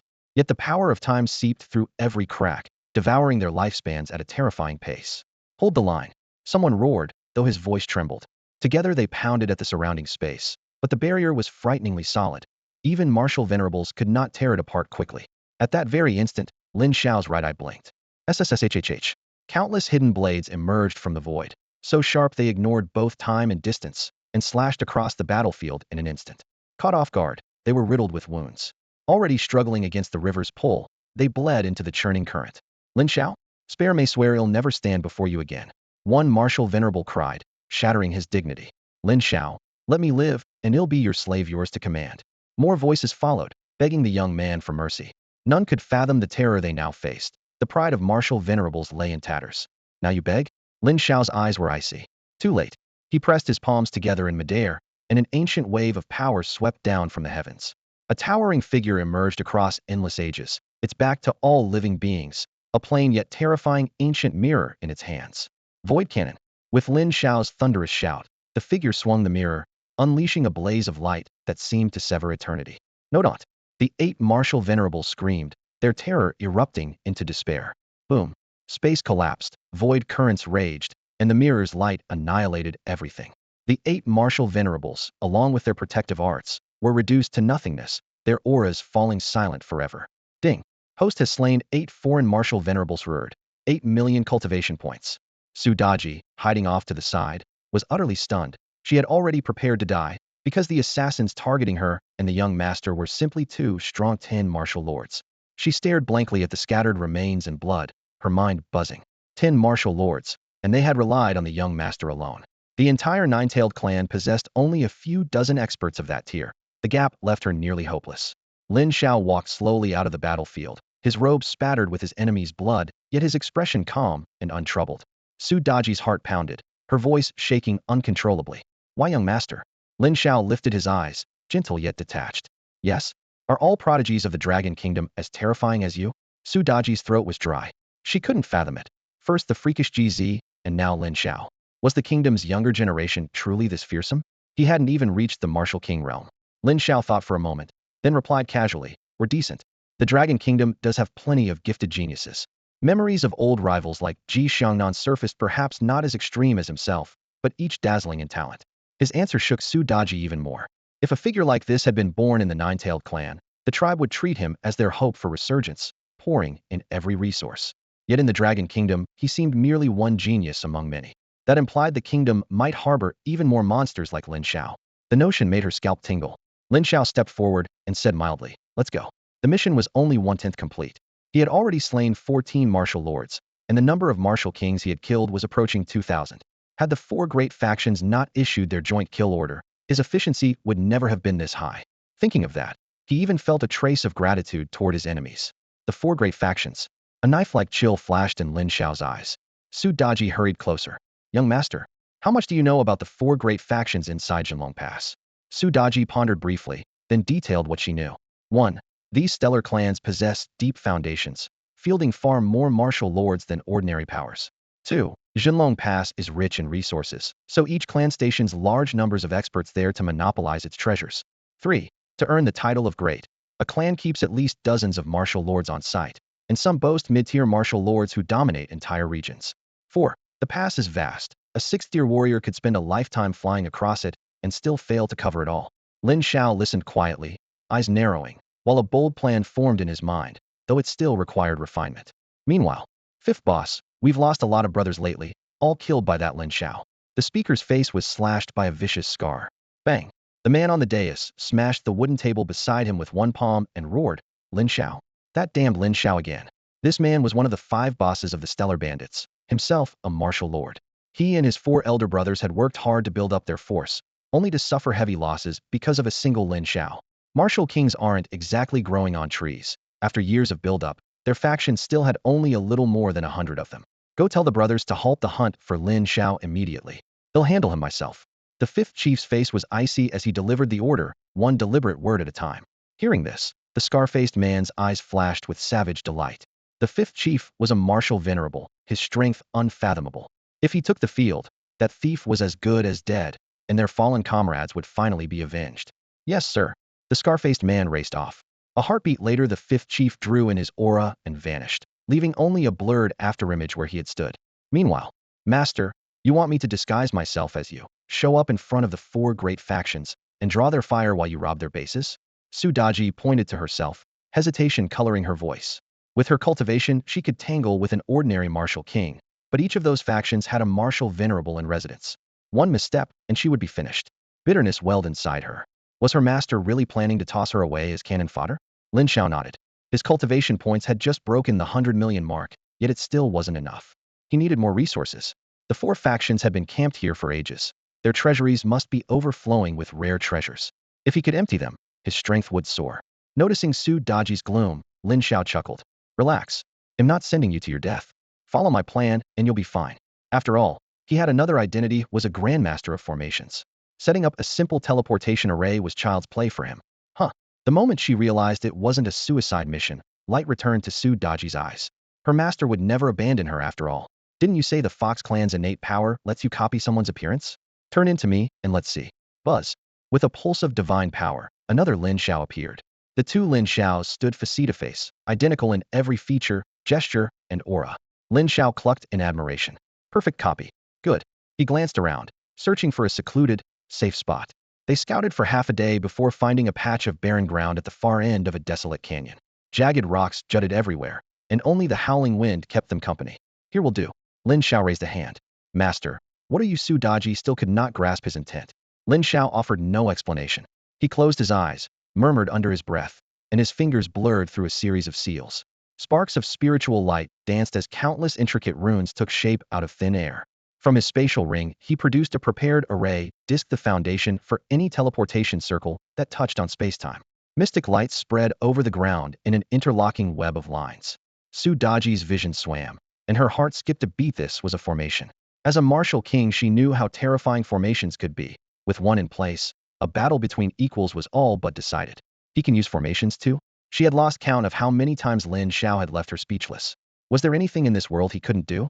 Mesmerized by the countless, mysterious runes suspending in midair, Su Daji felt her heart soar. She doubted anyone in the world could outshine her young master. Yet her resolve had long been set throughout this lifetime. She would serve him alone. The scene before her only strengthened her conviction that he would one day reign supreme across the stars. A low hum rolled through the air as the runes trembled and their glow dimmed. Moments later, Lin Xiao opened his eyes and handed Su Daji a dark gold array disc. Here, take this, he said evenly. I've locked this place's coordinates inside. Activate it, and you'll be transported straight here. Though his tone was calm, every word brimmed with certainty. So long as she followed the plan, Su Daji would escape unscathed, giving him the chance to strike their enemy's lair. Cradling the disc as if it were a priceless treasure, she tucked it into her sleeve. The young master had poured time and power into a personal teleportation array just for her. Warmth surged in her chest as she raised her hand in pledge. I won't fail you. Lin Xiao waved dismissively. No need to risk your life. If things go south, survival comes first. We can always find more resources, but a slave as obedient and capable as you is hard to replace. The offhand remark stung her nose with sudden emotion. He might call her a slave, yet his actions placed her safety above all else. Blinking away the dampness at the corner of her eye, she reviewed every detail with him once more, and together they prepared to act. Boom. Space itself split apart, and a towering figure tumbled from the rift. So you're Lin Xiao? The deep voice reverberated through the ruins. It was the 5th lieutenant of the Star-Roving Pirates, a martial venerable at early stage. His cold gaze swept over Lin Xiao as though sizing up a dead man. A heartbeat later, he sensed the young man's power and raised an eyebrow. Peak 6th rank? Able to slay a martial king? Impressive talent. Then his tone turned icy. But you killed too many of mine. Even a prodigy must pay in blood. With that, he thrust a palm downward, unleashing the full weight of a martial venerable's might. Violent energy shook the air, making the void groan as if on the verge of collapse. Su Daji's breath caught, and she instinctively stepped back. The newcomer failed to notice that Lin Xiao was already staring at him, as though he were a corpse. The 5th captain gradually sensed something was wrong. The boy in front of him showed no fear, only a chilling indifference, as if he were staring at a dead man, and that silent contempt ignited the captain's fury. A sudden hum oppression unique to a martial venerable slammed down, space rippling as though struck by a gigantic hammer. Su Daji's chest felt as if it were splitting open, her bones creaked, and her face went deathly pale. Lin Xiao raised a hand. Gentle spiritual power flowed from his fingertip like spreading ripples, encasing her and shielding her from the crushing pressure. Thank you, young master. Su Daji bowed. Knowing she would only complicate matters, she turned and raced away. The 5th captain's face darkened completely. He had never imagined the casual pressure he released could be so easily neutralized, nor did he intend to let that fleeing woman escape. His left palm shot forward. Cosmic laws gathered into a roaring torrent. A gray-black arc of energy, vast enough to pulverize the sky, streaked towards Su Daji's back. Run from me? How naive. He sneered, convinced the blow would erase her. Boom. The arc detonated but was blocked heat-in by a single figure. The captain's pupils constricted Lin Xiao. Floating in midair, Lin Xiao's robes and hair whipped in the icy wind. His eyes, cold as divine judgment, locked onto the captain. Kid, you, the captain's voice faltered. How could a mere sixth-tier martial artist withstand a martial venerable strike? The only answer was a voice colder than winter steel, endless reincarnation. Two dazzling beams shot from Lin Xiao's pupils like the verdict of death. The captain's consciousness was torn away and hurled into a limitless black sea. The river of time crashed before him, each cycle shredding his memories. He thrashed and screamed, yet the more he fought, the more he unraveled, until every fragment of self was worn to nothing, obliterated. One move. A martial venerable, annihilated. A system alert flickered through Lin Xiao's mind. He spat. Where'd this idiot come from? All that talk about killing me couldn't survive a single hit. Trash. Off in the distance, Su Daji saw the battle end and hurried back. Young master, are you hurt? Do I look hurt? Lin Xiao shot her a sideways glance. Of course not, young master is unmatched. She amended quickly, all respect. Save the flattery. Did you remember what I told you? I've memorized every word. I won't let you down, she promised, patting her chest. Then let's go. This was one of the Immortals' forward outposts in the starry void. Proud of their bloodline, they saw themselves as cosmic aristocrats. Even the gods, in their eyes, were little more than stronger savages. Su Daji cast a spell, flawlessly adopting Lin Xiao's appearance and aura, and stepped toward the main gate of the Immortals' camp. On the watchtower, a guard leaned out, a gleaming bow trained on her. State your business. A haughty member of the Celestial clan unfurled his wings and roared. This is Celestial territory, trespassers die. He was only sixth tier, yet he tipped his chin and looked down on all sides as though he were a martial venerable. Squelch. Lin Xiao flashed in close. Her strike, like a black tiger, pierced his chest, her fingers tearing through bone to rip out his heart. You.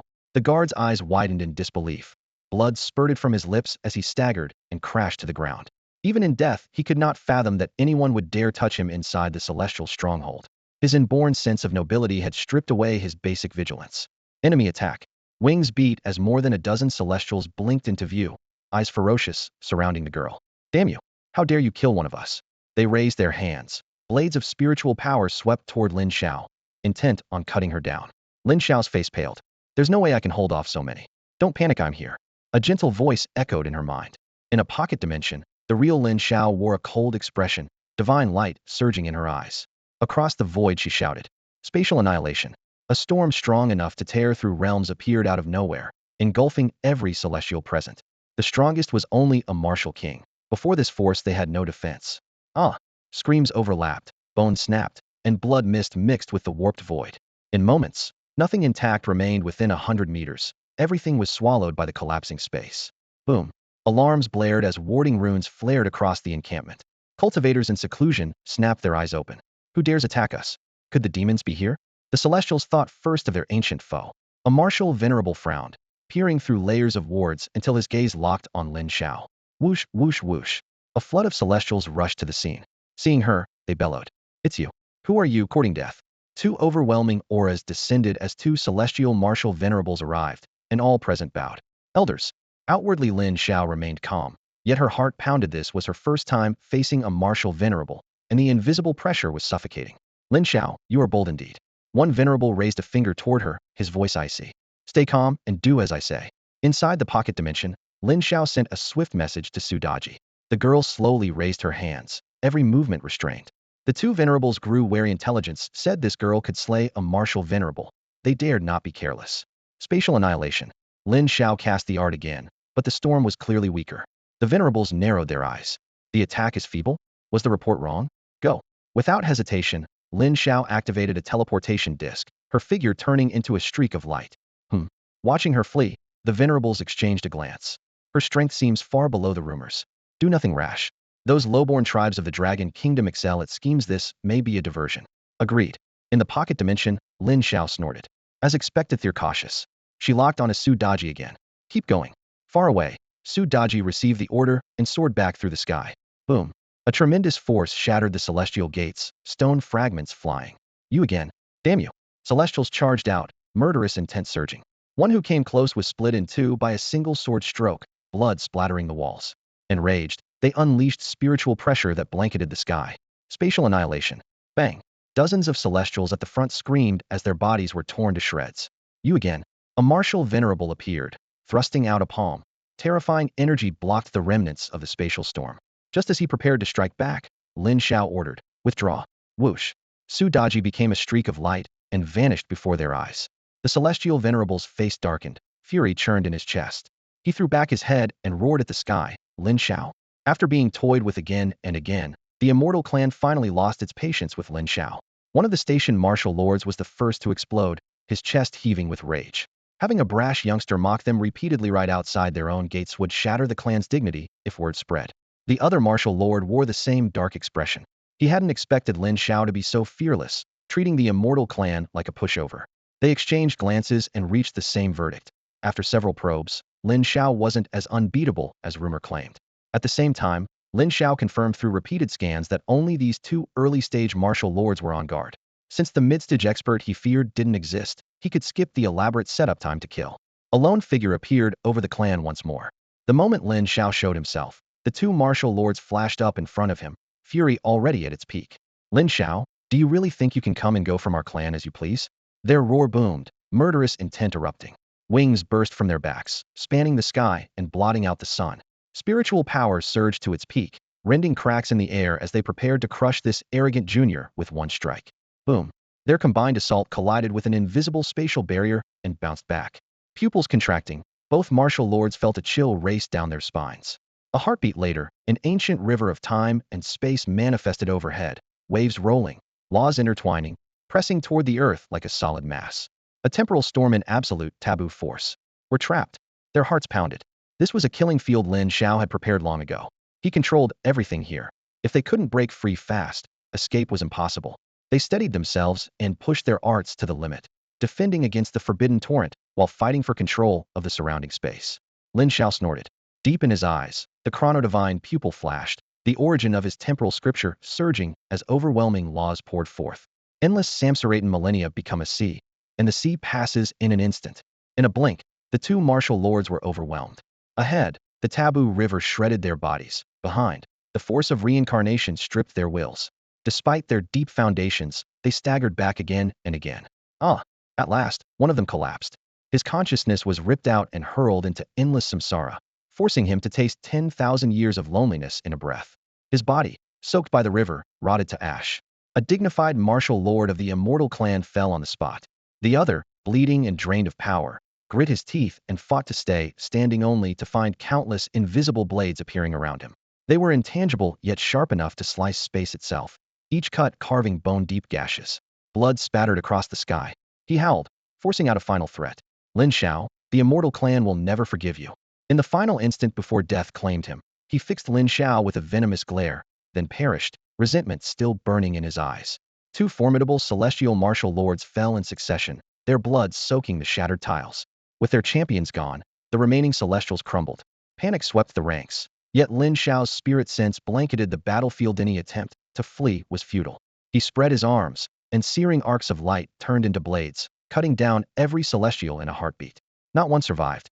The stench of fresh blood filled the air, murderous intent pierced the clouds, and an entire celestial stronghold lay annihilated by a single man. Days later, the news exploded through Jinlong Pass like thunder. In every tavern and alley, voices buzzed. "That fighter from the Dragon Kingdom is an absolute beast. Man, I almost joined the hunt for him. Thank goodness I didn't. Unbelievable. Holy crap." Spectators reveled in the chaos, but everyone now saw the truth. The kill inside order from the four great powers was a trap.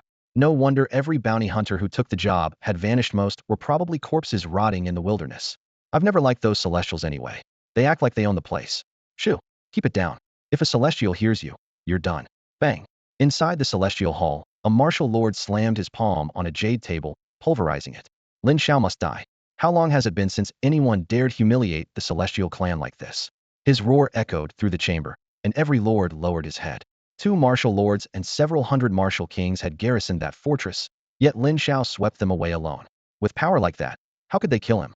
The celestials had barely 20 martial lords at Jinlong Pass, and 3 were already dead, losses they could ill afford. Contact the other factions. They've all suffered at his hands, someone urged. They might just sit back and laugh, another lord snapped. The great powers smiled in public, but schemed in private. At last, one lord sent out a message.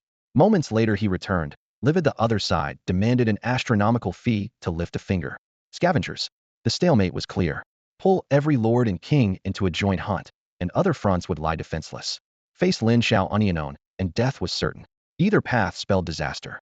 Before a decision could be reached, another shockwave hit from the north. A demon clan outpost had been wiped out, every soul slain. The culprit was, once again, Lin Xiao. Jinlong Pass trembled anew. First the celestials, now the demons. He's insane. A living legend. Since the fortress was founded, no one had ever witnessed such a feat. Star-spanning overlords, the mightiest of races, humbled by a single man. In the demon stronghold, their own martial lord seethed. Days ago they'd mocked the celestials. Now the insult was theirs to bear. Outrageous. Their leader barked, "Send word to the celestials. Tell them we accept their terms. Well, unite, and put an end to Lin Xiao. Those Mozu just sent word thief accepted our terms." The Shinzu Wuzuan threw back his head and laughed, bringing his palm down hard on the armrest. Rage over his race's destruction still churned in his chest, yet hearing that their old enemy had met the same fate filled him with savage satisfaction. "Tell them the two of us aren't enough," he snapped. "We need to drag the Shinzu and the Yongjaizu into this. None of those factions are pushovers. If only we and the Mozu go head-to-head with Lin Xiao, the Shinzu and the remnants will just sit back, reap the spoils, or even kick us while we're down." After receiving the reply, the Mozu Wuzuan forced down his own anger and nodded coolly. "Those feathered blowhards aren't wrong. All we can do now is wait for the right opening." Lin Xiao didn't leave them waiting long.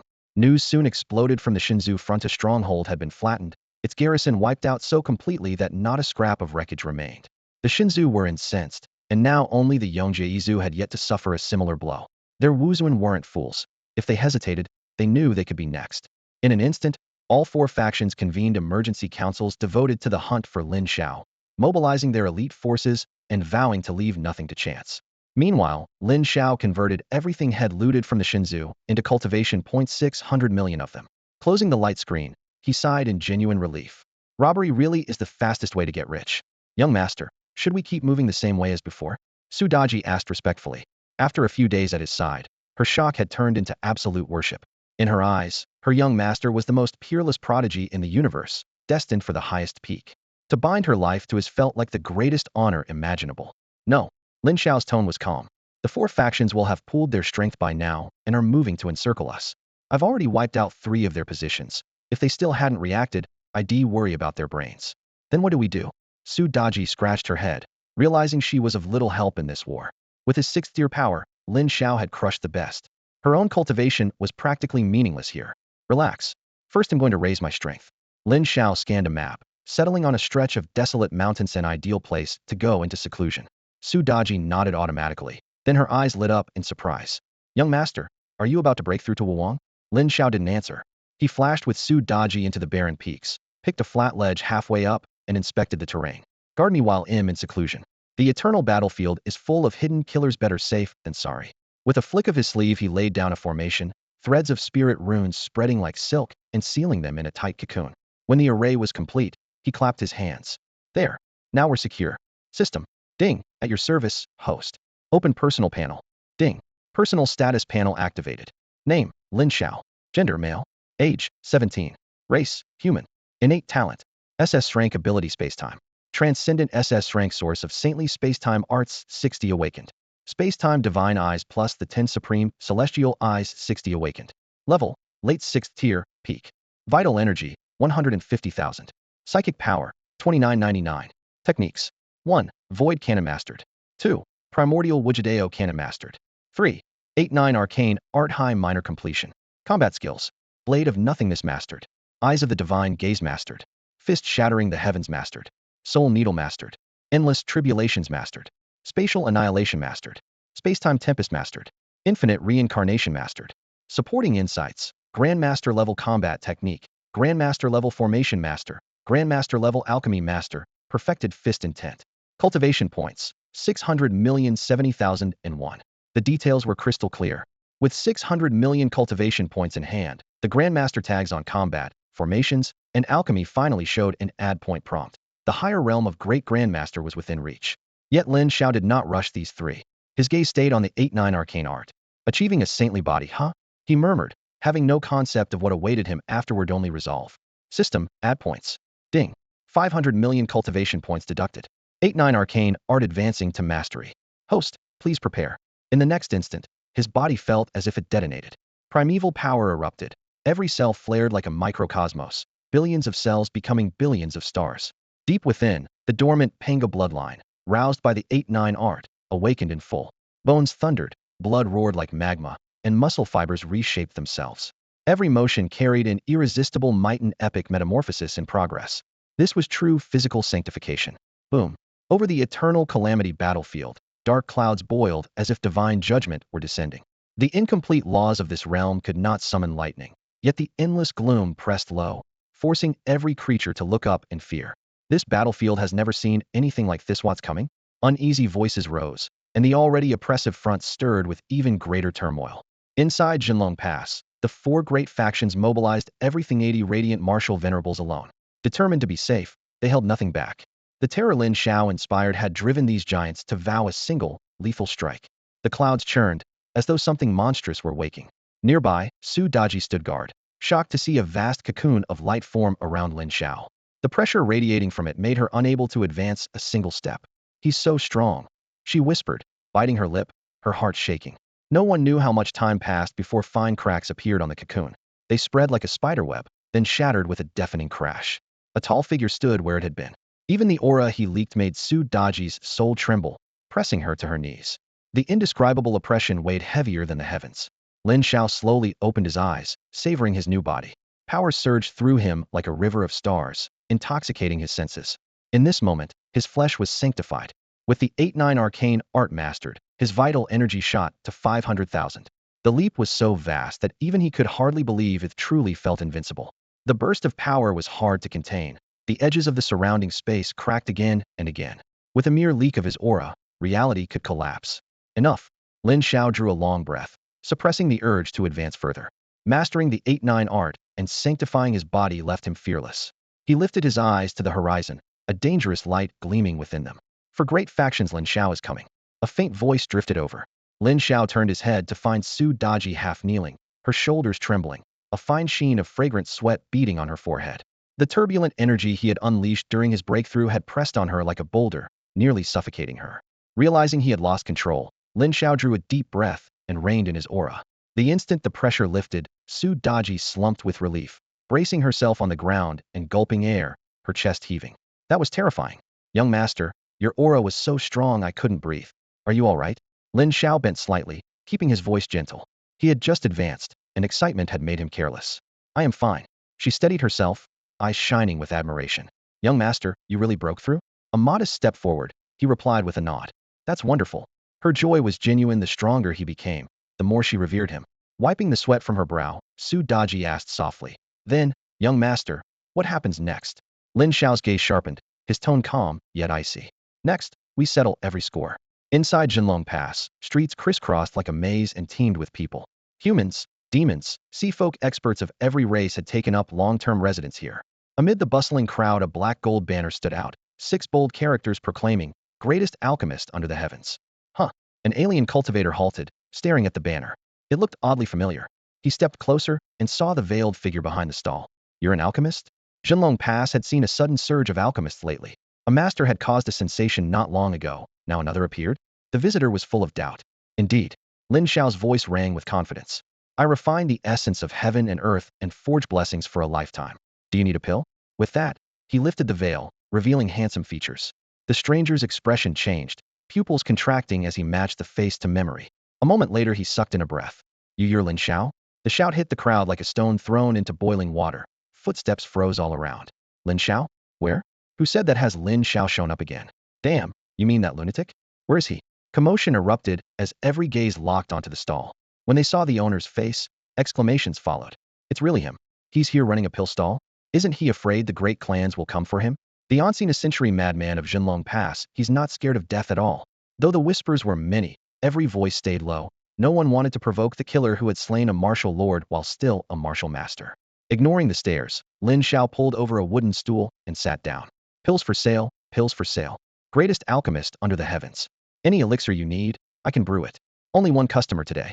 Jinlong Pass was a tangle of saints and scoundrels, with every major power's spies hidden in the shadows. Scouts immediately relayed news of Lin Shao's appearance. People were stunned. The man wanted by the 4 great factions was openly doing business. What nerve. The alien cultivator who had first recognized him hesitated, then clenched his teeth and stepped forward. Master Lin, Are you serious about refining a pill? He was truly stuck at a bottleneck, one step from the Martial King realm. With the right elixir, he might break through in one stroke. Of course, Lin Xiao answered calmly.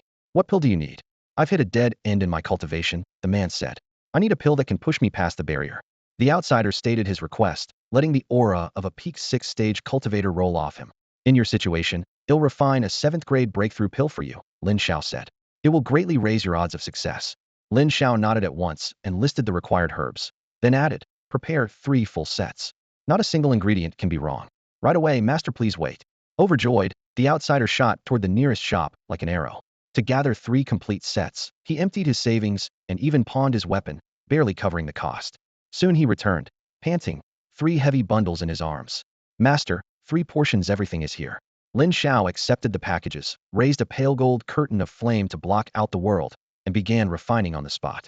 The leaping fire cast his figure in shifting light, while streams of fragrance curled from the cauldron.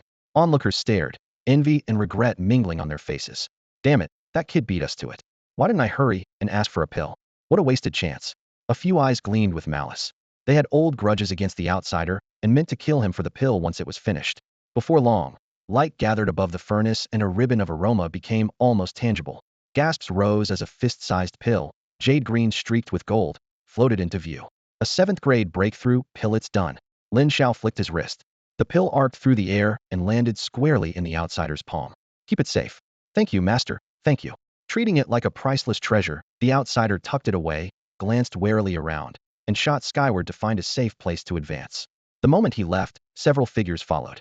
They wouldn't dare touch Lin Xiao, but a mere 6th-stage ant had no right to such a prize. Lin Xiao remained unmoved, sitting cross-legged with his eyes closed. Huh, why hasn't he left? Didn't he say he'd refine only 1 pill today? Someone whispered, already planning to try his luck tomorrow. Suddenly Lin Xiao's eyes snapped open. He swept his stall into his sleeve and looked toward the horizon. So they finally arrived. A low hum shook the air. Dozens of terrifying auras rushed closer, tearing the sky. Figures wrapped in multicolored radiance filled the heavens. Martial lords, each one strong enough to shake mountains. Martial lords, so many of them. Faces below went paper white. 80 martial lords hovered overhead, their icy gazes locked on Lin Xiao. So it really is you. Killing intent surged from every direction. They were the martial lords of the 4 great powers of the starry sky, mobilized in force to erase Lin Xiao. A Xian clan lord stepped forward, face like carved ice, voice as cold as steel. Lin Xiao, how dare you kill members of my clan? Today I pronounce your death sentence. The others stood indifferent, murderous intent rolling like thunder. 80 powerhouses of the same realm, more than enough, they thought, to grind him to dust. Lin Xiao flexed his fingers, joints cracking softly, and nodded. The number is perfect. Perfect? Lin Xiao, today even heaven can't save you. A Xun clan lord roared, pressure crashing down like an apocalypse. We are the foremost race under the stars, yet you shamed us. Your life ends here. Hands clasped behind his back, Lin Xiao answered calmly. I meant that once I kill all of you, I can leave right away. A chill voice rang across the land. 80 martial venerables from the 4 major powers hovered in midair when Lin Xiao's taunt reached them, every brow furrowed in unison. Such unbearable arrogance. He thinks a bit of strength lets him look down on everyone. Today he must die. All irrelevant people, get out of Dragon Pass now. For explosive shockwaves rolled outward, making the ancient ramparts quake. The onlooking outsiders turned ashen and bolted, hooves and feet churning up dust, terrified that a moment's delay would cost them their lives. He's mad, utterly mad. 80 martial venerables. Lin Xiao is finished. What a shame. I wanted to hire him to refine some pills. Dragon Pass is enormous. Yet he strolls in like he's begging for death. Their chatter faded with distance, though a handful of curious spectators still hid far away, craning their necks to witness the coming duel. In the sky, the combined auras of the 80 venerables formed a pitch-black dome, locking onto Lin Xiao. That invisible pressure could smash an ordinary peak martial king to paste. Lin Xiao, any final words? Asked a venerable of the everlasting remnant clan, his voice ice cold. Lin Xiao had never provoked their faction directly, yet one of their peers had died by his hand, and murderous intent now radiated from them. Lin Xiao snorted. Talk, talk, talk. Haven't you heard the saying villains die because they talk too much? He stepped through the air, unwilling to waste another word on what he deemed self-important trash. In the next instant, the source of his temporal spatial sacred law detonated. A temporal spatial storm. A mysterious river arced across the heavens, showering forbidden laws of time and space. In a blink, the raging tempest swallowed all 80 martial venerables. Courting death. How dare you? Roars overlapped as battle erupted. All 80 venerables unleashed their origins, each powerful enough to command a world. With thunderous crashes, they joined forces, forcibly stabilizing the void and arresting the seemingly unstoppable storm. Lin Xiao's gaze sharpened, his temporal spatial divine eyes blazing. Eternal calamity, everlasting oblivion. One mark to shatter 10,000 tribulations. The terrifying spatial seal slammed down again, drawing pained grunts from the venerables. This brat is too arrogant, snarled the leading venerable of the demon clan. While he withstood the seal, he bellowed, "Well, hold him, everyone else. Kill him." 20 demon venerables' auras flared. Endless demonic energy coalesced, forming a four-armed shadow that blotted out the sky. Kill. At the same moment, the remaining venerables lunged at Lin Xiao. Divine judgment. A venerable of the god clan unleashed his signature art. 20 pillars of world-shattering lightning punched through the cloud's power. No ordinary mid-stage venerable dared face Hedon. Lin Xiao moved like lightning himself, blinking from spot to spot. The pillars missed by a hair, leaving only scorched fringes on his robe. Don't underestimate us. An immortal venerable roared. Wings large enough to eclipse the sun snapped open, and countless divine feathers filled the sky. 1,000 feather wings. Tens of thousands of razor-edged feathers, guided by the immortal venerable's will, converged on Lin Xiao from every direction, sealing off all avenues of escape. Those divine feathers were razor-sharp, slicing through space itself. In an instant, countless feathers sealed off Lin Xiao's escape, their hum drilling into his ears. He jerked up his right hand, the chronospatial eye trembling as a massive spatial bulwark condensed before him. At the same time, his left hand forged a void blade, torrents of eldritch power erupting from within. A heartbeat later, tens of thousands of invisible blades flared around him, all aimed at the oncoming storm of feathers, radiating lethal intent. Boom. The crack of shattering space was deafening. 80 Yongjia Izu Wuzuan hovered in the air, bombarding him from range. Wave after wave of terrifying power tore clouds apart and made the sky quiver. Alone, Lin Xiao remained calm as still water. Meanwhile, the demon clan Wuzuan finally freed their hands and surged forward. An endless demonic domain expanded, black miasma swallowing the battlefield. One demon Wuzuan's punch shattered time and space, its savagery dismissing all defense. Crash. The collision sent shockwaves everywhere. The punching demon staggered back several steps, arm trembling, the muted crunch of fracturing bone echoing. Impossible. He gasped. Nothing is impossible.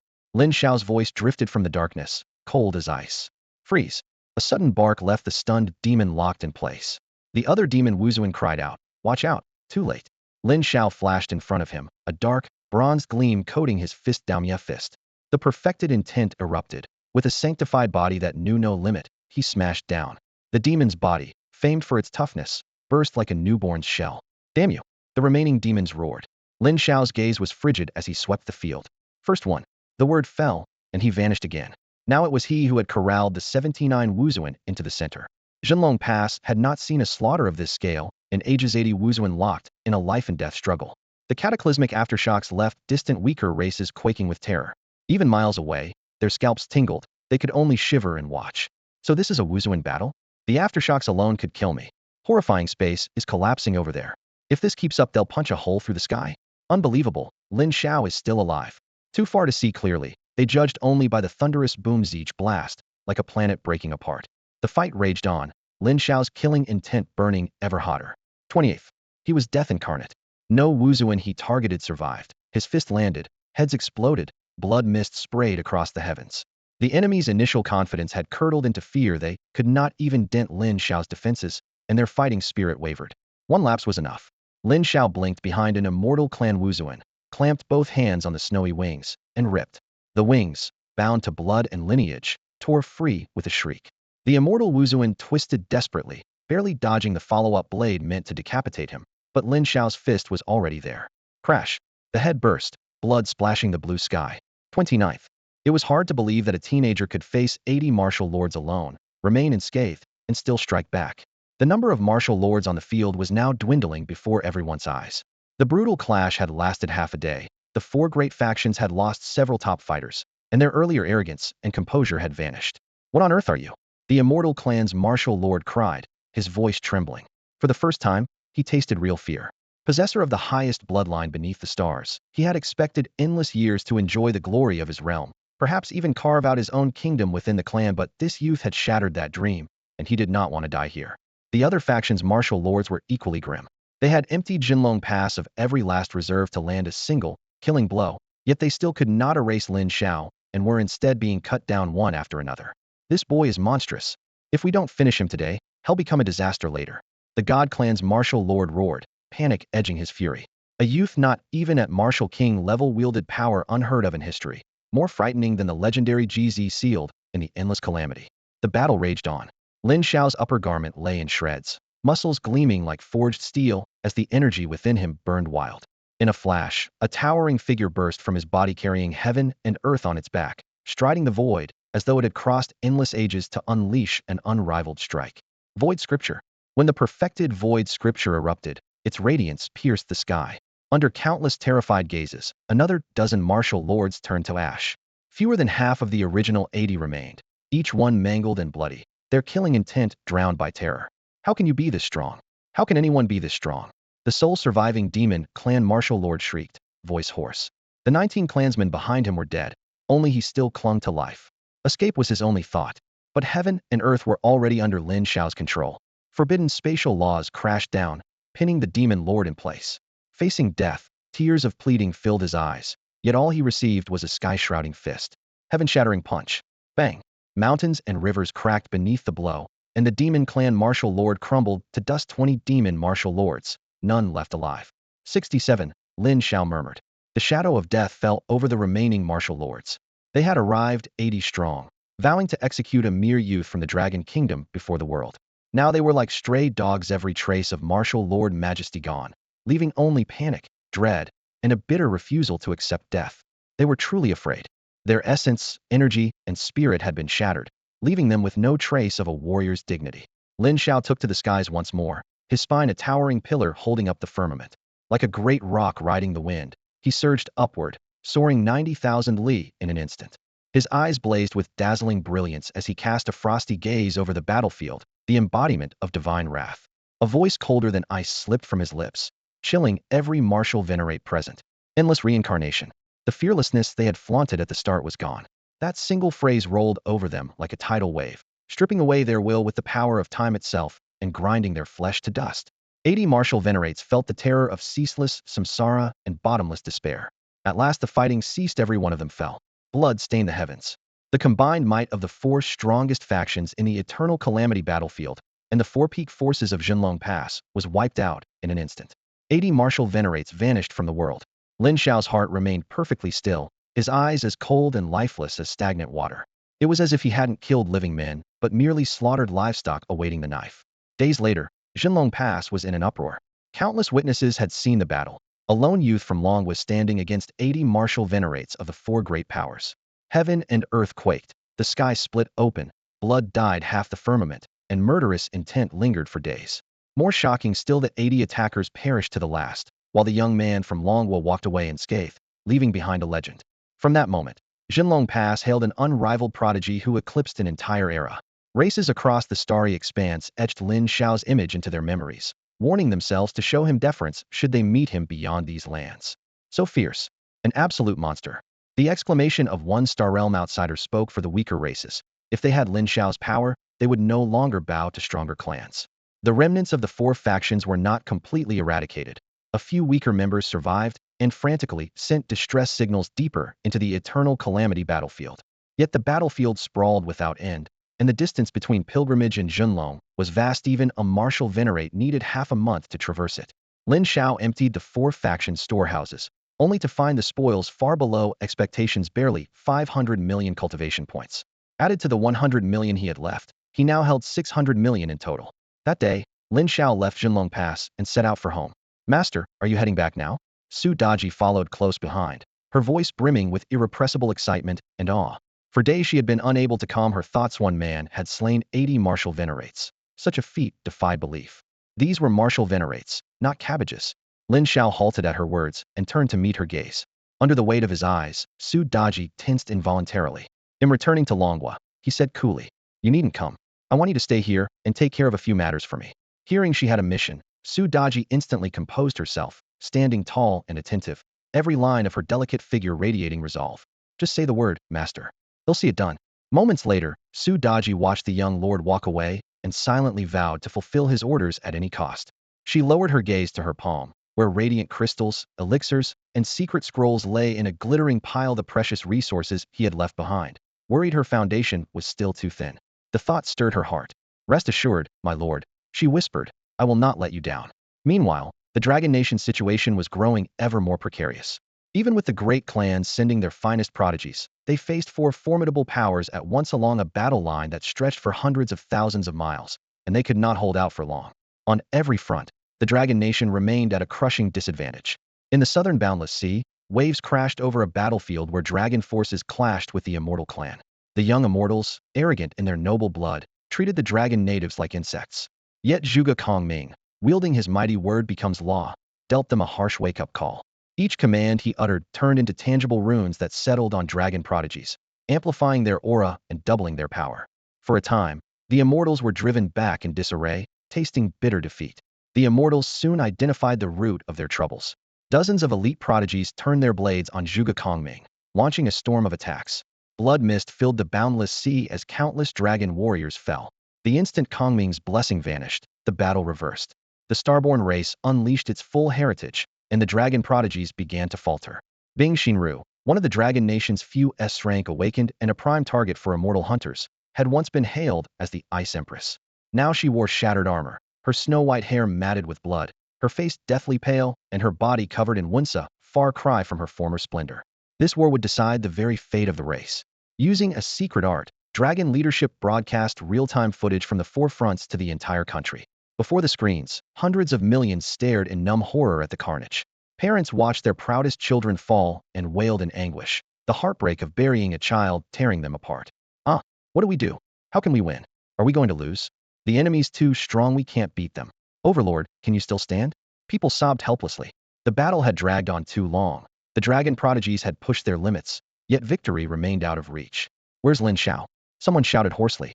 Among the younger generation, Lin Xiao was universally hailed as the strongest prodigy, his talent said to eclipse an era. Why isn't the god Lin on the field? Lin Xin, where are you? Get out there and slaughter those bastards. Angry shouts echoed across the land. Lin Xiao, why haven't you taken the field? Across Longhua, one question dominated every conversation. Why wasn't Lin Xiao on the front lines? On streets and in alleyways, on forums and live streams, barrage after barrage of comments rolled across screens, all asking the same thing: where had Lin Xiao gone? Lin Xiao broke the rules and was exiled to the Yongji battleground. Someone claimed in desperation, only to stir up even more doubt. Others tried to stay calm and explain, he isn't refusing, defy's not allowed to fight. They pounded their chests and demanded to know what crime he had committed. Lin Xiao had done nothing wrong, they insisted. Bring him back now. Lin Xin, where are you? Please, show yourself. Soon the entire web was flooded with pleas like this. When he was first sent to the Yongji battleground, only a handful had spoken up for him. Now nearly everyone pinned their final hope on that young man. This campaign of the younger generation had forced Longhua to feel the full weight of the starry sky's myriad recess, so powerful, so ruthless. A new kind of fear spread through the populace. Where would Longhua's future lead? Could they truly hold off so many enemies at once? If they lost, would their nation survive? Unease and dread seeped into every mind like a rising tide. Having grown up in peace and prosperity, this generation had never faced such blood and tears, nor were they as resilient as their forebears. When the brutality of racial war finally revealed itself, most could not bear the sight. They longed for Lin Xiao to appear, longed for him to step onto the battlefield with peerless brilliance and prove, with overwhelming strength, that Longhua still had a future. Lin Xiao became their final line of defense. If that line broke, all hope would vanish, and the nation's destiny would plunge to its lowest point. The young man who once dominated the endless races of the cosmos and topped the Hongmeng Tianjiao ranking had become Longhua's linchpin, perhaps, without even realizing it. In the short time had been gone, his importance had soared beyond measure. At this moment, Lin Xiao was making his way along the rim of the Yongji battleground, following a path he knew by heart. His gaze was razor-sharp, eyes flashing like lightning. Once I'm back, nothing will hold me down again. His body had already reached sanctified status, giving him the right to speak as a true powerhouse. Even if Yin Changkong tried something, he no longer needed to fear. A figure surfaced in his mind, the seemingly genial head of the Feng clan, Feng Danshao. Through the eyes of time and space, he had already sensed the hidden killing intent behind that pleasant facade. Thinking of it, he quickened his pace, tearing long white scars through the air. Before he knew it, had reached the battleground's edge. One more step, and he would set foot in Longhua again.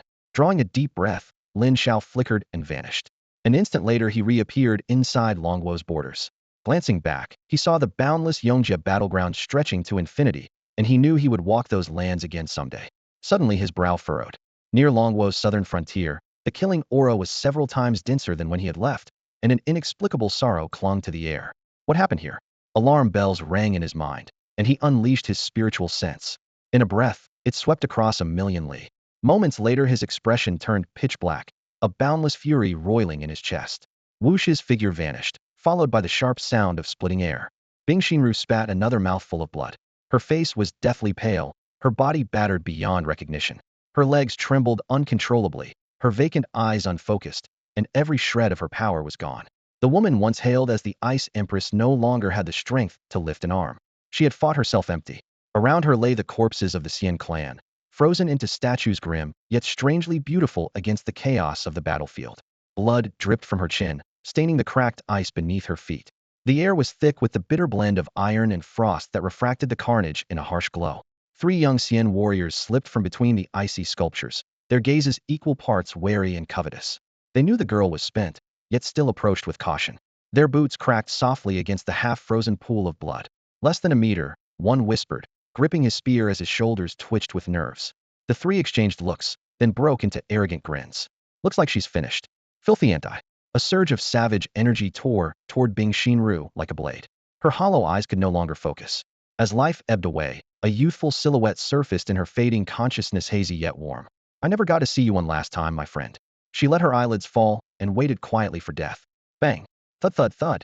Dull impacts shattered the silence. Are you all right? A gentle voice rang out, so familiar it seemed to step straight from her memories. Bing Xinru forced her eyes open to find Lin Xiao standing before her, the image in her mind made real. Is this a hallucination, or am I already dead? She murmured, lids heavy, thoughts drifting. Lin Xiao didn't answer. Raising a hand, he let a warm current pour from his palm into her body. The power washed through her like spring wind melting snow, driving out the chill and exhaustion, stitching her fading breath back together. She opened her eyes again, this time seeing the young man's face clearly. Better? Lin Xiao asked softly. Bing Xinru stared at him, her lips moving without sound. Seeing this, Lin Xiao lifted his hand, weaving the laws of space into a crystal barrier that wrapped her in perfect protection. He turned to survey the battlefield. Shattered armor, severed limbs, and fallen prodigies of the dragon nation littered the scorched earth. Bones and blood froze together in the cold wind. Deep in his chest, an indescribable fury pulsed. Though he came from another world, his blood still belonged to the dragon nation, and that soul-carved bond sent his anger surging. Boom! Blinding radiance erupted from within him and speared into the sky. Oppressive might swept over the field in an instant. Every living being looked up, breath caught. The Xian warriors felt their organs buckle under invisible weight. Even lifting their eyes was a struggle. At their head, Xian Ling's pupils shrank when he saw Lin Xiao's face. Lin Xiao, he cried. On the other side, the Dragon Nation's few surviving warriors staggered to their feet, gazes fixed on the heavens. Zhuge Kongming wiped blood from his mouth, a faint smile cracking through as the weight on his chest finally lifted. You're finally here. Lin Xiao, it's Lin Xiao. Thrilled voices rose in waves. Lord Lin has arrived. Lin Xiao appeared. The young man, wrapped in the radiance of dawn like a meteor slicing through the night, hovered in midair and looked down upon the entire southern front. With his arrival, the deafening clash of steel halted at once. Both armies froze instinctively. Beyond the battlefield, the guarding generals and soldiers lifted their heads. They could feel a distinctive aura, cold, vast, yet inexplicably calming. Suddenly, a young observer cried out, "Look, it's Lin Xiaolingshan himself." The shout rolled across the ranks like thunder. Countless eyes swung toward the southern sky, and when they saw that silhouette pouring out endless divine light, emotions burst like a breached dam. Some trembled, while others were already weeping. Lin Xiao is here. He heard us. He finally came. Kill them, lynch and slaughter those bastards. Every citizen of Longhua who followed the battle held their breath, praying that the youth could reverse their fate. The chief elder, his face haggard from days of war, regained its color the instant Lin Xiao appeared. His lips quivered. I once said that when you returned, no one in Longhua could sway your will. Now go and forge your own era. He cared nothing for why the boy had come early. His eyes carried only fervent hope. At the center of the field, Lin Xiao seemed a god.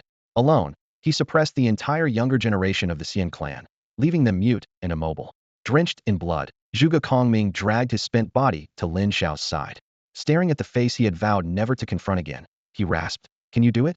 Only those who had battled the Xian clan knew how troublesome the race, praised as the noblest beneath the stars, truly was. After countless days and nights locked against Xian Ling without gaining an inch, Zhuge Kongming knew his gifts lay in support. Lin Xiao did not turn around.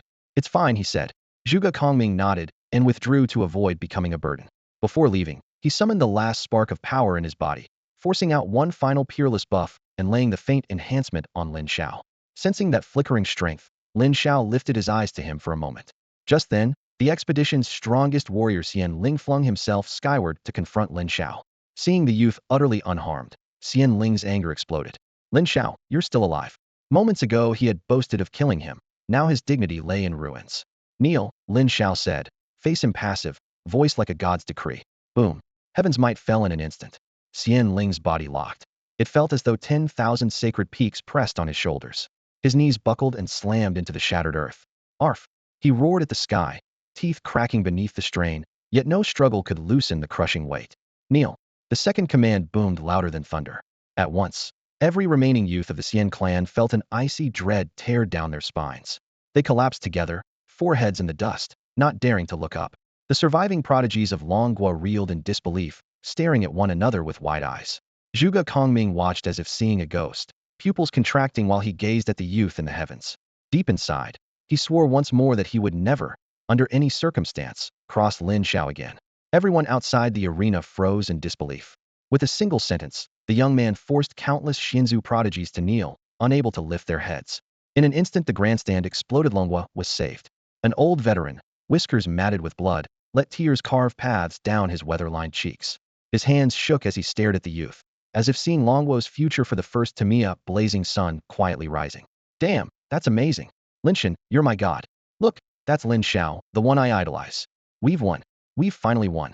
A tidal roar raced toward the heavens, and even those watching through light screens across Longhua felt their hearts quake. Lin Xiao still stood peerless, his invincible figure making every viewer tremble. For days on end, bad news had poured from the front, white-haired parents burying black-haired sons. Gazing at the blood-soaked boy who still fought on, the people had seen no glimmer of dawn. Now Lin Xiao rose like a scorching sun, his brilliance tearing through the darkness and bringing hope at last. Kill them, Lin Shan. Avenge our fallen brothers and sisters. The roar spread from the cities to the battlefield, shaking the sky itself. At the center of the field, Lin Xiao's icy eyes suddenly flared with piercing light. A storm of time and space. A forbidden river spanning past, present, and future appeared out of nowhere, sweeping away every young member of the Xinzu. Supreme laws howled within that current. Xinzu warriors felt their hair stand on end as terror seeped into their bones. The storm ravaged without mercy, claiming innumerable lives in an instant. The river kept flowing, dragging more Xinzu in every heartbeat, leaving not a single corpse behind. Even the Xinzu were horrified by the carnage, while Longwo's own prodigies turned pale, as though the air itself had been shredded. Beyond the field, an elder of the Xinzu shook with fury, the power inside him nearly slipping out of control. Yet Longwo's champions leapt to block his path. After days of frustration, Lin Xiao's dominance finally gave them an outlet, and they would never let the Xinzu interfere. The temporal storm still howled, the battlefield filled with agonized screams. No, we are a starborn race. Our bloodline the nobles, though can we die here? Young Xinzu struggled insanely, desperate to escape. Lin Xiao offered no mercy. His power detonated, and tens of thousands of void blades condensed in midair, their black light like thunderclouds ready to burst. You dare! The Xinzu elder shouted, unable to stay calm. If that strike landed, the entire younger generation of his race would be wiped out. Lin Xiao acted as though he hadn't heard. He lifted his hand and flicked his wrist. Countless blades rained down like falling stars, tearing the heavens apart. Ryup! With a shriek of rending air, heads flew skyward as every young Xinzu warrior was cut down in a single stroke. The lead prodigy, Xian Ling, was sliced into several pieces before he could even scream. In the blink of an eye, no youthful Xinzu remained on the field. Alone, Lin Xiao had annihilated an entire generation of their prodigies. Everywhere his gaze fell, not a blade of grass survived. Blood painted the sky for tens of thousands of li. Perhaps the spectacle was too overwhelming, or perhaps everyone was still in shock, but none of the Dragon Kingdom's prodigies dared to speak. They stared blankly at the radiant silhouette suspended in the air. The immortal warrior who had been fighting them moments ago had been crushed by that figure's single hand. The sight was terrifying. Someone swallowed hard, still unable to believe his eyes. Lin Xiao refocused and lifted his gaze to the sky. An immortal martial saint's aura churned there, a power even a martial venerable could scarcely match. Battle lust stirred within him, eager for release. At that moment, an even heavier pressure erupted from the Dragon Kingdom's side.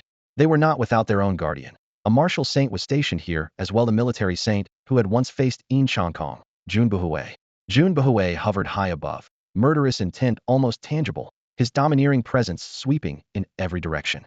Seeing him, the immortal martial saint reined in his restless aura and said coldly, Jun Buhui, don't get arrogant. The Dragon Kingdom's good days are almost over. He shifted his gaze to Lin Xiao, his voice icy. Lin Xiao, remember that name, I won't forget you. With that threat, the immortal martial saint turned and fled. Today's battle had ended in disaster for him. Every young immortal who had accompanied him lay dead, all because of that suddenly appearing youth. If not for Jun Bui's presence, he would have killed Lin Xiao himself. Humph, pathetic clown. Jun Buhui snorted, watching the immortal saint retreat, murderous light still in his eyes. He had fought his way from the age of cataclysm to the present and was long accustomed to blood and carnage. Had the man dared to attack, he would have skinned him alive on the spot. He then turned to Lin Xiao and offered a pleased smile. Lin Xiao sighed inwardly. He had truly wanted to test the gap between himself and a martial saint. In theory, his sanctified body should let him stand toe-to-toe, but without an actual clash, he could not be sure of his limits. After all, a martial saint was the pinnacle of this world. Lin Xiao, the fighting here is over. Move to the other fronts as quickly as you can, Jun Buhui ordered, his tone stern yet trusting. Lin Xiao met his gaze and gave a slight nod. He scanned the surroundings and paused on the girl who had been watching him coolly the whole time. Then his figure blurred, and he vanished. Before he left, Jun Buhui had briefed him on the 3 remaining battlefields. The most critical was the northern desert, where the Dragon Kingdom's prodigies were locked in a brutal struggle with the Beast Alliance. The beasts fought like madmen, sacrificing their lower ranks to drain the young warrior's stamina and chi. Hold on, brother. A young fighter roared on the desert front, swinging his blade to pin down 2 beasts at once so the mortally wounded comrade beside him could live a moment longer. The scene was horrific. Hardly a single intact corpse could be found. Bodies were blown to unrecognizable fragments or erased completely. It wasn't only the monster legions. Countless prodigies of the Dragon Nation chose to detonate themselves in their final moments, too. Both sides fought with every ounce of true fire, and the battlefield blazed so brightly it hurt to look. The young warriors were using flesh and blood to build an immortal great wall for the Dragon Nation. The beasts knew no fear, bound by a brutal hierarchy in which the lower ranks were mere puppets of the higher. The prodigies, however, fought to protect the ideals they held dear. But there were simply too many beasts. A wave was slain, then another, yet the horde remained endless. The young heroes fought until they bordered on madness.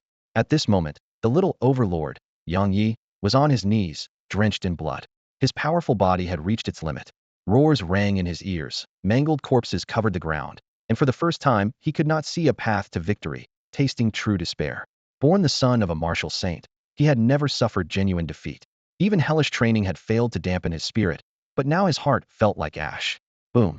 Another Dragon Nation prodigy charged into the beast tide and exploded in a ball of fire. The scene had repeated so often that Yang Yi had gone from soul-rending pain to numb indifference. Boom, boom, boom.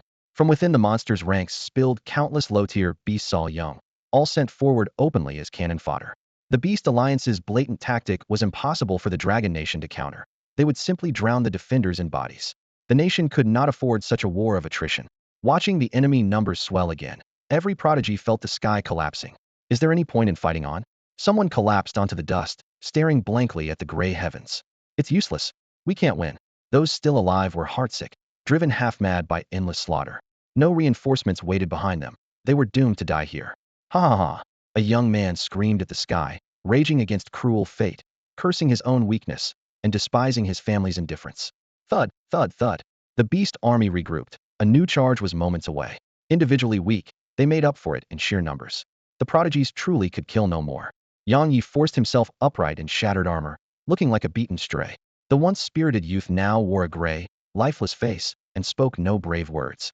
The remaining prodigies drifted toward him. It might be their final assault, perhaps their last few breaths. Boom. The beast tide surged forward, its murderous intent suffocating. Each prodigy embraced the resolve to die. Yang Yi, too, was ready. He conserved one last spark of power inside his body, planning to detonate it at the end and take as many foes as possible. The moment had come. He closed his eyes, memories flashing, a cocky smile of youth, his father's towering back. Father, your son has failed you. I won't live to care for you in your old age. He opened his eyes again, and madness blazed within. That final wisp of power ran wild under his control, its fierce pulse announcing imminent self-destruction. With his dying song, he would use his blood and flesh to raise one more wall for the Dragon Nation. On the knife's edge of life and death, a cold, distant voice echoed through the void. Spatial annihilation. A thunderous boom split the heavens, and a frigid voice followed as a solitary figure appeared high above the battlefield. His name was Lin Xiao. Ripples spread across the void beneath his feet, and the entire sky seemed to groan under an invisible giant hand. Brilliant threads of space-time law whirled around him, converging into a radiant path that speared through the clouds. With detached eyes, he gazed down on all beings, raised his hands, and traced a casual line through the air. Space itself parted like canvas under a knife and instantly became a cagey prison drawn in midair. Across from him, an endless horde of alien beasts charged forward, roaring. Unaware that a living hell awaited them, they plunged straight into the killing field. The brutal power of spatial rules shook the arena, the air shrieking as it tore apart. Lin Xiao's eyes glinted with icy light, and his lips parted. Spatial annihilation. Two simple words fell, and mountains shattered, rivers broke, and the dome of the sky collapsed. Everything crumbled to dust. He held nothing back. The very core of his sacred space-time art thundered, cleaving the battlefield in two. The prodigies of Longwa stared, speechless. A yawning abyss swallowed the light as shards of broken space spun and temporal turbulence howled, mingling with the screams of countless beasts. One colossal creature after another vanished in the collapsing void, their flesh stripped to powder. Instinctively, everyone swallowed hard, eyes locking on the lone figure against the sky. So strong, unfathomably strong. Yang Yi looked at that familiar silhouette. The terror that had once dominated him resurfaced, yet this time it was replaced by an overwhelming sense of safety. With a single spatial annihilation, the beast tide sent by the Beast Alliance had been wiped out, a level of carnage that left both commands momentarily silent. Within the Beast Alliance ranks, a great expert exploded in fury, smashing a fist toward the heavens and kicking up a blood-red storm. Fresh legions of beasts appeared at the fringes of the battlefield like a tidal wave. They refused to yield. Victory had seemed so close. How could they retreat now? In their eyes, no matter how powerful that youth was, his energy would eventually run dry. At worst, they would simply throw more beasts into the grinder. The nerves the Longwa prodigies had just begun to relax, snapped taut again. The familiar sense of despair replayed itself. Every time the enemy was about to be exterminated, every time they thought victory was within reach, a new beast tide came crashing in, endless, inexhaustible. It was through this ceaseless assault that the Beast Alliance had been grinding down their bodies and minds.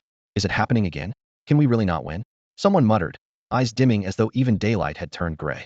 Others clung to a sliver of hope, gritting their teeth and mustering the last of their strength, ready to fight beside that lone youth. Yet moments later, the space that had just been smoothed over fractured again. The fresh tide of beasts, howling through the rift, was reduced to dust in a heartbeat. Those preparing to charge froze, staring at the solitary figure standing in the void ahead. For some reason, at that moment, they truly saw the dawn of victory. That dawn grew ever brighter, like a blazing sun suspended in their hearts, scorching and impossible to ignore. Lin Xiao remained impassive, his expression cold. Low-tier beasts, no matter how many came, he would kill them all. As for depletion, impossible. The rate at which he recovered outstripped what he spent. Power surged through him like an endless ocean, inexhaustible and ever-flowing. The Beast Alliance refused to accept it. They hastily cobbled together another suicide squad and hurled it toward the front lines, roaring. The result was the same instant obliteration. The sky still echoed with that first thunderclap, as though announcing once and for all to whom the battlefield belonged. The swarm tactics that had swept aside every obstacle suddenly crumbled when they ran into that young man.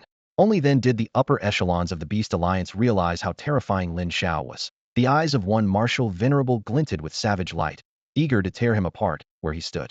The demon dragon Sarah beat its jet-black wings and soared back over the battlefield. A peak venerable aura descended like an iron cage on Lin Xiao, yet the dragon's twisted face was filled with disbelief. One teenager had reversed the entire battle. At the same time, Tuoba Mu stood proudly in midair. Lin Xiao's arrival had blown away the smoldering anger in his chest. With a casual flick of his sleeve, a torrent of energy erupted, forcing Sarah's oppression back down. You. The demon dragon Sarah fixed Tuoba Mu with a murderous stare, golden pupils roiling with fury. The alliance had already paid a terrible price. If they still lost, its reputation would be ruined, and the cause of it all was that boy. What's wrong? Can't swallow defeat. Tuoba Mu's tone was flat, his gaze as sharp as a blade. Then stop making a fool of yourself. That single sentence burned away the last trace of reason in Sarah's chest. It roared skyward, savage power pouring out as it revealed its true form. A dragon kilometers long that tore through the clouds, its vast shadow darkening the earth. Tuoba Mu, fight may want you dead. Tuoba Mu snorted. He had waited too long for this moment, and his pent-up rage finally had a target. In the very next instant, two peak auras collided high above, shattering entire banks of cloud. The two apex martial venerables clashed in a life-and-death struggle, and the air over the battlefield felt like a taut string ready to snap. Below, the Dragon Kingdom's young prodigies looked up, faces pale, yet eyes blazing. Blood and fire had shown them the battlefield's cruelty and stoked their hunger for greater power. Each of them clenched their fists, hearts pounding with every tremor overhead. Lin Shao also raised his head, sensing the duel of the two peak venerables within that swirling vortex. Since his breakthrough, he had not yet fought at full strength, and even he did not know how far he had risen. Boom thunder ripped the heavens apart. Before everyone's eyes, a colossal figure drenched in blood rain plummeted from the sky, a shrill dragon wail echoing as it crashed into the charred earth. It was the demon dragon Sarah. Sarah was a pitiful sight. Vast patches of scales had been torn loose, half its massive body severed, and bright blood soaked the gravel. Terror filled its eyes. Tuoba Mu had almost killed it outright. Tuoba Mu drifted down with his hands clasped behind his back, killing intent swirling around him, still clutching a huge section of the dragon's body. Tuoba Mu. The demon dragon spat blood, but could only howl at the sky. Tuoba Mu ignored it, flinging the mangled carcass aside and saying coldly, "This battle is over." His gaze swept over the surviving prodigies of the Dragon Kingdom, a trace of sorrow flashing in his eyes. Victory had come at a dreadful cost. After a brief silence, he called out, "Light the stoves. Tonight I, Tuoba Mu, will treat these young heroes dragon meat for all." The flesh of a peak martial venerable contained staggering energy, the perfect nourishment for youths who had just walked through death. Hearing this, the already feeble demon dragon Sarah coughed up blood again and fainted on the spot. Thus ended the battle, with the Beast Alliance in complete rout. And every twist of fate had been set in motion by that unexpected young man Lin Shao. With his own strength alone, he had turned the tide again, cut down countless beasts, and secured ultimate victory in this war of the young for the Dragon Kingdom. Ling Shao didn't stay long. The fight was far from over, and two fronts were still locked in combat. Before he left, he glanced at Yang Yi, helped him to his feet, and patted his shoulder. "Enough. I'm not so weak I need you to hold me up," Yang Yi growled, forcing down the blood churning in his chest. How long had it been? Not long ago he could barely trade a few blows with Ling Shao. Now he couldn't even catch the man's shadow. The image of Ling Shao's single strike wiping out the enemy replayed in his mind, and he understood just how wide the gap had become. Ling Shao offered only a faint smile and said nothing. With a light tap on the air, he shot skyward, a streak of light before the awestruck eyes of the Dragon Empire's young elites, racing toward the next battlefield. Watching that figure vanish at the horizon, Yang Yi's gaze turned complex. As the son of a martial saint, he had his own pride. "Ling Shao, I, Yang Yi, will catch up to you." A gale howled past Ling Shao's ears as he blinked forward again and again, pushing his speed to its limit. Of the Dragon Empire's 4 battlefronts, only the eastern and western lines remained. The young generation had been forced to spread too thin, fighting 4 great clans at once. Victory or defeat, the cost would be brutal. Each fallen prodigy was a piece of the future lost. Moments later, 2 sky-rending auras slammed into his senses. He locked onto the eastern front. That was Ji Xiangnan's battlefield, the young Heavenly Emperor. Since obtaining the Heavenly Emperor Dao fruit, Ji had surpassed Yang Yi and the others, becoming the foremost prodigy of the Dragon Empire beneath Ling Shao himself. An endless, commanding aura blanketed the field, brutally suppressing the Su Ming clan's strongest talent, Yu Ming. Every time Yu Ming's nether power gathered, that imperial presence scattered it. Yet to shield his weaker companions, Ji Xiangnan burned his strength to maintain the Heavenly Emperor robe. Without it, the fight might already be over. Panting, Yu Ming retreated a few steps, a cold smile stretching across his pale face. "Ji Xiangnan, how much longer can you last?" He, too, was near his limit, the nether power within him almost drained, but Ji looked even worse. The robe covering the battlefield had grown thin, wavering like mist about to disperse. With no absolute suppression left, the Dragon Empire's young warriors grew wary again. One slip against the Su Ming clan's eerie powers meant death. Yu Ming laughed. "I told you, sacrificing yourself for ants is sheer stupidity. The weak exist only to be trampled." When Ji remained silent, Yu Ming flung up a hand. Nether power erupted like a black torrent, condensing in an instant into a giant palm that blotted out the sky and crashed toward the exhausted Ji Xiangnan. "This ends now. Die." The massive hand fell, tearing the air into a vacuum. Far off, the Dragon Empire's prodigies roared up at the heavens. "Your Majesty, look out." With those words, he abandoned his opponent and hurled himself forward, determined to shield Ji Xiangnan from the fatal strike. "Pathetic insect, out of my way." Nethermancer's eyes were icy. A sweeping blow lashed out, a gale laced with eerie light that could snuff out any life in an instant. Here, only Ji Xiangnan could survive a single move. Boom. 2 dim Emperor Qi barriers formed in the air. Ji Xiangnan raised his hands, caught the strike heat in, and protected the Dragon Kingdom prodigy who had rushed in. The impact shattered the ground beneath him, blood seeping between his fingers. "Still acting tough, are you?" Nethermancer offered no respite, gathering power again. He could feel the emptiness and exhaustion inside Ji Xiangnan and refused to let him recover. Dark energy spread like a tide, black mist rolling forward, devouring the last wisps of Emperor Qi. Without the Emperor's robe, Ji Xiangnan turned deathly pale, his breathing ragged. Ji Xiangnan die? Nethermancer laughed madly, victory within reach. Yet the instant the black mist neared Ji Xiangnan, it evaporated like dew under a scorching sun. Who? A surge of danger forced Nethermancer back several hundred meters. A young figure now stood quietly before Ji Xiangnan. That aura felt familiar. Yu Lin Xiao. At the Gung Meridian's source, Lin Xiao had once stormed their camp, leaving scars that never faded. Lin Xiao? Lin Xiao is here. Nethermancer's roar swept the battlefield. Dragon Kingdom prodigies looked up. When they saw the youth, fresh light burst in their weary eyes. He's come to help us. To these young fighters, Lin Xiao was nearly invincible. Their fighting spirit blazed anew. Ji Xiangnan's voice was hoarse. You're here. Yes. Leave this to me. Lin Xiao nodded. A heartbeat later, a terrifying power erupted from him like a breached dam, flooding the field. Members of the Nethersculpt clan felt a chill stab their spines. Even their breathing trembled. Freeze. Lin Xiao's voice fell like a decree from the heavens. The clan froze in place, bound by invisible chains, terror swirling in their eyes with nowhere to go. Nethermancer was stunned, prided himself on being the strongest, yet he couldn't even lift a hand. The clan tried to summon spiritual power, but it was like stones sinking into the sea, no ripple at all. Endless samsara. Lin Xiao's eyes blazed, blinding bright. The sky shook as a law of reincarnation unfurled. The wheel turns without end, sorrow upon sorrow, until all returns to dust. Every Nethersculpt figure was swept into a gray-white sea of light. In that timeless void, their minds withered and their bodies decayed. In a blink, the clan was annihilated, reduced to motes of dust that drifted away on the starry wind, their existence erased. Ji Xiangnan watched, emotions churning. He had thought he'd close the gap with Lin Xiao, only to find it still unbridgeable. A faint smile curved his lips. Having such a rival on the road to the Daos Peak was its own blessing.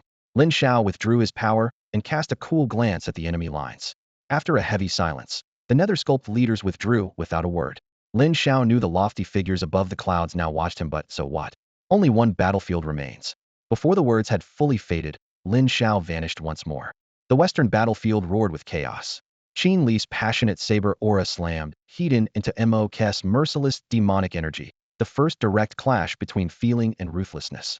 Waves of blade intent surged, yet every crest was devoured piece by the black tide.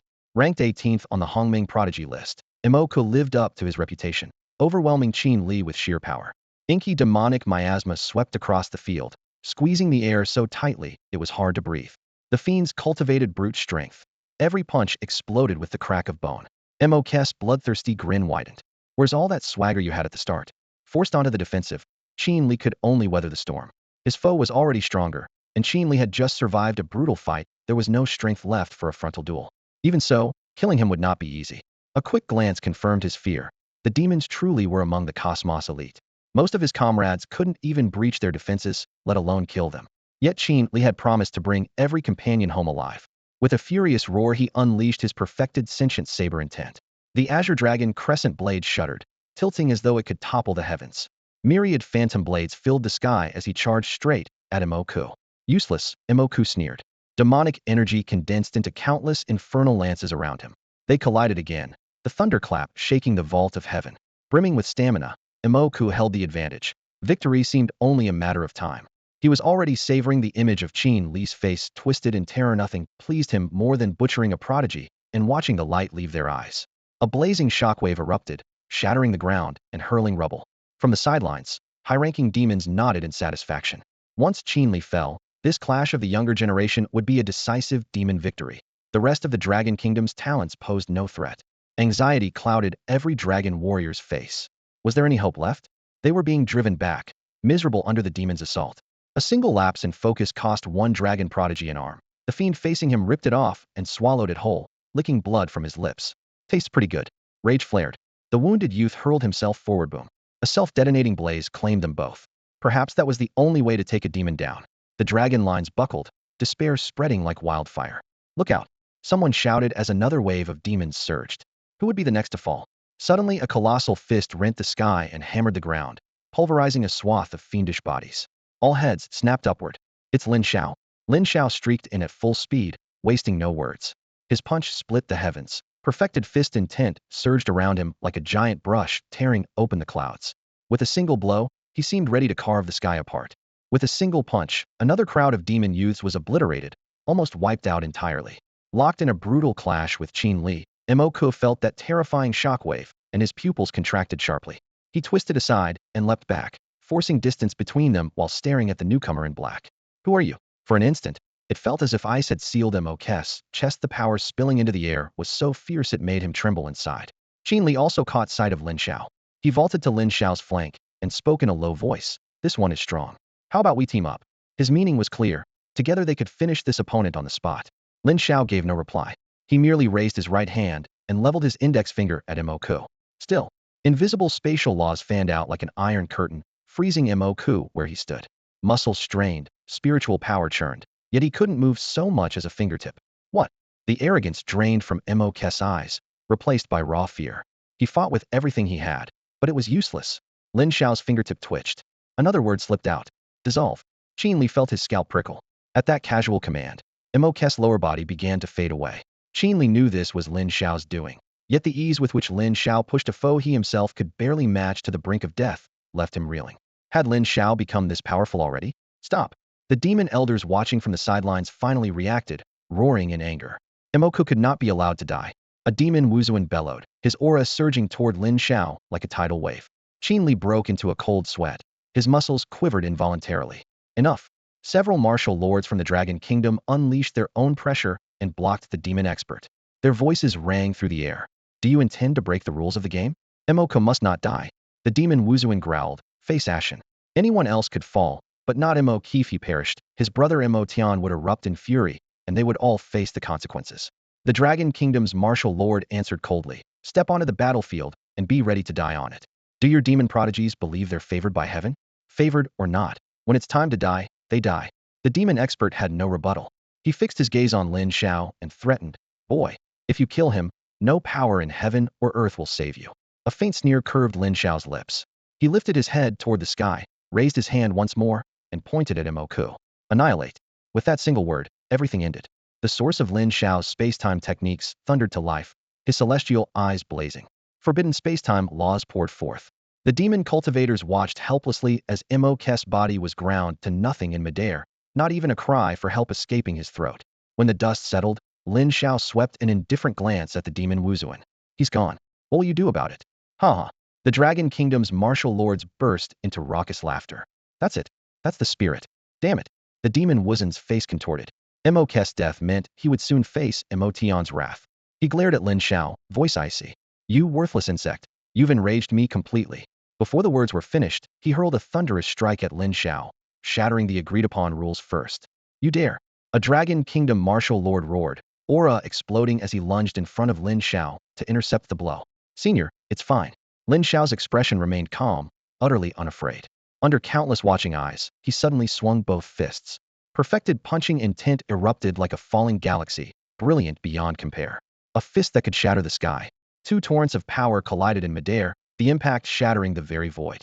In an instant, the ragged black rift seemed poised to swallow the battlefield, while a howling storm of energy surged outward.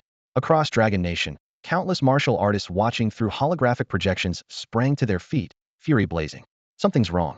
Those demon bastards are breaking the rules, they shouted. Where are our champions? Why isn't anyone taking the field? Where's Lin Xiao?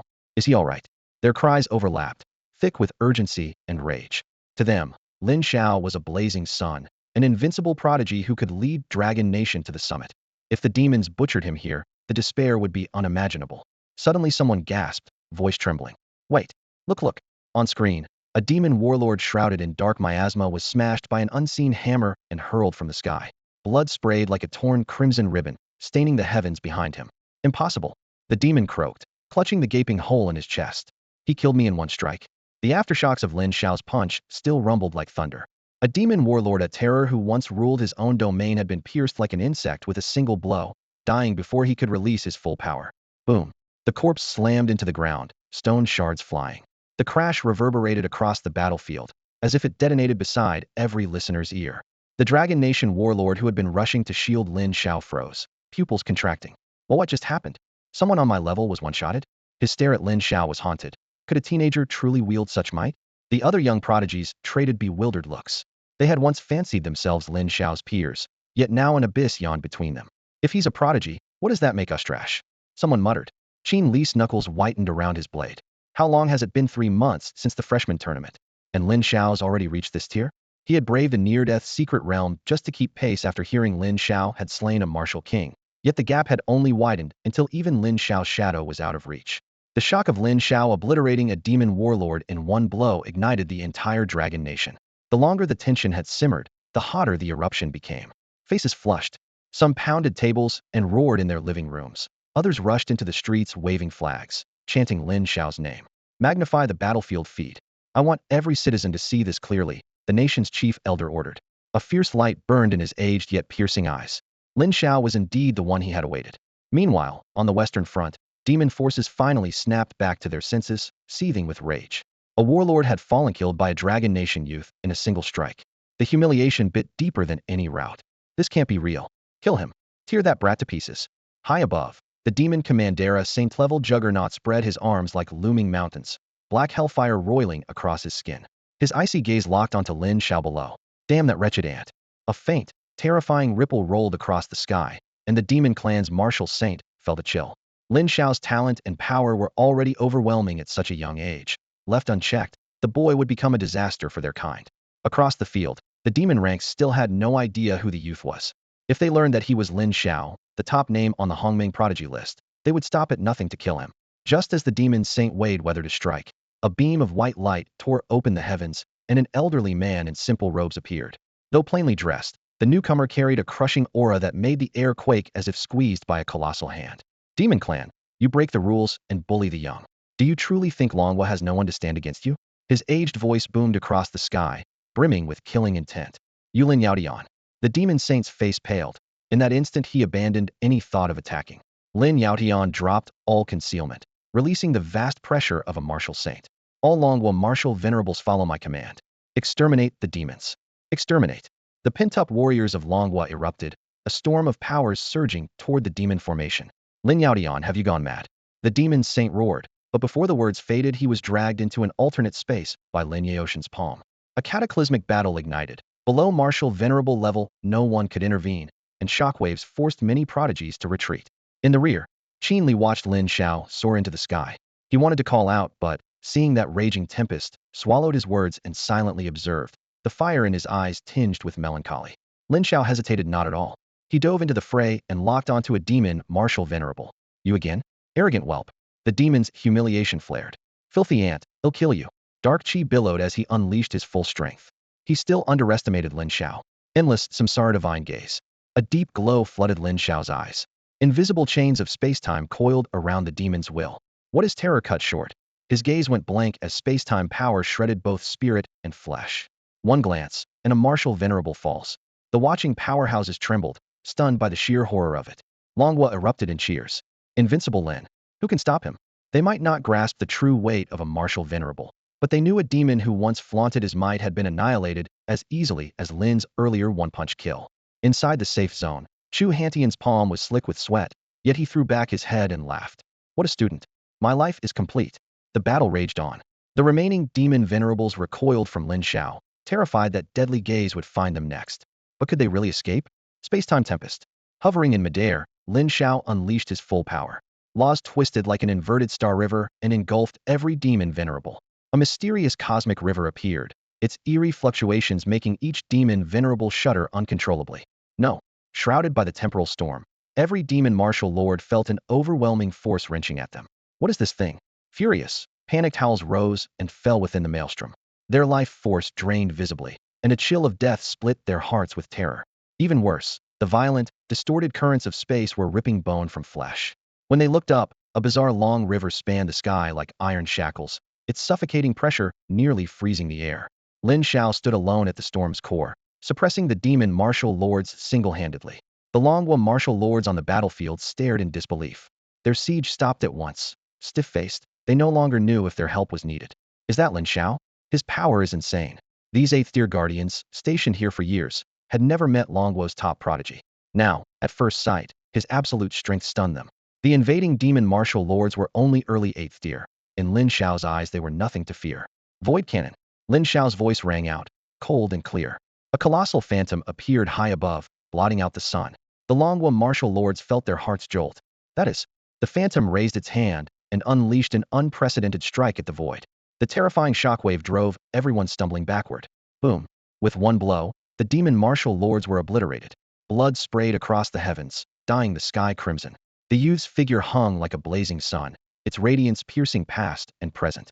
This moment was destined for the annals of history. Lin Xiao, the era-defying prodigy of Longhua, crossed 4 battlefields in a single day and, by himself, turned the tide of a war that concerned his race's fate. He alone wiped out the demon martial lords, a scene forever etched into the hearts of countless Longhua citizens. Boom. In an alternate dimension, the duel between 2 martial saints neared its end. Lin Yaotian rose slowly above the battlefield, clutching the lifeless body of a demon martial saint. His white robe was soaked scarlet, yet it could not hide his terrifying aura. The old man's gaze pierced space itself, pointing straight at the demon heartland. This is the price for offending Longhua. He lifted the corpse high, brandishing it as a warning across the endless void. The demon race shuddered. Blood rain fell from the sky as if the world were weeping. A demon martial saint had fallen, slain by Lin Yaotian on the spot. The demons had paid dearly. Countless young elites were dead. Imo Tian's younger brother Imo Kulei slain, and every escorting powerhouse had perished. Even a race as mighty as the demons now bled. Yet the most devastating loss was that of a martial saint. A martial saint is a race's foundation. Among the myriad races beneath the stars, one martial saint makes a people strong. 3 rank them among the very elite. Even the demons, leaders of the top-tier races, could not afford to lose one. High above the demon homeland, dread condensed. An earth-shaking roar crossed boundless space and pressed directly upon Longwo's sky. Lin Yaotian, how dare you? The sweeping pressure stirred nameless fear in countless hearts. Lin Yaotian snorted, utterly unafraid. Mo Xing, if you want war, then war it is. Do you really think I fear your demon race? Then we fight. The demons declared war. Mo Xing, strongest demon of his era, a peak martial saint, let his voice echo across heaven and earth. Separated by endless space, the 2 martial saints had now declared total war. The fall of a martial saint threw everything into chaos. The blow to the demon clan was crippling, and there was no way they would simply let it pass. A full-scale race war was now inevitable.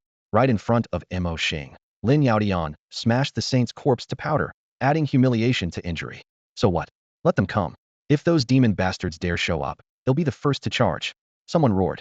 But isn't it too hasty to declare war like this? The martial saint might be acting on impulse, another whispered. Are you kidding me? They're already at our doorstep. You want us to hide like turtles? A furious general snapped. A third voice echoed. I also think it's impulsive.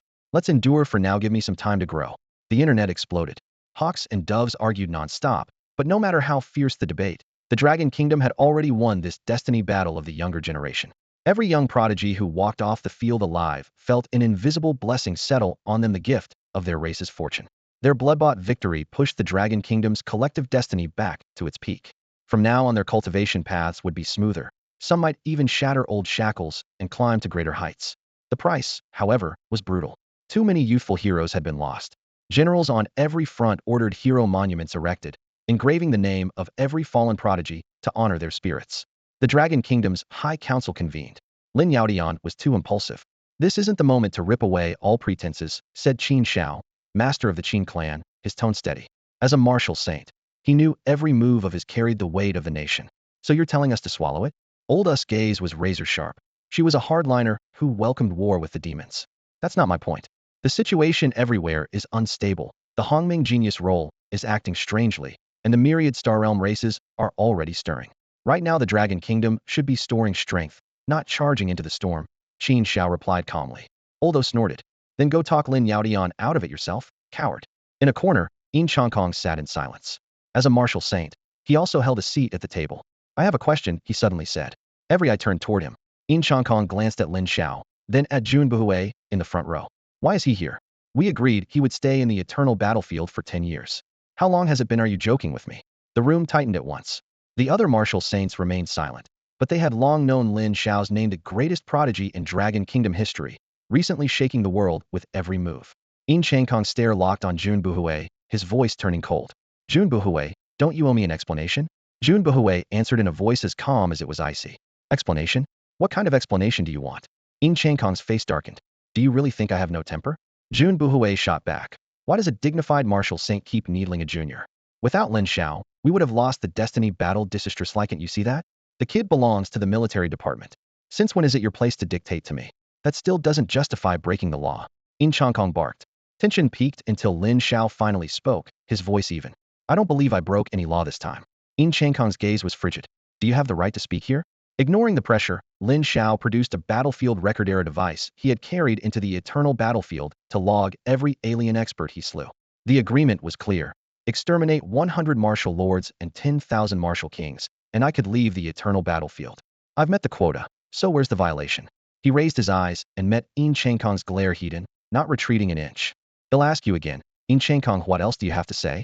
Jun Buhui leaned back in his chair, his tone playful, his eyes filled with undisguised mockery. Before the meeting started, Head learned that Lin Xiao had met every condition to leave the battlefield, yet Head kept silent, waiting for the perfect moment to watch Yin Chengkong lose face. Sure enough, being openly slighted by a junior made the martial saint's face darken, his nostrils flaring as if he might explode. That still doesn't give you the right to be here.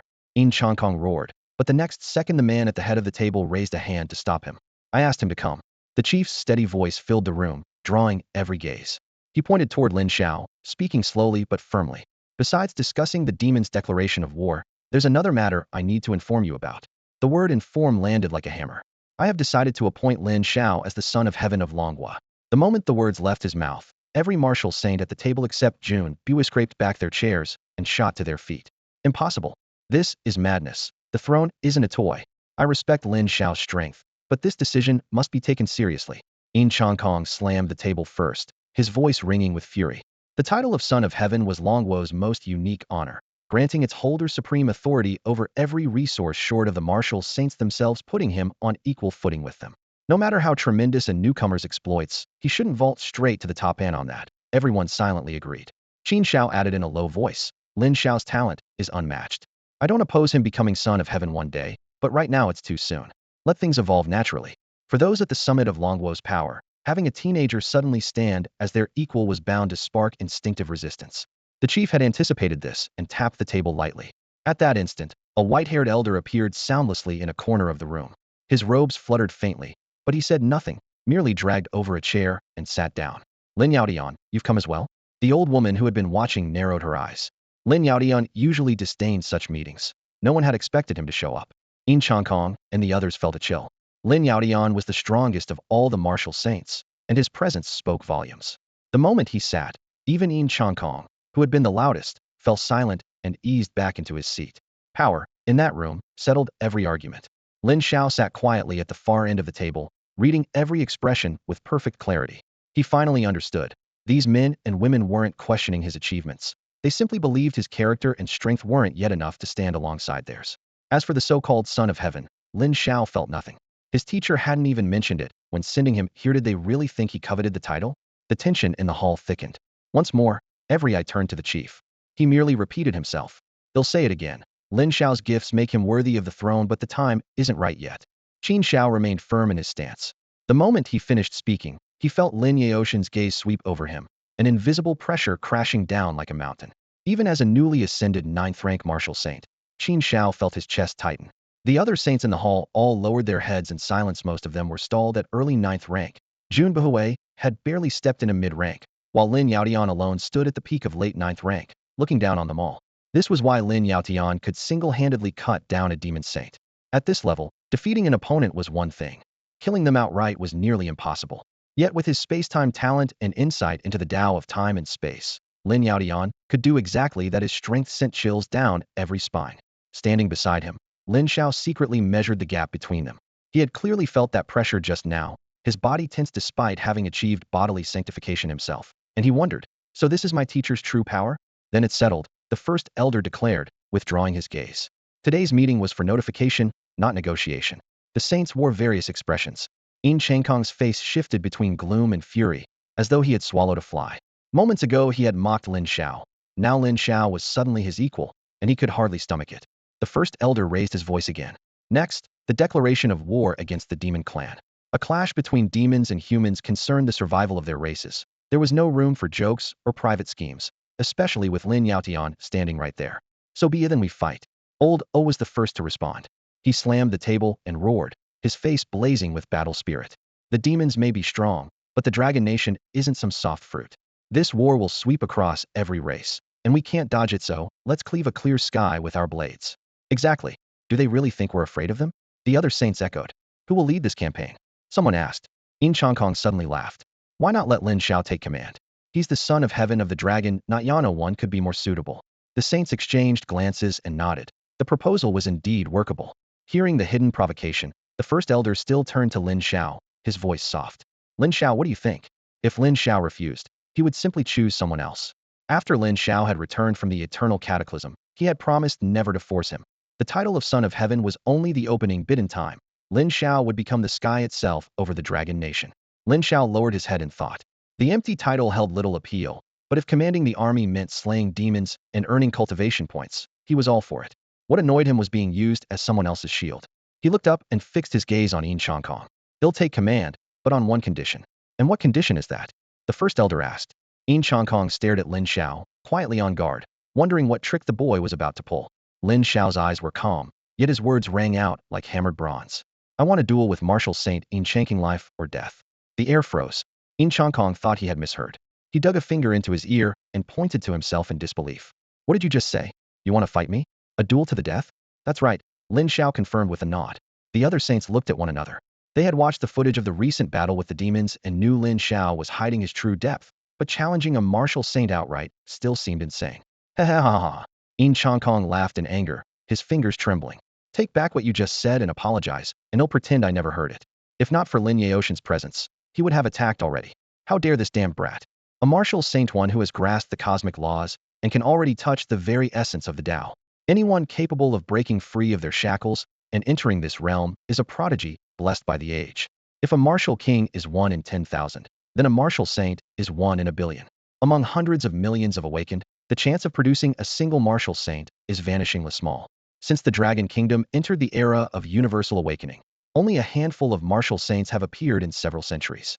Across the myriad races beneath the stars, many cannot produce even one martial saint despite pouring in all their resources.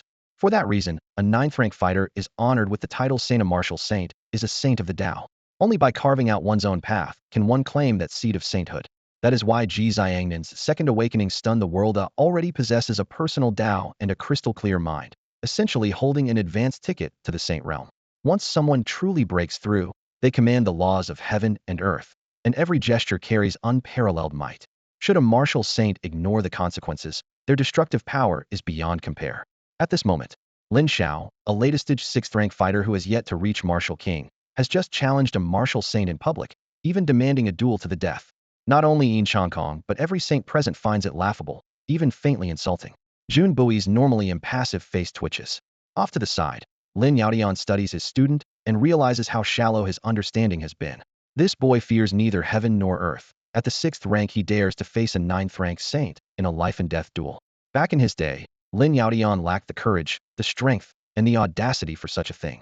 Lin Xiao, I'll give you one last chance, Yin Changkong says, forcing down his rage as his eyes turn icy. Apologize now, and he'll pretend none of this ever happened. His fury is on the brink of eruption. If this ant provokes him once more, he will strike.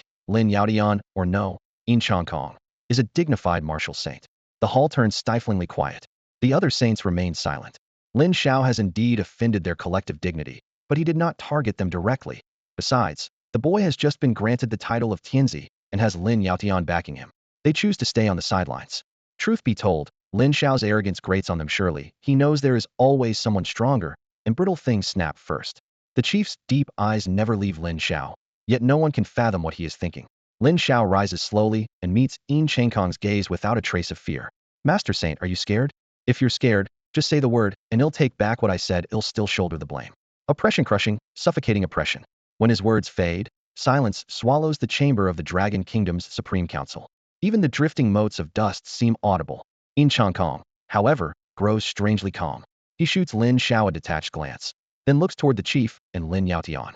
He says nothing, but the chill in his eyes makes his intent unmistakable. Don't blame me, Yin Changkong, if I refuse to spare your pride. Since that reckless ant refuses to back down, neither will I. A martial saint's honor is inviolate, and no one may tread upon it. Yin Changkong's fury surged through the hall, his killing intent almost solid in the air. Jun Buhui, seated nearby, had thought to intervene, only to realize that this time Lin Xiao had initiated the challenge. Had a 6th rank warrior provoked him so brazenly, he would have wiped the man out on the spot. And so, before a hall full of martial saints, a duel to the death between the Dragon Empire's sovereign and a martial saint was set for 7 days later. Yin Changkong's face remained expressionless the entire time. When he looked at Lin Xiao, it was as though he were already gazing at a corpse. When the meeting adjourned, the martial saints filed out. To most of them, the coming bout was a joke whose conclusion was foregone. Yin Changkong would beat Lin Xiao half to death, then spare him for Lin Yaoshan's sake. Their greater worry lay with the demon's declaration of war. A clash between the two clans would have far-reaching consequences. Everyone knew the demons had been cornered by Lin Yaotian and had lashed out in desperation. Even so, total war was unlikely amid the chaos of the starry skies. Titans like the Dragon Empire and the Demon Clan did not rush into all-out conflict. Still, the loss of a demon martial saint was a bitter pill, and skirmishes were now unavoidable. After the council, Lin Xiao left the imperial capital. Before departing, he paid a special visit to his teacher. Teacher, he'll break into the 6th rank in a few days. I'm afraid I can't deliver on the Gungvein source. He felt guilty. This was the first favor his teacher had ever asked of him, and he had vowed to fulfill it. Lin Yaodian merely shook his head. It's fine. You already brought back plenty of Gung metal. And in the last Fate War you cut down the rising stars of 3 great clans. Without those youngsters, our position in the Gungvein source is no longer so precarious. Indeed, during that battle Lin Xiao had slain countless alien prodigies. With those threats gone, the Dragon Empire's situation inside the Gungvein source eased considerably. Talents like Ji Xiangnan were now flourishing, and control of the secret realm was tilting toward the Dragon Empire. Relieved, Lin Xiao bid farewell. Lin Yaodian did not question his plans, merely added, if you have the courage, then fight. As long as I'm here, Yin Changkong can't overturn the heavens. After Lin Xiao left, the chief elder strolled over to Lin Yaotian. That boy is even fiercer than you were back in the day. Lin Yaotian nodded but frowned slightly. The demon's declaration of war feels strange. Mo Xing is cautious to the bone. Even losing a martial saint shouldn't make him act so hastily. He had crossed blades with Mo Xing many times and knew the demon's prudence well. This sudden move puzzled him. The chief elder looked up at the dark, star-studded sky. The silent cosmos was vast and inscrutable. He murmured, the heavens are shifting. No matter we of the Dragon Empire will ride the tide and rise to the peak once more. Lin Xiao sped across the land and soon arrived at an old courtyard. He knocked on the gate and called out, Brother Deng, are you home? I've come to see you.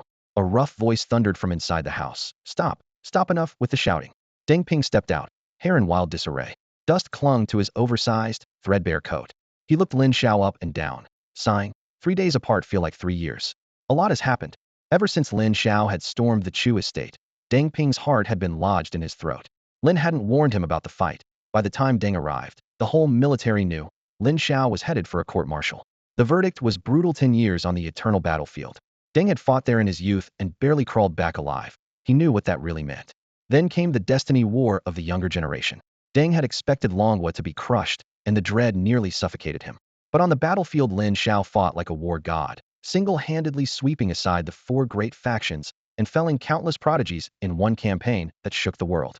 Soon after, he erased a demon clan martial venerable with a single strike.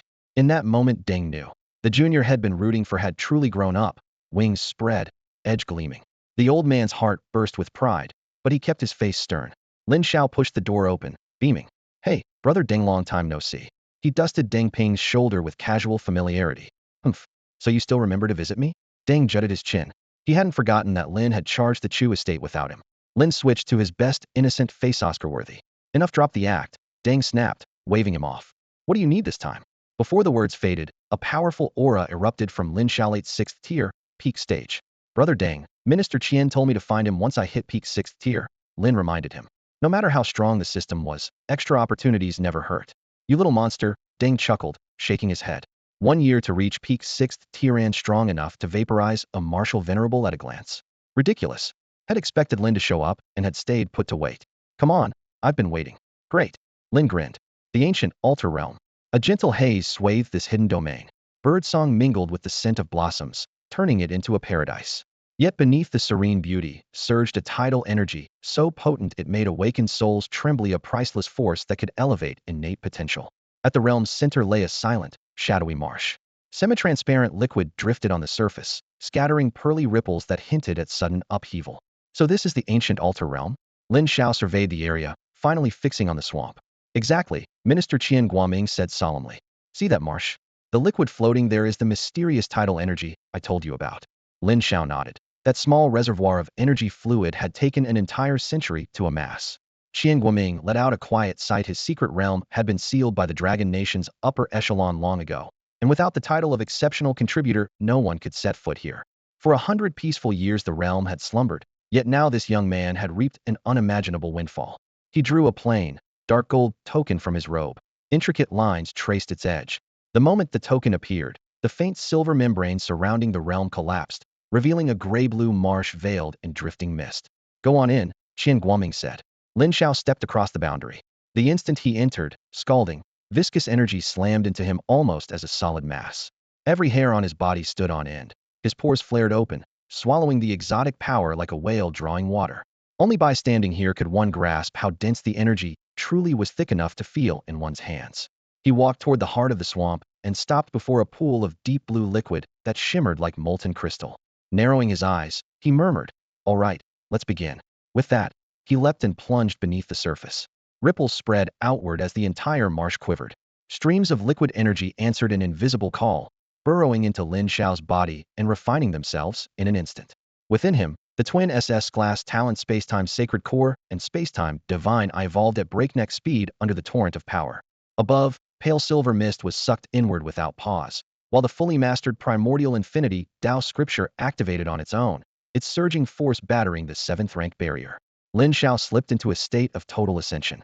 Outside the realm, Deng Ping watched the boy's silhouette and shook his head. "I can't imagine what level he'll reach when he finally comes out." At this rate, Qian Guoming replied with a smile, "He should step straight into Martial King." A Martial King 1 in 10,000. Countless prodigies of the Dragon Nation spent their entire lives merely gazing up at that height, yet Lin Xiao was about to touch it at 17. As the Minister of Logistics, Qian Guoming had seen many classified reports. He knew the true apex figures of the nation valued this youth immensely. In fact, the ancient altar realm had been opened by direct order from one of them. Himself lacked the authority to make that call. Suddenly, both men tensed. Lin Xiao's aura was climbing rapidly, clear evidence of an imminent breakthrough. Deep inside, his energy stores had long since maxed out. Under the pounding of the primordial infinity Tao scripture, the barrier that blocked countless geniuses began to crack. Boom. A muffled blast rolled outward as a vast pressure spread from his body. Breakthrough exclusive to 7th rank Martial Kings. Lin Xiao had crossed the 6th rank and joined the 1 in 10,000 elite. At that moment, he drew the realm dry. A century of accumulated energy vanished in a heartbeat. Yet it still wasn't over. "System, allocate my points. System, give me more points." The thought exploded in Lin Xiao's mind, and the surging energy within him instantly skyrocketed, so violent it seemed ready to tear the very air apart. Outside the secret realm, martial lords Deng Ping and Qian Guoming looked up at the same moment. A vast, suffocating wave of power burst from the depths of the ancient altar. Even the aftershocks pressed on their chests and forced them to stagger back. That kid Lin Xiao is only trying to break through to Martial King. How can he cause such an uproar? Deng Ping stared at the entrance in disbelief. Only now, witnessing Lin Xiao's full aura for the first time, did he truly grasp how terrifying the young man was. The altar's domain trembled, and dust rained down. Lin Xiao never slowed. He kept pouring points into his stats. 600 million cultivation points erupted into streaks of light that flooded his meridians, bones, and soul sea. With a battle against martial saints looming, he couldn't afford to hold back. His body might already be sanctified, yet foes at the saint level were worlds apart from anything he had faced before. He had to push himself to the limit. Points poured out like a torrential flood, and his cultivation shot to the peak of 7th tier late stage, burning 100 million points in the process. Reality hit him hard. The higher he climbed, the faster the points were consumed. Just as he gathered himself for a final charge toward the martial lord realm, his heart skipped a beat. Lin Xiao looked up. The sky darkened in an instant. Thunderclouds churned and lightning crisscrossed. Deep in the clouds, an enormous eye, vast enough to span the stars, snapped open. Its gaze was cold and aloof, searching for something. When that frigid stare fell upon Lin Xiao, chills ran down his spine. Danger. Absolute danger. Instinct screamed that if he dared force the breakthrough now, that eerie eye would lock onto him, and he would be doomed. System or no system. Dingon entity beyond the heavenly Tao is attempting to probe you. The system has initiated evasion protocols. This service is self-initiated by the system and costs no extra points. Should a similar situation occur again, appropriate points will be deducted. Host, please be advised. The electronic voice echoed in his mind, and Lin Xiao exhaled quietly. Trust the system loved it even more now. As the shielding took effect, the terror clutching his heart quickly faded. The giant eye searched for a long time, but found nothing.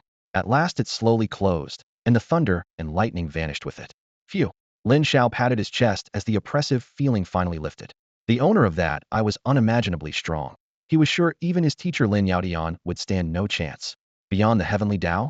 What level is that? Could it be above Martial Saint? The thought filled him with unprecedented dread. The first seat's warning had been right. A colossal hand was indeed manipulating events behind the scenes. Who was it, and what did they want? Questions swirled in his mind, and his emotions gradually calmed. His raging aura receded, and the altar stopped trembling. This round of cultivation was drawing to a close. Several days later, Lin Xiao, who had remained in meditation, suddenly opened his eyes. He rose slowly, the hem of his robe lifting in a wind that wasn't there. The surging tidal energy around him had long since been absorbed, leaving not a trace behind. In mere moments, his two Ultra SSS-rank spacetime talents had advanced by 5%. Under normal circumstances, that kind of progress would have taken at least half a year of hard training, but now it had come as easily as breathing, filling Lin Xiao with a deep sense of satisfaction. System, check-in. The familiar interface, and used for some time, reappeared before him. Ding. Check-in successful. Reward, a fragment of the Grand Tao. With the crisp system chime, a strand of indescribably profound law drifted into the system space, pulsing in and out of existence like a deity whispering in the dark. Whoa, this is priceless, Lin Xiao breathed, convinced of its worth by the name alone. He sent his consciousness forward at once. The filament of law quivered like a slender beam of light, ignored every barrier, and plunged straight into his body. In that instant, Lin Xiao felt as if he had stepped into another world. Of boundless, misty, unfathomable current of laws poured over him. The breath of the Tao flooded his mind, making it ring, yet he was intoxicated beyond escape. Outside the training chamber, Deng Ping had been standing guard. When he saw Lin Xiao open his eyes only to close them again, he frowned in confusion. What is he doing? Qian Guoming looked even more cautious than he did. It looks like enlightenment. Even as he spoke, he found the idea hard to believe. In truth, Lin Xiao was at the deepest layer of enlightenment, touching the very Tao of heaven and earth, a realm only a martial saint could approach. And the path he was grasping pointed straight at the source of space and time. With this extreme realization, his two Ultra SSS talents surged forward once more. An entire day flashed by. The faintly mystical aura faded away, and Lin Xiao opened his eyes again, a dazzling glint cutting across them like lightning. He studied his hands in silence. The power inside him, seemingly bottomless, just a twitch of a finger, now could wipe out the version of him from a few days ago. That was a leap on the level of dimensions. Thinking of the impending martial saint duel, his eyes burned with battle lust. In Kong, I hope you won't disappoint me. The door opened, and Lin Xiao strolled out. Deng Ping stepped forward and circulated his chi to probe, but his effort collapsed instantly. He gave a wry laugh and shook his head. I can't see through him at all, not at all. As a dignified martial venerable, he suddenly wondered if his lifetime of cultivation had been wasted. Lin Xiao smiled lightly. I'm sorry to have kept you waiting, seniors. With that, he produced 2 jade vials, handing one to each of them. An 8th grade Saint Entry pill, a small token of appreciation. Please accept it. Lin Xiao always repaid kindness with courtesy, and of course he never showed mercy to anyone bold enough to threaten him. Inside the villa, Lin Xiao couldn't stop replaying the image of the massive, uncanny eye that had appeared in the night sky a few days ago. Since then, he had sought out Deng Lao and Qian Lao, asking whether anything unusual had occurred during his cultivation. The 2 elders exchanged a glance and offered a single reply. This place is off limits to ordinary people. Apart from the racket you make when you train, what else could possibly happen? Qian Guoming stated bluntly. In other words, Lin Xiao was the only one who had seen that terrifying eye. System, Lin Xiao called silently. Ding host, I'm here. Whose eye was that in the sky? Ding, for the host's safety, the inquiry costs 1 billion cultivation points. Proceed? Forget it, he interrupted. Another billion points, no way. He frowned in thought. Could the mastermind be the same one as before? If so, fine. If not, the idea darkened his mood further. He had already reached the peak of Martial King. By his estimate, his true combat strength sat around mid-tier 9. Such rapid progress was impossible under normal circumstances, but a fragment of the great Taoist law had utterly transformed him, pushing him into an entirely new realm. What makes a martial saint terrifying is the ability to sense the great Tao laws that pervade heaven and earth, power that transcends mere rules and stands at the apex of this world. One step at a time, Lin Xiao muttered, shaking off the gloom. More pressing matters awaited, and with the system behind him, he believed he could face any threat. Ding-dong, doorbell rang. Someone's here? He wondered, striding to the entrance. The door swung open, and he stopped in his tracks. So, aren't you going to invite me in? A voice rang out clear, a touch shy, and bright with delight. It belonged to Bing Qinru. Since the day Lin Xiao had pulled her from the carnage on the battlefield, that scene had replayed in her mind endlessly. Blood mist swirling, life and death hanging by a breath, the boy standing alone atop a hill of corpses, yet shielding her at the most perilous instant. Even his final words before departing had been about her. Raised in the army, Bing Qinru had grown up amid nothing but slaughter-shattered limbs, flying blood. Frost sealed her heart early, and killing the enemy became her single aim. Then she met Lin Xiao, a teenager whose first appearance revealed staggering power. For the first time, she felt curious about a peer, even eager to challenge him herself. Inquiries revealed he was born to poverty, not privilege, an unexpected contrast that only deepened her interest. Each display of his strength drew her further in, admiration quietly taking root. At the Heavenly Prodigies debate, she finally spoke to him. When he answered, no one knew how thrilled she was. Later she watched him climb, step by step, until he stood peerless and radiant. From that moment, his image was carved deep inside her. Yet Lin Xiao advanced so quickly that she could barely keep pace. Determined to follow, she vanished for a while, spending each day on the knife edge of life and death, fighting in one battle, racing to the next. Her clan was powerful enough that she could have lived in comfort without training at all, but whether for killing the enemy or chasing that boy's silhouette, she threw herself into the storm without hesitation. All the while she saw Lin Xiao as her dearest friend until the struggle for destiny, when he appeared again as she stood on the brink. A fierce, unfamiliar feeling surged up, impossible to name, yet burning and real. She asked herself what it was, even questioned several uncles, only to receive knowing smiles. Kinris grown up. Time to think about the future. Do you like Lin Xiao? One gentle question from an elder who had watched her grow made everything clear. She had already crossed the line of friendship, and this was what it felt like to like someone. After much thought, she mustered her courage and went to Lin Xiao's home. Aren't you going to invite me in? She said softly. Her voice was still crisp, but now laced with shyness and joy. Oh, sure. Come on in. The place is kind of messy, Lin Xiao stammered, scratching his head. He never cared for cleaning, and certainly hadn't expected the seemingly aloof girl to appear at his door. It's fine. He'll tidy up, Bing Qinru replied, stepping over the threshold. Her eyes swept the hall, and without another word she rolled up her sleeves and got to work. She moved quickly, returning scattered parts on the coffee table to their boxes, stacking the magazines on the sofa into neat piles. Lin Xiao, feeling even more awkward, hurried to help. In no time the spacious villa was transformed. Sunlight poured through the floor-to-ceiling windows onto newly gleaming floorboards, and even the air seemed fresher. Standing in the center of the living room, Lin Xiao finally found his voice. So why did you come by today? Is something on your mind? Lin Xiao was the first to speak, still a little puzzled. I never got the chance to thank you for saving my life last time. The girl before him stood by the window, soft sunlight brushing her profile. Bing Qinru's pale blue eyes locked onto his face, so clear they made his skin prickle. That's what friends do, isn't it? When a friend's in trouble, I should help. Her voice was cool but matter-of-fact. Lin Xiao waved it off, speaking quickly. Is that all? No sooner had the words left his mouth than Bing Qinru's usually frosty features bloomed into a sweet smile. Lin Xiao couldn't help reminding her. I've told you before, you look better when you smile. Keep that icy face too long, and you'll get wrinkles. With her face lit up, she looked breathtaking, and Lin Xiao secretly marveled that she was like a fairy who had just stepped down to earth. If you like it, they'll smile for you every day. How about that? Bing Qinru asked suddenly. Lin Xiao froze, frowning. Smile for me. We won't be together all the time. Anyway, anything else? The cramped room fell silent, their breathing the only sound. Lin Xiao was never good at handling the awkwardness of being alone with a girl, and he still had plenty to do.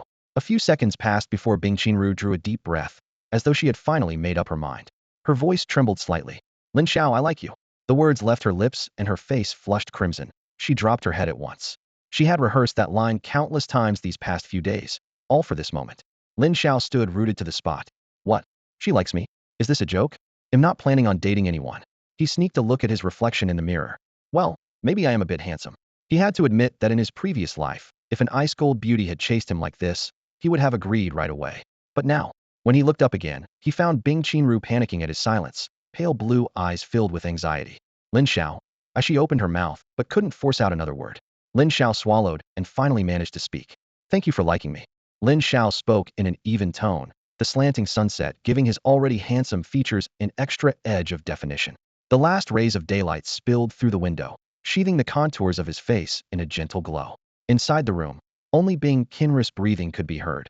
She stood motionless, waiting for the young man's reply. Lin Xiao rose slowly and walked to the window with measured steps. His gaze traveled beyond the distant rooflines as if he could already see the coming storm. Right now, I have more pressing matters, he said, his voice steady yet unyielding. The demon clan has declared war, and every race under the stars is watching us. All of that weight has fallen on our generation. The image of the monstrous eye floating in the heavens sent a chill through him, though he kept the fear to himself. He turned back, dark eyes clear. Bing Qinru, thank you for your feelings.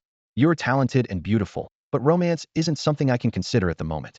Maybe one day, when I truly stand at the summit and nothing in this world can touch me. He left the sentence unfinished, but the meaning was unmistakable. His heart had no room for love now. If fate allowed, they would meet again at the peak. He had expected his refusal to leave her disheartened, yet Bing Qinru surprised him. She rose, light on her feet, and in 2 steps stood beside him.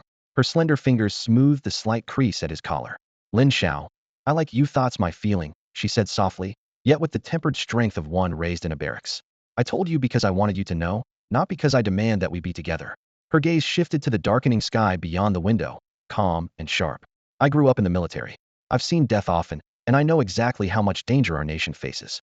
Before I met you, my only goal was to wipe out every invader. After meeting you, the goal stayed the same. There's just one more reason for it now. I want a world where nothing can threaten you. She lifted her head, staring at the boy only inches away. As you said, our generation carries a heavier burden. Personal feelings are small things. The survival of our people comes first. Lin Xiao, they'll stand behind you and watch you climb step by step. I know you can do it. She pumped a fist, her face showing not the slightest disappointment. Of course, they'll train just as hard, keeping pace with you. When you reach the top and look back, you'll see that Bing Qinru is still right behind you. With those words, she drew a deep breath, summoned her courage, and stepped forward. Suddenly her arms wrapped around his waist, her cheek pressing against his chest. Lin Xiao froze, and before he could return the embrace, she had already let go, her face blazing crimson. All right, I've said everything I wanted to say. If there's nothing else, I'm leaving. Like a mischievous girl who had just pulled off a prank, she avoided his eyes and dashed toward the door. Lin Xiao stood there, feeling as though he had been taken advantage of. He watched her figure recede, and then, almost involuntarily, a smile tugged at his lips. He'll remember, he murmured. When that day comes, he'll look back. Don't be late. The girl's audacity, courage, and unruffled optimism caught Lin Xiao completely off guard. Hearing his parting words, Bing Xinru paused for a heartbeat, then stepped away even more lightly. Inside that secluded villa, the two of them forged a pledge that belonged to them alone, a promise to be tested only when they both stood at the very summit of power. Lin Xiao stood before the floor-to-ceiling window and watched the girl's figure vanish in the distance. Threads of morning light spilled past the frame, dividing the room into islands of brightness and shadow. He could hear his own rapid, exhilarated heartbeat, while Bing's Zinrus light footsteps receded down the corridor, the final cadence to a brief yet momentous vow. No further words were needed. One day, when the strongest of the strong gathered at the peak, they would meet again, lay their hearts bare, and decide victory there. This was a land drenched in boundless demonic miasma. The sky had been black for ages. Daylight did not exist. Only an eternal night, known as the Dark Abyss. Here the demon clan thrived, and across the cosmic expanse their lineage ranked among the very strongest, a race whose hidden strength could shake the stars. Right now, war drums boomed through the demon realm, banners whipping in a wind thick with black fire. Legions of demon warriors crowded the obsidian square, demonic energy roiling like a tide that blotted out every shred of light. Faces twisted with frenzy and arrogance, they howled in a feverish wave of bloodlust. In this land the law of the jungle reigned supreme, and the strong held absolute power over the lives of the weak. On a jagged dais of black rock, a demon venerable gazed down upon the masses. He was the undisputed ruler here, commander of this vast host. How long has it been since any of you savored the sweet, tender flesh of a human? His voice cracked like thunder across the square. 1,000 roars answered him. Grinning, the venerable thrust a hand into the void and yanked a lone human cultivator from a spatial rift. Before the captive could even struggle, a crushing grip shattered every bone. Terror still flickered in the man's eyes when the venerable stuffed him whole into his maw. Bones splintered, a scream died in the same instant. Warm blood and meat slid down the fiend's throat, and he licked his fangs in lingering delight. The crowd erupted in wilder frenzy, demonic chi shooting toward the heavens as they flexed clawed hands in anticipation. Maniacal laughter rang over the square, and scenes just like this were unfolding throughout the Dark Abyss. The demon clan's declaration was no bluff, no mere show of force. It was the prelude to a full-scale war of extinction. Across the realm, countless demon spawn gathered in black-flamed camps, howling as they formed up for battle. A catastrophe that could sweep the stars was about to ignite. Within the borders of Longhua, the 7-day deadline had arrived. In the suburbs, a temporary battlefield had been cordoned off, and Yin Chongkong appeared right on schedule. His gaze remained as cold as permafrost. During the past week, he had locked himself in a training chamber not out of fear of losing, but to keep from venting his rage too soon. He knew that if he saw Lin Xiao beforehand, he might break his own rules and crush the younger man on the spot. Solitary cultivation had soothed his temper only slightly, yet he was determined that today Lin Xiao would learn a lesson he would never forget. The majesty of a martial saint is inviolable. Kill Lin Xiao outright. Impossible. The upstart might humiliate him again and again, but the boy had Lin Yaodian at his back, and his claim to the Dragon Son's throne was already sealed. To strike a fatal blow would be to sever his own future. A brutal beating, though that was well within bounds. In Yin Kong's eyes, anyone who had yet to step into the saint realm was an insect. Whether dragon or tiger, they would still have to crawl.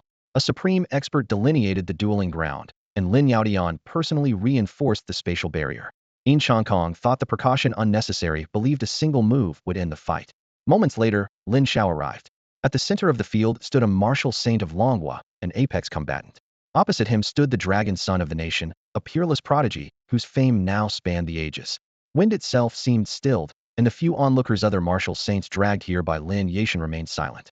Lin Xiao clasped his hands behind his back, his cool features bathed in the muted light of early afternoon. His gaze locked onto Yin Kong. Are you ready? Yin Kong, martial saint. Yin Kong had no intention of exchanging another word. A chill wind swept past, swelling his sleeves, and an invisible, yet razor-sharp pressure descended, as if a giant hand had slammed onto the battlefield. The air thickened until it was hard to breathe. His path was the grand Tao of wind. When he was young, he awakened and shrank ability wind, without trace, and made his name through unmatched speed. He then ventured through secret realms, amassed countless opportunities, and soon stood unrivaled. Among that generation of prodigies, he climbed all the way to the summit, comprehended the Tao, and stepped into the Saint of War realm, his future seemingly limitless. Most of his peers faded into obscurity or fell while charging toward the peak. Even one SSS-rank genius died on the field. Yin Kong's talent was not singular, yet he still became one of the era's highest existences. For that reason, no matter how dazzling Lin Xiao's potential seemed, Yin Kong did as he pleased. Any genius who had not reached the absolute apex was, in his eyes, no different from an ant. In this ever-changing world, the weak who lacked reverence could be erased at any moment. The instant the thought formed, he stopped suppressing his saint's aura. A presence more terrifying than that of any martial venerable surged outward. Cyclones laced with Tao laws swept in every direction, compressing space until it groaned under the strain. This was a supreme art that transcended rules themselves, the path by which Yin Kong had attained sainthood. Wind might not be the mightiest of all Taos, yet absolute speed was absolute power. Faced with the sky-filling laws of wind, Lin Xiao's eyes sharpened. This was his first direct clash with a saint, and the pivotal battle that would secure his standing at the pinnacle of Longhua. He could not afford the slightest misstep. Boom. In the next heartbeat, a violent, near-boiling energy exploded from within Lin Xiao. Several saints watching from the sidelines turned pale. Impossible. That's a saintly flesh. Even the chief elder and Lin Yaotian froze. The elder who had placed such faith in Lin Xiao, unable to hide his shock. Yin Kong's face grew darker still. He had never imagined that the youth who kept challenging him had already sanctified his physical body. The moment Lin Xiao revealed this trump card, the suffocating pressure vanished, leaving him completely unrestrained. Good, good, good. Yin Kong spat out the word 3 times, battle intent crackling in his eyes like thunder. He was confident, but never arrogant. The Lin Xiao before him could now stand on equal footing. A saintly flesh was something no saint dared underestimate. Lin Xiao, I take back my earlier contempt. You truly are an ancient eternity prodigy. As the words fell, Yin Kong unleashed the full breadth of his wind Tao. Gales roared, laws intertwined, and he held nothing back. If full power could not slay his saintly flesh, then he would fight at his absolute peak. In an instant, the sky filled with countless wind blades and swirling vortices of law, their howl deafening. Without a sanctified body, Lin Xiao would not survive even a single second under such an onslaught. Even with the very source of space-time in his body, he still could not withstand the pressure. It was the absolute suppression that comes from a higher dimension. Lin Xiao's 2 supreme SS-class space-time gifts had previously operated only at the level of rules, and rules are worlds apart from true great Tao laws. Yet at this moment, there was no turning back. Wreathed in the shockwaves of countless Tao laws, he burst into the air, his fighting intent perfected, his punch momentum blazing like a rainbow. Muscles quaked, blood surged, and his near-flawless flesh ignored the slicing wind Tao, tore through the clouds, and hurled its mountain-crushing power straight at Yin Kong. However, his opponent was a martial saint, one who commanded the wind Tao. Lin Xiao's speed had reached its limit, yet he still could not catch that elusive figure. Yin Kong's feet flickered, leaving behind only a fading afterimage. Bang! A heavy blow landed square on Lin Xiao's back, the force so fierce that his broad shoulders shuddered and a muffled groan slipped through clenched teeth. He whipped around, only to see a wisp of Yin Kong's shadow dissolving. Bang! The second strike hit his left leg, the dull thud shaking flesh and membrane. In the next instant, hundreds, even thousands, of Yin Kong's likenesses formed in the air. Each one carried warmth and blood, as if genuine bodies, sealing Lin Xiao at the center. Boom! 10,000 strikes in a single heartbeat. This was the terrifying killer move Yin Kong had evolved from the wind Tao. Empowered by Tao laws, His speed had broken all convention, leaving Lin Xiao to passively withstand a storm-like barrage. Yet Yin Changkong was not having an easy time either. Lin Xiao's sanctified body was harder than refined iron, and every rapid hit felt like smashing into an unbreakable boulder. Even for a martial saint, breaching that monstrous defense in a short span was nearly impossible. But he did not stop. If one strike could not break it, he would land 100, 1,000, 10,000. He knew that even a sanctified body would crack once a flaw was exposed. It might not be honorable, but victory was better than defeat. Outside the arena, several observing martial saints grew solemn. Their strength was comparable to Yin Changkong's, though the Daos they comprehended differed. Staring at Lin Xiao in the ring, one murmured, "Lin Xiao is the son of heaven of our dragon nation. With power like this, he is indeed beyond reproach." Another nodded in admiration. "Agreed. He can already stand shoulder to shoulder with us. I never imagined the Dragon Nation would produce another prodigy of this caliber." Someone else chuckled. "If Batian learns that the Dragon Nation has birthed another body-sanctified fighter, things will become very interesting." At the mention of Batian, every martial saint present stiffened, clearly recalling unpleasant memories. The head elder and Lin Yaotian remained silent, their eyes glued to the battle. They understood that if the stalemate continued, Lin Xiao would eventually lose. Yin Changkong's wind down naturally countered him, and the prolonged, high-intensity clash was draining Lin Xiao's internal energy at a frightening rate. By their estimation, he would not last much longer. On the platform, Lin Xiao could only endure the blows. The myriad phantoms in the sky were indistinguishable from reality, and even with his space-time divine eyes, he could not tell illusion from truth. The moment he locked onto one shadow, it became the real Yin Changkong. This was Yin Changkong's Dao speed to the extreme, annihilating all paths. Were it not for Lin Xiao's sanctified body, the outcome of this duel would have been decided long ago. Suddenly, a strange light flashed deep within Lin Xiao's eyes. The divine spark that normally vanished in an instant now lingered. The source of his holy space-time technique quaked violently. A space-time Dao law that towered above all others erupted from within him like a raging tide. The first person to sense this fluctuation was Lin Yaotian. In that instant, he could no longer maintain a calm expression and cried out in shock, "Impossible! That ripple, there's no mistaking it. That's the aura of the Dao of time and space." Lin Yaotian, one of the only two people in Longhua who had awakened temporal powers, looked up on instinct, his pupils narrowing. The resonance was familiar yet alien, identical to the aura in his own sanctum, but even deeper, twined with an indescribable mystery. He knew at once that this was the true, supreme law of the time-space Dao, more unfathomable than anything he had sought for decades. At last the surrounding martial saints reacted, staring as if they'd seen a ghost, mouths agape and speechless. On the arena floor, the moment the Dao of time and space unfurled, the world seemed to pause. Even the air was unnaturally still. Yin Changkong's wind Dao was the first to bow. His rampant gales vanished in an instant, as though facing an absolute superior. Every scattered projection of his body collapsed, exposing his true form. Disheveled hair clung to his forehead, and humiliation was written across his face. An ascendant law? This is an ascendant law. How is that possible? Yin Changkong's voice was hoarse. He shouted the words 3 times, yet his chest felt stuffed with lead. It had already shaken him that Lin Xiao had sanctified his flesh. Learning that the boy had also forged his own ascendant law all but shattered his resolve. Yin Changkong had crossed forbidden lands and waded through mountains of corpses and seas of blood, trading countless years for his saintly rank. Yet the youth before him was only 17. Talent. Not even prenatal cultivation could explain it. Denial twisted his features into a grimace. He would rather believe it was illusion. An ascendant law is the culmination of every martial saint's Dao. From the moment Lin Xiao glimpsed the Dao of time and space, he ceased to be an ordinary awakener and stepped onto the pinnacle of the great Dao. Time and space became both his path to ascension and the exclusive law he created. For a 7th-tier peak martial king to comprehend his own ascendant law in advance, such a legend lay beyond the realm of dreams, yet it was unfolding before their eyes. Lin Xiao now stood amid intersecting ripples of time and space like a peerless god king.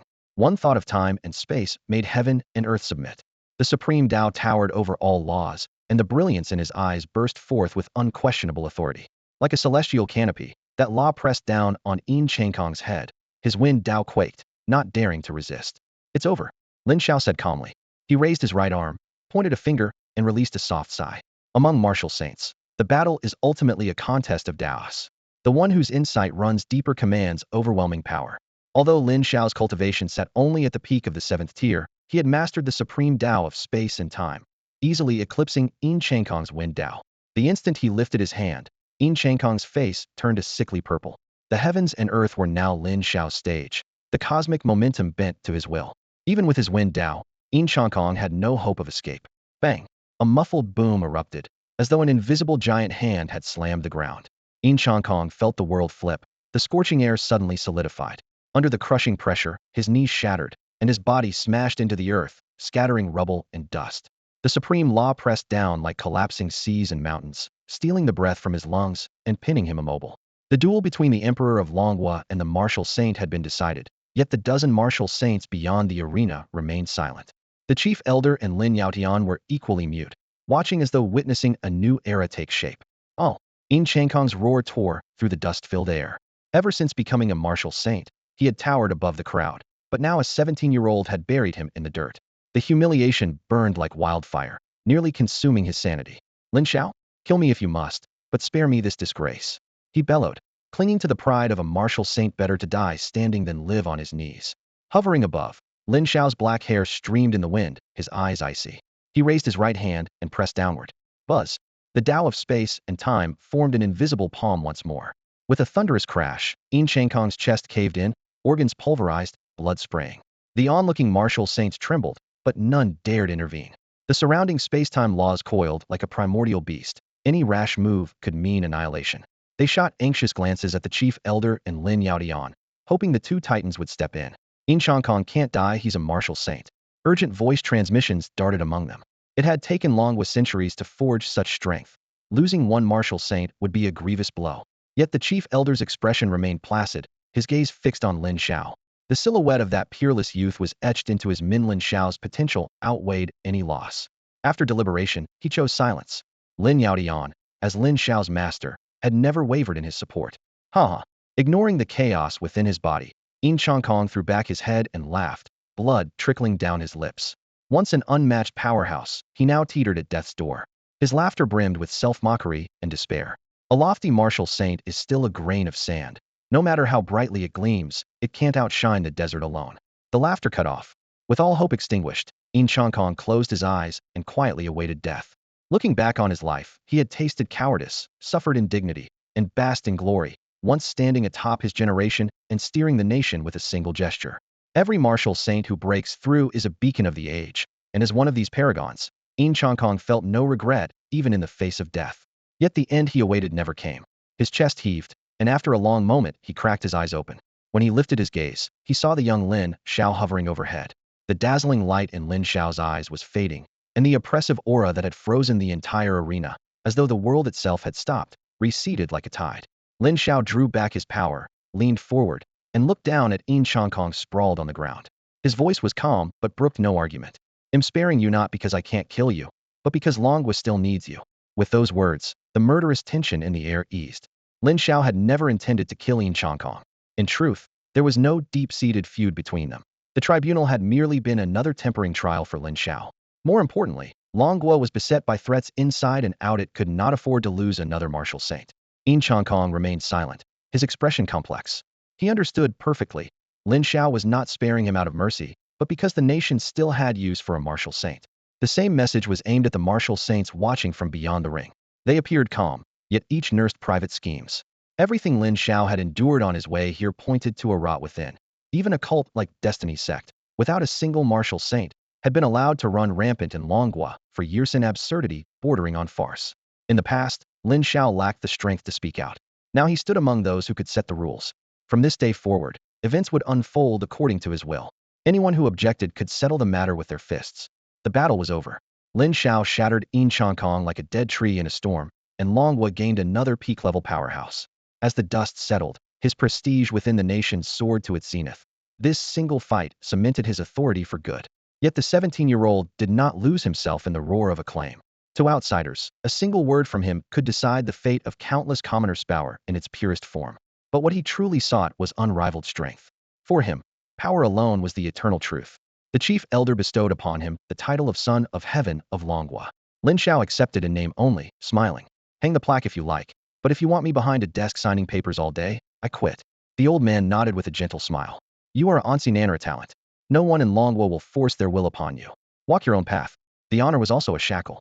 From that moment, the nation's fate intertwined with his own.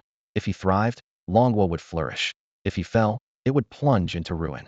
The chief elder had wagered his people's future on this single prodigy. For a cultivator, Being wrapped in colossal destiny was no curse. The currents of fate are subtle yet profound, opening hidden paths of cultivation. Lin Xiao gladly accepted and issued his first imperial decree to eradicate Longguo's internal scourge once and for all. The Tianming cult would be the first to fall. This underground group had tried to assassinate Lin Xiao repeatedly and had orchestrated unspeakable atrocities. It had to be wiped out. The order was passed openly in the Supreme Council and broadcast nationwide. As secret directives spread through every province, military districts and law enforcement units struck in unison. Cultists lurking in alleys, factories, and remote villages were shot on sight or dragged away in chains. The raided strongholds overflowed with blood and evidence. Piles of bones in hidden chambers, small bodies in freezers stripped of organs, signed contracts and transfer records showing deals with Longguo's noble houses. Every detail was exposed. The truth thundered across the land. Even frontline soldiers could scarcely believe that the rear they bled to protect had sheltered such a serpent. Lin Xiao demanded the entire operation remain public, determined that every citizen would see the snake dragged into the sunlight and recognize the leadership's resolve to crush evil. Damn them. How could anyone do this? A battle-hardened officer bellowed, smashing his fist into a wall at one rescue site. In a corner, a middle-aged couple collapsed in tears. Amid a heap of bones they had found their 3-year-old child who had been missing for months. The mother trembled as she cradled the cold little body, while the father fell to his knees and screamed at the sky. Heaven is unjust. Rage swept the country. Soldiers, civilians, and cultivators roared in unison, "Kill them. Kill every last one of those bastards." Outrage rippled across the internet. Viewers who saw the grisly footage wanted nothing more than to slaughter the monsters responsible. At that moment, Longguo's highest council made a deadly decision. Every aristocratic clan colluding with the cult of destiny would be wiped out. As word spread, panic surged through those families like a tidal wave. The old lineages that had survived the great cataclysm activated ancestral connections overnight. They arrived at the doors of powerful officials, brandishing thick family registers and tales of forebears who had once bled for Longguo, even offering half their fortunes in exchange for mercy. This time, influence meant nothing because Lin Xiao was behind the purge. Lin Xiao himself had not expected that casually destroying one cult stronghold would tear open such a cavernous secret. Hundreds of prominent houses across Longguo had been in league with the cult of destiny. Some sacrificed innocent children to eliminate rival prodigies. Others trafficked organs. Still others conducted inhumane experiments on living subjects. The chief elder spread classified dossiers across the table, the crimson ink seemingly still wet. Seeing the descendants of old comrades reduced to this sickening state made his chest tighten.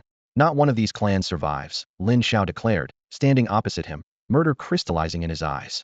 Even when he had been hauled before a military tribunal and forced onto the eternal battlefield, he had never been this enraged. The chief elder met Lin Xiao's gaze, weariness and guilt swirling within his own. He had failed to protect this land. The offspring of former allies had plunged into darkness. Only a lightning-swift amputation of the rod could give Longguo a fighting chance. Kill. Night fell, and every alley in Longguo reeked of iron. Under the council's covert signal, hundreds of aristocratic houses were eradicated in a single night. No survivors. Nearly 1 million awakened perished. More than 100 were martial venerables, the backbone of the race. The loss alone was enough to shake the nation, and the demon war loomed on the horizon. Marshal Saint Qin Xiao proposed, "Send them to the front lines, let them earn redemption in battle." Lin Xiao refused on the spot. "Even on the battlefield, they'd still stab us in the back." Qin Xiao fell silent. He wanted to argue, but wilted under Lin Xiao's icy stare. For once, no one could challenge Lin Xiao's resolve. Had the chief elder tried to plead for anyone, Lin Xiao would have stripped him of the throne that very moment. When the purge was done, Lin Xiao went alone to the Feng family, one of the 3 great alchemy clans. Patriarch Feng Danxiao had already pieced together Lin Xiao's current power and status. "If my death can quell your anger, so be it," he said when Lin Xiao entered the main hall. His only request, spare a single bloodline of the Fengs while he took his own life in atonement. Lin Xiao stood silent for a long time, then nodded lightly. Agreed. The Fengs had taken no part in the cult's massacre, nor had they offended Lin Xiao. The fault lay with Feng Danxiao alone, and Lin Xiao was not a man who killed without cause. Receiving his answer, Feng Danxiao exhaled one last, weary breath. His eyes lingered on the world he was leaving behind. Greed had brought ruin. Without that restless ambition, the ending might have been different. With a muffled thud, Feng Danxiao, patriarch of one of Longguo's 3 great alchemy houses, fell lifeless to the floor. After several days of restructuring, the Dragon Kingdom looked reborn. Although the losses had been staggering, a fresh vitality now hovered over the land, like a tiger awakening from a decades-long sleep. With the old aristocratic houses no longer suppressing them from the shadows, the gifted youths who had once hidden in the slums finally saw the dawn. They no longer needed to skulk about. they could let their talents blaze openly. At the same time, the government issued a nationwide proclamation. Any awakened of the third rank or higher could enlist. The order was preparation for the coming race war. News of the demon's declaration of war was already common knowledge, and countless hot-blooded youths hurried to the barracks to sign up. Most cultivators had dreamed of battlefield glory since the day they began training, yet many still hesitated. The horrific fate war was fresh in everyone's memory, its blood and brutality persuading families to think twice. This was no game. People would die. With elderly parents and young children to care for, many valued peace at home above all else. Amid this wavering mood, Lin Shao suddenly appeared in the skies over the Dragon Kingdom. Behind him, the Tao of time and space spread like a colossal shadow that blanketed the mountains and rivers. Warriors in every city looked up to see his figure spanning the heavens. Fellow citizens of the Dragon Kingdom, I am Lin Shao. His thunderous voice rolled across the land, and his name was already branded into every heart. It's Lin Shao. Look, the war god is here. What's he going to do? Markets, training grounds, barracks, and academies fell silent as everyone craned their necks toward the sky, holding their breath. Lin Shao surveyed the country and spoke, his words reverberating like rolling thunder. For ages, the races beneath the stars have coveted our Dragon Kingdom. First, the younger generation of the four great powers tore up the peace treaty and slaughtered countless of our people. Now the entire demon race declares war, intent on erasing us forever. Faced with such threats, I, Lin Shao, will defend the Dragon Kingdom with my life and strike down anyone who dares offend us.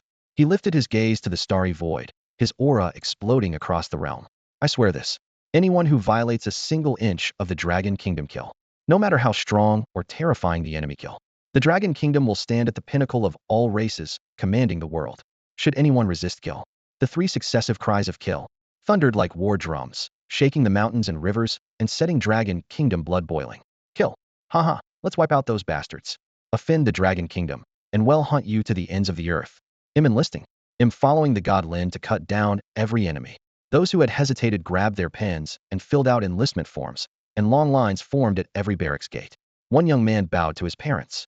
Father, mother, your unfilial son must go. The Dragon Kingdom needs me, and I will fight. The flame that reality had once smothered now roared back to life. Deep in their blood, the ancestral legacy had never gone out. They were not cowards. They had merely weighed their responsibilities. Yet when forced to choose between home and homeland, they chose the latter without regret. It was this faith that had carried the Dragon Kingdom through catastrophe to the present day. Lin Shao's words were no hollow threat. The Dragon Kingdom held the people he cared about, and anyone who dared encroach upon it would meet only one end: death. In that very instant, as Lin Shao made his vow, the fate of Longwo's entire race became irrevocably bound to him. From now on, their triumphs and disasters would rise and fall together. The first elder, standing below, watched in silence, a fleeting look of relief crossing his weather-worn face. No matter the cost, he had finally found the one who could lead Longwo forward. Though it was deep into the night, the nation was still ablaze with excitement. Torches flared outside the enlistment offices, where lines of awakened volunteers stretched like a river of steel. The registration clerks could hardly keep up. Longwo's high command had prepared meticulously for this racial war. At the joint decree of several martial saints, the treasures in the national vault would be distributed as prizes according to merit. For the awakened who had languished at the bottom of the hierarchy, this was a providence sent from the heavens. Alone atop a wind-scoured peak, Lin Shao felt no fear of the coming conflict. The demon clan was powerful, yet not strong enough to threaten Longwo with extinction. What troubled him were the other mighty races lurking in the starry void, predators who had long coveted this land as if something here called to them. Above all, he dreaded the possibility that the monstrous celestial I might intervene. Should that happen, Longwo would stand on the brink of annihilation. The night wind howled, whipping his robes around him. He gazed down at the brightly lit city below. The queue outside the enlistment hall snaked on and on, its chants, torches, and heady fervor blazing against the dark sky. Inside the main hall, several martial saints were moving out vault treasures and finalizing the reward orders. The news had spread like wildfire, and the lower rank awakened surged forward as if grasping a once-in-a-lifetime fortune. Longwo had thrown everything into this unavoidable war. Yet Lin Shao's eyes were fixed on something farther away. The demon clan is the least of our worries, he calculated silently. The real danger lies with those hidden titans of the starry abyss and with the one who once peered upon our world with that colossal eye. He had once asked the system, should the eye's master descend, even if he burned every last cultivation point to reach his absolute limit? What were his odds of victory? The answer came back as four chilling words: certain death, no exception. He had even considered channeling Longwo's entire fortune into himself, but the system's verdict remained unchanged, utterly hopeless. The eyes master dwelled far beyond the boundaries of what he thought possible. Lin Xiao? A shout snapped him out of his thoughts. Yang Yi, Ji Xiangnan, Qin Li, and Zhuge Kongming approached shoulder to shoulder, their auras intertwining like drawn blades in the night. Man, getting hold of you is harder every day, Yang Yi laughed, punching Lin Xiao lightly in the chest. Crack. Bone met iron. Yang Yi hissed. Ow. I've trained my body until it's practically steel, and one tap on you still stings? Lin Xiao chuckled and saluted in return. Qin Li's eyes burned with fighting spirit. Lin Xiao, one day I'm going to catch up to you. Zhuge Kongming folded his arms and shook his head. Don't use him as a benchmark's a freak. I still remember blacking out twice the day he sparred with me. Ji Xiangnan reigned in the faint imperial aura that always clung to him. The Tao is ruthless, yet to pursue a goal like this is a blessing. Yang Yi got straight to the point. We're all heading to the front when the war starts. Come a known last drink before the battle. Drinking? Why not? Lin Xiao answered with a hearty laugh. The five of them sat on the bare rock. Night dew soaked their hems. They cracked open a jar of fiery liquor, the sharp fragrance sweeping through their throats and igniting a blaze in their chests. Cups clinked with a crisp metallic ring, like a rehearsal for the clash of weapons soon to come. One boasted of future glory, another quietly honed a blade. Someone lifted his head and howled at the sky. Someone else whispered a vow to guard the realm. Starlight dusted their hair, catching the keenest edges of their youthful resolve. Tonight, no one goes home sober. They shouted in unison. Laughter and bold song echoed across the peak. Liquor poured like flame from the jar, searing away every trace of doubt. People say wine dispels sorrow, yet what these five prodigies drank was not forgetfulness, but the courage to charge forward without hesitation. The next morning, bathed in gentle sunlight, Lin Xiao shook the cloud from his mind. The night before, his four brothers had taken turns pressing drinks on him. Though he held out as long as he could, he was still the first to pass out. Half awake, he heard them throw their heads back and roar with laughter. Ha ha ha, we finally beat this guy for once. Lin Xiao rolled over, sat up, and waved a hand in protest. Come on, for against one? Try me onion next time. He looked toward the rising sun, its golden light coating the blades of grass outside the tent with warmth. A cool morning breeze brushed his face, scattering the last traces of liquor and replacing them with a quiet sense of contentment. Maybe this is what it means to live while the moment lasts, he murmured, but the smile soon faded and his usual indifferent mask returned. Pleasant moments are brief, reality waits close at hand. Someone was already trying to disturb this peace, and the only answer was the sword. Lin Xiao's dark eyes lifted to the sky, as though piercing the clouds and staring into the endless void. Whoever you are, whatever your aim, touch my reverse scale and you die.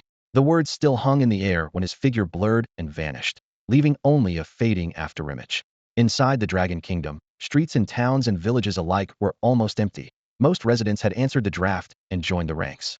Every awakened who had reached the third tier had enlisted without exception, and the entire nation viewed this war of races as a fight for survival. In the headquarters of the general staff, an officer snapped to attention and reported, Sir.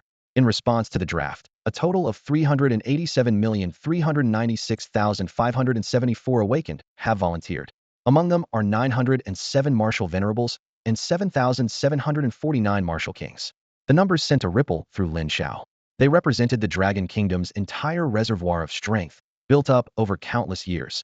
If they lost, this ancient race would sink into history alongside countless forgotten civilizations. The chief elder closed the document and fixed his gaze on Lin Xiao. His voice was older than ever, yet steadier. I know the burden is immense, but there is no other choice. Lin Xiao, the future of the Dragon Kingdom rests with you. This battle would see Lin Xiao donning the marshal's cloak. At just 17, he was to shoulder the fate of an entire race. The lives of hundreds of millions would depend on him. Even with the system within him, a faint tremor rose in his heart. He had prepared for this moment, yet when it finally came, his mind still buzzed. The weight he accepted was the trust of countless lives. The elder studied the youth's still boyish face and sighed in silence. Everything was too rushed. There had been a meticulous training plan. Given a few more years, Lin Xiao would have been fully ready to hold up the sky. But time waited for no one. The frontier was in crisis, and the demon host was about to descend. The baleful aura rolling in from the depths of the stars was boundless. The enemy was fully prepared.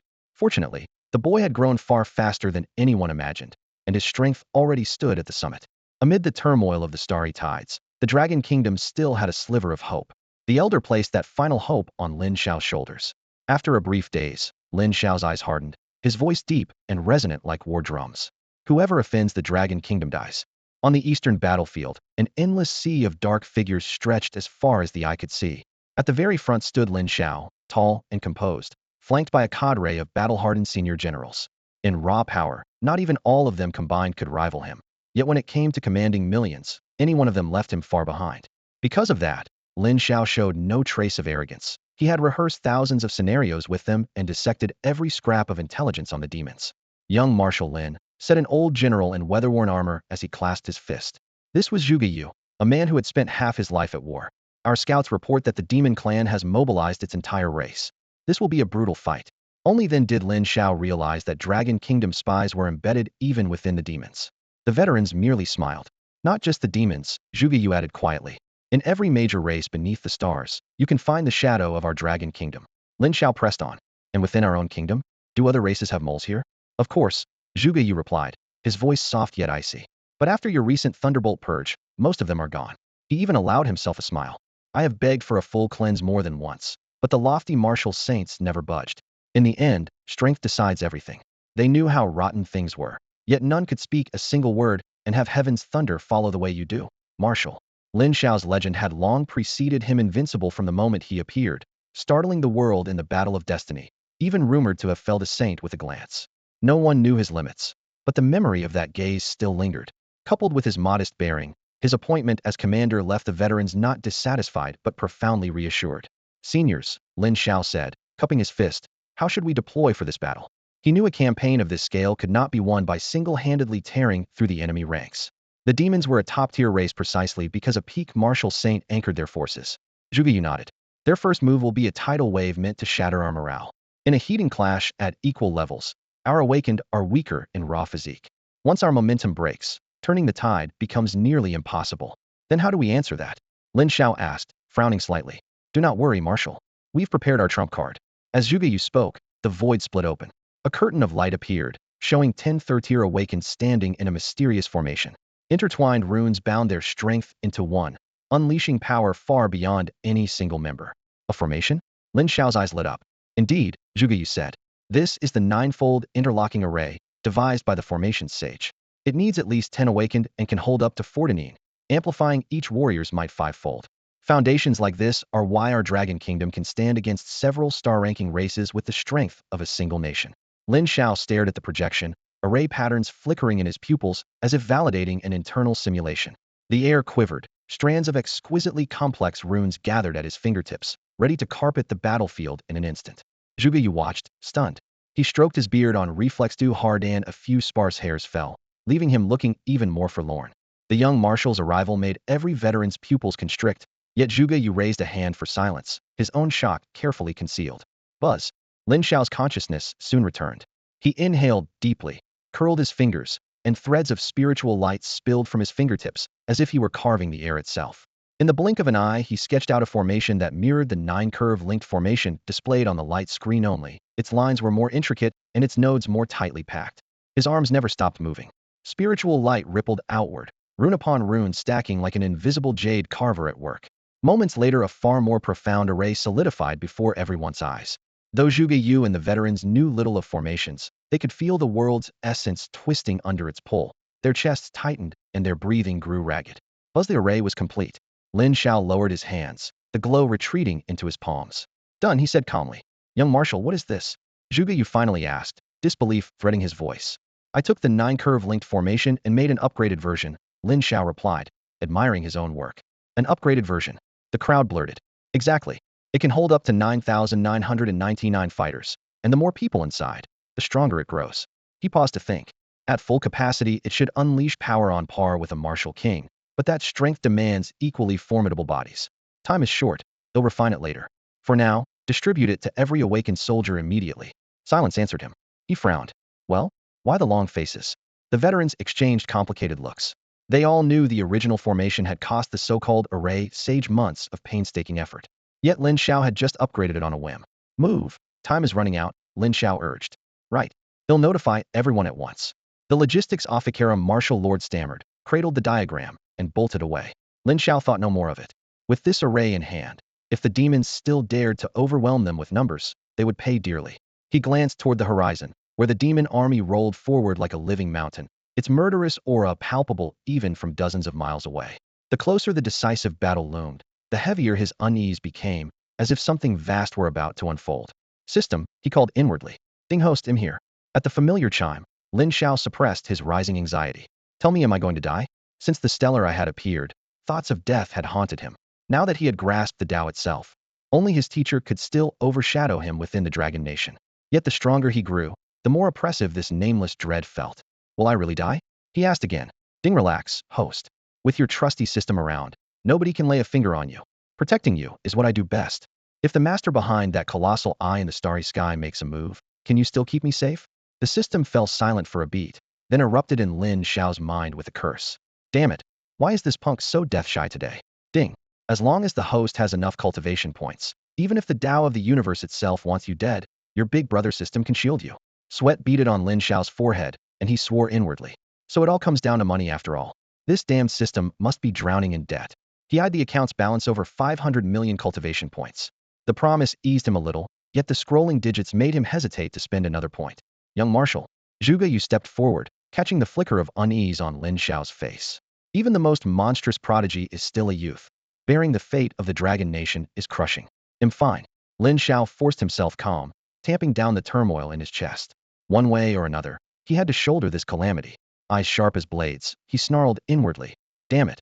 I've already died once, worst case. He'll do it again. He would find out who was throwing the world into chaos. Boom. The sky above the battlefield split with a thunderous blast. From the far side of the stars, the demon clan's vanguard finally arrived. A gray-black tide that dyed the heavens pitch dark. The demons are here. No announcement was needed. The suffocating killing aura had long since blanketed the field. Countless Dragon Nation warriors looked up at the cloud-like army, knowing that boiling demonic chi was their next prey. What are they doing? Someone growled. The demon army circled overhead, pressure rolling, yet did not strike at once.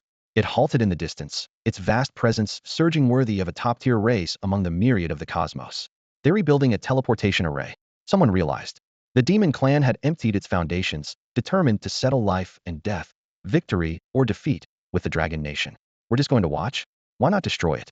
Break the array and their reinforcements are cut off. Another shouted. The idea was sound. Every high-level officer in the Dragon Nation weighed the same option. But when they sensed that overwhelming fluctuation, every plan was abandoned at once. Demon saints, they whispered in dread. A mere vanguard had already brought 2 demon martial saints. With those beings present, the array would rise piece by piece unless the Dragon Nation's own martial saints could intervene. Lin Xiao's keen gaze locked onto the sky. Several times he was ready to leap up, but reason held him down. He knew the intel his teacher was pinned by Demon Saint Mo Xing, and every Dragon Nation martial saint was likewise entangled. At this moment, all saint-level power was tied up, and only he remained hidden. The chief elder had warned him. He was the true trump card. Unless it was door die, he must not act. Damn you all. I'll let you live a little longer, he muttered through clenched teeth. Meanwhile, with the demon army revealed, the Dragon Nation's warriors unleashed an earth-shaking aura. Veteran or rookie, not a trace of fear crossed their faces. Even against the demon clan, none took a step back. A battle that would decide the very survival of their race was about to erupt. Who is that? Lin Xiao looked up, his gaze cutting through the swirling dust to the heart of the battlefield. Beneath the starlight stood a young man wreathed in demonic aura. 9 dark golden horns arced from his head, and black hair billowed in the malignant wind. Compared with the snarling demons around him, his face seemed almost gentle, yet every demon bowed, afraid to breathe. Unless Lin Xiao was mistaken, this was the living legend of the demon race Emotion. The first sight of Emotion made Zhuge Ye's expression harden like molten iron. As the army's chief intelligence officer, he knew the man's history by heart. When Emotion emerged, he swept through the entire younger generation of every race beneath the stars. Even the youth of the Shun clan had to lower their heads. Rumor said that while still at the 6th rank, he had taken a direct blow from a peak Wuzuan and survived. His gifts left even demon Wuxings ashamed, and he was hailed as the one most likely in millennia to become the demon ancestor. Our scouts report that Emotion is still officially at peak Wuzuan, yet his true combat power may already brush the Wuxing realm, Zhuge Yu said, each word heavy as iron. A man who hasn't crossed into Wuxing but fights like one, terrifying. The gulf between me and a Wuxing is an abyss. 100 of me couldn't parry a single strike. Lin Xiao nodded in silence, offering only one verdict: pure monster. Far across the battlefield, the 9-horned youth seemed to sense him. Those demon-rimmed pupils snapped toward Lin Xiao. Their eyes met, and Emotion's lips moved soundlessly. Lin Xiao caught the message at once. You're dead. Killing intent cracked like lightning. Emotion turned away, as though the sentence were already carried out. Lin Xiao sneered. Emotion, is it? He glanced at the great rankings of primordial talents spanning the sky. His own name stood second, Emotion's third. You dare posture in front of me? If the timing weren't off, I'd crush you now. Boom. The demons struck first. Countless shadows tore through the sky, pure demonic chi slicing the battlefield into stark black and white. It was only a probe. The vanguard demons averaged 3rd to 4th rank, but they numbered in the tens of thousands. Dragon Kingdom's forces answered in equal mass. Roar. Forming up, tens of thousands of demons fused into a single spear of darkness that crashed toward the Dragon Kingdom line. Kill. Horns blared, and Dragon Kingdom Awakeners surged forward. The 9-curve interlocking formation unfolded, glowing lines crossing to arrest the oncoming tide. Spells and abilities erupted together. Flames, lightning, blade energy, and beams of light wove a dense web that tore into the charging demons. Splat. The first probing wave shattered, black blood splashing as the demons reeled back. Dragon Kingdom's front line stood firm. An opening victory taken at minimal cost. At the rear of the battlefield, the Dragon Kingdom's commanding general took in the scene. In a clash of this magnitude, even the slightest mistake was unacceptable. Squad 2, move out now. Squad 1, pull back. He barked. The fight was on home soil. The terrain was theirs, and the general intended to exploit that edge completely. The first line withdrew with practiced precision. The second slid seamlessly into position, and the sudden surge of force pinned the demons so hard they could barely raise their heads. Yet the demons did not rotate their ranks, as if their vanguard had been thrown away as cannon fodder. What are they thinking? The general murmured, lifting his eyes to the star-strewn sky. Barely tens of thousands of troops just to probe? Using a rolling formation, the Dragon Kingdom wiped out this initial wave almost without loss. Still, nothing larger moved in the void above, baffling every officer. Stay sharp, something about this feels wrong. The veterans already felt their hair stand on end. Years of war had never shown them demons this careless. These are the demons? That's it. Some green recruits crowed, convinced the enemy was overrated. The slaughter that had once turned heroes into legends now seemed anticlimactic. Bang! A second demon charge arrived, this time several 100,000 strong. Demon miasma crashed down like a storm cloud over the city walls. Forward! Dragon Kingdom troops met them without fear. Fire and sorcery howled across the lines, and the defenders kept rotating squads, keeping casualties to a minimum. After several exchanges, the demons sagged, their stamina spent. On my command, kill! An old commander roared. Dragon Kingdom warriors surged forward and unleashed everything they had. Blood soaked the ground. Seen from above, the field was strewn with demon corpses, while dragon casualties were few. 2 assaults, and they had shattered an army of hundreds of thousands at trivial cost. Morale soared. Farther back, Lin Shao watched wordlessly. What are they playing at, throwing away hundreds of thousands of soldiers? Even a novice strategist knew you couldn't waste forces like that. He turned and spoke quietly to Zhuge Yu. Zhuge Yu's brow furrowed as scenarios flashed through his mind. They're luring us in feigning weakness. He fired off an urgent warning to the front. Beware a trap. Bang! The third assault slammed in. This time the demons dropped 1,000,000 warriors onto the plain. The earth trembled. Instead of charging blindly, the demons spread out and launched indiscriminate attacks across the entire field. A veteran's eyes narrowed as he issued rapid orders, but an awakener soon sensed something worse. The energy inside the demons was violently unstable. No self-destruct. He bellowed, his voice cutting through the din, yet even that was too late. Boom. 1,000,000 demons detonated at once, a blast of unimaginable force swallowing the battlefield. In a heartbeat, countless Dragon Kingdom Awakeners were consumed. Many never even had time to scream before they were erased. A thunder of explosions rolled across the battlefield. In the same instant, more than 1,000,000 third-tier demons detonated their own cores. Crimson and violet-black flames burst through the air, and shock waves like rising tides hurled dust and splintered bones aloft. The chain of blasts carved a swath of scorched earth across the jagged terrain, leaving it smoother than a drill ground. Heat slammed into every face, and even the air writhed as though on fire. The awakened of Longwa stationed farther back barely managed to raise their shields, while those who had led the charge were swallowed by the flames before they could even look up. Under such overwhelming power at the same rank, the protective formations proved fragile, and broad sections of the line collapsed. The ground lay carpeted with charred armor fragments and severed limbs. Longwo's casualties now dwarfed the toll of the demons' first 3 assaults combined. Damn it! Officers in the rear bellowed, scarlet veins crawling through their eyes, as though their gaze alone could set the distant demon host ablaze. Heartless beasts. None had imagined the demons would sacrifice 1,000,000 of their own as living bombs. To their strategist, those troops were worth less than ants one order, and their flesh became fuel. Hee taunting laughter drifted from the void. A demon lord hovered above the field, amusement glittering in its gaze. Friends of Longwa, are you enjoying this little work of art? Its grin stretched nearly ear to ear. The first 2 waves had been feints. The third was the true bombardment. The ground lay pitted, flesh drifted through the air, and bone dust rolled with the sand and impeccable overture of terror that left the demon lord thoroughly pleased. Meanwhile, under cover of the blasts, a towering demon portal was completed. Runes flared, and wave after wave of demons marched from the void, their numbers beyond counting, manic smiles etched on every face. Their eyes swept the shattered trenches and locked onto the remaining awakened. Some licked their lips, already tasting blood. Friends of Longwa, a new storm is about to break. The demon lord raised a hand, its voice cracking like thunder. Before the words had faded, a chorus of millions roared behind it. Even from 10 kilometers up, the deafening howl bored into every soldier's skull, making hearts hammer. Boom! The demon host slammed into the ground in unison. The earth shuddered, dust plumes towering skyward. Their swagger and blazing battle lust drew Longwo's line taut once more. The heat from the earlier explosions had not yet faded, and many feared the hellscape would repeat itself. Even veterans of countless campaigns could not swear they would leave this field alive. Yet battle allows no hesitation. With fresh howls, the demons charged again, their dark aura spreading like storm clouds suffocating a city. No one could deny their strategy had worked. A single wave of mass suicide had flipped the momentum and rattled Longwo's morale. The doubt lasted only a heartbeat. Longwo's commanders exchanged quick glances and steadied themselves. Signal flags snapped, comm channels erupted. All squads, hear my order. Form up and cut them down. At the officer's command, countless squads locked shields and merged into a ninefold serpentine array, hurtling onto the battlefield with a thunderous roar. Charge! Brothers, let's write a new chapter in our family's history. The future of the Dragon Nation is ours to defend. The battle cry, fused with the boom of war drums, tore through the air.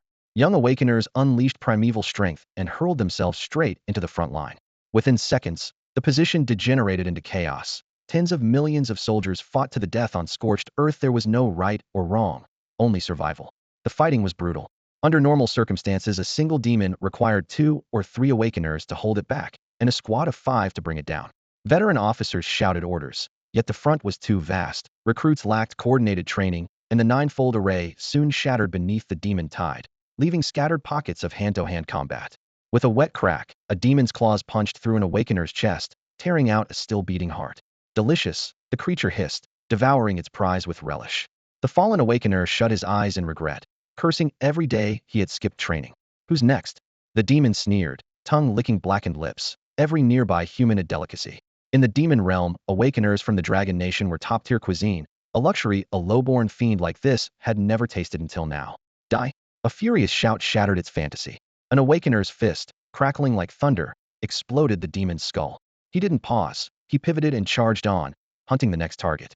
Talent still burned bright among Dragon Nation's youth. Some could crush a demon single-handedly. Scenes like this played out everywhere. Every second, another demon or another awakener fell, powder smoke mixing with blood to form a crimson fog. The tide was turning against the Dragon Nation. Unlike demons, they could not coldly sacrifice their own. Each awakener lost was irreplaceable, and other starborn powers waited in the shadows for Dragon Nation to weaken. Unwilling to gamble on time, a senior general snapped out an order: no more attrition. In an instant, waves of wind, fire, thunder, and lightning affinity awakeners surged from the rear, with countless comrades guarding their flanks. Wind, fire, thunder, lightning. For shouts split the heavens, and raw elemental fury flooded the field. Howling cyclones, infernal firestorms, and spears of lightning slammed into demon ranks with uncanny precision. Screams overlapped as black blood sprayed. Entire companies of demons were obliterated on the spot. Then a martial king vaulted skyward, power resonating through his core, and roared at full volume. Now, kill them all. Nothing could capture the savagery of this race war. Compared to it, the recent struggle for destiny felt like child's play. For nearly half a month the fighting had raged, blood mist blotting out the sky and scorched earth spreading in every direction. Now a terrifying fluctuation of 6th-tier power burst across the field. The true elites of both sides were finally joining the fray. A golden sword light pierced the heavens, a colossal blade crashing down like a pillar of the sky, its edge making the firmament shudder. Standing on shattered stone, hair whipping in the wind, Ji Xiangnan had forced his cultivation into the late 6th tier through continuous slaughter. The demonic cultivators of the same realm felt their courage torn apart before they could even meet that single strike. The young Heavenly Emperor raised his fist, and the Heavenly Emperor fist roared. With one punch, heaven and earth collapsed. The force of the blow swept for 1,000 li, leaving mounds of demonic corpses and rivers of blood in its wake. He is too strong. Attack together. The shout exploded through the smoke. Dozens of late 6th-tier demons converged, their dark chi interweaving to create a miniature demon domain. Rolling black clouds grinding, toward Ji Xiangnan. Humph. Heavenly Emperor aura surged around Ji Xiangnan, golden radiance weaving itself into imperial robes. Suspended in midair, the crimson battlefield reflected in his pupils, his killing intent erupting like something tangible. I am the Heavenly Emperor. Every enemy under heaven shall be quelled. As the words fell, the Heavenly Emperor Daofruit within him shook, and an ancient, unrivaled pressure surged upward. Golden light unfurled, a dazzling path to the heavens opening beneath his feet. That was his Heavenly Emperor Dao. Annihilate. Ji Xiangnan raised his palm and pressed downward. A supreme palm imprint toppled from the sky, blotting out sun and heavens. In a single breath, those dozens of demons were pinned to the ground, limbs cracking, left only with horror. Splash. Blood mist geysered as the imprint landed. Before they could approach Ji Xiangnan, their bones were shattered and souls scattered, leaving no chance to resist. Too powerful. This is Ji Xiangnan's Heavenly Emperor Dao. The cultivators cried out in shock. He had taken his first step onto the path to the heavens, a peerless prodigy in truth. On the other flank, blade-like cut through the fog. A figure wrapped in battle intent straddled his warhorse, sweeping a green dragon crescent blade. Every swing reaped several demonic lives. This was the perfected affectionate blade intent. Wherever its edge pointed, demons' hearts froze. They dared not fight him unknown. His name was Qin Li, also in the late 6th tier. One more step, and he would be a martial king. For others, that step was an unbridgeable chasm. For him, only a small stone on the road to the summit. Blade overturning the world. With a thunderous shout, blade shadows filled the sky, cold light joining into a waterfall. The perfected blade intent pressed on all sides, the very air seeming to split. The demons felt hammers smash their chests and struggled to breathe. Flash. A brilliant blade arc cut across the battlefield. Demonic bodies toppled as blood traced crimson lines, making Qin Li appear like a war god descended. So strong. At the rear of the battlefield, a martial king watched the unfolding scene and voiced heartfelt admiration. Although it was not yet time for martial kings to join the fight, the sight of Dragon Nation's peerless prodigies still set his blood ablaze. This was the bearing those champions deserved. Meanwhile, the unchecked slaughter sent visible unrest through the demon clan's ranks. Damn it, those brats are too strong. A demon commander growled. Our warriors can't restrain them at all. This won't do. We need a plan before the losses pile up, another demon powerhouse muttered. They could afford to lose 3rd-tier fighters, but 6th-tier warriors were their backbone. Any further losses would be unbearable even for the demons. If it comes to it, we'll make a move ourselves. A demon martial king said, eyes sharpening as he fixed on the youth wreathed in golden light. Dragon Nation won't let us interfere, his companion warned. Soldiers fight soldiers, generals fight generals. That's the unspoken rule. If we martial kings target their lower-tier fighters, their martial kings will retaliate with everything they've got. Screw that. This is a war between races. Who cares about fairness? The scolded demon snapped.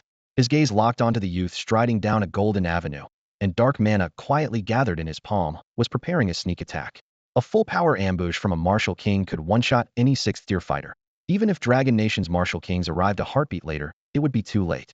In the demon martial king's pupils, Ji Xiangnan's figure like a young, peerless emperor was reflected with crystal clarity. Wherever he went, demons scattered, and even Dragon Nation's awakened warriors felt a twinge of awe. He was terrifyingly fierce. Now, from a distant point in the sky, the demon martial king teleported forward. A massive blot of black mana coalesced into a palm print and thundered toward the youth's back. Die? His eyes flashed with cold savagery. No. A Dragon Nation martial king sensed the attack at once. Face contorted with fury, he hurtled toward the battlefield at top speed. Other martial kings' auras flared as they fixed murderous gazes on the airborne attacker. The demon martial king moved with frightening speed. In a blink, he was behind Ji Xiangnan, and the annihilating palm descended. Look out! The Dragon Nation martial king roared, but it was already too late. In that heart-stopping instant, Ji Xiangnan finally sensed the deadly turbulence behind him. Emperor's chi surged, stacking layers of barriers at his back. Boom! Amid the thunderous blast, he was hurled backward, carving a deep furrow in the ground. Caught off guard, Ji Xiangnan's upper garments were shredded. Are you all right? The Dragon Nation martial king arrived, shielding the youth with a vast aura while glaring at the nearby demon martial king with crushing pressure. Still alive? The demon martial king frowned. He had been certain the sneak attack would kill. Ji Xiangnan slowly straightened. A giant, bloody palm-shaped wound marred his back, yet his gaze only grew more imposing. Stepping forward, he said, eyes as sharp as blades, "Senior, leave him to me." The aura of a young emperor erupted from him. Here and now, he would forge unmatched glory on this battlefield. Ji Xiangnan would slay a martial king despite the gulf between their ranks. You've got to be kidding. The martial king of Long will watch the teenager stride toward him. Don't try to play the hero. Only a martial king can face another martial king. He frowned and spoke in a low voice. This isn't the time for impulsive bravado. With your talent and strength, you could do far more elsewhere on this battlefield. Ji Xiangnan showed no sign of backing down. Only a martial king can fight a martial king? His pupils contracted as another figure surfaced in his mind, the peer who had once stood beside him. Long ago that youth had already slain a martial king, and now he could extinguish a sovereign with a single glance. As the young heavenly emperor, Ji might not yet match him, but he refused to fall behind. Relax, senior. With those words he unleashed his power. The aura of a heavenly emperor rolled out like a tide. Ignoring the martial king of Longhua, he charged straight at the demon martial king ahead. Arrogant brat. The demon martial king's lips curved into a sneer, a cold light flashing in his eyes. I was looking for an opening, and you offered yourself up. Damn it. The Longhua martial king cursed, hurrying after him. He couldn't watch this prodigy die, yet the boy's stubbornness might teach him a lesson. Slaying a martial king? Did he really think he was Lin Xiao? Boom. The heavenly emperor fist slammed into the demon martial king's terrifying blow, shredding the air with a piercing detonation. The shockwave swept for 1,000 yards, and the two forces ended in a deadlock. Ji Xiangnan's expression was icy. Boundless imperial energy gathered around him, and the radiant avenue beneath his feet grew brighter. The demon martial king's heart trembled as he shouted in disbelief, "How is this possible? The brat is trading blows with me without falling behind. I'm a true martial king. Impossible." He roared again. Furious, he drew endless demonic aura into a pitch-black, razor-edged Moses spear that glinted with murderous chill. Die! The demonic energy howled. The spear shot forward like a black meteor. Heavenly Emperor Fist. A fist light capable of shaking heaven and earth answered him. The roaring force smashed into the Moses spear, and in the sky the collision exploded with a deafening boom. Facing the full might of a martial king-level demon, Ji Xiangnan did not retreat. Battle fire burned in his eyes. Killing intent surged like a tide. Heavenly Emperor Qi crashed against demonic aura, disintegrating the chill wherever it passed. That power seemed to restrain every twisted force under heaven. Even demonic energy could not escape. Buzz. Martial king-level spiritual power spread like a canopy. The domain unfolded in an instant, suppressing the world on a mental plane. This was one reason those below the realm could hardly ever slay a martial king. Feeling the pressure, the demon martial king roared, "You wretched insect. I've had enough." His features contorted as spiritual force merged with demonic aura, reaching a peak meant to obliterate Ji Xiangnan in one stroke. The savage psychic oppression surged like a raging sea, yet Ji Xiangnan stood unafraid. The heavenly emperor robe around him suddenly erupted in blinding golden light, turning him into a blazing sun that blocked the cascading mental shockwaves. The robe shone with unparalleled brilliance. This heavenly emperor robe, which could even blunt a portion of Lin Xiao's space-time abilities, now revealed an even more astonishing power. The suffocating pressure weighing on his mind vanished by nearly 70% in an instant. Only a faint residual aura remained, no longer a real threat. A low hum filled the air as the heavenly emperor's qi boiled within Ji Xiangnan. He raised his hand, and a colossal golden sword burst from the void, its edge bridging heaven and earth, the heavenly emperor's sword. The moment his fingers closed around the hilt, his eyes blazed like lightning. He stepped forward and slashed at the demon monarch. The demon martial king had no time to question how this ant could still attack. He instinctively raised both arms to block. Boom. Blinding sword light flooded the sky. The supreme edge of the heavenly emperor's sword made the heavens ring, hurling the demon king hundreds of meters away and carving a long black scar through the air. Nearby, the dragon kingdom's martial king watched in stunned disbelief, frozen in place. The fallen demon king spewed blood as he crashed, leaving a crimson trail, yet fury burned in his eyes. Another mouthful of dark blood burst out. Gritting his teeth, he roared, "Damn you! Damn you!" To be wounded by a mere sixth tier ant was utter humiliation for a martial king. "They'll kill you, tear you apart," he howled, forcing down his injuries and summoning every ounce of demonic qi. Black flames roared around him as he lunged at Ji Xiangnan. Ji Xiangnan's expression remained almost indifferent. He lifted his palm to the sky, drawing the emperor's qi in a raging torrent. In the next instant, a golden dragon silhouette bloomed above his head. He had once summoned an ancient golden WYRM, but now, infused with the emperor's breath, the creature was reborn into something far more sacred. Space shuddered as the dragon took shape, a thunderous roar shaking the land. Heavenly Dragon. The golden WYRM was no longer merely a dragon. It had become a true Tianlong. Fashioned entirely from the emperor's breath, the ancient celestial dragon coiled through the sky, its radiant scales scattering 10,000 rays of divine light. Onlookers stood in awe. What is the 10 actual dragon? Cultivators cried out. It's Ji Xiangnan, the young heavenly emperor. The younger generation exclaimed, sure a deity had descended, his presence eclipsing all others. Under the heavenly dragon's solemn gaze, The Demon King's heart lurched as a chill tide of dread swept over him. The pressure was suffocating. Death's shadow loomed close. Impossible, I'm a martial king, he screamed, nearly deranged. I don't believe it, don't believe it. His frenzied, demonic aura exploded, and he became a streak of black light, hurtling toward Ji Xiangnan. A cold gleam flashed in Ji Xiangnan's eyes. The dragon above roared and dived, coiling around his right arm. Its scales melted into golden runes, and an overwhelming aura detonated. Dragon fist. Bang!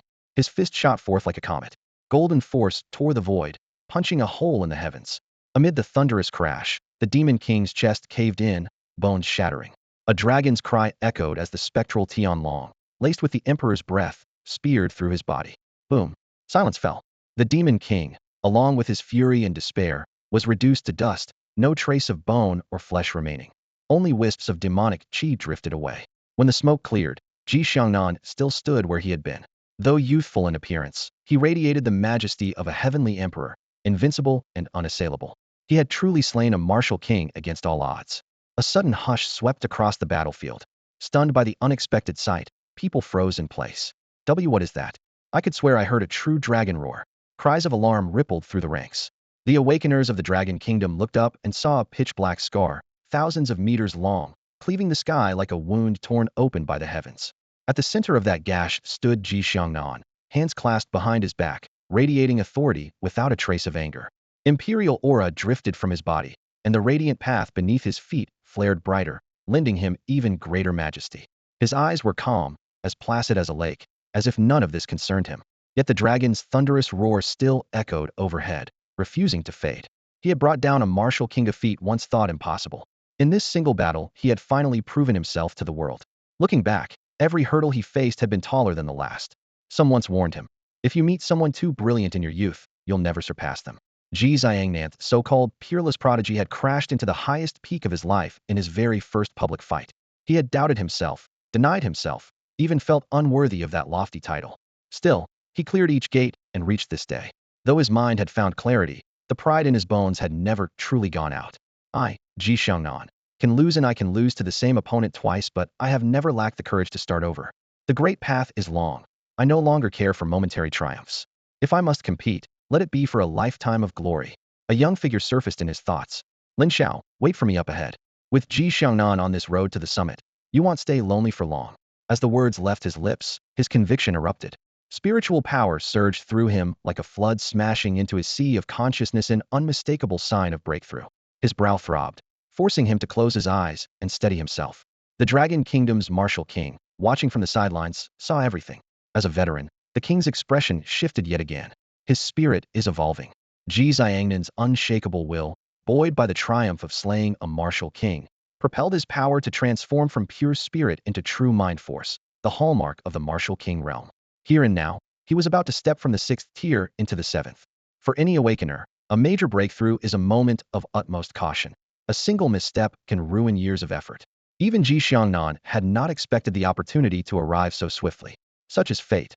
Some toil a lifetime without ever reaching the martial king level, while others achieve it in a single breath. The churning energy had already drawn every watching eye. In the distance, several demon elites sensed the disturbance. Blood-red eyes gleamed with murderous light. They growled low, locking onto Ji Xiangnan must not be allowed to break through. A tier 6 is already this strong. Once he becomes a martial king, he'll be nearly impossible to deal with. We cannot let that damn Dragon Kingdom awakener break through. Before the words had faded, countless demon elites volunteered themselves, charging toward the ruins where Ji Xiangnan sat. They could not tolerate a peerless prodigy advancing right under their noses and then tearing through the battlefield. Stop them. The Dragon Kingdom awakeners reacted at once, figures flickering forward like lightning to wedge themselves between the demons and Ji Xiangnan. After a brief lull, the battlefield erupted again, steel shattering and flesh trembling in a single deafening chorus.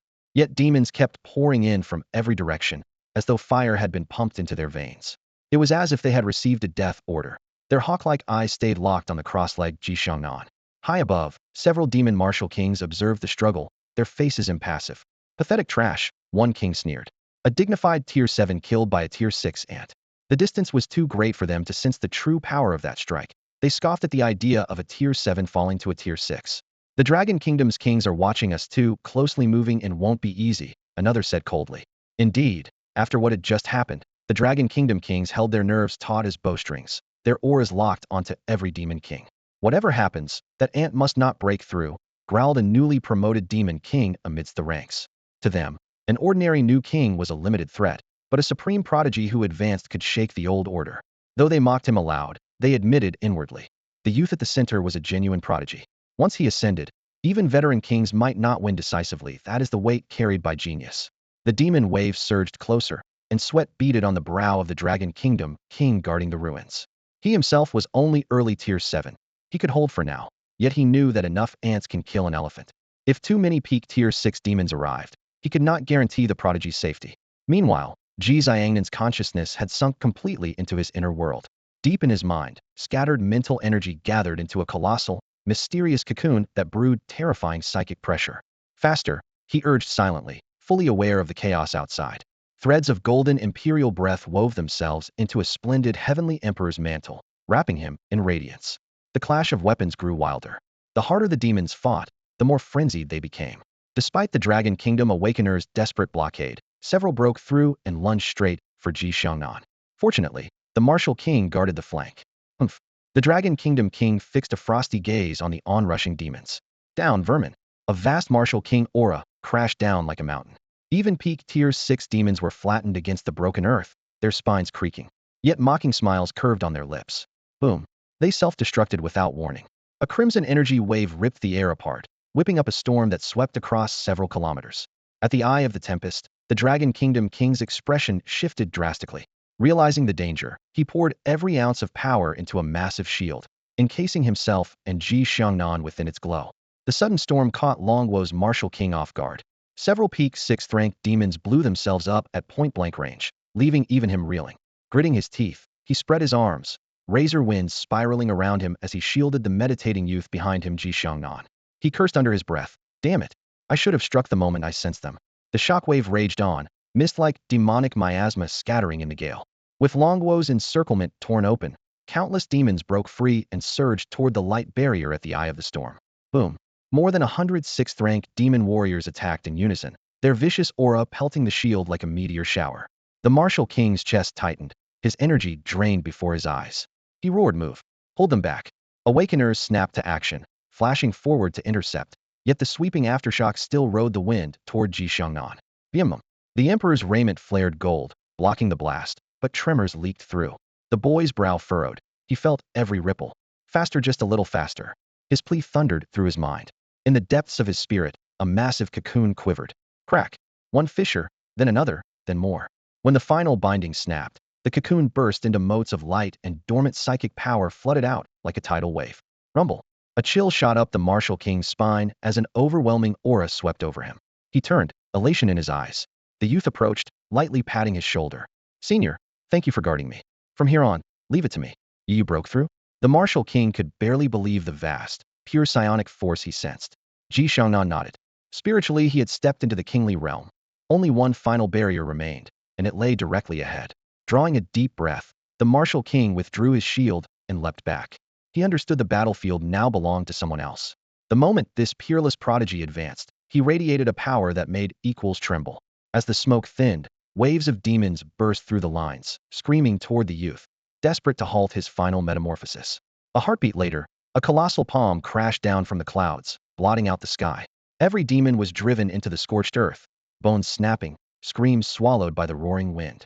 Ji Xiangnan stood at the center of the dust. He closed his fingers. The demons beneath his hand vaporized into blood mist. We're not done yet. Golden light erupted at his feet, forming a radiant avenue that pierced the heavens. The youth soared upward. Ji Xiangnan shot into the sky, his terrifying psionic power unleashed in full. Within 100 li, every demon instantly felt an overwhelming majesty descend upon them. The spiritual pressure left no room to react. Thousands were slammed to the ground by an invisible hand, unable to lift their heads. Ji Xiangnan hovered high above, slowly raising his palm. Emperor Qi surged out, turning into cold-blooded executioners that locked onto every demon. In the next heartbeat, those blades fell, roaring as if to split the sky. Screams rang out. Under the Emperor Qi, demon bodies shattered like brittle porcelain, exploding into clouds of blood. Suspended in midair, the boy's eyes grew fathomless as the power inside him reached its peak. The chance to advance to martial king had come. The demons' deaths were his welcome gift. His cultivation filled to the brim and fused in an instant. Before countless stunned eyes, Ji Xiangnan blazed like the noonday sun, his radiance erupting outward. He broke through. A clamor rose. The crowd was shaken. Aside from Lin Xiao, the youngest martial king in Longwo's generation had been born the young emperor, Ji Xiangnan. With the breakthrough complete, surging energy nearly burst his meridians. Ji Xiangnan threw back his head and let out a long howl. The lingering emperor chi around him condensed again, even more imposing than before. To the onlookers' horror, dozens of ancient heavenly dragons emerged from the void, scales flashing cold light, roars pounding the sky like war drums. Dragon's breath. Ji Xiangnan barked, sweeping his arm. Boom. The dragons, their earth-shaking roars in full cry, split up and crashed into demons on every side. The ground caved in several meters. The battlefield became a giant crater. Dragon's breath, his brand new killing art as a martial king, debuted with staggering results. When the echoes faded, not a single demon remained, wiped clean from the land. Incredible, a Longwa martial king in the rear muttered, dazed. 10 or 26th rank warriors he could handle, 100 would strain him, 1,000 would force him to flee. Facing several thousand meant certain death. Yet Ji Xiangnan's single strike had erased far more than 1,000. For hundreds of li around them, no demon stirred. The sight left his mind reeling. Excellent. Officers in the back ranks shouted, thunderous applause erupting. The young emperor's peerless edge set every awakened fighter's blood ablaze. This was Longwo's unrivaled prodigy. At the very rear, another youth watched that dazzling figure in silence. Lin Xiao's lips curved into a faint smile. Heh, that's the genius I recognize. Pretty impressive. His gaze swept the entire field. From distant surging auras to drifting grains of dust, nothing escaped his perception. Young marshal, the demons won't stay quiet much longer, Zhuge Yu whispered, stepping close. His eyes lifted toward the heights where demon martial king auras grew ever more violent. Clearly, they were done playing defense. The demons were about to raise the stakes once again. Hearing the words, Lin Xiao swept his gaze toward the depths of the star-strewn sky, where countless demon figures were already massing and fresh. Unfamiliar auras kept pouring out of the teleportation arrays. By now, the conflict was no longer the petty skirmish the martial sages of Dragon Nation had described. It had become a true war of annihilation. Then we fight. Dragon Nation fears nothing. His decisive roar exploded like rolling thunder, and a frost-cold killing intent spread on the wind. From the highest observation platform at the front line, his icy eyes seemed able to pierce the boundless darkness. At the far edge of the star sea, black waves of demon troops surged through the portals, their murky energy crashing against the battlefield's defensive barrier. From the first day he had been posted here, the fires of combat had blazed in his heart. If not for a rotation of veteran generals restraining him, he would have charged in long ago, spear in hand, and dyed that swath of stars crimson. Now there was nowhere to retreat. In this battle Lin Xiao bore the banner. He was the backbone of the entire human army.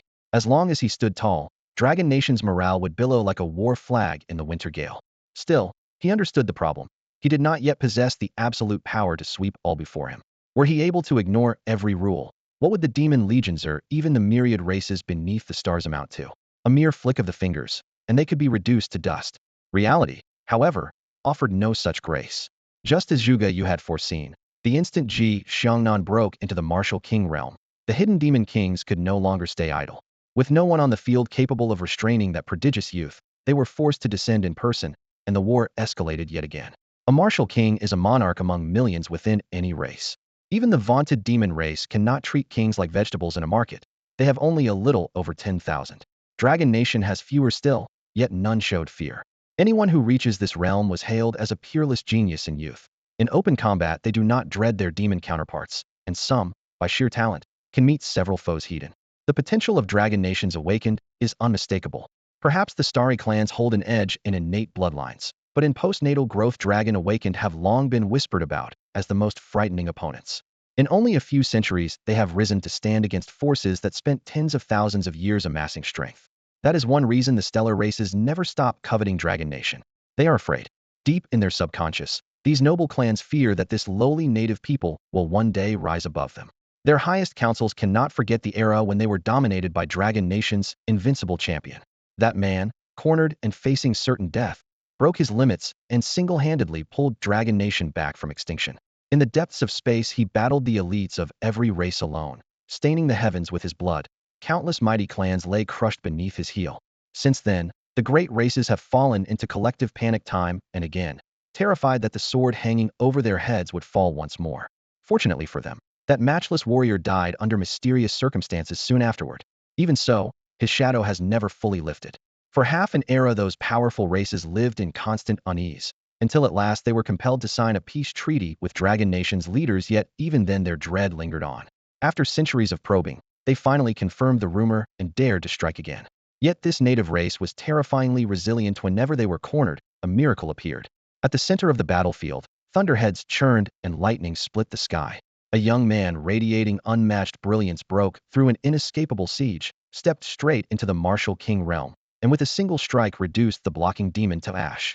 The fiends dared not hesitate. The longer they delayed, the more miracles would arise. Boom.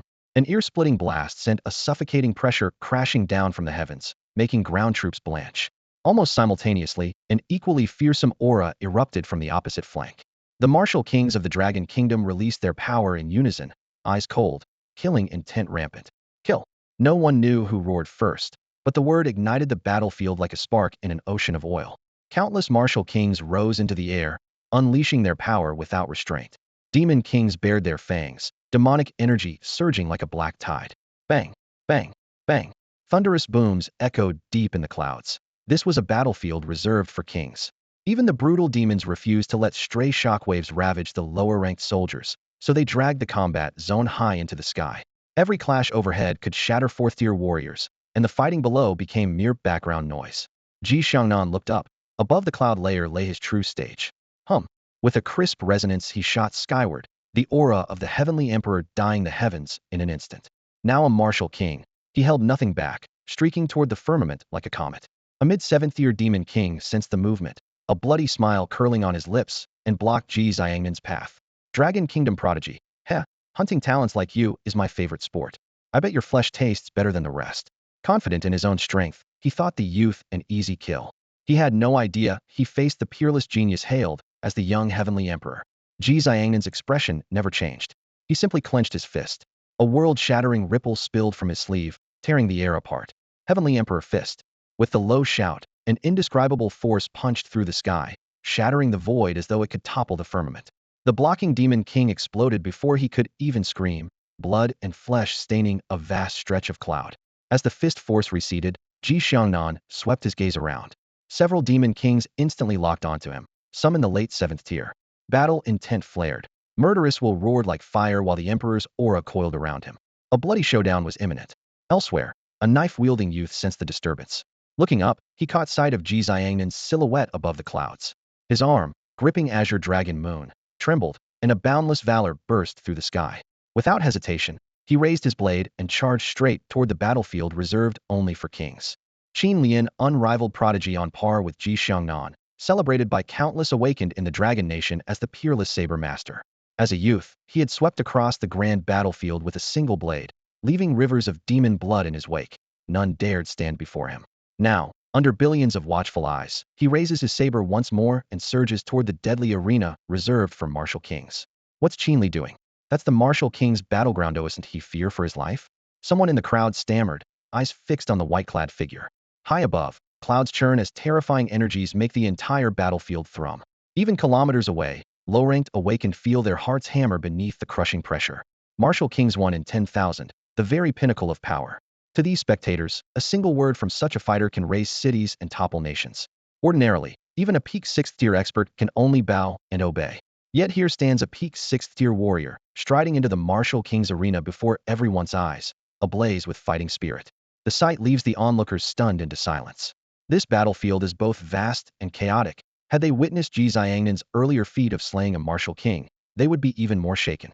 Only those who have brushed the limits of the 6th tier can grasp the yawning chasm between them and a martial king. Qin Li, however, shows no hesitation. In this moment, he is like a supreme blade about to leave its sheath edge radiant, intent soaring to the heavens. Buzz. He becomes a streak of light, tearing through the sky and plunging straight into the martial king's melee. Humph, where did this ant crawl from? You think you belong here? A demon martial king snarls, flicking out a casual strike.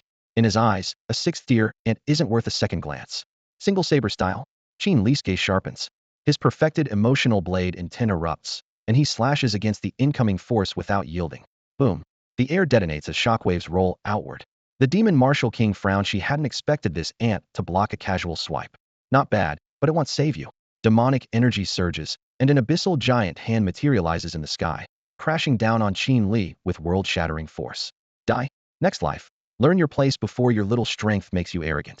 The giant hand descends, and the demon martial king turns away, convinced the outcome is decided. But the next moment shatters every expectation. Facing that monstrous hand, Qin Li's battle lust only burns brighter. Blade that cleaves the world. Countless saber shadows pour from the heavens, blade intent surging like a tidal wave until the entire space brims with lethal energy.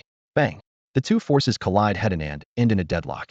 The demon martial king's eyes narrow. At last, he turns fully toward his foe. Qin Li does not pause.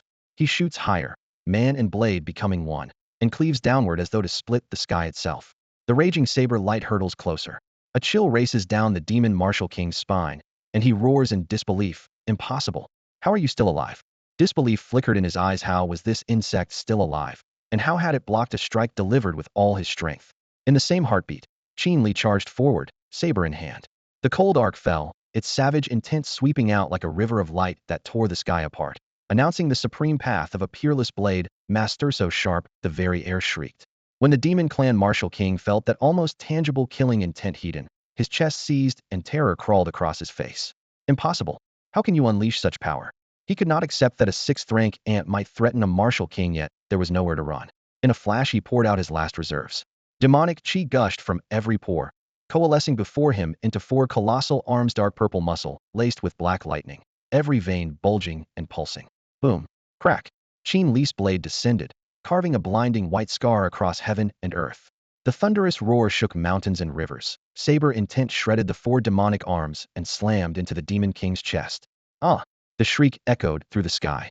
The demon king's body was split clean in two. His fierce vitality kept him from dying instantly, but torn flesh and bone sealed his fate. As the halves plummeted, they let out cries of terror and regret that the wind soon carried away. Qin Li stood bathed in blood, scarlet demon blood dripping from his hair and armor, yet his aura blazed ever hotter. At 6th rank, he had felled the martial king. His perfected sentimental saber intent thundered like lightning across the heavens, the crystallization of his life's path. Nourished by demon blood, his resolve grew keener, his battle spirit soared. Buzz! The saber intent burst out in an even stronger wave. His mind felt fully rounded, as if he had climbed a higher peak to see a wider road ahead. The azure dragon crescent saber trembled violently, echoing its master's fervor. It was more than a weapon, it was brother, friend, and lifelong companion. The bond of emotion reached its pinnacle. Great completion. Saber intent took one last step. Perfection. From this moment, Qin Li was a true peerless blade master, his saber intent flawless and whole. Ha ha. He threw back his head and laughed, a sound brimming with unparalleled edge. Damn it, kill him now. Another demon martial king barked, his face paling. He refused to see another Ji Xiangnan rise. Dense demonic chi surged like a black tide, locking onto Qin Li. He struck with everything he had, determined to kill in a single blow. Good come. Qin Li's eyes blazed as he advanced, saber poised. Saber light exploded one strike, and the world trembled. Perfected sentimental saber intent was now several times more terrifying. Where the blade passed, nothingness tore, space collapsed, and even the heavens themselves seemed to quake, on the verge of shattering beneath that radiant edge. The instant his slash fell, Qin Li felt an exhilarating clarity flood his chest, while the demon warlord across from him tasted the chill of death heat. Even after burning every ounce of power, the warlord could not escape the shadow of annihilation beneath that heaven-splitting blade. No, no, this can't be. He screamed, but regret surfaced too late. The void tore apart, and both the warlord and the surging demonic aura were erased. One stroke, a king destroyed. Ha ha. Who else dares to face me? Qin Li laughed madly. With the Qinglong crescent blade sweeping in wide arcs, his peak 6th-rank cultivation and perfected blade intent pushed his edge to a new height. An ordinary demon warlord could not survive a single strike. That cataclysmic scene jolted every nearby demon warlord. They had watched a king fall in one blow, and dread crept up their spines. Warlords were still mortal, and mortals fear death. However savage their nature, they could not remain calm when death was certain.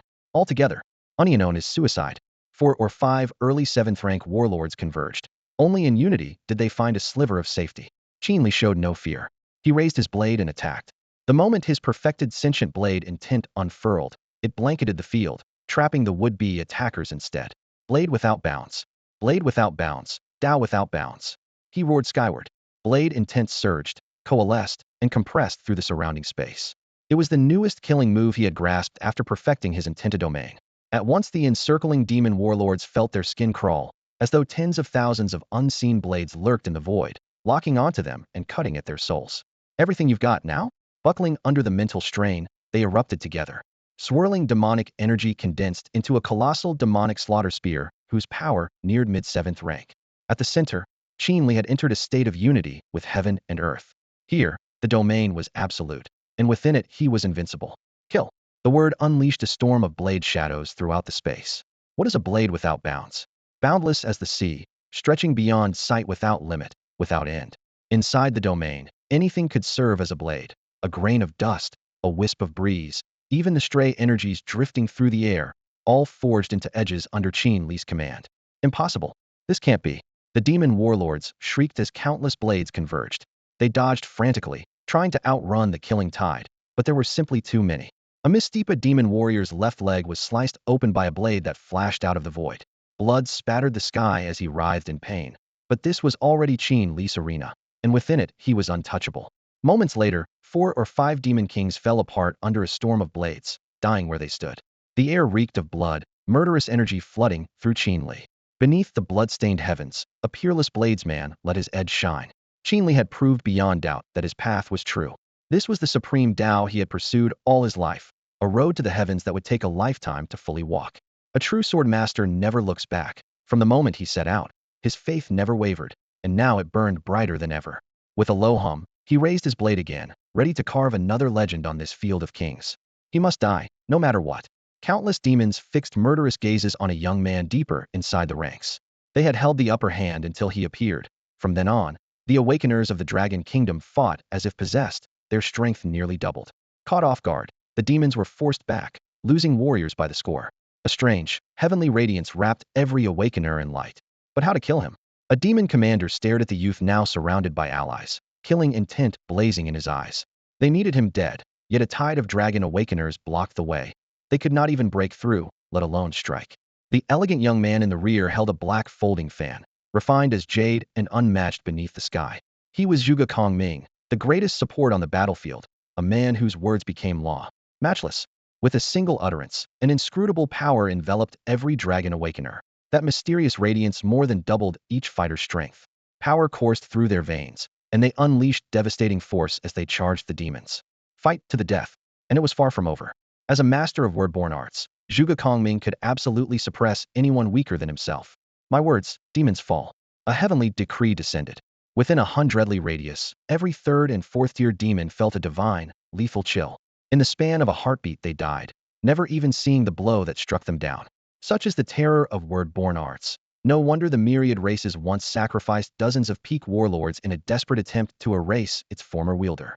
Expressionless, Zhuge Kongming recalled the painful lesson Lin Xiao had taught him. Know your role.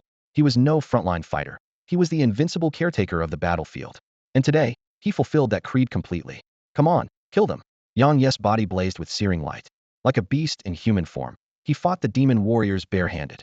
The demon clan, usually so proud of their physical might, now scattered like mice before a cat. What are you, a monster? A peak 6th tier demon choked out the words as Yang Ye's fingers tightened around his throat. He could not believe a native of the Dragon Kingdom was beating him to death. In that moment, he wondered who the real demon was. He never realized the young man before him was the son of a martial saint, one of only 2 people in the Dragon Kingdom whose flesh alone had reached sainthood. Born to the Batian martial saint, Yang Yi had dominated the world with sheer physical power since infancy and was known as the primal young beast. With a savage twist, Yang Yi ripped the 6th tier demon in half. Blood streamed down his bronze arms in dark red rivulets. On this battlefield, he had gone completely berserk. Unlike the earlier War of Destiny, he now had endless support behind him, and his ferocity was fully unleashed. At this moment, he was a cold, killing machine. If a man blocked him, he killed the man. If a demon blocked him, he killed the demon. No one in the demon clan could survive even a single strike. Supreme domination empire to conquer. He roared. His fists fell like a storm, hammering out dozens of blows in an instant. The surrounding void rippled, and the air cracked with explosive booms. Flesh burst and bones shattered. Swaths of demons were blasted apart, their mangled remains flung through the sky. The survivors fell back in terror, unwilling to come within half a step of this nightmare. Self-destruct. Far off in the starry depths, a high-ranking demon gave the secret order. Every fallen genius was a bitter loss to the Dragon Kingdom. If that was the case, they would trade lives for lives through detonation. In the demon clan's rigid hierarchy, The strong held absolute power over the weak. The command sent chaotic energy surging through countless demons.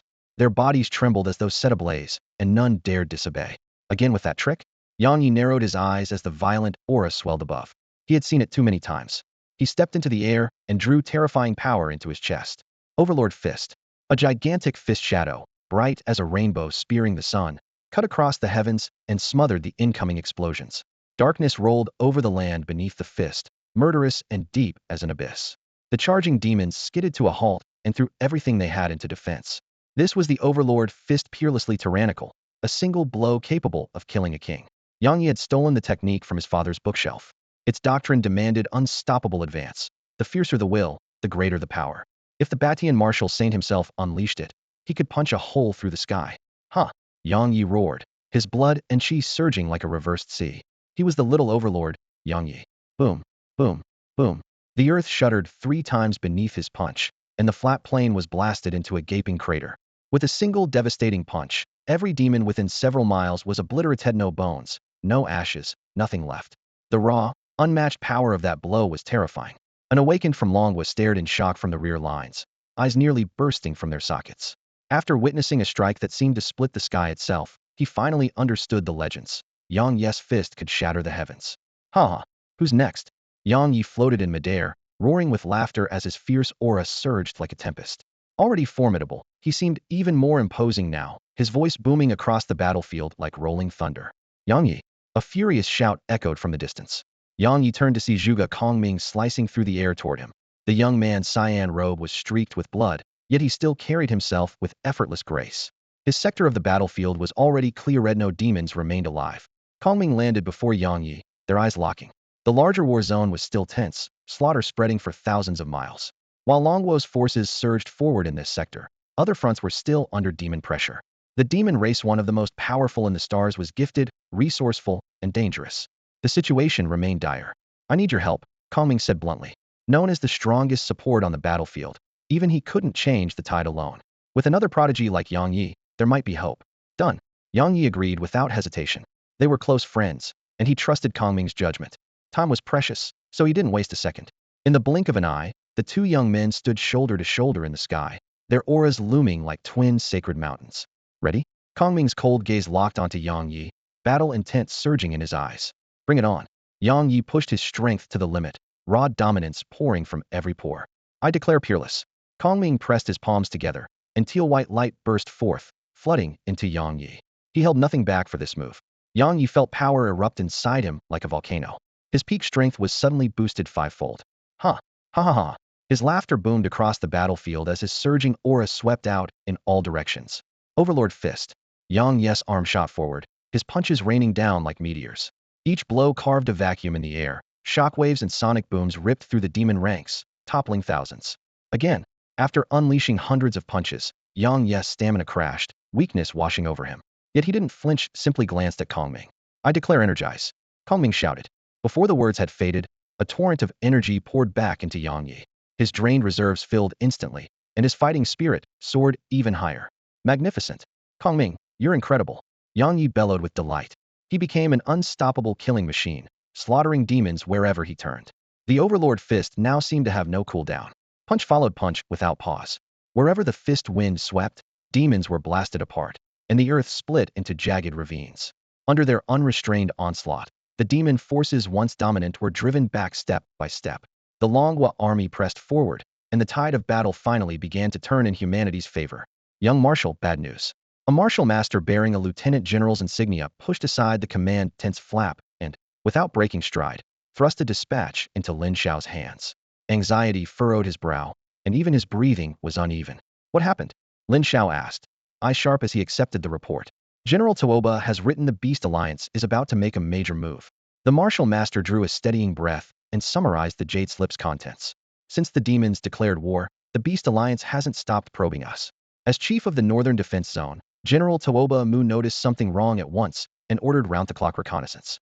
After several scout teams were lost, they detected deep within the Alliance's territory the aura of the Immortal Clan. The Immortal Clan? A shadow slid across Lin Xiao's gaze. He had expected the Beast Alliance to strike amid the chaos, but he had never imagined the proud immortals would stoop to secret collusion. What does General Tooba recommend? He asked. Young Marshal, he says we must not relax our guard. He suspects that more than one martial saint will take the field. Martial saints. Tuoba Mu's true strength was a mystery. Some called him the strongest below the saint realm. Others claimed he could match the weaker saints in single combat, but that was his absolute limit. A saint's very presence was crushing, and facing several at once was unthinkable. All of Dragon Nation's own saints were currently tied down by demon elites. If the Beast Alliance erupted now, the situation would only deteriorate. Lin Xiao lowered his head in thought, yet a vague unease swelled in his chest. Something about this felt incomplete. Send an immediate reply to General Tuoba, he ordered. Keep the Beast Alliance under constant watch and report the slightest movement at once. The courier saluted and hurried off. The front was at a critical point, and as Commander-in-Chief Lin Xiao could not abandon his post. Fortunately, he had already mastered the laws of space and time. If he truly needed to reach the northern desert, one teleport would suffice. He lifted his gaze to the star-strewn sky, as though piercing the darkness to glimpse Mo Tion's mocking smile. So, they had finally begun. At the edge of the cosmos, Mo Tion lounged on an ornate throne of black gold. Before him stood two figures wreathed in demonic qi. One, eyes like icy blades, was the mission's field leader, the demon clan martial saint, Mo Wuliang. Mo Tion, our clan has paid dearly for this operation, Mo Wuliang said, voice as cold as frost. We endured no end of insults just to persuade that man to act. A low chuckle escaped Mo Tion. Even so, once Lin Xiao is dead, every sacrifice will have been worth it. Ma Tian allowed himself a faint smile. Even in front of the martial sage, he appeared utterly at ease, not a trace of tension in his eyes. Lifting his head, he looked past the battlefield to the Hongmeng prodigy ranking that pierced the star-streaked sky. Golden light poured from the list. The instant he caught sight of the first name, his pupils dimmed. He was unlike any other demon prodigious, so unique that even the vaunted child of the demon had never earned so much as a glance from him. The name Ma Tian stood for the most terrifying talent the demons had produced in countless years. Yet he was never outwardly arrogant. Even after suppressing an entire era, he maintained a veneer of humility. Those who knew him well, however, would feel a chill on seeing that mild smile, for beneath it lay an ice-cold cruelty. When his younger brother Moke was slain, he had shown no reaction, not even the curiosity to ask why. Lin Xiao, why must you be so exceptional? He whispered, lips curving slightly. Unlike the flamboyant Moke, Ma Tian was reserved, never revealing his true thoughts. But this time the Hongmeng list had placed him third.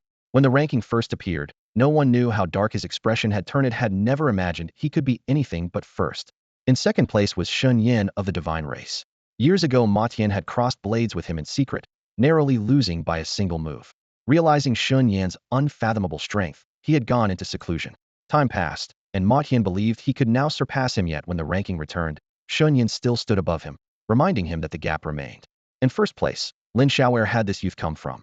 And why was he standing on Motion's head? Learning that Lin Xiao was only 17, Ma Tian flew into a rage and obliterated the entire demon palace with one punch. He could not accept the idea that someone even more monstrous than himself existed. The demon leadership was equally shaken. They already feared Ma Tian, and now a greater prodigy had appeared within Longhua. That could not be tolerated. Perhaps this was the true reason they were willing to wage war at any cost. They feared Longhua might produce an invincible powerhouse once more. With less than 3 days until the appointed hour, Ma Yan decided to fan the flames. Looking down, he issued a quiet command. Instantly, countless demons went mad. Damn, they're berserk again.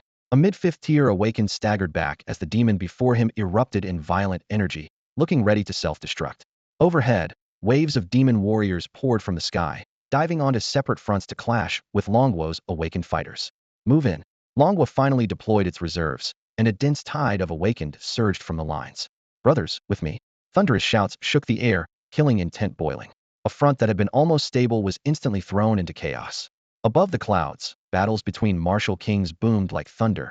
Below them, the ground had sunk dozens of meters, pitted and strewn with corpses, grim proof of the battlefield's brutality. In the northern desert, countless grains of sand are still stained by the bloodshed during the War of Destiny. Beneath the setting sun, the endless dunes glow a dark crimson, like a blood-soaked curtain that has yet to dry. At the highest point of the frontier city, the veteran Li Long stands with his hands clasped behind his back, eyes locked on the distant front line. After decades on the battlefield, he has focused his every thought on the Beast Alliance's movements, yet he still cannot determine their latest situation.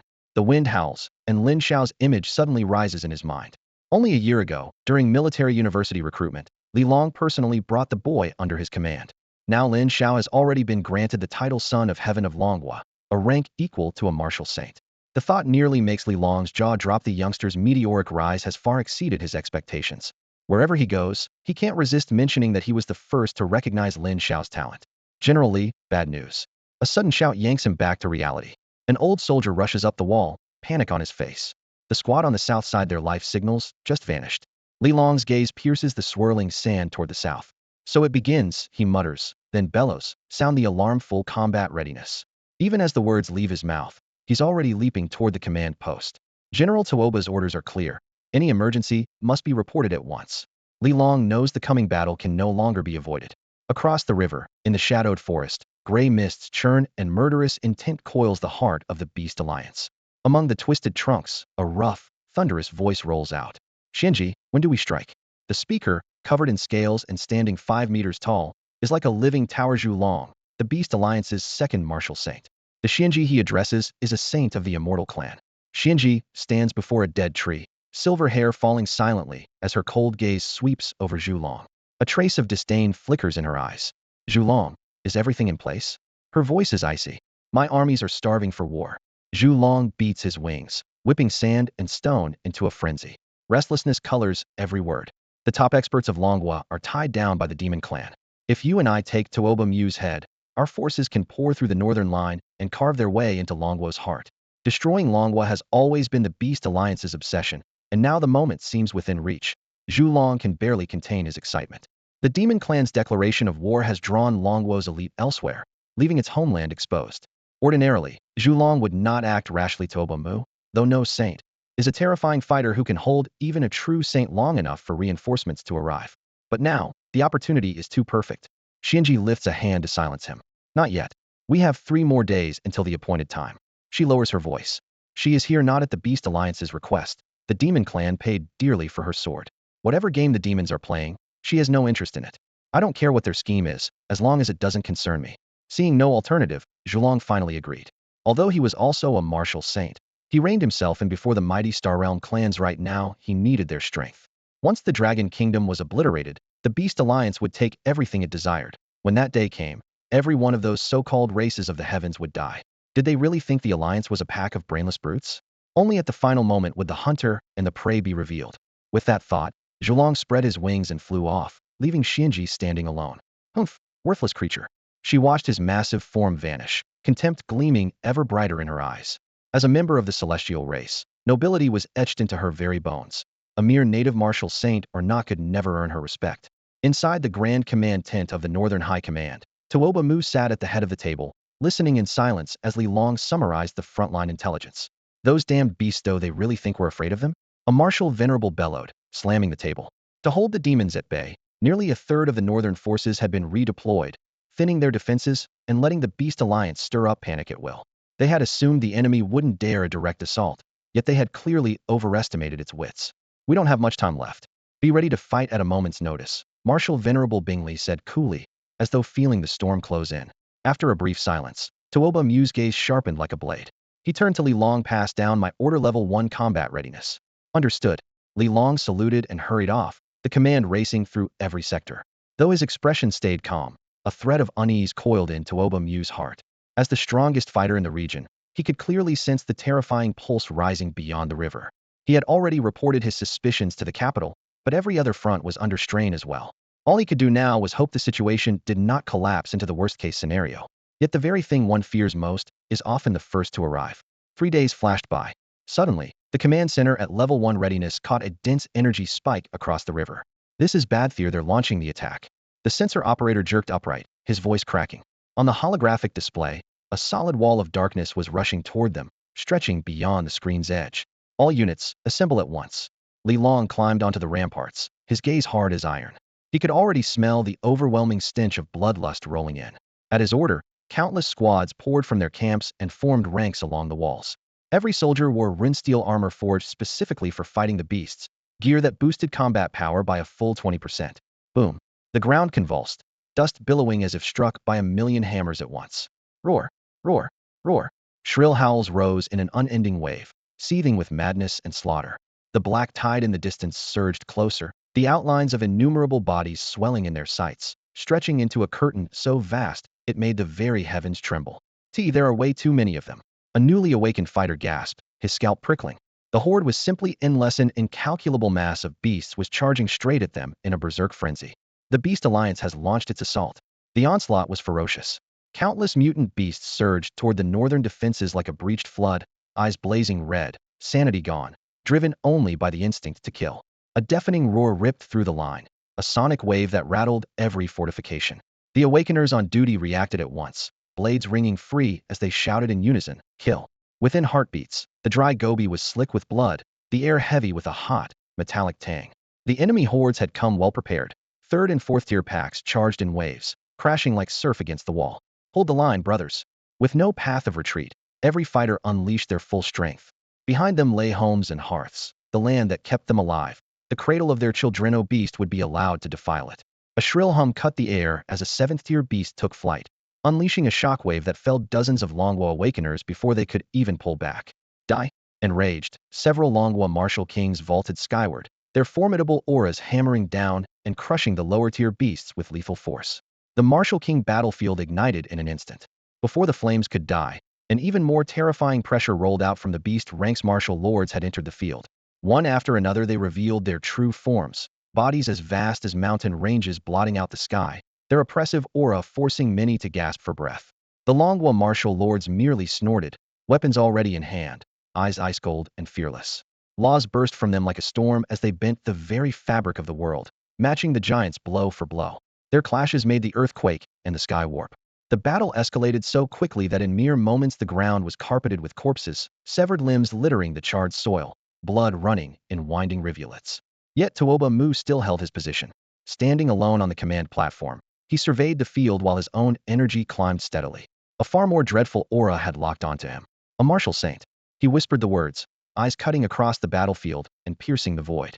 On the far side stood a hard-muscled man with a steely face, staring down at him. The power rolling off that figure was far beyond a martial lord. It was the genuine presence of a saint. Oh, impressive. Tuoba Muyo still sensed me. Deep within the ranks, Zhulong looked up, surprise flickering across his face at being noticed. Since he had been exposed, there was no longer any need to hide. A colossal silhouette suddenly appeared high above the battlefield, blotting out the sky. It was Zhulong, the martial saint of the Beast Alliance. Like an emperor surveying his realm, he hovered with his arms folded behind his back, gazing down on the countless warriors below. The aura that leaked from him alone fractured the heavens, black fissures spreading across the air as though reality itself might collapse. At the peak of that crushing pressure, another figure tore through the sky. Tuoba Mu. His frosty gaze locked onto Zhulong, fists clenched until his knuckles turned white. Within him, power gathered like magma straining beneath a volcano's crust. Tuoba Mu, I never thought you'd dare stand before me. Zhulong's voice boomed like thunder, shaking the air. Zhulong. Tuoba Mu answered coldly, stressing each syllable. He knew exactly who stood before him, the Beast Alliance's second-ranked martial saint. Zhulong's slit pupils narrowed, a dangerous light flashing within them. In the next instant, a terrifying pressure crashed down like a pillar from the heavens, making the mountains and rivers below tremble. My name is not yours to speak. Kneel. The suffocating weight slammed into Tuoba Mu's chest, yet he suddenly raised his head. The calm he once wore was shredded as a vast energy exploded from within him. Boom. A searing torrent of power blasted outward, ripping apart the martial saint's suppression. Oh, interesting. Zhulong lifted his palm, and a brilliant strand of Dao Law formed out of thin air. Golden runes writhed before the irresistible force swept once again toward Tuoba Mu. When that law descended, Tuoba Mu felt the chasm between their realms. Martial saint commanded the very fabric of the world. Under normal circumstances, no number of venerables could shake a saint. Let's see whether a martial saint can be killed. Instead of being crushed, the attack ignited Tuoba Mu's fighting spirit, a perfect, murderous will honed through countless brushes with death. With that aura surging, he shattered his limits and shrugged off the Dao Law suppression. Kill! He roared, turning into a streak of light that shot straight at Zhulong. The boundless wave of intent finally made Zhulong take him seriously. In a flash, the two titans collided in midair. Shock waves ravaged the land, shattering mountains. A single ripple could have killed any unfortunate martial king below. Their clash soared into the stratosphere. Tuoba Mu dragged Zhulong higher still, forcing a fight among the stars. Within moments, neither had gained the upper hand. Tuoba Mu truly possessed the power to battle a martial saint. The longer they fought, the more astonished Zhulong became. Longwa is full of vermin, he snarled. If we don't wipe them out, the Beast Alliance will never rise. Now furious, Zhulong shed his human guise. Light flared as scales split apart, revealing his true form, a colossal dragon stretching for thousands of meters, coiling around Tuoba Mu. With a piercing screech, terrifying Tao laws crashed in from all directions like tidal waves, intent on crushing the invincible venerable of Longwa. Tuoba Mu refused to yield. His killing intent flared sky-high. Life and death no longer mattered. In his blood-red eyes burned a single thought: this dragon must die, or he will. Deep in the starry void, their thunderous battle rent space itself, black seams spreading in every direction. As the fight reached white heat, Zalong, driven to frenzy, actually began to fall behind. The humiliation of a martial saint being suppressed by a venerable pushed him to the brink of madness. Ark, you wretched! Zhulong, the second-ranked martial saint of the Beast Alliance, had never imagined that a mere martial venerable could force him into such dire straits. Boom. The silence of deep space fractured as two figures collided like meteors, violent shockwaves raging across the void and tugging at the orbits of nearby planets. Tuoba Mu pressed forward, wrapped in murderous intent that only grew fiercer with every exchange. His once deep eyes had turned blood-red, the crimson glow reflecting the flames of war and making him look like a demon gone mad. Strength to move mountains, might to dominate the world. He roared, detonating the terrifying power he had stored within. It coalesced into a thunderous fist that crashed into Zhulong's colossal frame. Bang! Scales that seemed indestructible split apart, and agony shot through Zhulong like lightning. Even with his vaunted physique, he tasted searing pain, yet his counterattack was just as savage. Tuoba Mu's chest, abdomen, and arms were slashed open by razor-sharp claws. Blood scattered into the vacuum as neither fighter yielded an inch. Spattered with a martial saint's blood, Tuoba Mu forsook all defense and threw every ounce of strength at the towering shadow before him. Offense, to him, was always the best defense. His relentless onslaught left Zhulong ever more beleaguered. The beast's massive body had become a burden, too slow to evade many of the incoming blows. Worse still, each strike from Tuoba Mu carried a suffocating aura of slaughter. That killing intent clung to Zhulong's wounds, burrowing inward like a swarm of insects gnawing at bone. Damn it! Zhulong roared, his voice shaking the starry sea as he fought to stay upright. The gnawing pain was unbearable. At last he threw back his head and howled. Shinji, are you still going to stand by? The cry rolled like thunder, and from the depths of the battlefield a white-robed figure emerged. The newcomer looked noble and sacred, 9 snowy wings unfurling behind him, dazzling against the dark void. As the oppressive laws of the great Tao descended, an invisible weight crashing toward Tuoba Mu. It was the immortal art of the Xian clan, the unique legacy that every Xian martial saint resonates with upon ascension. Because of this art, the Xian clan claims to be the most exalted race in the cosmos. Unlike the awakened of the Dragon Kingdom, who must painstakingly comprehend a personal path to sainthood, a Xian communes with his own Tao the instant his 9th wing forms, stepping directly into the ranks of martial saints. Even the Shin clan can scarcely match such heritage, which the Xian regard as a gift from the heavens. The weight of the Tao crashed down as though heaven's will itself had arrived. Tuoba Mu felt his blood and chi congeal, forcing him to halt his assault. The scarlet in his eyes dimmed slightly as he stared solemnly at the white-robed man who had appeared. A martial saint from the Immortal clan. No one but the Immortals could radiate such power. Tuoba Mu's heart sank. His guess was right. The Immortal clan had indeed dispatched a martial saint, and for all he knew more might be lying in ambush. Seizing the moment, Zhulong reverted to his true form, a colossal dragon now standing shoulder to shoulder with Xianji. His scales were torn and bleeding, dragon blood dripping into the starlit void while he strained to purge the strange aura of slaughter festering in his wounds. Xianji, let's finish this wretch together. Zhulong roared, his vertical pupils fixed on Tuoba Mu. Facing 2 martial saints, Tuoba Mu's expression darkened to its limit. Holding one at bay was barely possible. A second made survival unlikely. Yet the expected joint assault did not come at once. Xianji, upon appearing, seemed in no hurry to strike. That fleeting pause gave Tuoba Mu a sliver of hope. Concealing his movements, he transmitted a message. Then his gaze turned icy, and murderous intent wrapped him in a blood-red battle armor, ready to gamble everything against 2 martial saints. Xianji, what are you waiting for? Help me kill him. Zhulong growled impatiently. Watch your tone. You think you can bark orders at me? Xianji sneered, openly mocking him and giving Zhulong no respect. You. Zhulong bristled, whiskers standing on end. Mockery aside, Xianji finally moved. Silver laws cascaded like a waterfall, spreading across the battlefield, immortal laws that ranked above Zhulong's own Tao law. Tuoba Mu felt the crushing weight of a mountain and forced his killing intent to bear the load. A heartbeat later, Zhulong's Tao law slammed down as well. The 2 tiers of power did far more than simply add together. Even with his full battle intent shield, Tuoba Mu's spine bent and his head was forced low. He was no martial saint. Holding off one was already his limit. With two, he fell into a desperate struggle and had almost no room to fight back. Haha, where's that swagger now? Zhulong laughed wildly, sweeping away all his earlier humiliation. The frustration of being suppressed was gone, replaced by a frenzy of bloodlust. He'll tear out your tendons and drink your blood. Pinned beneath the twin laws, every muscle in Tuoba Mu's body trembled. Zhulong did not relent. Giant claws, tail, and divine powers rained down like a storm. Blood burst from Tuoba Mu's mouth and nose, coalescing into floating scarlet beads. His organs were half shattered by the onslaught, and his meridians snapped like spider silk. At this rate, he could not last much longer. Unless help arrived, Tuoba Muthman, hailed as the foremost martial venerable of the Dragon Kingdom, would soon bleed out in the starry abyss, slain by two martial saints. Young Marshal, a message from General Tuoba. A martial venerable burst into the command tent, his armor clanging and splattered with blood, and presented a dark gold transmission jade to Lin Xiao. The talisman quivered, its runes flickering with urgency. Lin Xiao brushed a fingertip across the jade, sent his spirit sense inside, and in a few breaths finished reading. His face fell, then turned cold. Zhuge Yu noticed at once and stepped forward, lowering his voice. Has the Beast Alliance launched its offensive? Yes. Lin Xiao withdrew his hand, the talisman's glow fading. They're attacking on all fronts. The northern line is on the brink. Tuoba Mu hadn't written the words two martial saints, but he kept repeating that the north can't hold much longer. The implication was clear: the immortals had moved.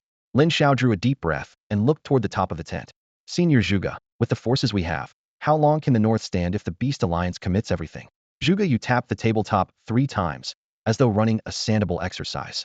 Half a month at most. And what? Lin Xiao pressed. And that doesn't factor in their top powerhouses. The Beast Alliance still has 3 martial saints.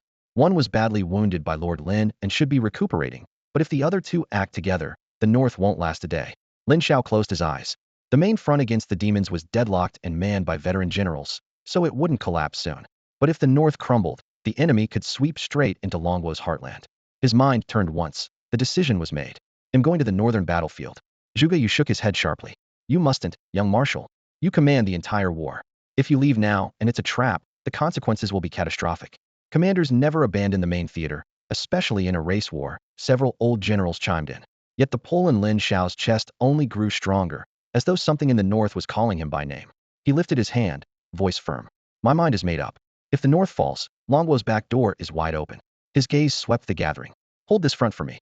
Before the words had faded, he became a streak of gold.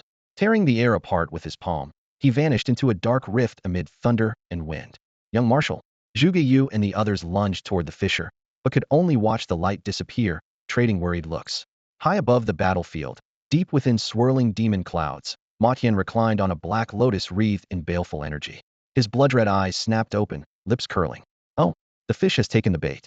He laughed softly and rose. Viscous demonic mist rolled like storm surf. Mao Yiliang clenched a fist.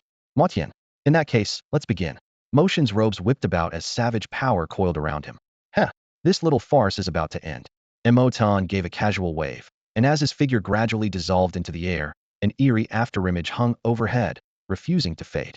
On the northern front, the Beast Alliance had forced its line forward several kilometers, stopping just short of Dragon Nation's symbolic red line. The scorched earth was strewn with torn uniforms and severed beast limbs, turning the battlefield into a bottomless nightmare. Black silhouettes of monsters crowded every corner, impossible to kill fast enough. Captain, those brutes are charging again. An old soldier shouted, his blood-streaked face ablaze with fury. Endless combat had honed his nerves into steel. This squad was the undisputed ace unit, every member a military university student, each at least peak 5th rank. Their captain, barely in his 20s, had already ascended to warrior king. Kill them. Don't let those beasts break through. The captain roared. His eyes burned red, and the overwhelming aura of a warrior king exploded outward. In a flash he met 3 warrior king-level beasts hidden. Boom. The 3 7th-rank monsters lunged, their presence like collapsing mountains. Unfazed, the captain seemed wreathed in invisible flames, forcing the trio back. Blood mist blossomed in the air as his fists and feet thundered, driving the beasts to howl and retreat. Rip! He tore one of the giants in half with his bare hands, a crimson geyser staining the sky and draping him in a demonic aura. Just then, a far more violent beam lanced across the battlefield, slamming into his chest with a deafening crack. The young warrior king was blasted hundreds of meters away, crashing amid flying debris. Captain!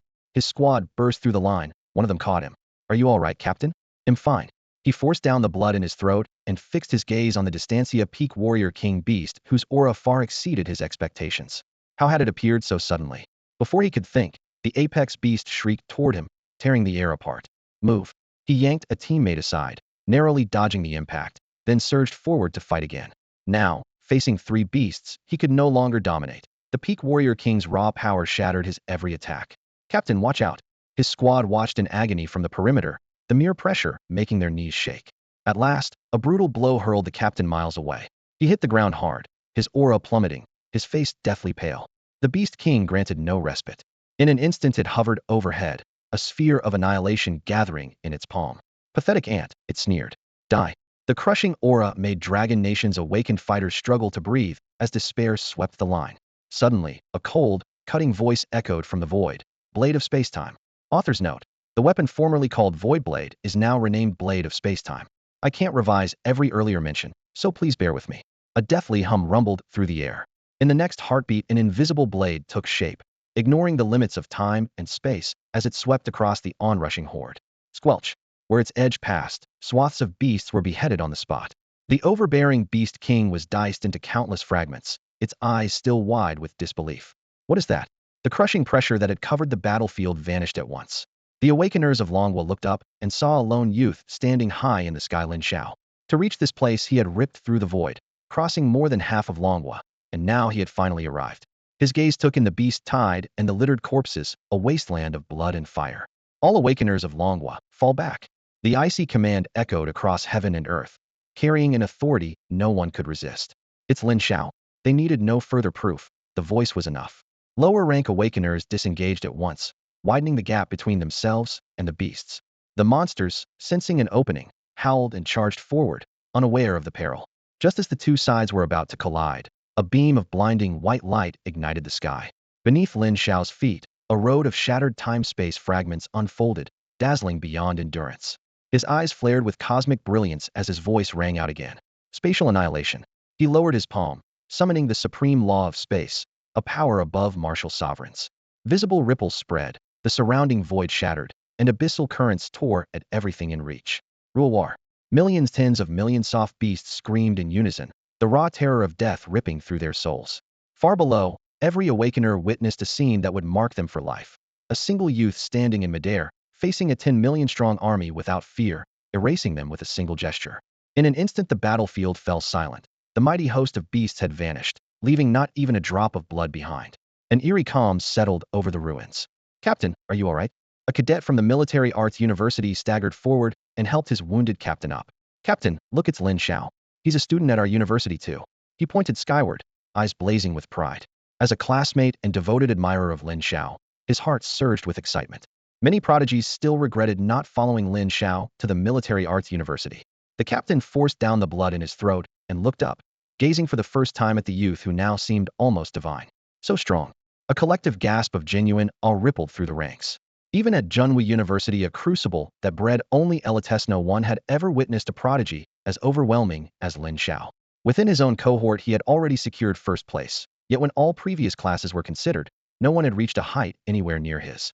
After wiping out the beasts before him, Lin Shao lifted his gaze. Beyond the drifting smoke he locked onto the distant battlefield that thundered without pause, the Martial King sector. Whoosh. He shot skyward, a blur that reappeared above the Martial King front in the blink of an eye. His command was as terse as it was chilling. All Martial Kings of the Dragon Kingdom, follow my lead. The cold voice cracked like thunder, bursting with a suffocating dominance. Every Martial King from the Dragon Kingdom snapped their heads up, eyes immediately finding him. It's Lin Shao. How did he get here? I thought he was still fighting somewhere else. Li Long's voice trembled with shock. Lin Shao offered no explanation. An oceanic pressure surged from within him, and the Martial Kings instantly withdrew from their duels. A heartbeat later, a blinding flash erupted overhead, and his frigid command rolled out again. At that same instant, dozens of Beast Kings wailed in utter despair. Everyone knew Lin Shao was terrifying, yet the sight still made their scalps prickle. The very Beast Kings who had held them in grueling stalemates lasted less than a second against him. He's only 17. His power is unreal. Looks like half a lifetime of my training went straight to the dogs. Li Long watched the carnage, inwardly reeling though his face remained calm. Li Long, you've got a sharp eye. You spotted such a monster before any of us did. The surrounding Martial Kings were full of envy. With a connection like this, Li Long's future clearly outshone theirs. Heh, nothing worth mentioning, Li Long replied with practiced nonchalance. When I first met him, he was just a kid who needed my protection. I never imagined he'd grow into this. The others found him even more unfathomable and silently admired him, unaware that Li Long's heart was bursting with exhilaration. This felt far too good. With the Martial King sector cleared, Lin Xiao set his sights on the more distant Martial Venerable front. His goal was simple: eradicate the entire beast army in the shortest time possible. The lower-grade zones had been swept clean. The remaining foes could be left to the local forces. Suddenly his brow furrowed. Across the starry sky, he sensed Tuoba Mu's life force flickering on the edge of extinction. Not good. Tuoba Mu was hanging by a thread. Without a second thought, Lin Xiao vanished. Elsewhere on the battlefield. You're not dying that easily. The Candle Dragon Martial Saint sneered, each hammer-like fist strike, smashing Tuoba Mu's battered body again and again. They'll make you watch while I rip out your tendons one by one. Tuoba Mu's aura was almost gone. Pinned beneath two martial saints, he hovered at death's door. Pain and humiliation mingled, madness flared in his eyes, and his inner power spiraled out of control. He was going to self-destruct. That's all for today. Thank you so much for watching. I hope you guys enjoyed. If you wish to have another part of this recap, please give us at least 1,000 likes. Please don't forget to comment and subscribe to our channel for more content like this. Until next time.